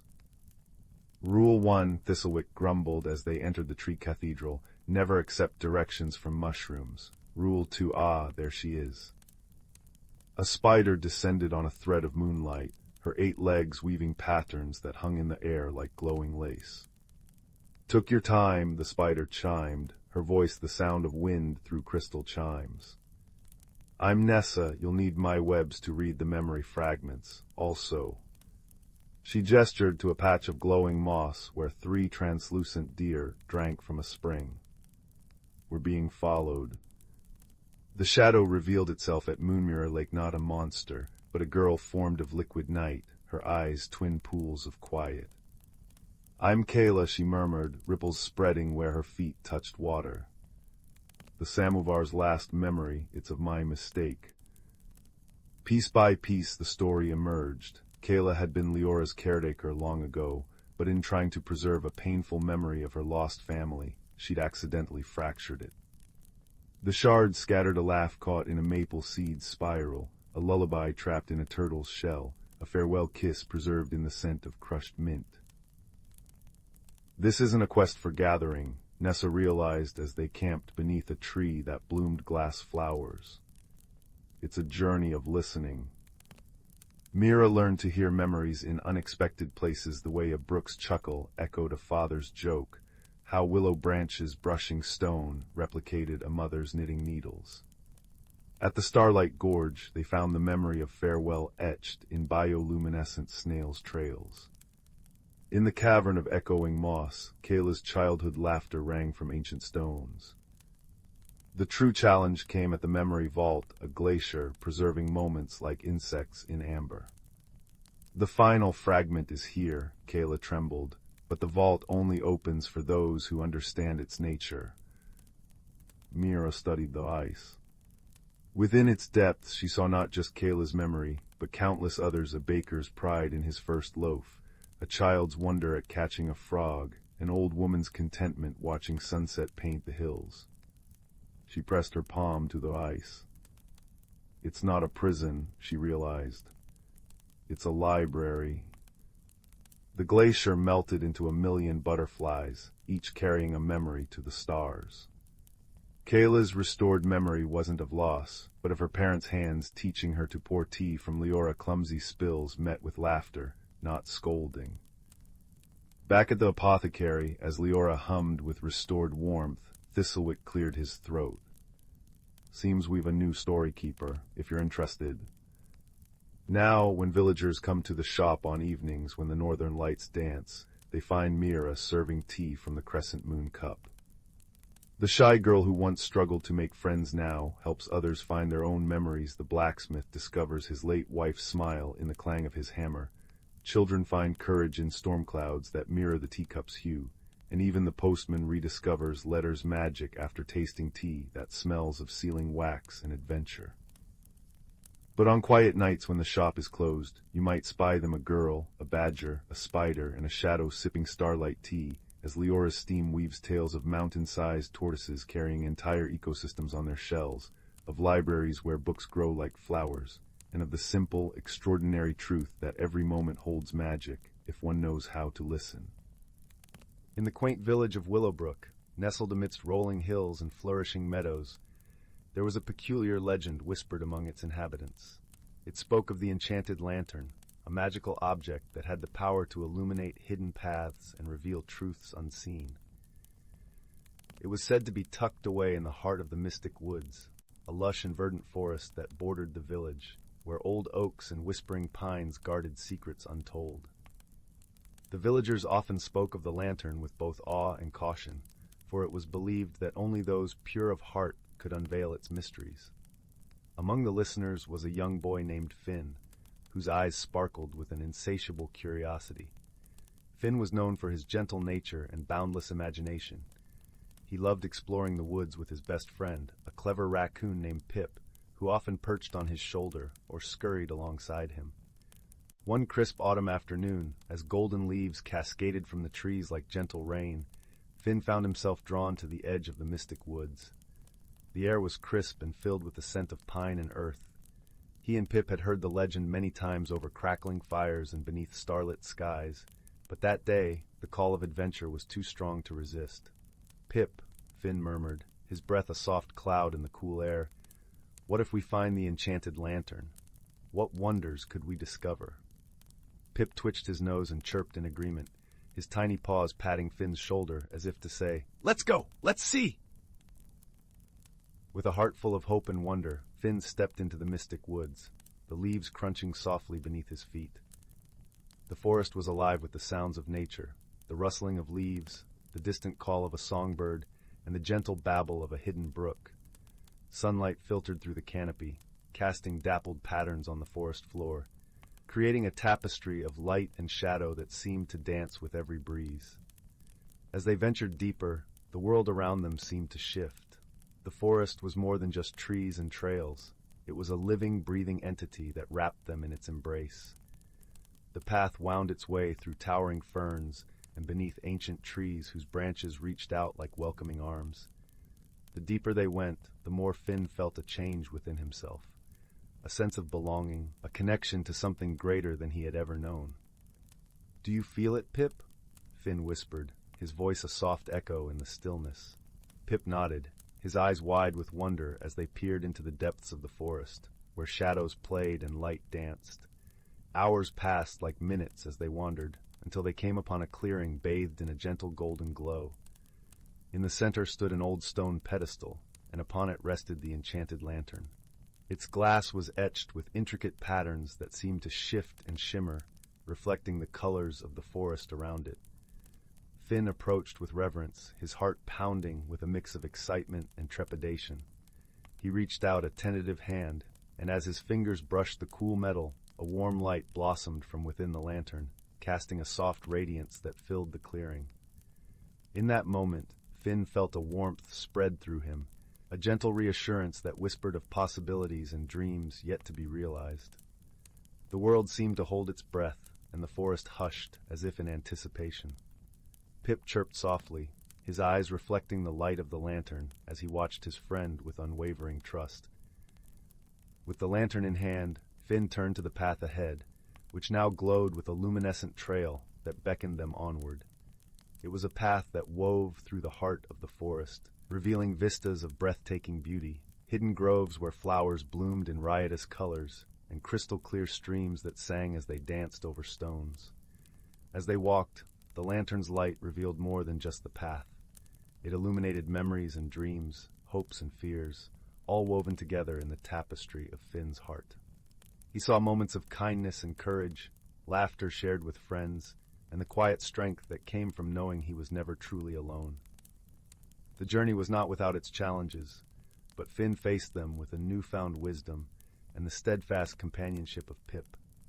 They crossed rickety bridges that swayed over deep chasms, clambered over rocky outcrops that tested their resolve, and weathered sudden storms that sought to turn them back. Yet through it all, the lantern's light never wavered, guiding them with unwavering certainty. As they ventured further, they discovered a hidden world within the forest, a place where the magic of nature thrived in harmony. They met creatures of all shapes and sizes, each with stories of their own. There was Luna, the wise old owl who spoke of the stars and the secrets they kept, and Thistle, the mischievous squirrel who shared tales of acorn feasts and daring escapades. In this hidden world, Finn and Pip forged friendships that defied expectations. They learned that true friendship knew no bounds, that it was a bond that transcended differences and celebrated the unique gifts each brought to the world. Through their journey, they came to understand that the greatest magic lay not in the lantern itself, but in the connections they made along the way. The days turned into weeks, and the forest became a second home, a place of peace and discovery. Yet, as all journeys do, theirs too had to find its end. One evening, as the sun dipped below the horizon and painted the sky in hues of lavender and gold, Finn and Pip found themselves back at the edge of the mystic woods. The enchanted lantern, now a part of their story, rested gently in Finn's hands. He knew that its light was meant to be shared, that it was a gift for all who sought its wisdom. With a heart full of gratitude, he placed the lantern back upon its pedestal, where it would await the next seeker of dreams. As they made their way home, the village welcomed them with open arms, the warmth of familiarity and love wrapping around them like a cozy blanket. Finn's journey had changed him in ways he could not have imagined. He carried with him the lessons of the forest, the importance of friendship, the courage to face the unknown, and the magic that dwells within every heart. And so, with Pip by his side, Finn returned to the world he knew, forever changed by the journey he had taken. The enchanted lantern remained in the heart of the mystic woods, a beacon of hope and wonder, its light waiting to guide those with the courage to seek it. In the quiet of the night, beneath a sky strewn with stars, Finn and Pip lay in the warmth of their home, knowing that the magic of their adventure would live on in their hearts and in the stories they would share. And as they drifted into a peaceful slumber, the gentle glow of the lantern lit the path for the dreams yet to come, promising new adventures, new friendships, and the enduring magic of a kind heart. Once upon a time, in the heart of a sprawling, ancient forest, where the trees whispered secrets only the wind could understand, there lived a community of creatures unlike any other. Nestled beneath the emerald canopy, the forest was a symphony of life, each creature playing its part in a delicate, harmonious tune. The forest was alive with the gentle rustle of leaves, their surfaces glistening with morning dew like tiny jewels scattered across a vibrant green carpet. Rays of sunlight filtered through the dense branches, casting dappled patterns on the forest floor where wildflowers blossomed in a riot of colors, violet, gold, and crimson. In this enchanted place, the animals lived in a world of balance, each one understanding its role in the grand tapestry of life. Among them was a wise old fox named Fendrel, whose fur was the color of autumn leaves, fiery and warm. Fendrel was known far and wide for his wisdom, passed down through countless generations. He was the keeper of the forest's stories and the guardian of its ancient magic. One crisp morning, as the scent of pine mingled with the earthy aroma of damp soil, Fendrel gathered the younger creatures of the forest for a tale. They gathered around him, eyes wide with anticipation, their breaths forming delicate clouds in the cool air. There was Bramble, the curious rabbit with ears as long as the day, and Tilly, the little hedgehog with a coat as soft as the velvet night. "Today," Fendrel began, his voice as soft as the rustling leaves, "I will tell you the story of the season's dance, a magical phenomenon that binds our forest in harmony." The creatures leaned in closer, their hearts beating in time with the gentle rhythm of the forest. "Long ago," Fendrel continued, "the forest was a place of chaos, with each season vying for power, causing the world to swing from bitter cold to scorching heat in the blink of an eye. The trees would crack under the pressure of snow one day, only to be scorched by the relentless sun the next. The creatures were confused and frightened, unable to find their place in such turmoil. The forest seemed to hold its breath, listening to Fendrel's tale. Then came a time when the elders of the forest, wise and ancient as the stars, convened to bring peace to the land. They decided that each season would have its time to reign, ensuring a balance that would allow all life to flourish. Thus the season's dance was born. Fendrel's eyes sparkled like the dew-kissed leaves as he spoke of the dance. Spring would awaken first, painting the world with fresh blooms and gentle rains. Summer followed, with its golden warmth and long, lazy days. Autumn arrived next, wrapping the forest in a tapestry of fiery colors and crisp air. Finally, winter would blanket the world in a soft white silence, allowing the earth to rest and renew. The young creatures sighed in wonder, imagining the dance of the seasons as a gentle, flowing ballet across their beloved home. But, Fendrel cautioned. "This balance is delicate. Each being in the forest must respect and contribute to it, for the dance to continue. Our actions, however small, ripple through the forest like a stone tossed into a still pond." Tilly, the hedgehog, spoke up, her voice as soft as a whisper. "How can we help, Fendrel?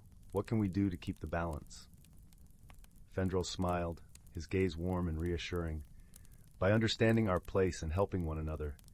When you share the fruits of the earth, you honor the bounty of summer. When you gather leaves and twigs for the winter, you respect the gifts of autumn. Each act of kindness, each moment of sharing, keeps the dance alive."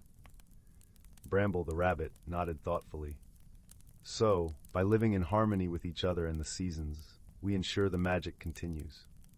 "Exactly," Fendrel replied, his voice like a gentle caress.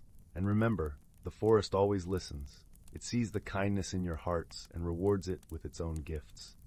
As Fendrel's tale came to an end, the sun began its slow descent, casting a golden glow over the forest. The creatures lingered, absorbing the serenity of the moment, feeling the interconnectedness of their world more deeply than ever before. The days turned to weeks, and the lessons of the season's dance wove themselves into the fabric of their lives. Each creature took to heart the wisdom of Fendrel's story, nurturing the balance of their world through simple acts of care and camaraderie. In time, the forest flourished, a vibrant testament to the power of harmony and the enduring magic that resided within its ancient boundaries. The creatures thrived, their lives an intricate tapestry of friendship and wisdom, woven together by the timeless dance of the seasons. And under the watchful gaze of the old fox, they knew that as long as they remembered the story of the season's dance, their beloved forest would always remain a haven of peace and enchantment. And so, as the moon rose high to sprinkle silver light over the tranquil landscape, the creatures nestled into their cozy dens, lulled to sleep by the soft whispers of the wind, carrying the promise of another beautiful day. In a cozy cottage tucked away in a woodland glade, there lived a young rabbit named Hazel. She had always been content hopping amongst the ferns and wildflowers, her soft brown fur blending seamlessly with the earthy surroundings. Yet, deep within her heart, a flicker of curiosity burned, a yearning for something more. One dewy morning, as Hazel nibbled on a crisp dandelion leaf, a glimmering light caught her eye. She followed the ethereal glow to a clearing where a magnificent butterfly floated before her. Its wings were a kaleidoscope of vibrant hues, shimmering with an otherworldly radiance. "Greetings, young Hazel," the butterfly spoke in a melodious voice. "I am Zephyr, a guardian of transformation." Hazel's eyes widened in wonder. "A talking butterfly? This must be a dream." Zephyr fluttered closer, trailing stardust in her wake. "Dreams are the seeds of change, my dear. You have a great journey ahead, one that will test your courage and reshape your very being." Uncertainty flickered across Hazel's features. Change was a daunting concept, and she had always found solace in the familiar. "But I'm just a simple rabbit," she protested. "What journey could possibly await me?" With a warm chuckle, Zephyr replied, "The most wondrous transformations often begin with the smallest of seeds.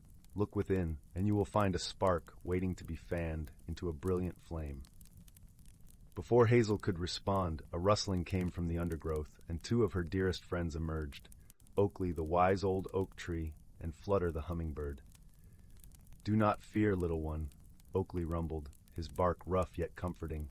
"We will be with you every step of the way." Flutter zipped excitedly around Hazel's head. "Oh, this is going to be such an adventure. You'll see. It will be simply dazzling." Reassured by her friend's presence, Hazel turned to Zephyr. "What must I do?" The butterfly's wings shimmered with magic. "Seek the enchanted grove, where the veil between worlds grows thin. There, you will undergo a transformation that will reveal your true self." With a deep breath, Hazel nodded. Though apprehensive, she knew this was a journey she must embark upon. And so, with Oakley and Flutter by her side, Hazel set off into the unknown, her paws treading paths she had never dared explore before. The forest seemed to come alive with each step, whispering secrets in the gentle whispers of the wind. After many twists and turns, they arrived at the Enchanted Grove, a vibrant meadow where moonbeams danced across a shimmering stream. Hazel gazed in awe at the ethereal beauty surrounding her. Suddenly, a warm glow emanated from within her, and she felt her body beginning to shift and change. Her fur transformed into downy feathers of the richest brown, and her paws melded into delicate wings. Oakley and Flutter watched in wonderment as their friend emerged from her cocoon, reborn as a magnificent owl. Hazel stretched her wings, reveling in her newfound form, and took to the skies with a joyous hoot. As she soared above the treetops, bathed in the soft moonlight, Hazel realized that the spark Zephyr had spoken of was her own inner strength and resilience. The journey had been one of self-discovery, revealing the beauty and grace that had been within her all along.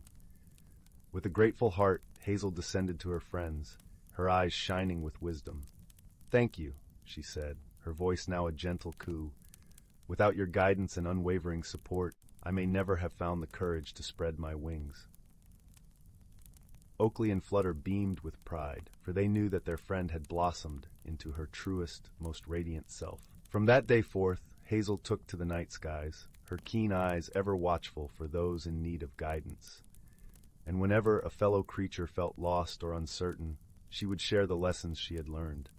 That change, though daunting, can be an opportunity for growth and transformation, and that true beauty lies not in physical form, but in the courage to embrace one's authentic self. Once upon a time, nestled in a serene valley where misty mornings kissed the verdant hills, lay the quaint village of Willowbrook. The village was known for its enchanting landscape, where ancient willow trees whispered secrets to the babbling brook, and vibrant wildflowers painted the meadows in hues of gold and violet. The air was always filled with a symphony of birdsong, and the gentle rustling of leaves provided a melodic backdrop to the villagers' daily lives. In this idyllic setting lived a young woman named Lila. Lila was as much a part of the village as the stones in the winding paths or the stars that twinkled in the night sky. She had hair the color of chestnuts and eyes that mirrored the deep green of the forest canopy. Her heart was as kind as the gentle breeze that caressed the fields, yet she struggled with a fear of change. The world outside Willowbrook seemed vast and uncertain, and Lila found comfort in the familiarity of her surroundings.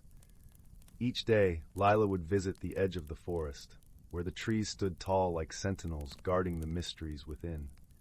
She would sit on a sun-dappled rock, listening to the symphony of the woods, dreaming of the adventures she might have if only she could muster the courage to step beyond the village boundaries. But the thought of change, of leaving the safety of what she knew, kept her tethered to her little corner of the world. One crisp autumn morning, as the leaves turned to shades of amber and russet, Lila's routine was interrupted by an unexpected visitor. A small, luminous creature with wings that shimmered like moonlight flitted into her garden. It was a fairy, delicate and ethereal, leaving trails of stardust in its wake. The villagers spoke of fairies as guardians of the forest, beings of wisdom and magic. The fairy introduced herself as Mirabelle, her voice as soft as the whispers of the wind. "Lila," she began, her eyes sparkling with ancient knowledge, "I have watched you from afar, yearning for change yet afraid of its embrace. The forest holds secrets that can guide you if you are willing to listen." Intrigued yet hesitant, Lila nodded, feeling a gentle warmth spreading through her chest. Mirabelle continued, "Within the heart of the forest lies the Grove of Reflection. It is a place where magic and nature intertwine, where you will discover the strength within to embrace transformation." With Mirabelle as her guide, Lila embarked on a journey into the forest. The path was softly lit by the golden glow of the morning sun filtering through the canopy. As they ventured deeper, the air grew fragrant with the scent of pine and earth. The forest seemed to welcome her, wrapping her in its timeless embrace. Along the way, they encountered friendly creatures, wise owls with eyes like polished amber, gentle deer that moved with silent grace, and playful squirrels that chattered merrily as they scurried through the branches. Each one offered Lila a piece of advice or a word of encouragement, their voices echoing with the wisdom of the ancients. Finally, they arrived at the Grove of Reflection. The grove was a realm of enchantment, where the trees formed a perfect circle around a crystal-clear pond. The water was as smooth as glass, reflecting the world above in a flawless mirror. Lila approached the edge, her heart filled with a mixture of awe and trepidation. Mirabelle hovered beside her, her wings casting dappled shadows on the ground. Look into the pond, Lila, and see not just your reflection, but the essence of who you are and who you can become. Taking a deep breath, Lila gazed into the water. Her reflection stared back, but as she watched, it began to shift and change.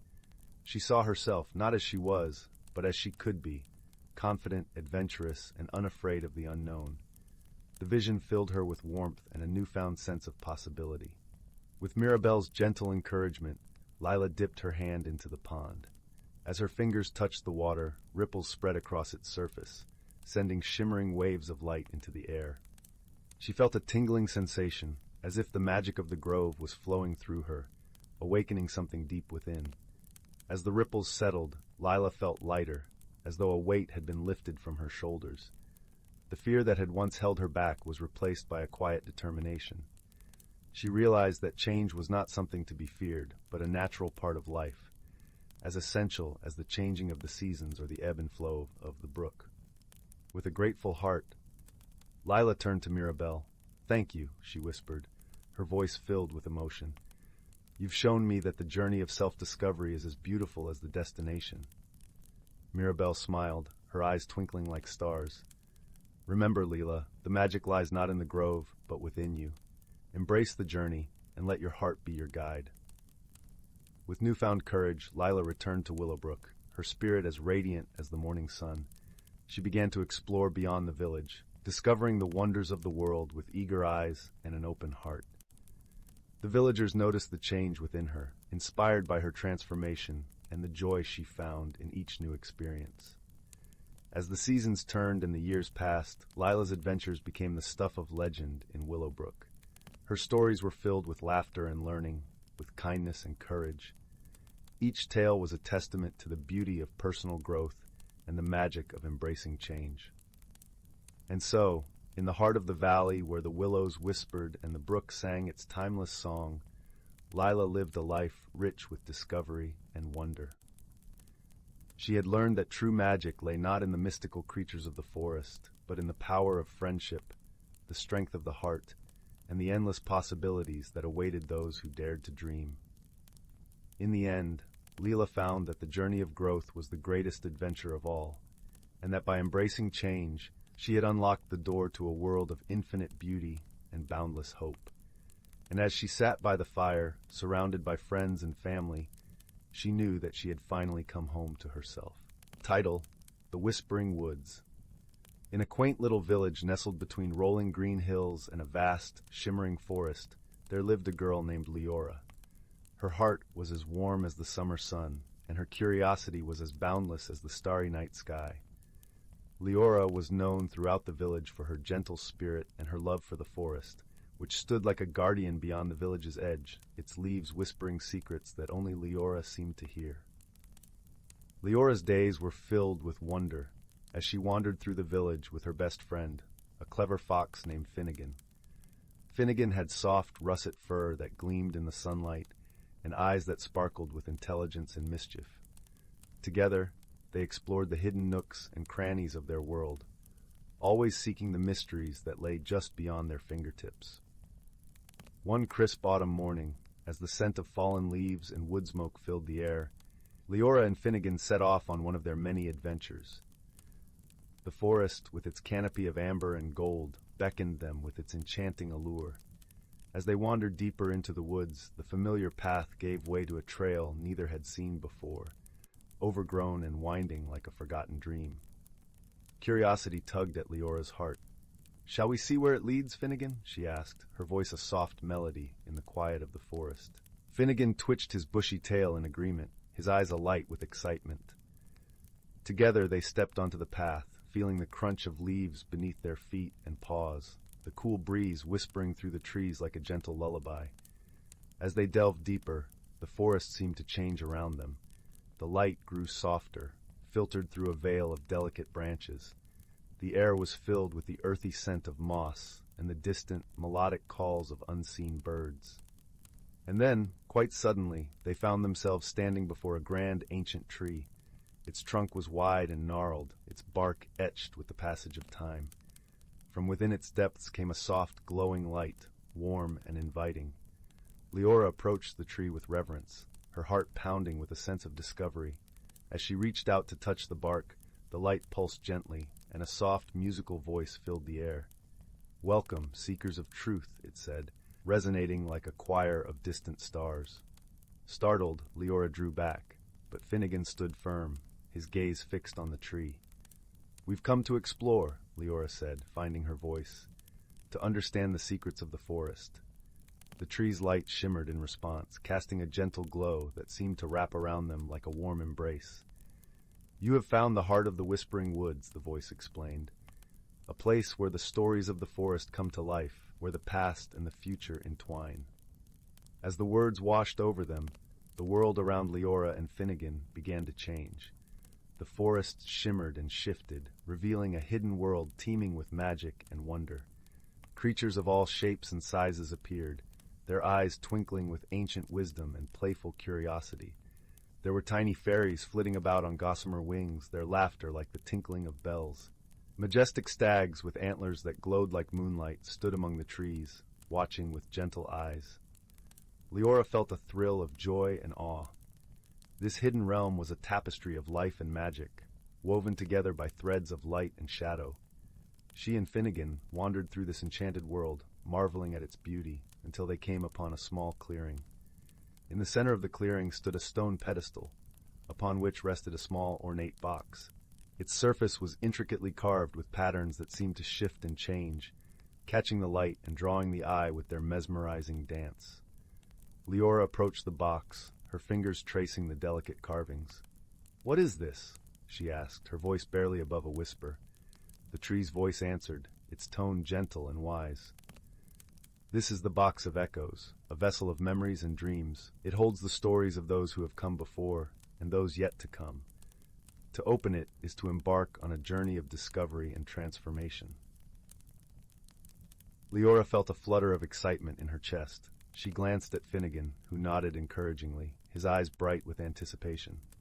Taking a deep breath, Leora lifted the lid of the box. A soft, golden light spilled forth, and the air was filled with the sound of distant music, like the echoes of a long-forgotten melody. Leora and Finnegan leaned closer, drawn into the light, and found themselves swept away on a journey through time and space. They drifted through scenes of wonder and mystery, witnessing the lives of those who had walked the forest paths before them. They saw a young girl, much like Leora, who had befriended a mischievous raccoon and discovered the secret of the singing stones. They watched as an elderly man, with hair as white as snow, found solace and wisdom among the trees, guided by the gentle touch of a wise owl. With each story, Leora felt a connection, a thread binding her to the tapestry of life that stretched across time. She realized that every creature, every soul that had passed through the forest, had left an imprint, a story that was woven into the very fabric of the Whispering Woods. As the final echoes of the music faded, Leora and Finnegan found themselves back in the clearing, the Box of Echoes glowing softly on its pedestal. The tree's voice spoke once more, filled with warmth and kindness. "You have seen the stories of the past, and now it is time for you to shape the future. The Whispering Woods are yours to protect, to cherish, and to share with those who seek their magic." Leora felt a deep sense of purpose, a newfound understanding of her place in the world. She knew that the forest held secrets beyond imagination, but it was also a living, breathing entity that needed love and care. With Finnegan by her side, she vowed to honor the stories of the past and to create new tales for the future. As the sun dipped below the horizon, painting the sky in hues of pink and gold, Leora and Finnegan made their way back to the village. The forest, once a place of mystery, now felt like a friend, a sanctuary filled with whispers of hope and dreams. From that day on, Leora and Finnegan became the guardians of the Whispering Woods, sharing its magic with all who sought it. Their adventures became legends, stories shared around warm fires on cold winter nights. And as the stars twinkled in the velvet sky, the forest stood watch, its heart beating with the stories of those who had come before and those who would come after. For in the Whispering Woods, every soul was a part of the grand tapestry of life, woven together by love, friendship, and the timeless magic of the world. The tale of Leora and Finnegan is a reminder that the world is filled with wonder and wisdom, waiting to be discovered by those with open hearts and curious minds. As you drift into slumber, may your dreams be filled with the magic of the whispering woods, where stories live and secrets dance in the light of the moon. Deep within the whispering woods, where ancient oaks stretched gnarled fingers toward a sky perpetually dappled with starlight-lived creatures, whose lives hummed in perfect harmony with the land.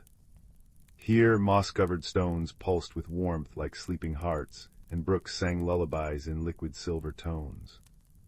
The air always carried the scent of pine resin, damp earth, and the faintest hint of wild strawberries, a perfume that changed with the seasons, woven by magic as old as the roots beneath the forest floor. Young Bramble, a badger with fur the color of twilight shadows, often explored the fern-carpeted glades. His paws sank into velvet moss as he listened to the trees. They didn't speak in words, but in rustles, a language of creaking branches and sighing leaves passed down through generations. Every rustle is a story, Elderwood the owl had taught him, perched high in his hollow of the grandmother tree. Elderwood's feathers were the soft gray of wood smoke, his eyes holding the patience of centuries. The forest breathes, Bramble, inhale the spring mists, exhale the autumn gold, that is balance. One crisp morning, as frost painted lace patterns on spiderwebs, Bramble noticed something amiss. Winter's chill lingered like an unwelcome guest. Icicles hung heavy even as the first snowdrops should have pushed through the soil. The brook's song grew sluggish, its melody muted. Worst of all, the tree's rustles turned anxious, a sound like dry bones rattling. The heartstone dims, Elderwood confided, his voice a low hoot in the stillness. Deep within Crystal Cavern, a geode pulsed with the forest's magic, tied to the turning seasons. If its light faded, the whispering woods might never bloom again. Bramble's heart thumped like a trapped moth. He gathered his friends, Pip, a quick-witted squirrel with a tail like autumn fire, and Fern, a doe whose steps were so light they scarcely stirred the dew.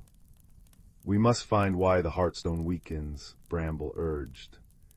Pip scampered ahead, her nose twitching at the sour tang of decaying leaves, where new growth should scent the air. Fern led them along paths only deer knew, where moonlight pooled in silver puddles. As they journeyed, Elderwood's wisdom echoed, "Seek the whispers where water meets stone." Near Mistfall Falls, where water cascaded like liquid diamonds into a pool ringed with glowing lichen, they found the source of the imbalance. A landslide had buried the cavern's entrance under boulders and tangled roots.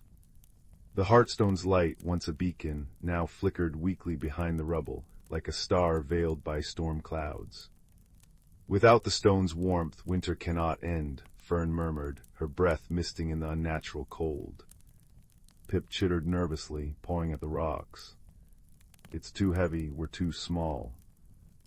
But Bramble remembered Elderwood's stories of the moss weavers, tiny, luminous beetles who mended cracks in the earth with threads of iridescent silk.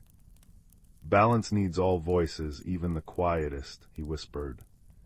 Calling out in the soft, churring language of badgers, he summoned them. One by one, beetles emerged from crevices, their carapaces shimmering like captured rainbows. They scurried over the rubble, spinning bridges of light between stones. Pip darted up the newly woven paths, gnawing through stubborn roots with teeth sharp as pine needles. Fern used her strong legs to nudge smaller rocks aside, her movements gentle as a breeze. Bramble dug with determined claws, the soil cool and yielding beneath him. As they worked, the forest rallied. Birds dropped seeds into cracks, where they sprouted instant tendrils to bind the stones. Earthworms churned the soil, making it soft. Even the wind helped, carrying away dust in soft gusts. Hours blurred into a tapestry of shared effort, the air filling with the scent of crushed mint and wet stone. Finally, as the last rock shifted, the Heartstone's glow burst forth, a warm, amber radiance that flowed through the cavern like melted honey. It touched the frozen waterfall, and the ice shattered into 1,000 singing droplets. Outside, the frost retreated, replaced by the tender green of unfurling ferns. Seasons spun back into rhythm. Spring arrived in a rush. Cherry blossoms snowed pink petals over the paths, and the brook's song swelled, clear and bright. That evening, the creatures gathered beneath Elderwood's tree. Fireflies drifted like living stars, and the air hummed with the contented buzz of waking bees. Elderwood gazed at the restored harmony, his feathers ruffled by a warm breeze carrying the scent of rain and blossoms. "Strength lies not in size," he said softly, "but in the weave of many threads. Remember this when the wind grows cold again." Bramble curled beside Fern, Pip dozing on his back.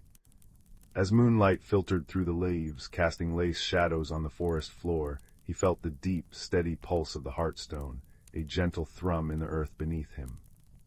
The trees rustled again, their whispers now a lullaby of gratitude and peace.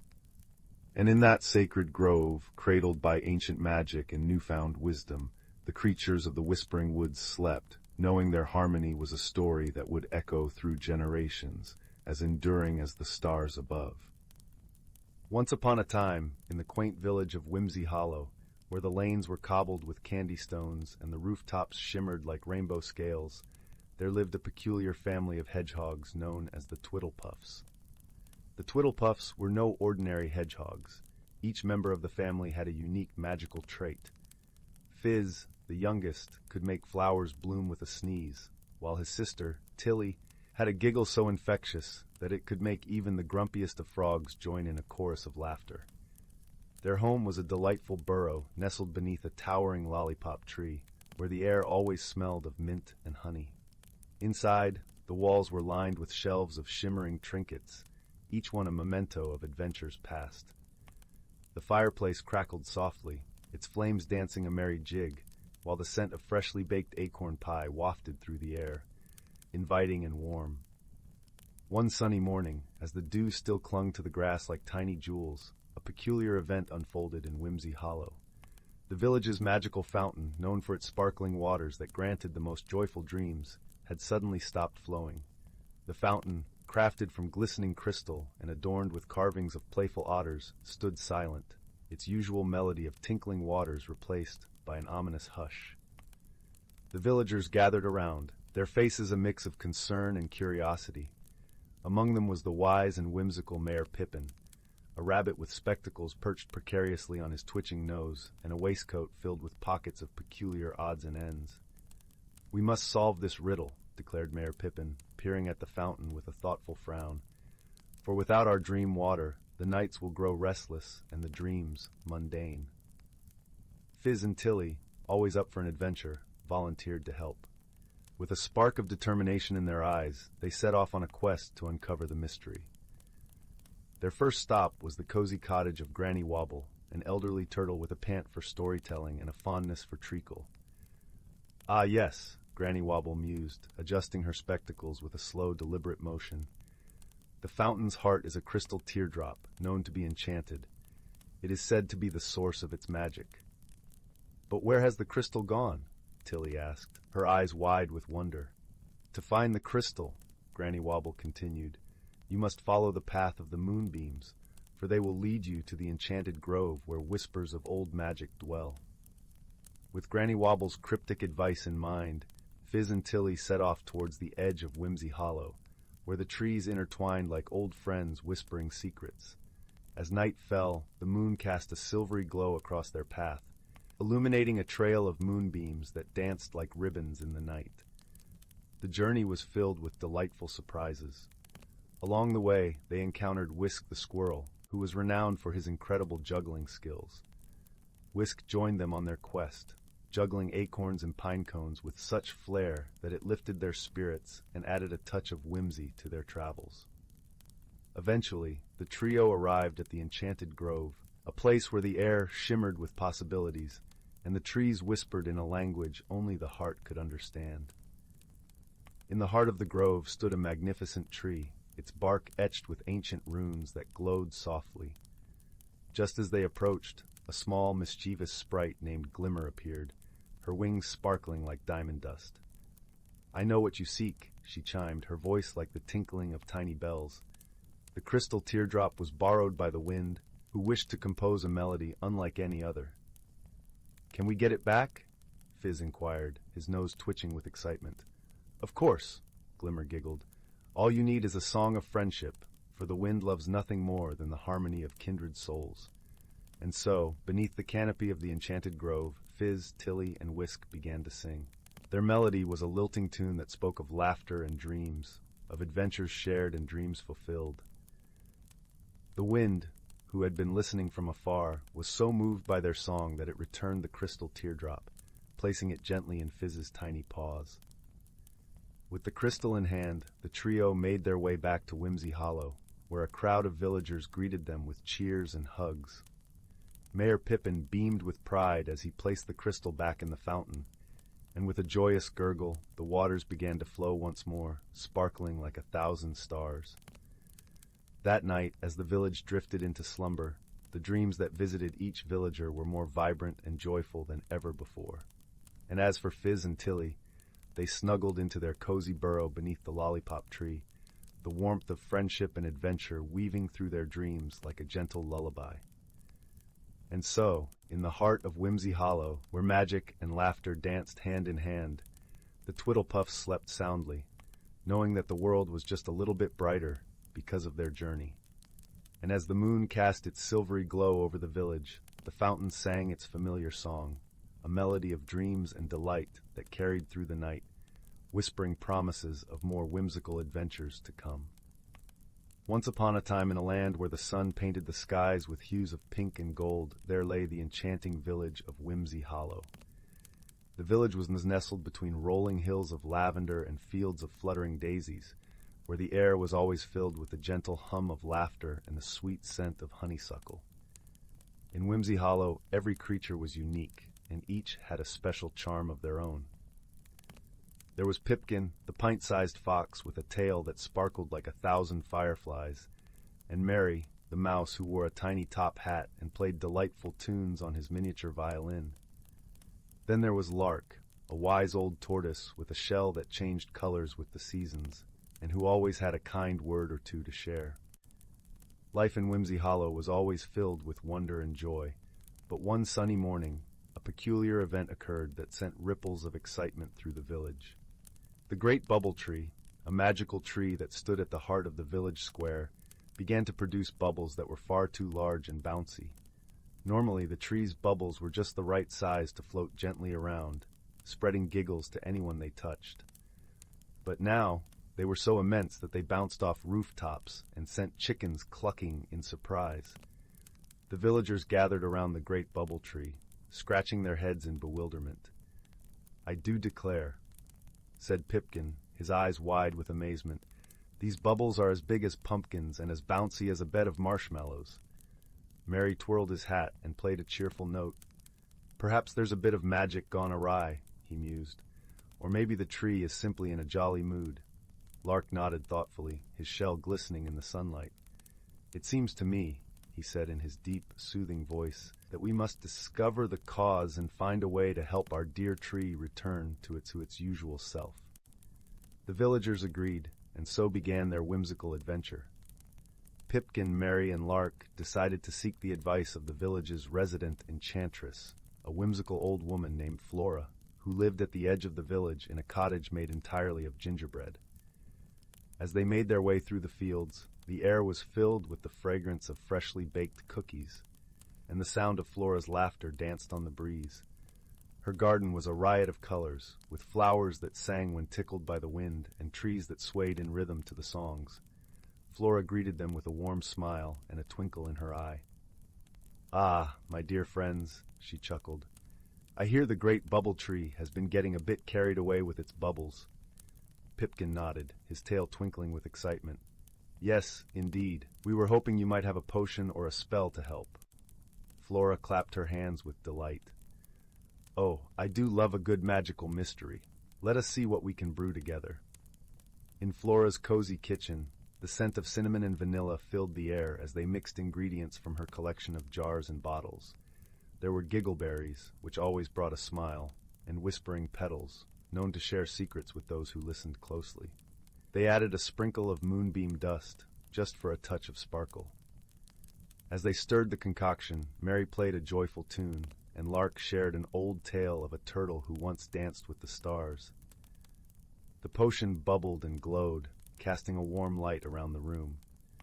With the potion ready, the friends hurried back to the great bubble tree. The villagers watched with anticipation as Flora sprinkled the potion over the roots of the tree. For a moment, nothing happened, and then the tree shivered with delight, and the bubbles began to shrink to their usual delightful size. The villagers cheered, and the air was filled with laughter and hugs. The great bubble tree twinkled in the sunlight, grateful to be back to its bubbly self. Pipkin, Mary, and Lark beamed with pride, knowing they had helped their village with creativity and friendship. Flora smiled, her heart warmed by the joy she saw around her. "Remember, my dear friends," she said, "that the magic of Whimsy Hollow lies not just in spells and potions, but in the kindness and laughter we share." And so life in Whimsy Hollow returned to its happy rhythm, with bubbles that danced gently on the breeze and hearts that sang with joy. The village continued to be a place of wonder and whimsy, where every day was a new adventure, and where friendship was the most magical gift of all. As the sun set, painting the sky with colors as vibrant as the village itself, the villagers gathered around the great bubble tree once more. This time, they weren't there to solve a mystery, but to celebrate the joy of their community. Pipkin, Mary, and Lark stood proudly, knowing that their teamwork had brought the village back to its delightful self.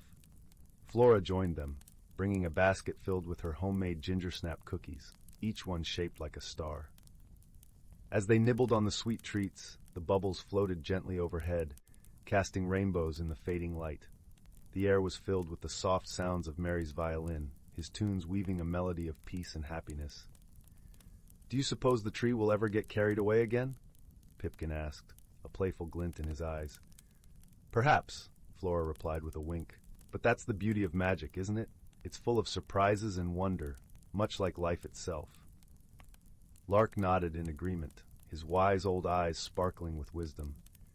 "And when it does, we'll be ready with our wits and laughter," he said, his shell reflecting the gentle glow of the bubbles. The villagers continued to celebrate, sharing stories and dreams as the stars began to twinkle in the night sky. They knew that whatever challenges they might face, they would always have each other, and that was the greatest magic of all.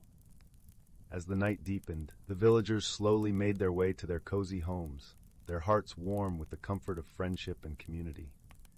The great bubble tree stood tall and proud, a symbol of the joy and unity that defined Whimsy Hollow.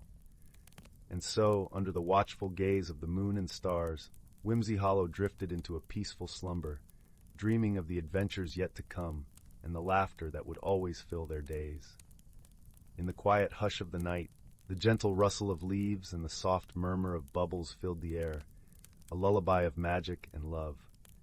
And as the first light of dawn began to peek over the hills, Whimsy Hollow awoke once more, ready to embrace the new day with open hearts and cheerful spirits.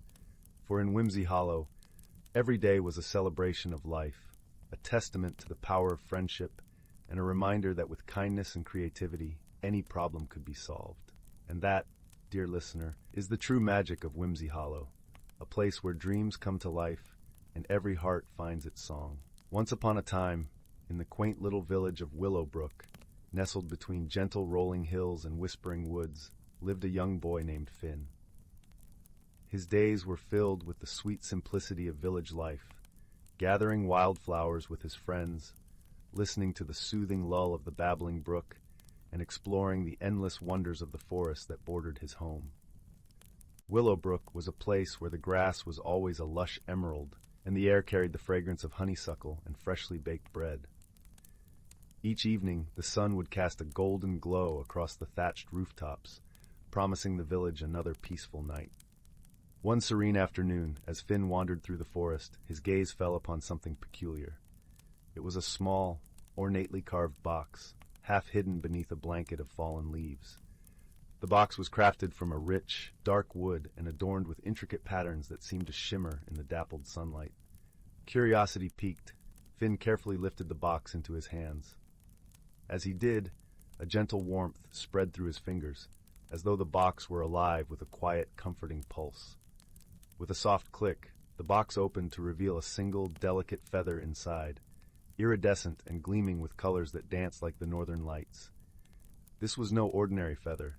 It whispered secrets to Finn's heart, unlocking a sense of magic he had never known. The feather granted Finn an extraordinary ability to understand the language of the forest creatures, and so began his wondrous journey of discovery and wonder. Finn's first encounter was with a wise old owl named Sage, who perched regally on a gnarled branch. Sage's eyes, deep and knowing, regarded Finn with a hint of amusement. "Ah, young one," he hooted softly, "the forest speaks to those who listen. What brings you to our sacred woods?" Finn explained his newfound gift, and Sage nodded sagely, his feathers rustling like pages of an ancient book. "There is much to learn in these woods, but remember, wisdom is the key to understanding." With Sage as his guide, Finn journeyed deeper into the heart of the forest, where sunlight wove through the canopy in threads of gold. Along the way, he met a myriad of creatures, each with a story to tell and a lesson to share. There was Willow, the gentle deer, who taught Finn the importance of patience and observation. Her eyes, soft and brown like the earth, held a serenity that calmed Finn's restless spirit.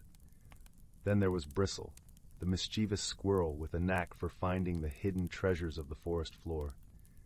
Bristle's chatter was a constant reminder that joy could be found in the smallest of things, and his laughter echoed through the trees like a playful melody.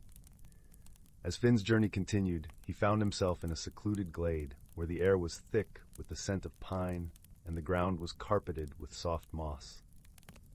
Here, he encountered a challenge, a riddle posed by the enigmatic Mist, an ethereal fox with eyes like liquid moonlight.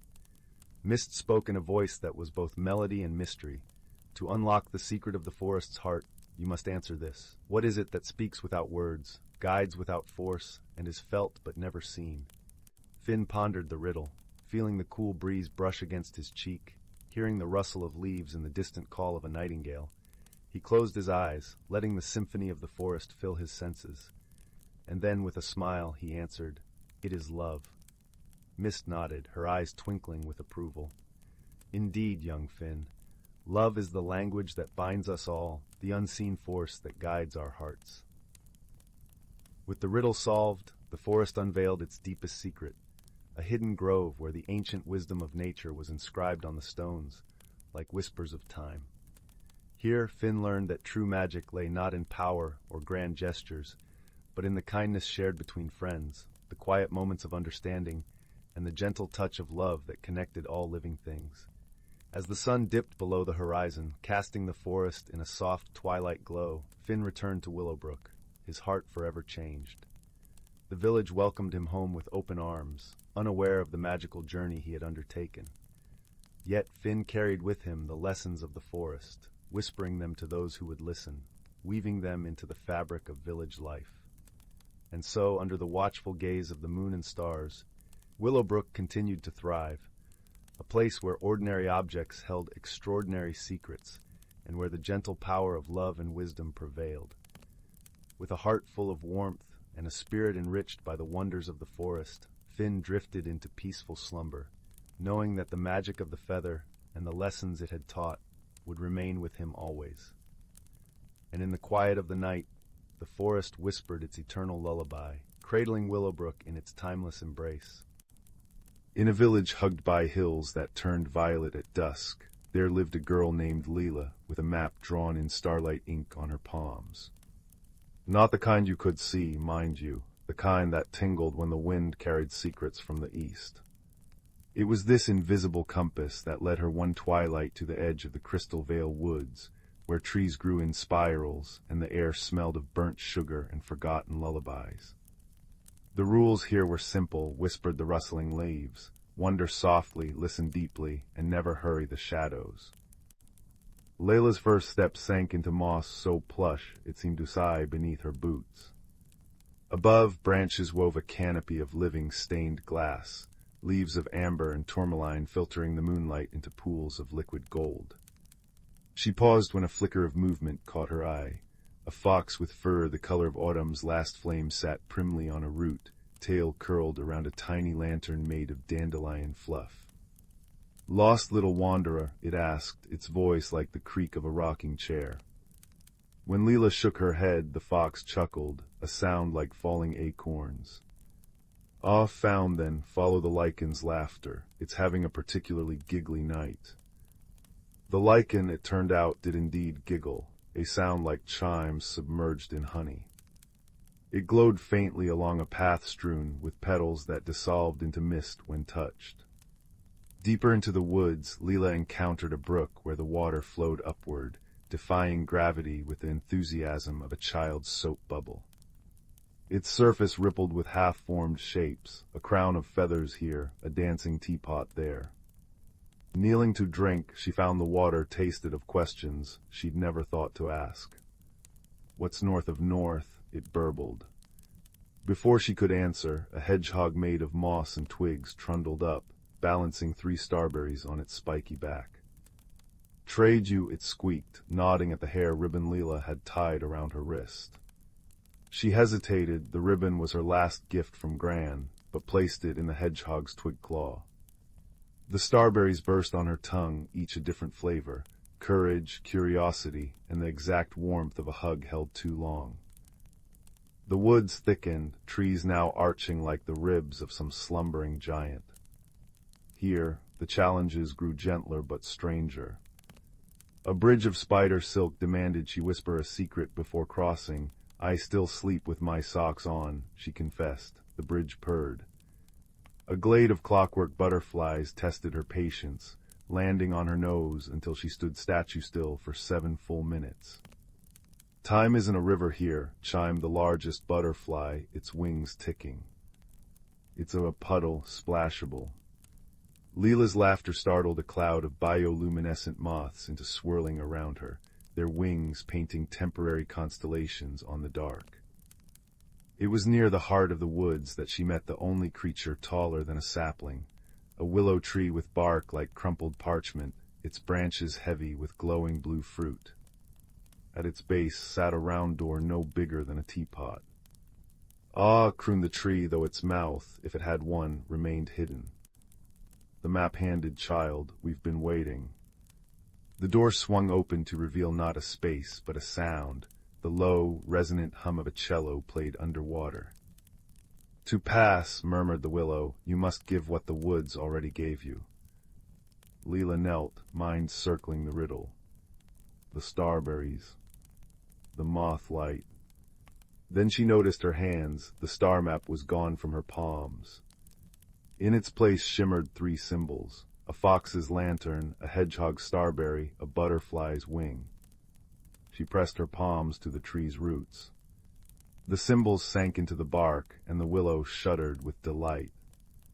"Clever seedling, you didn't keep the gifts, you let them change you."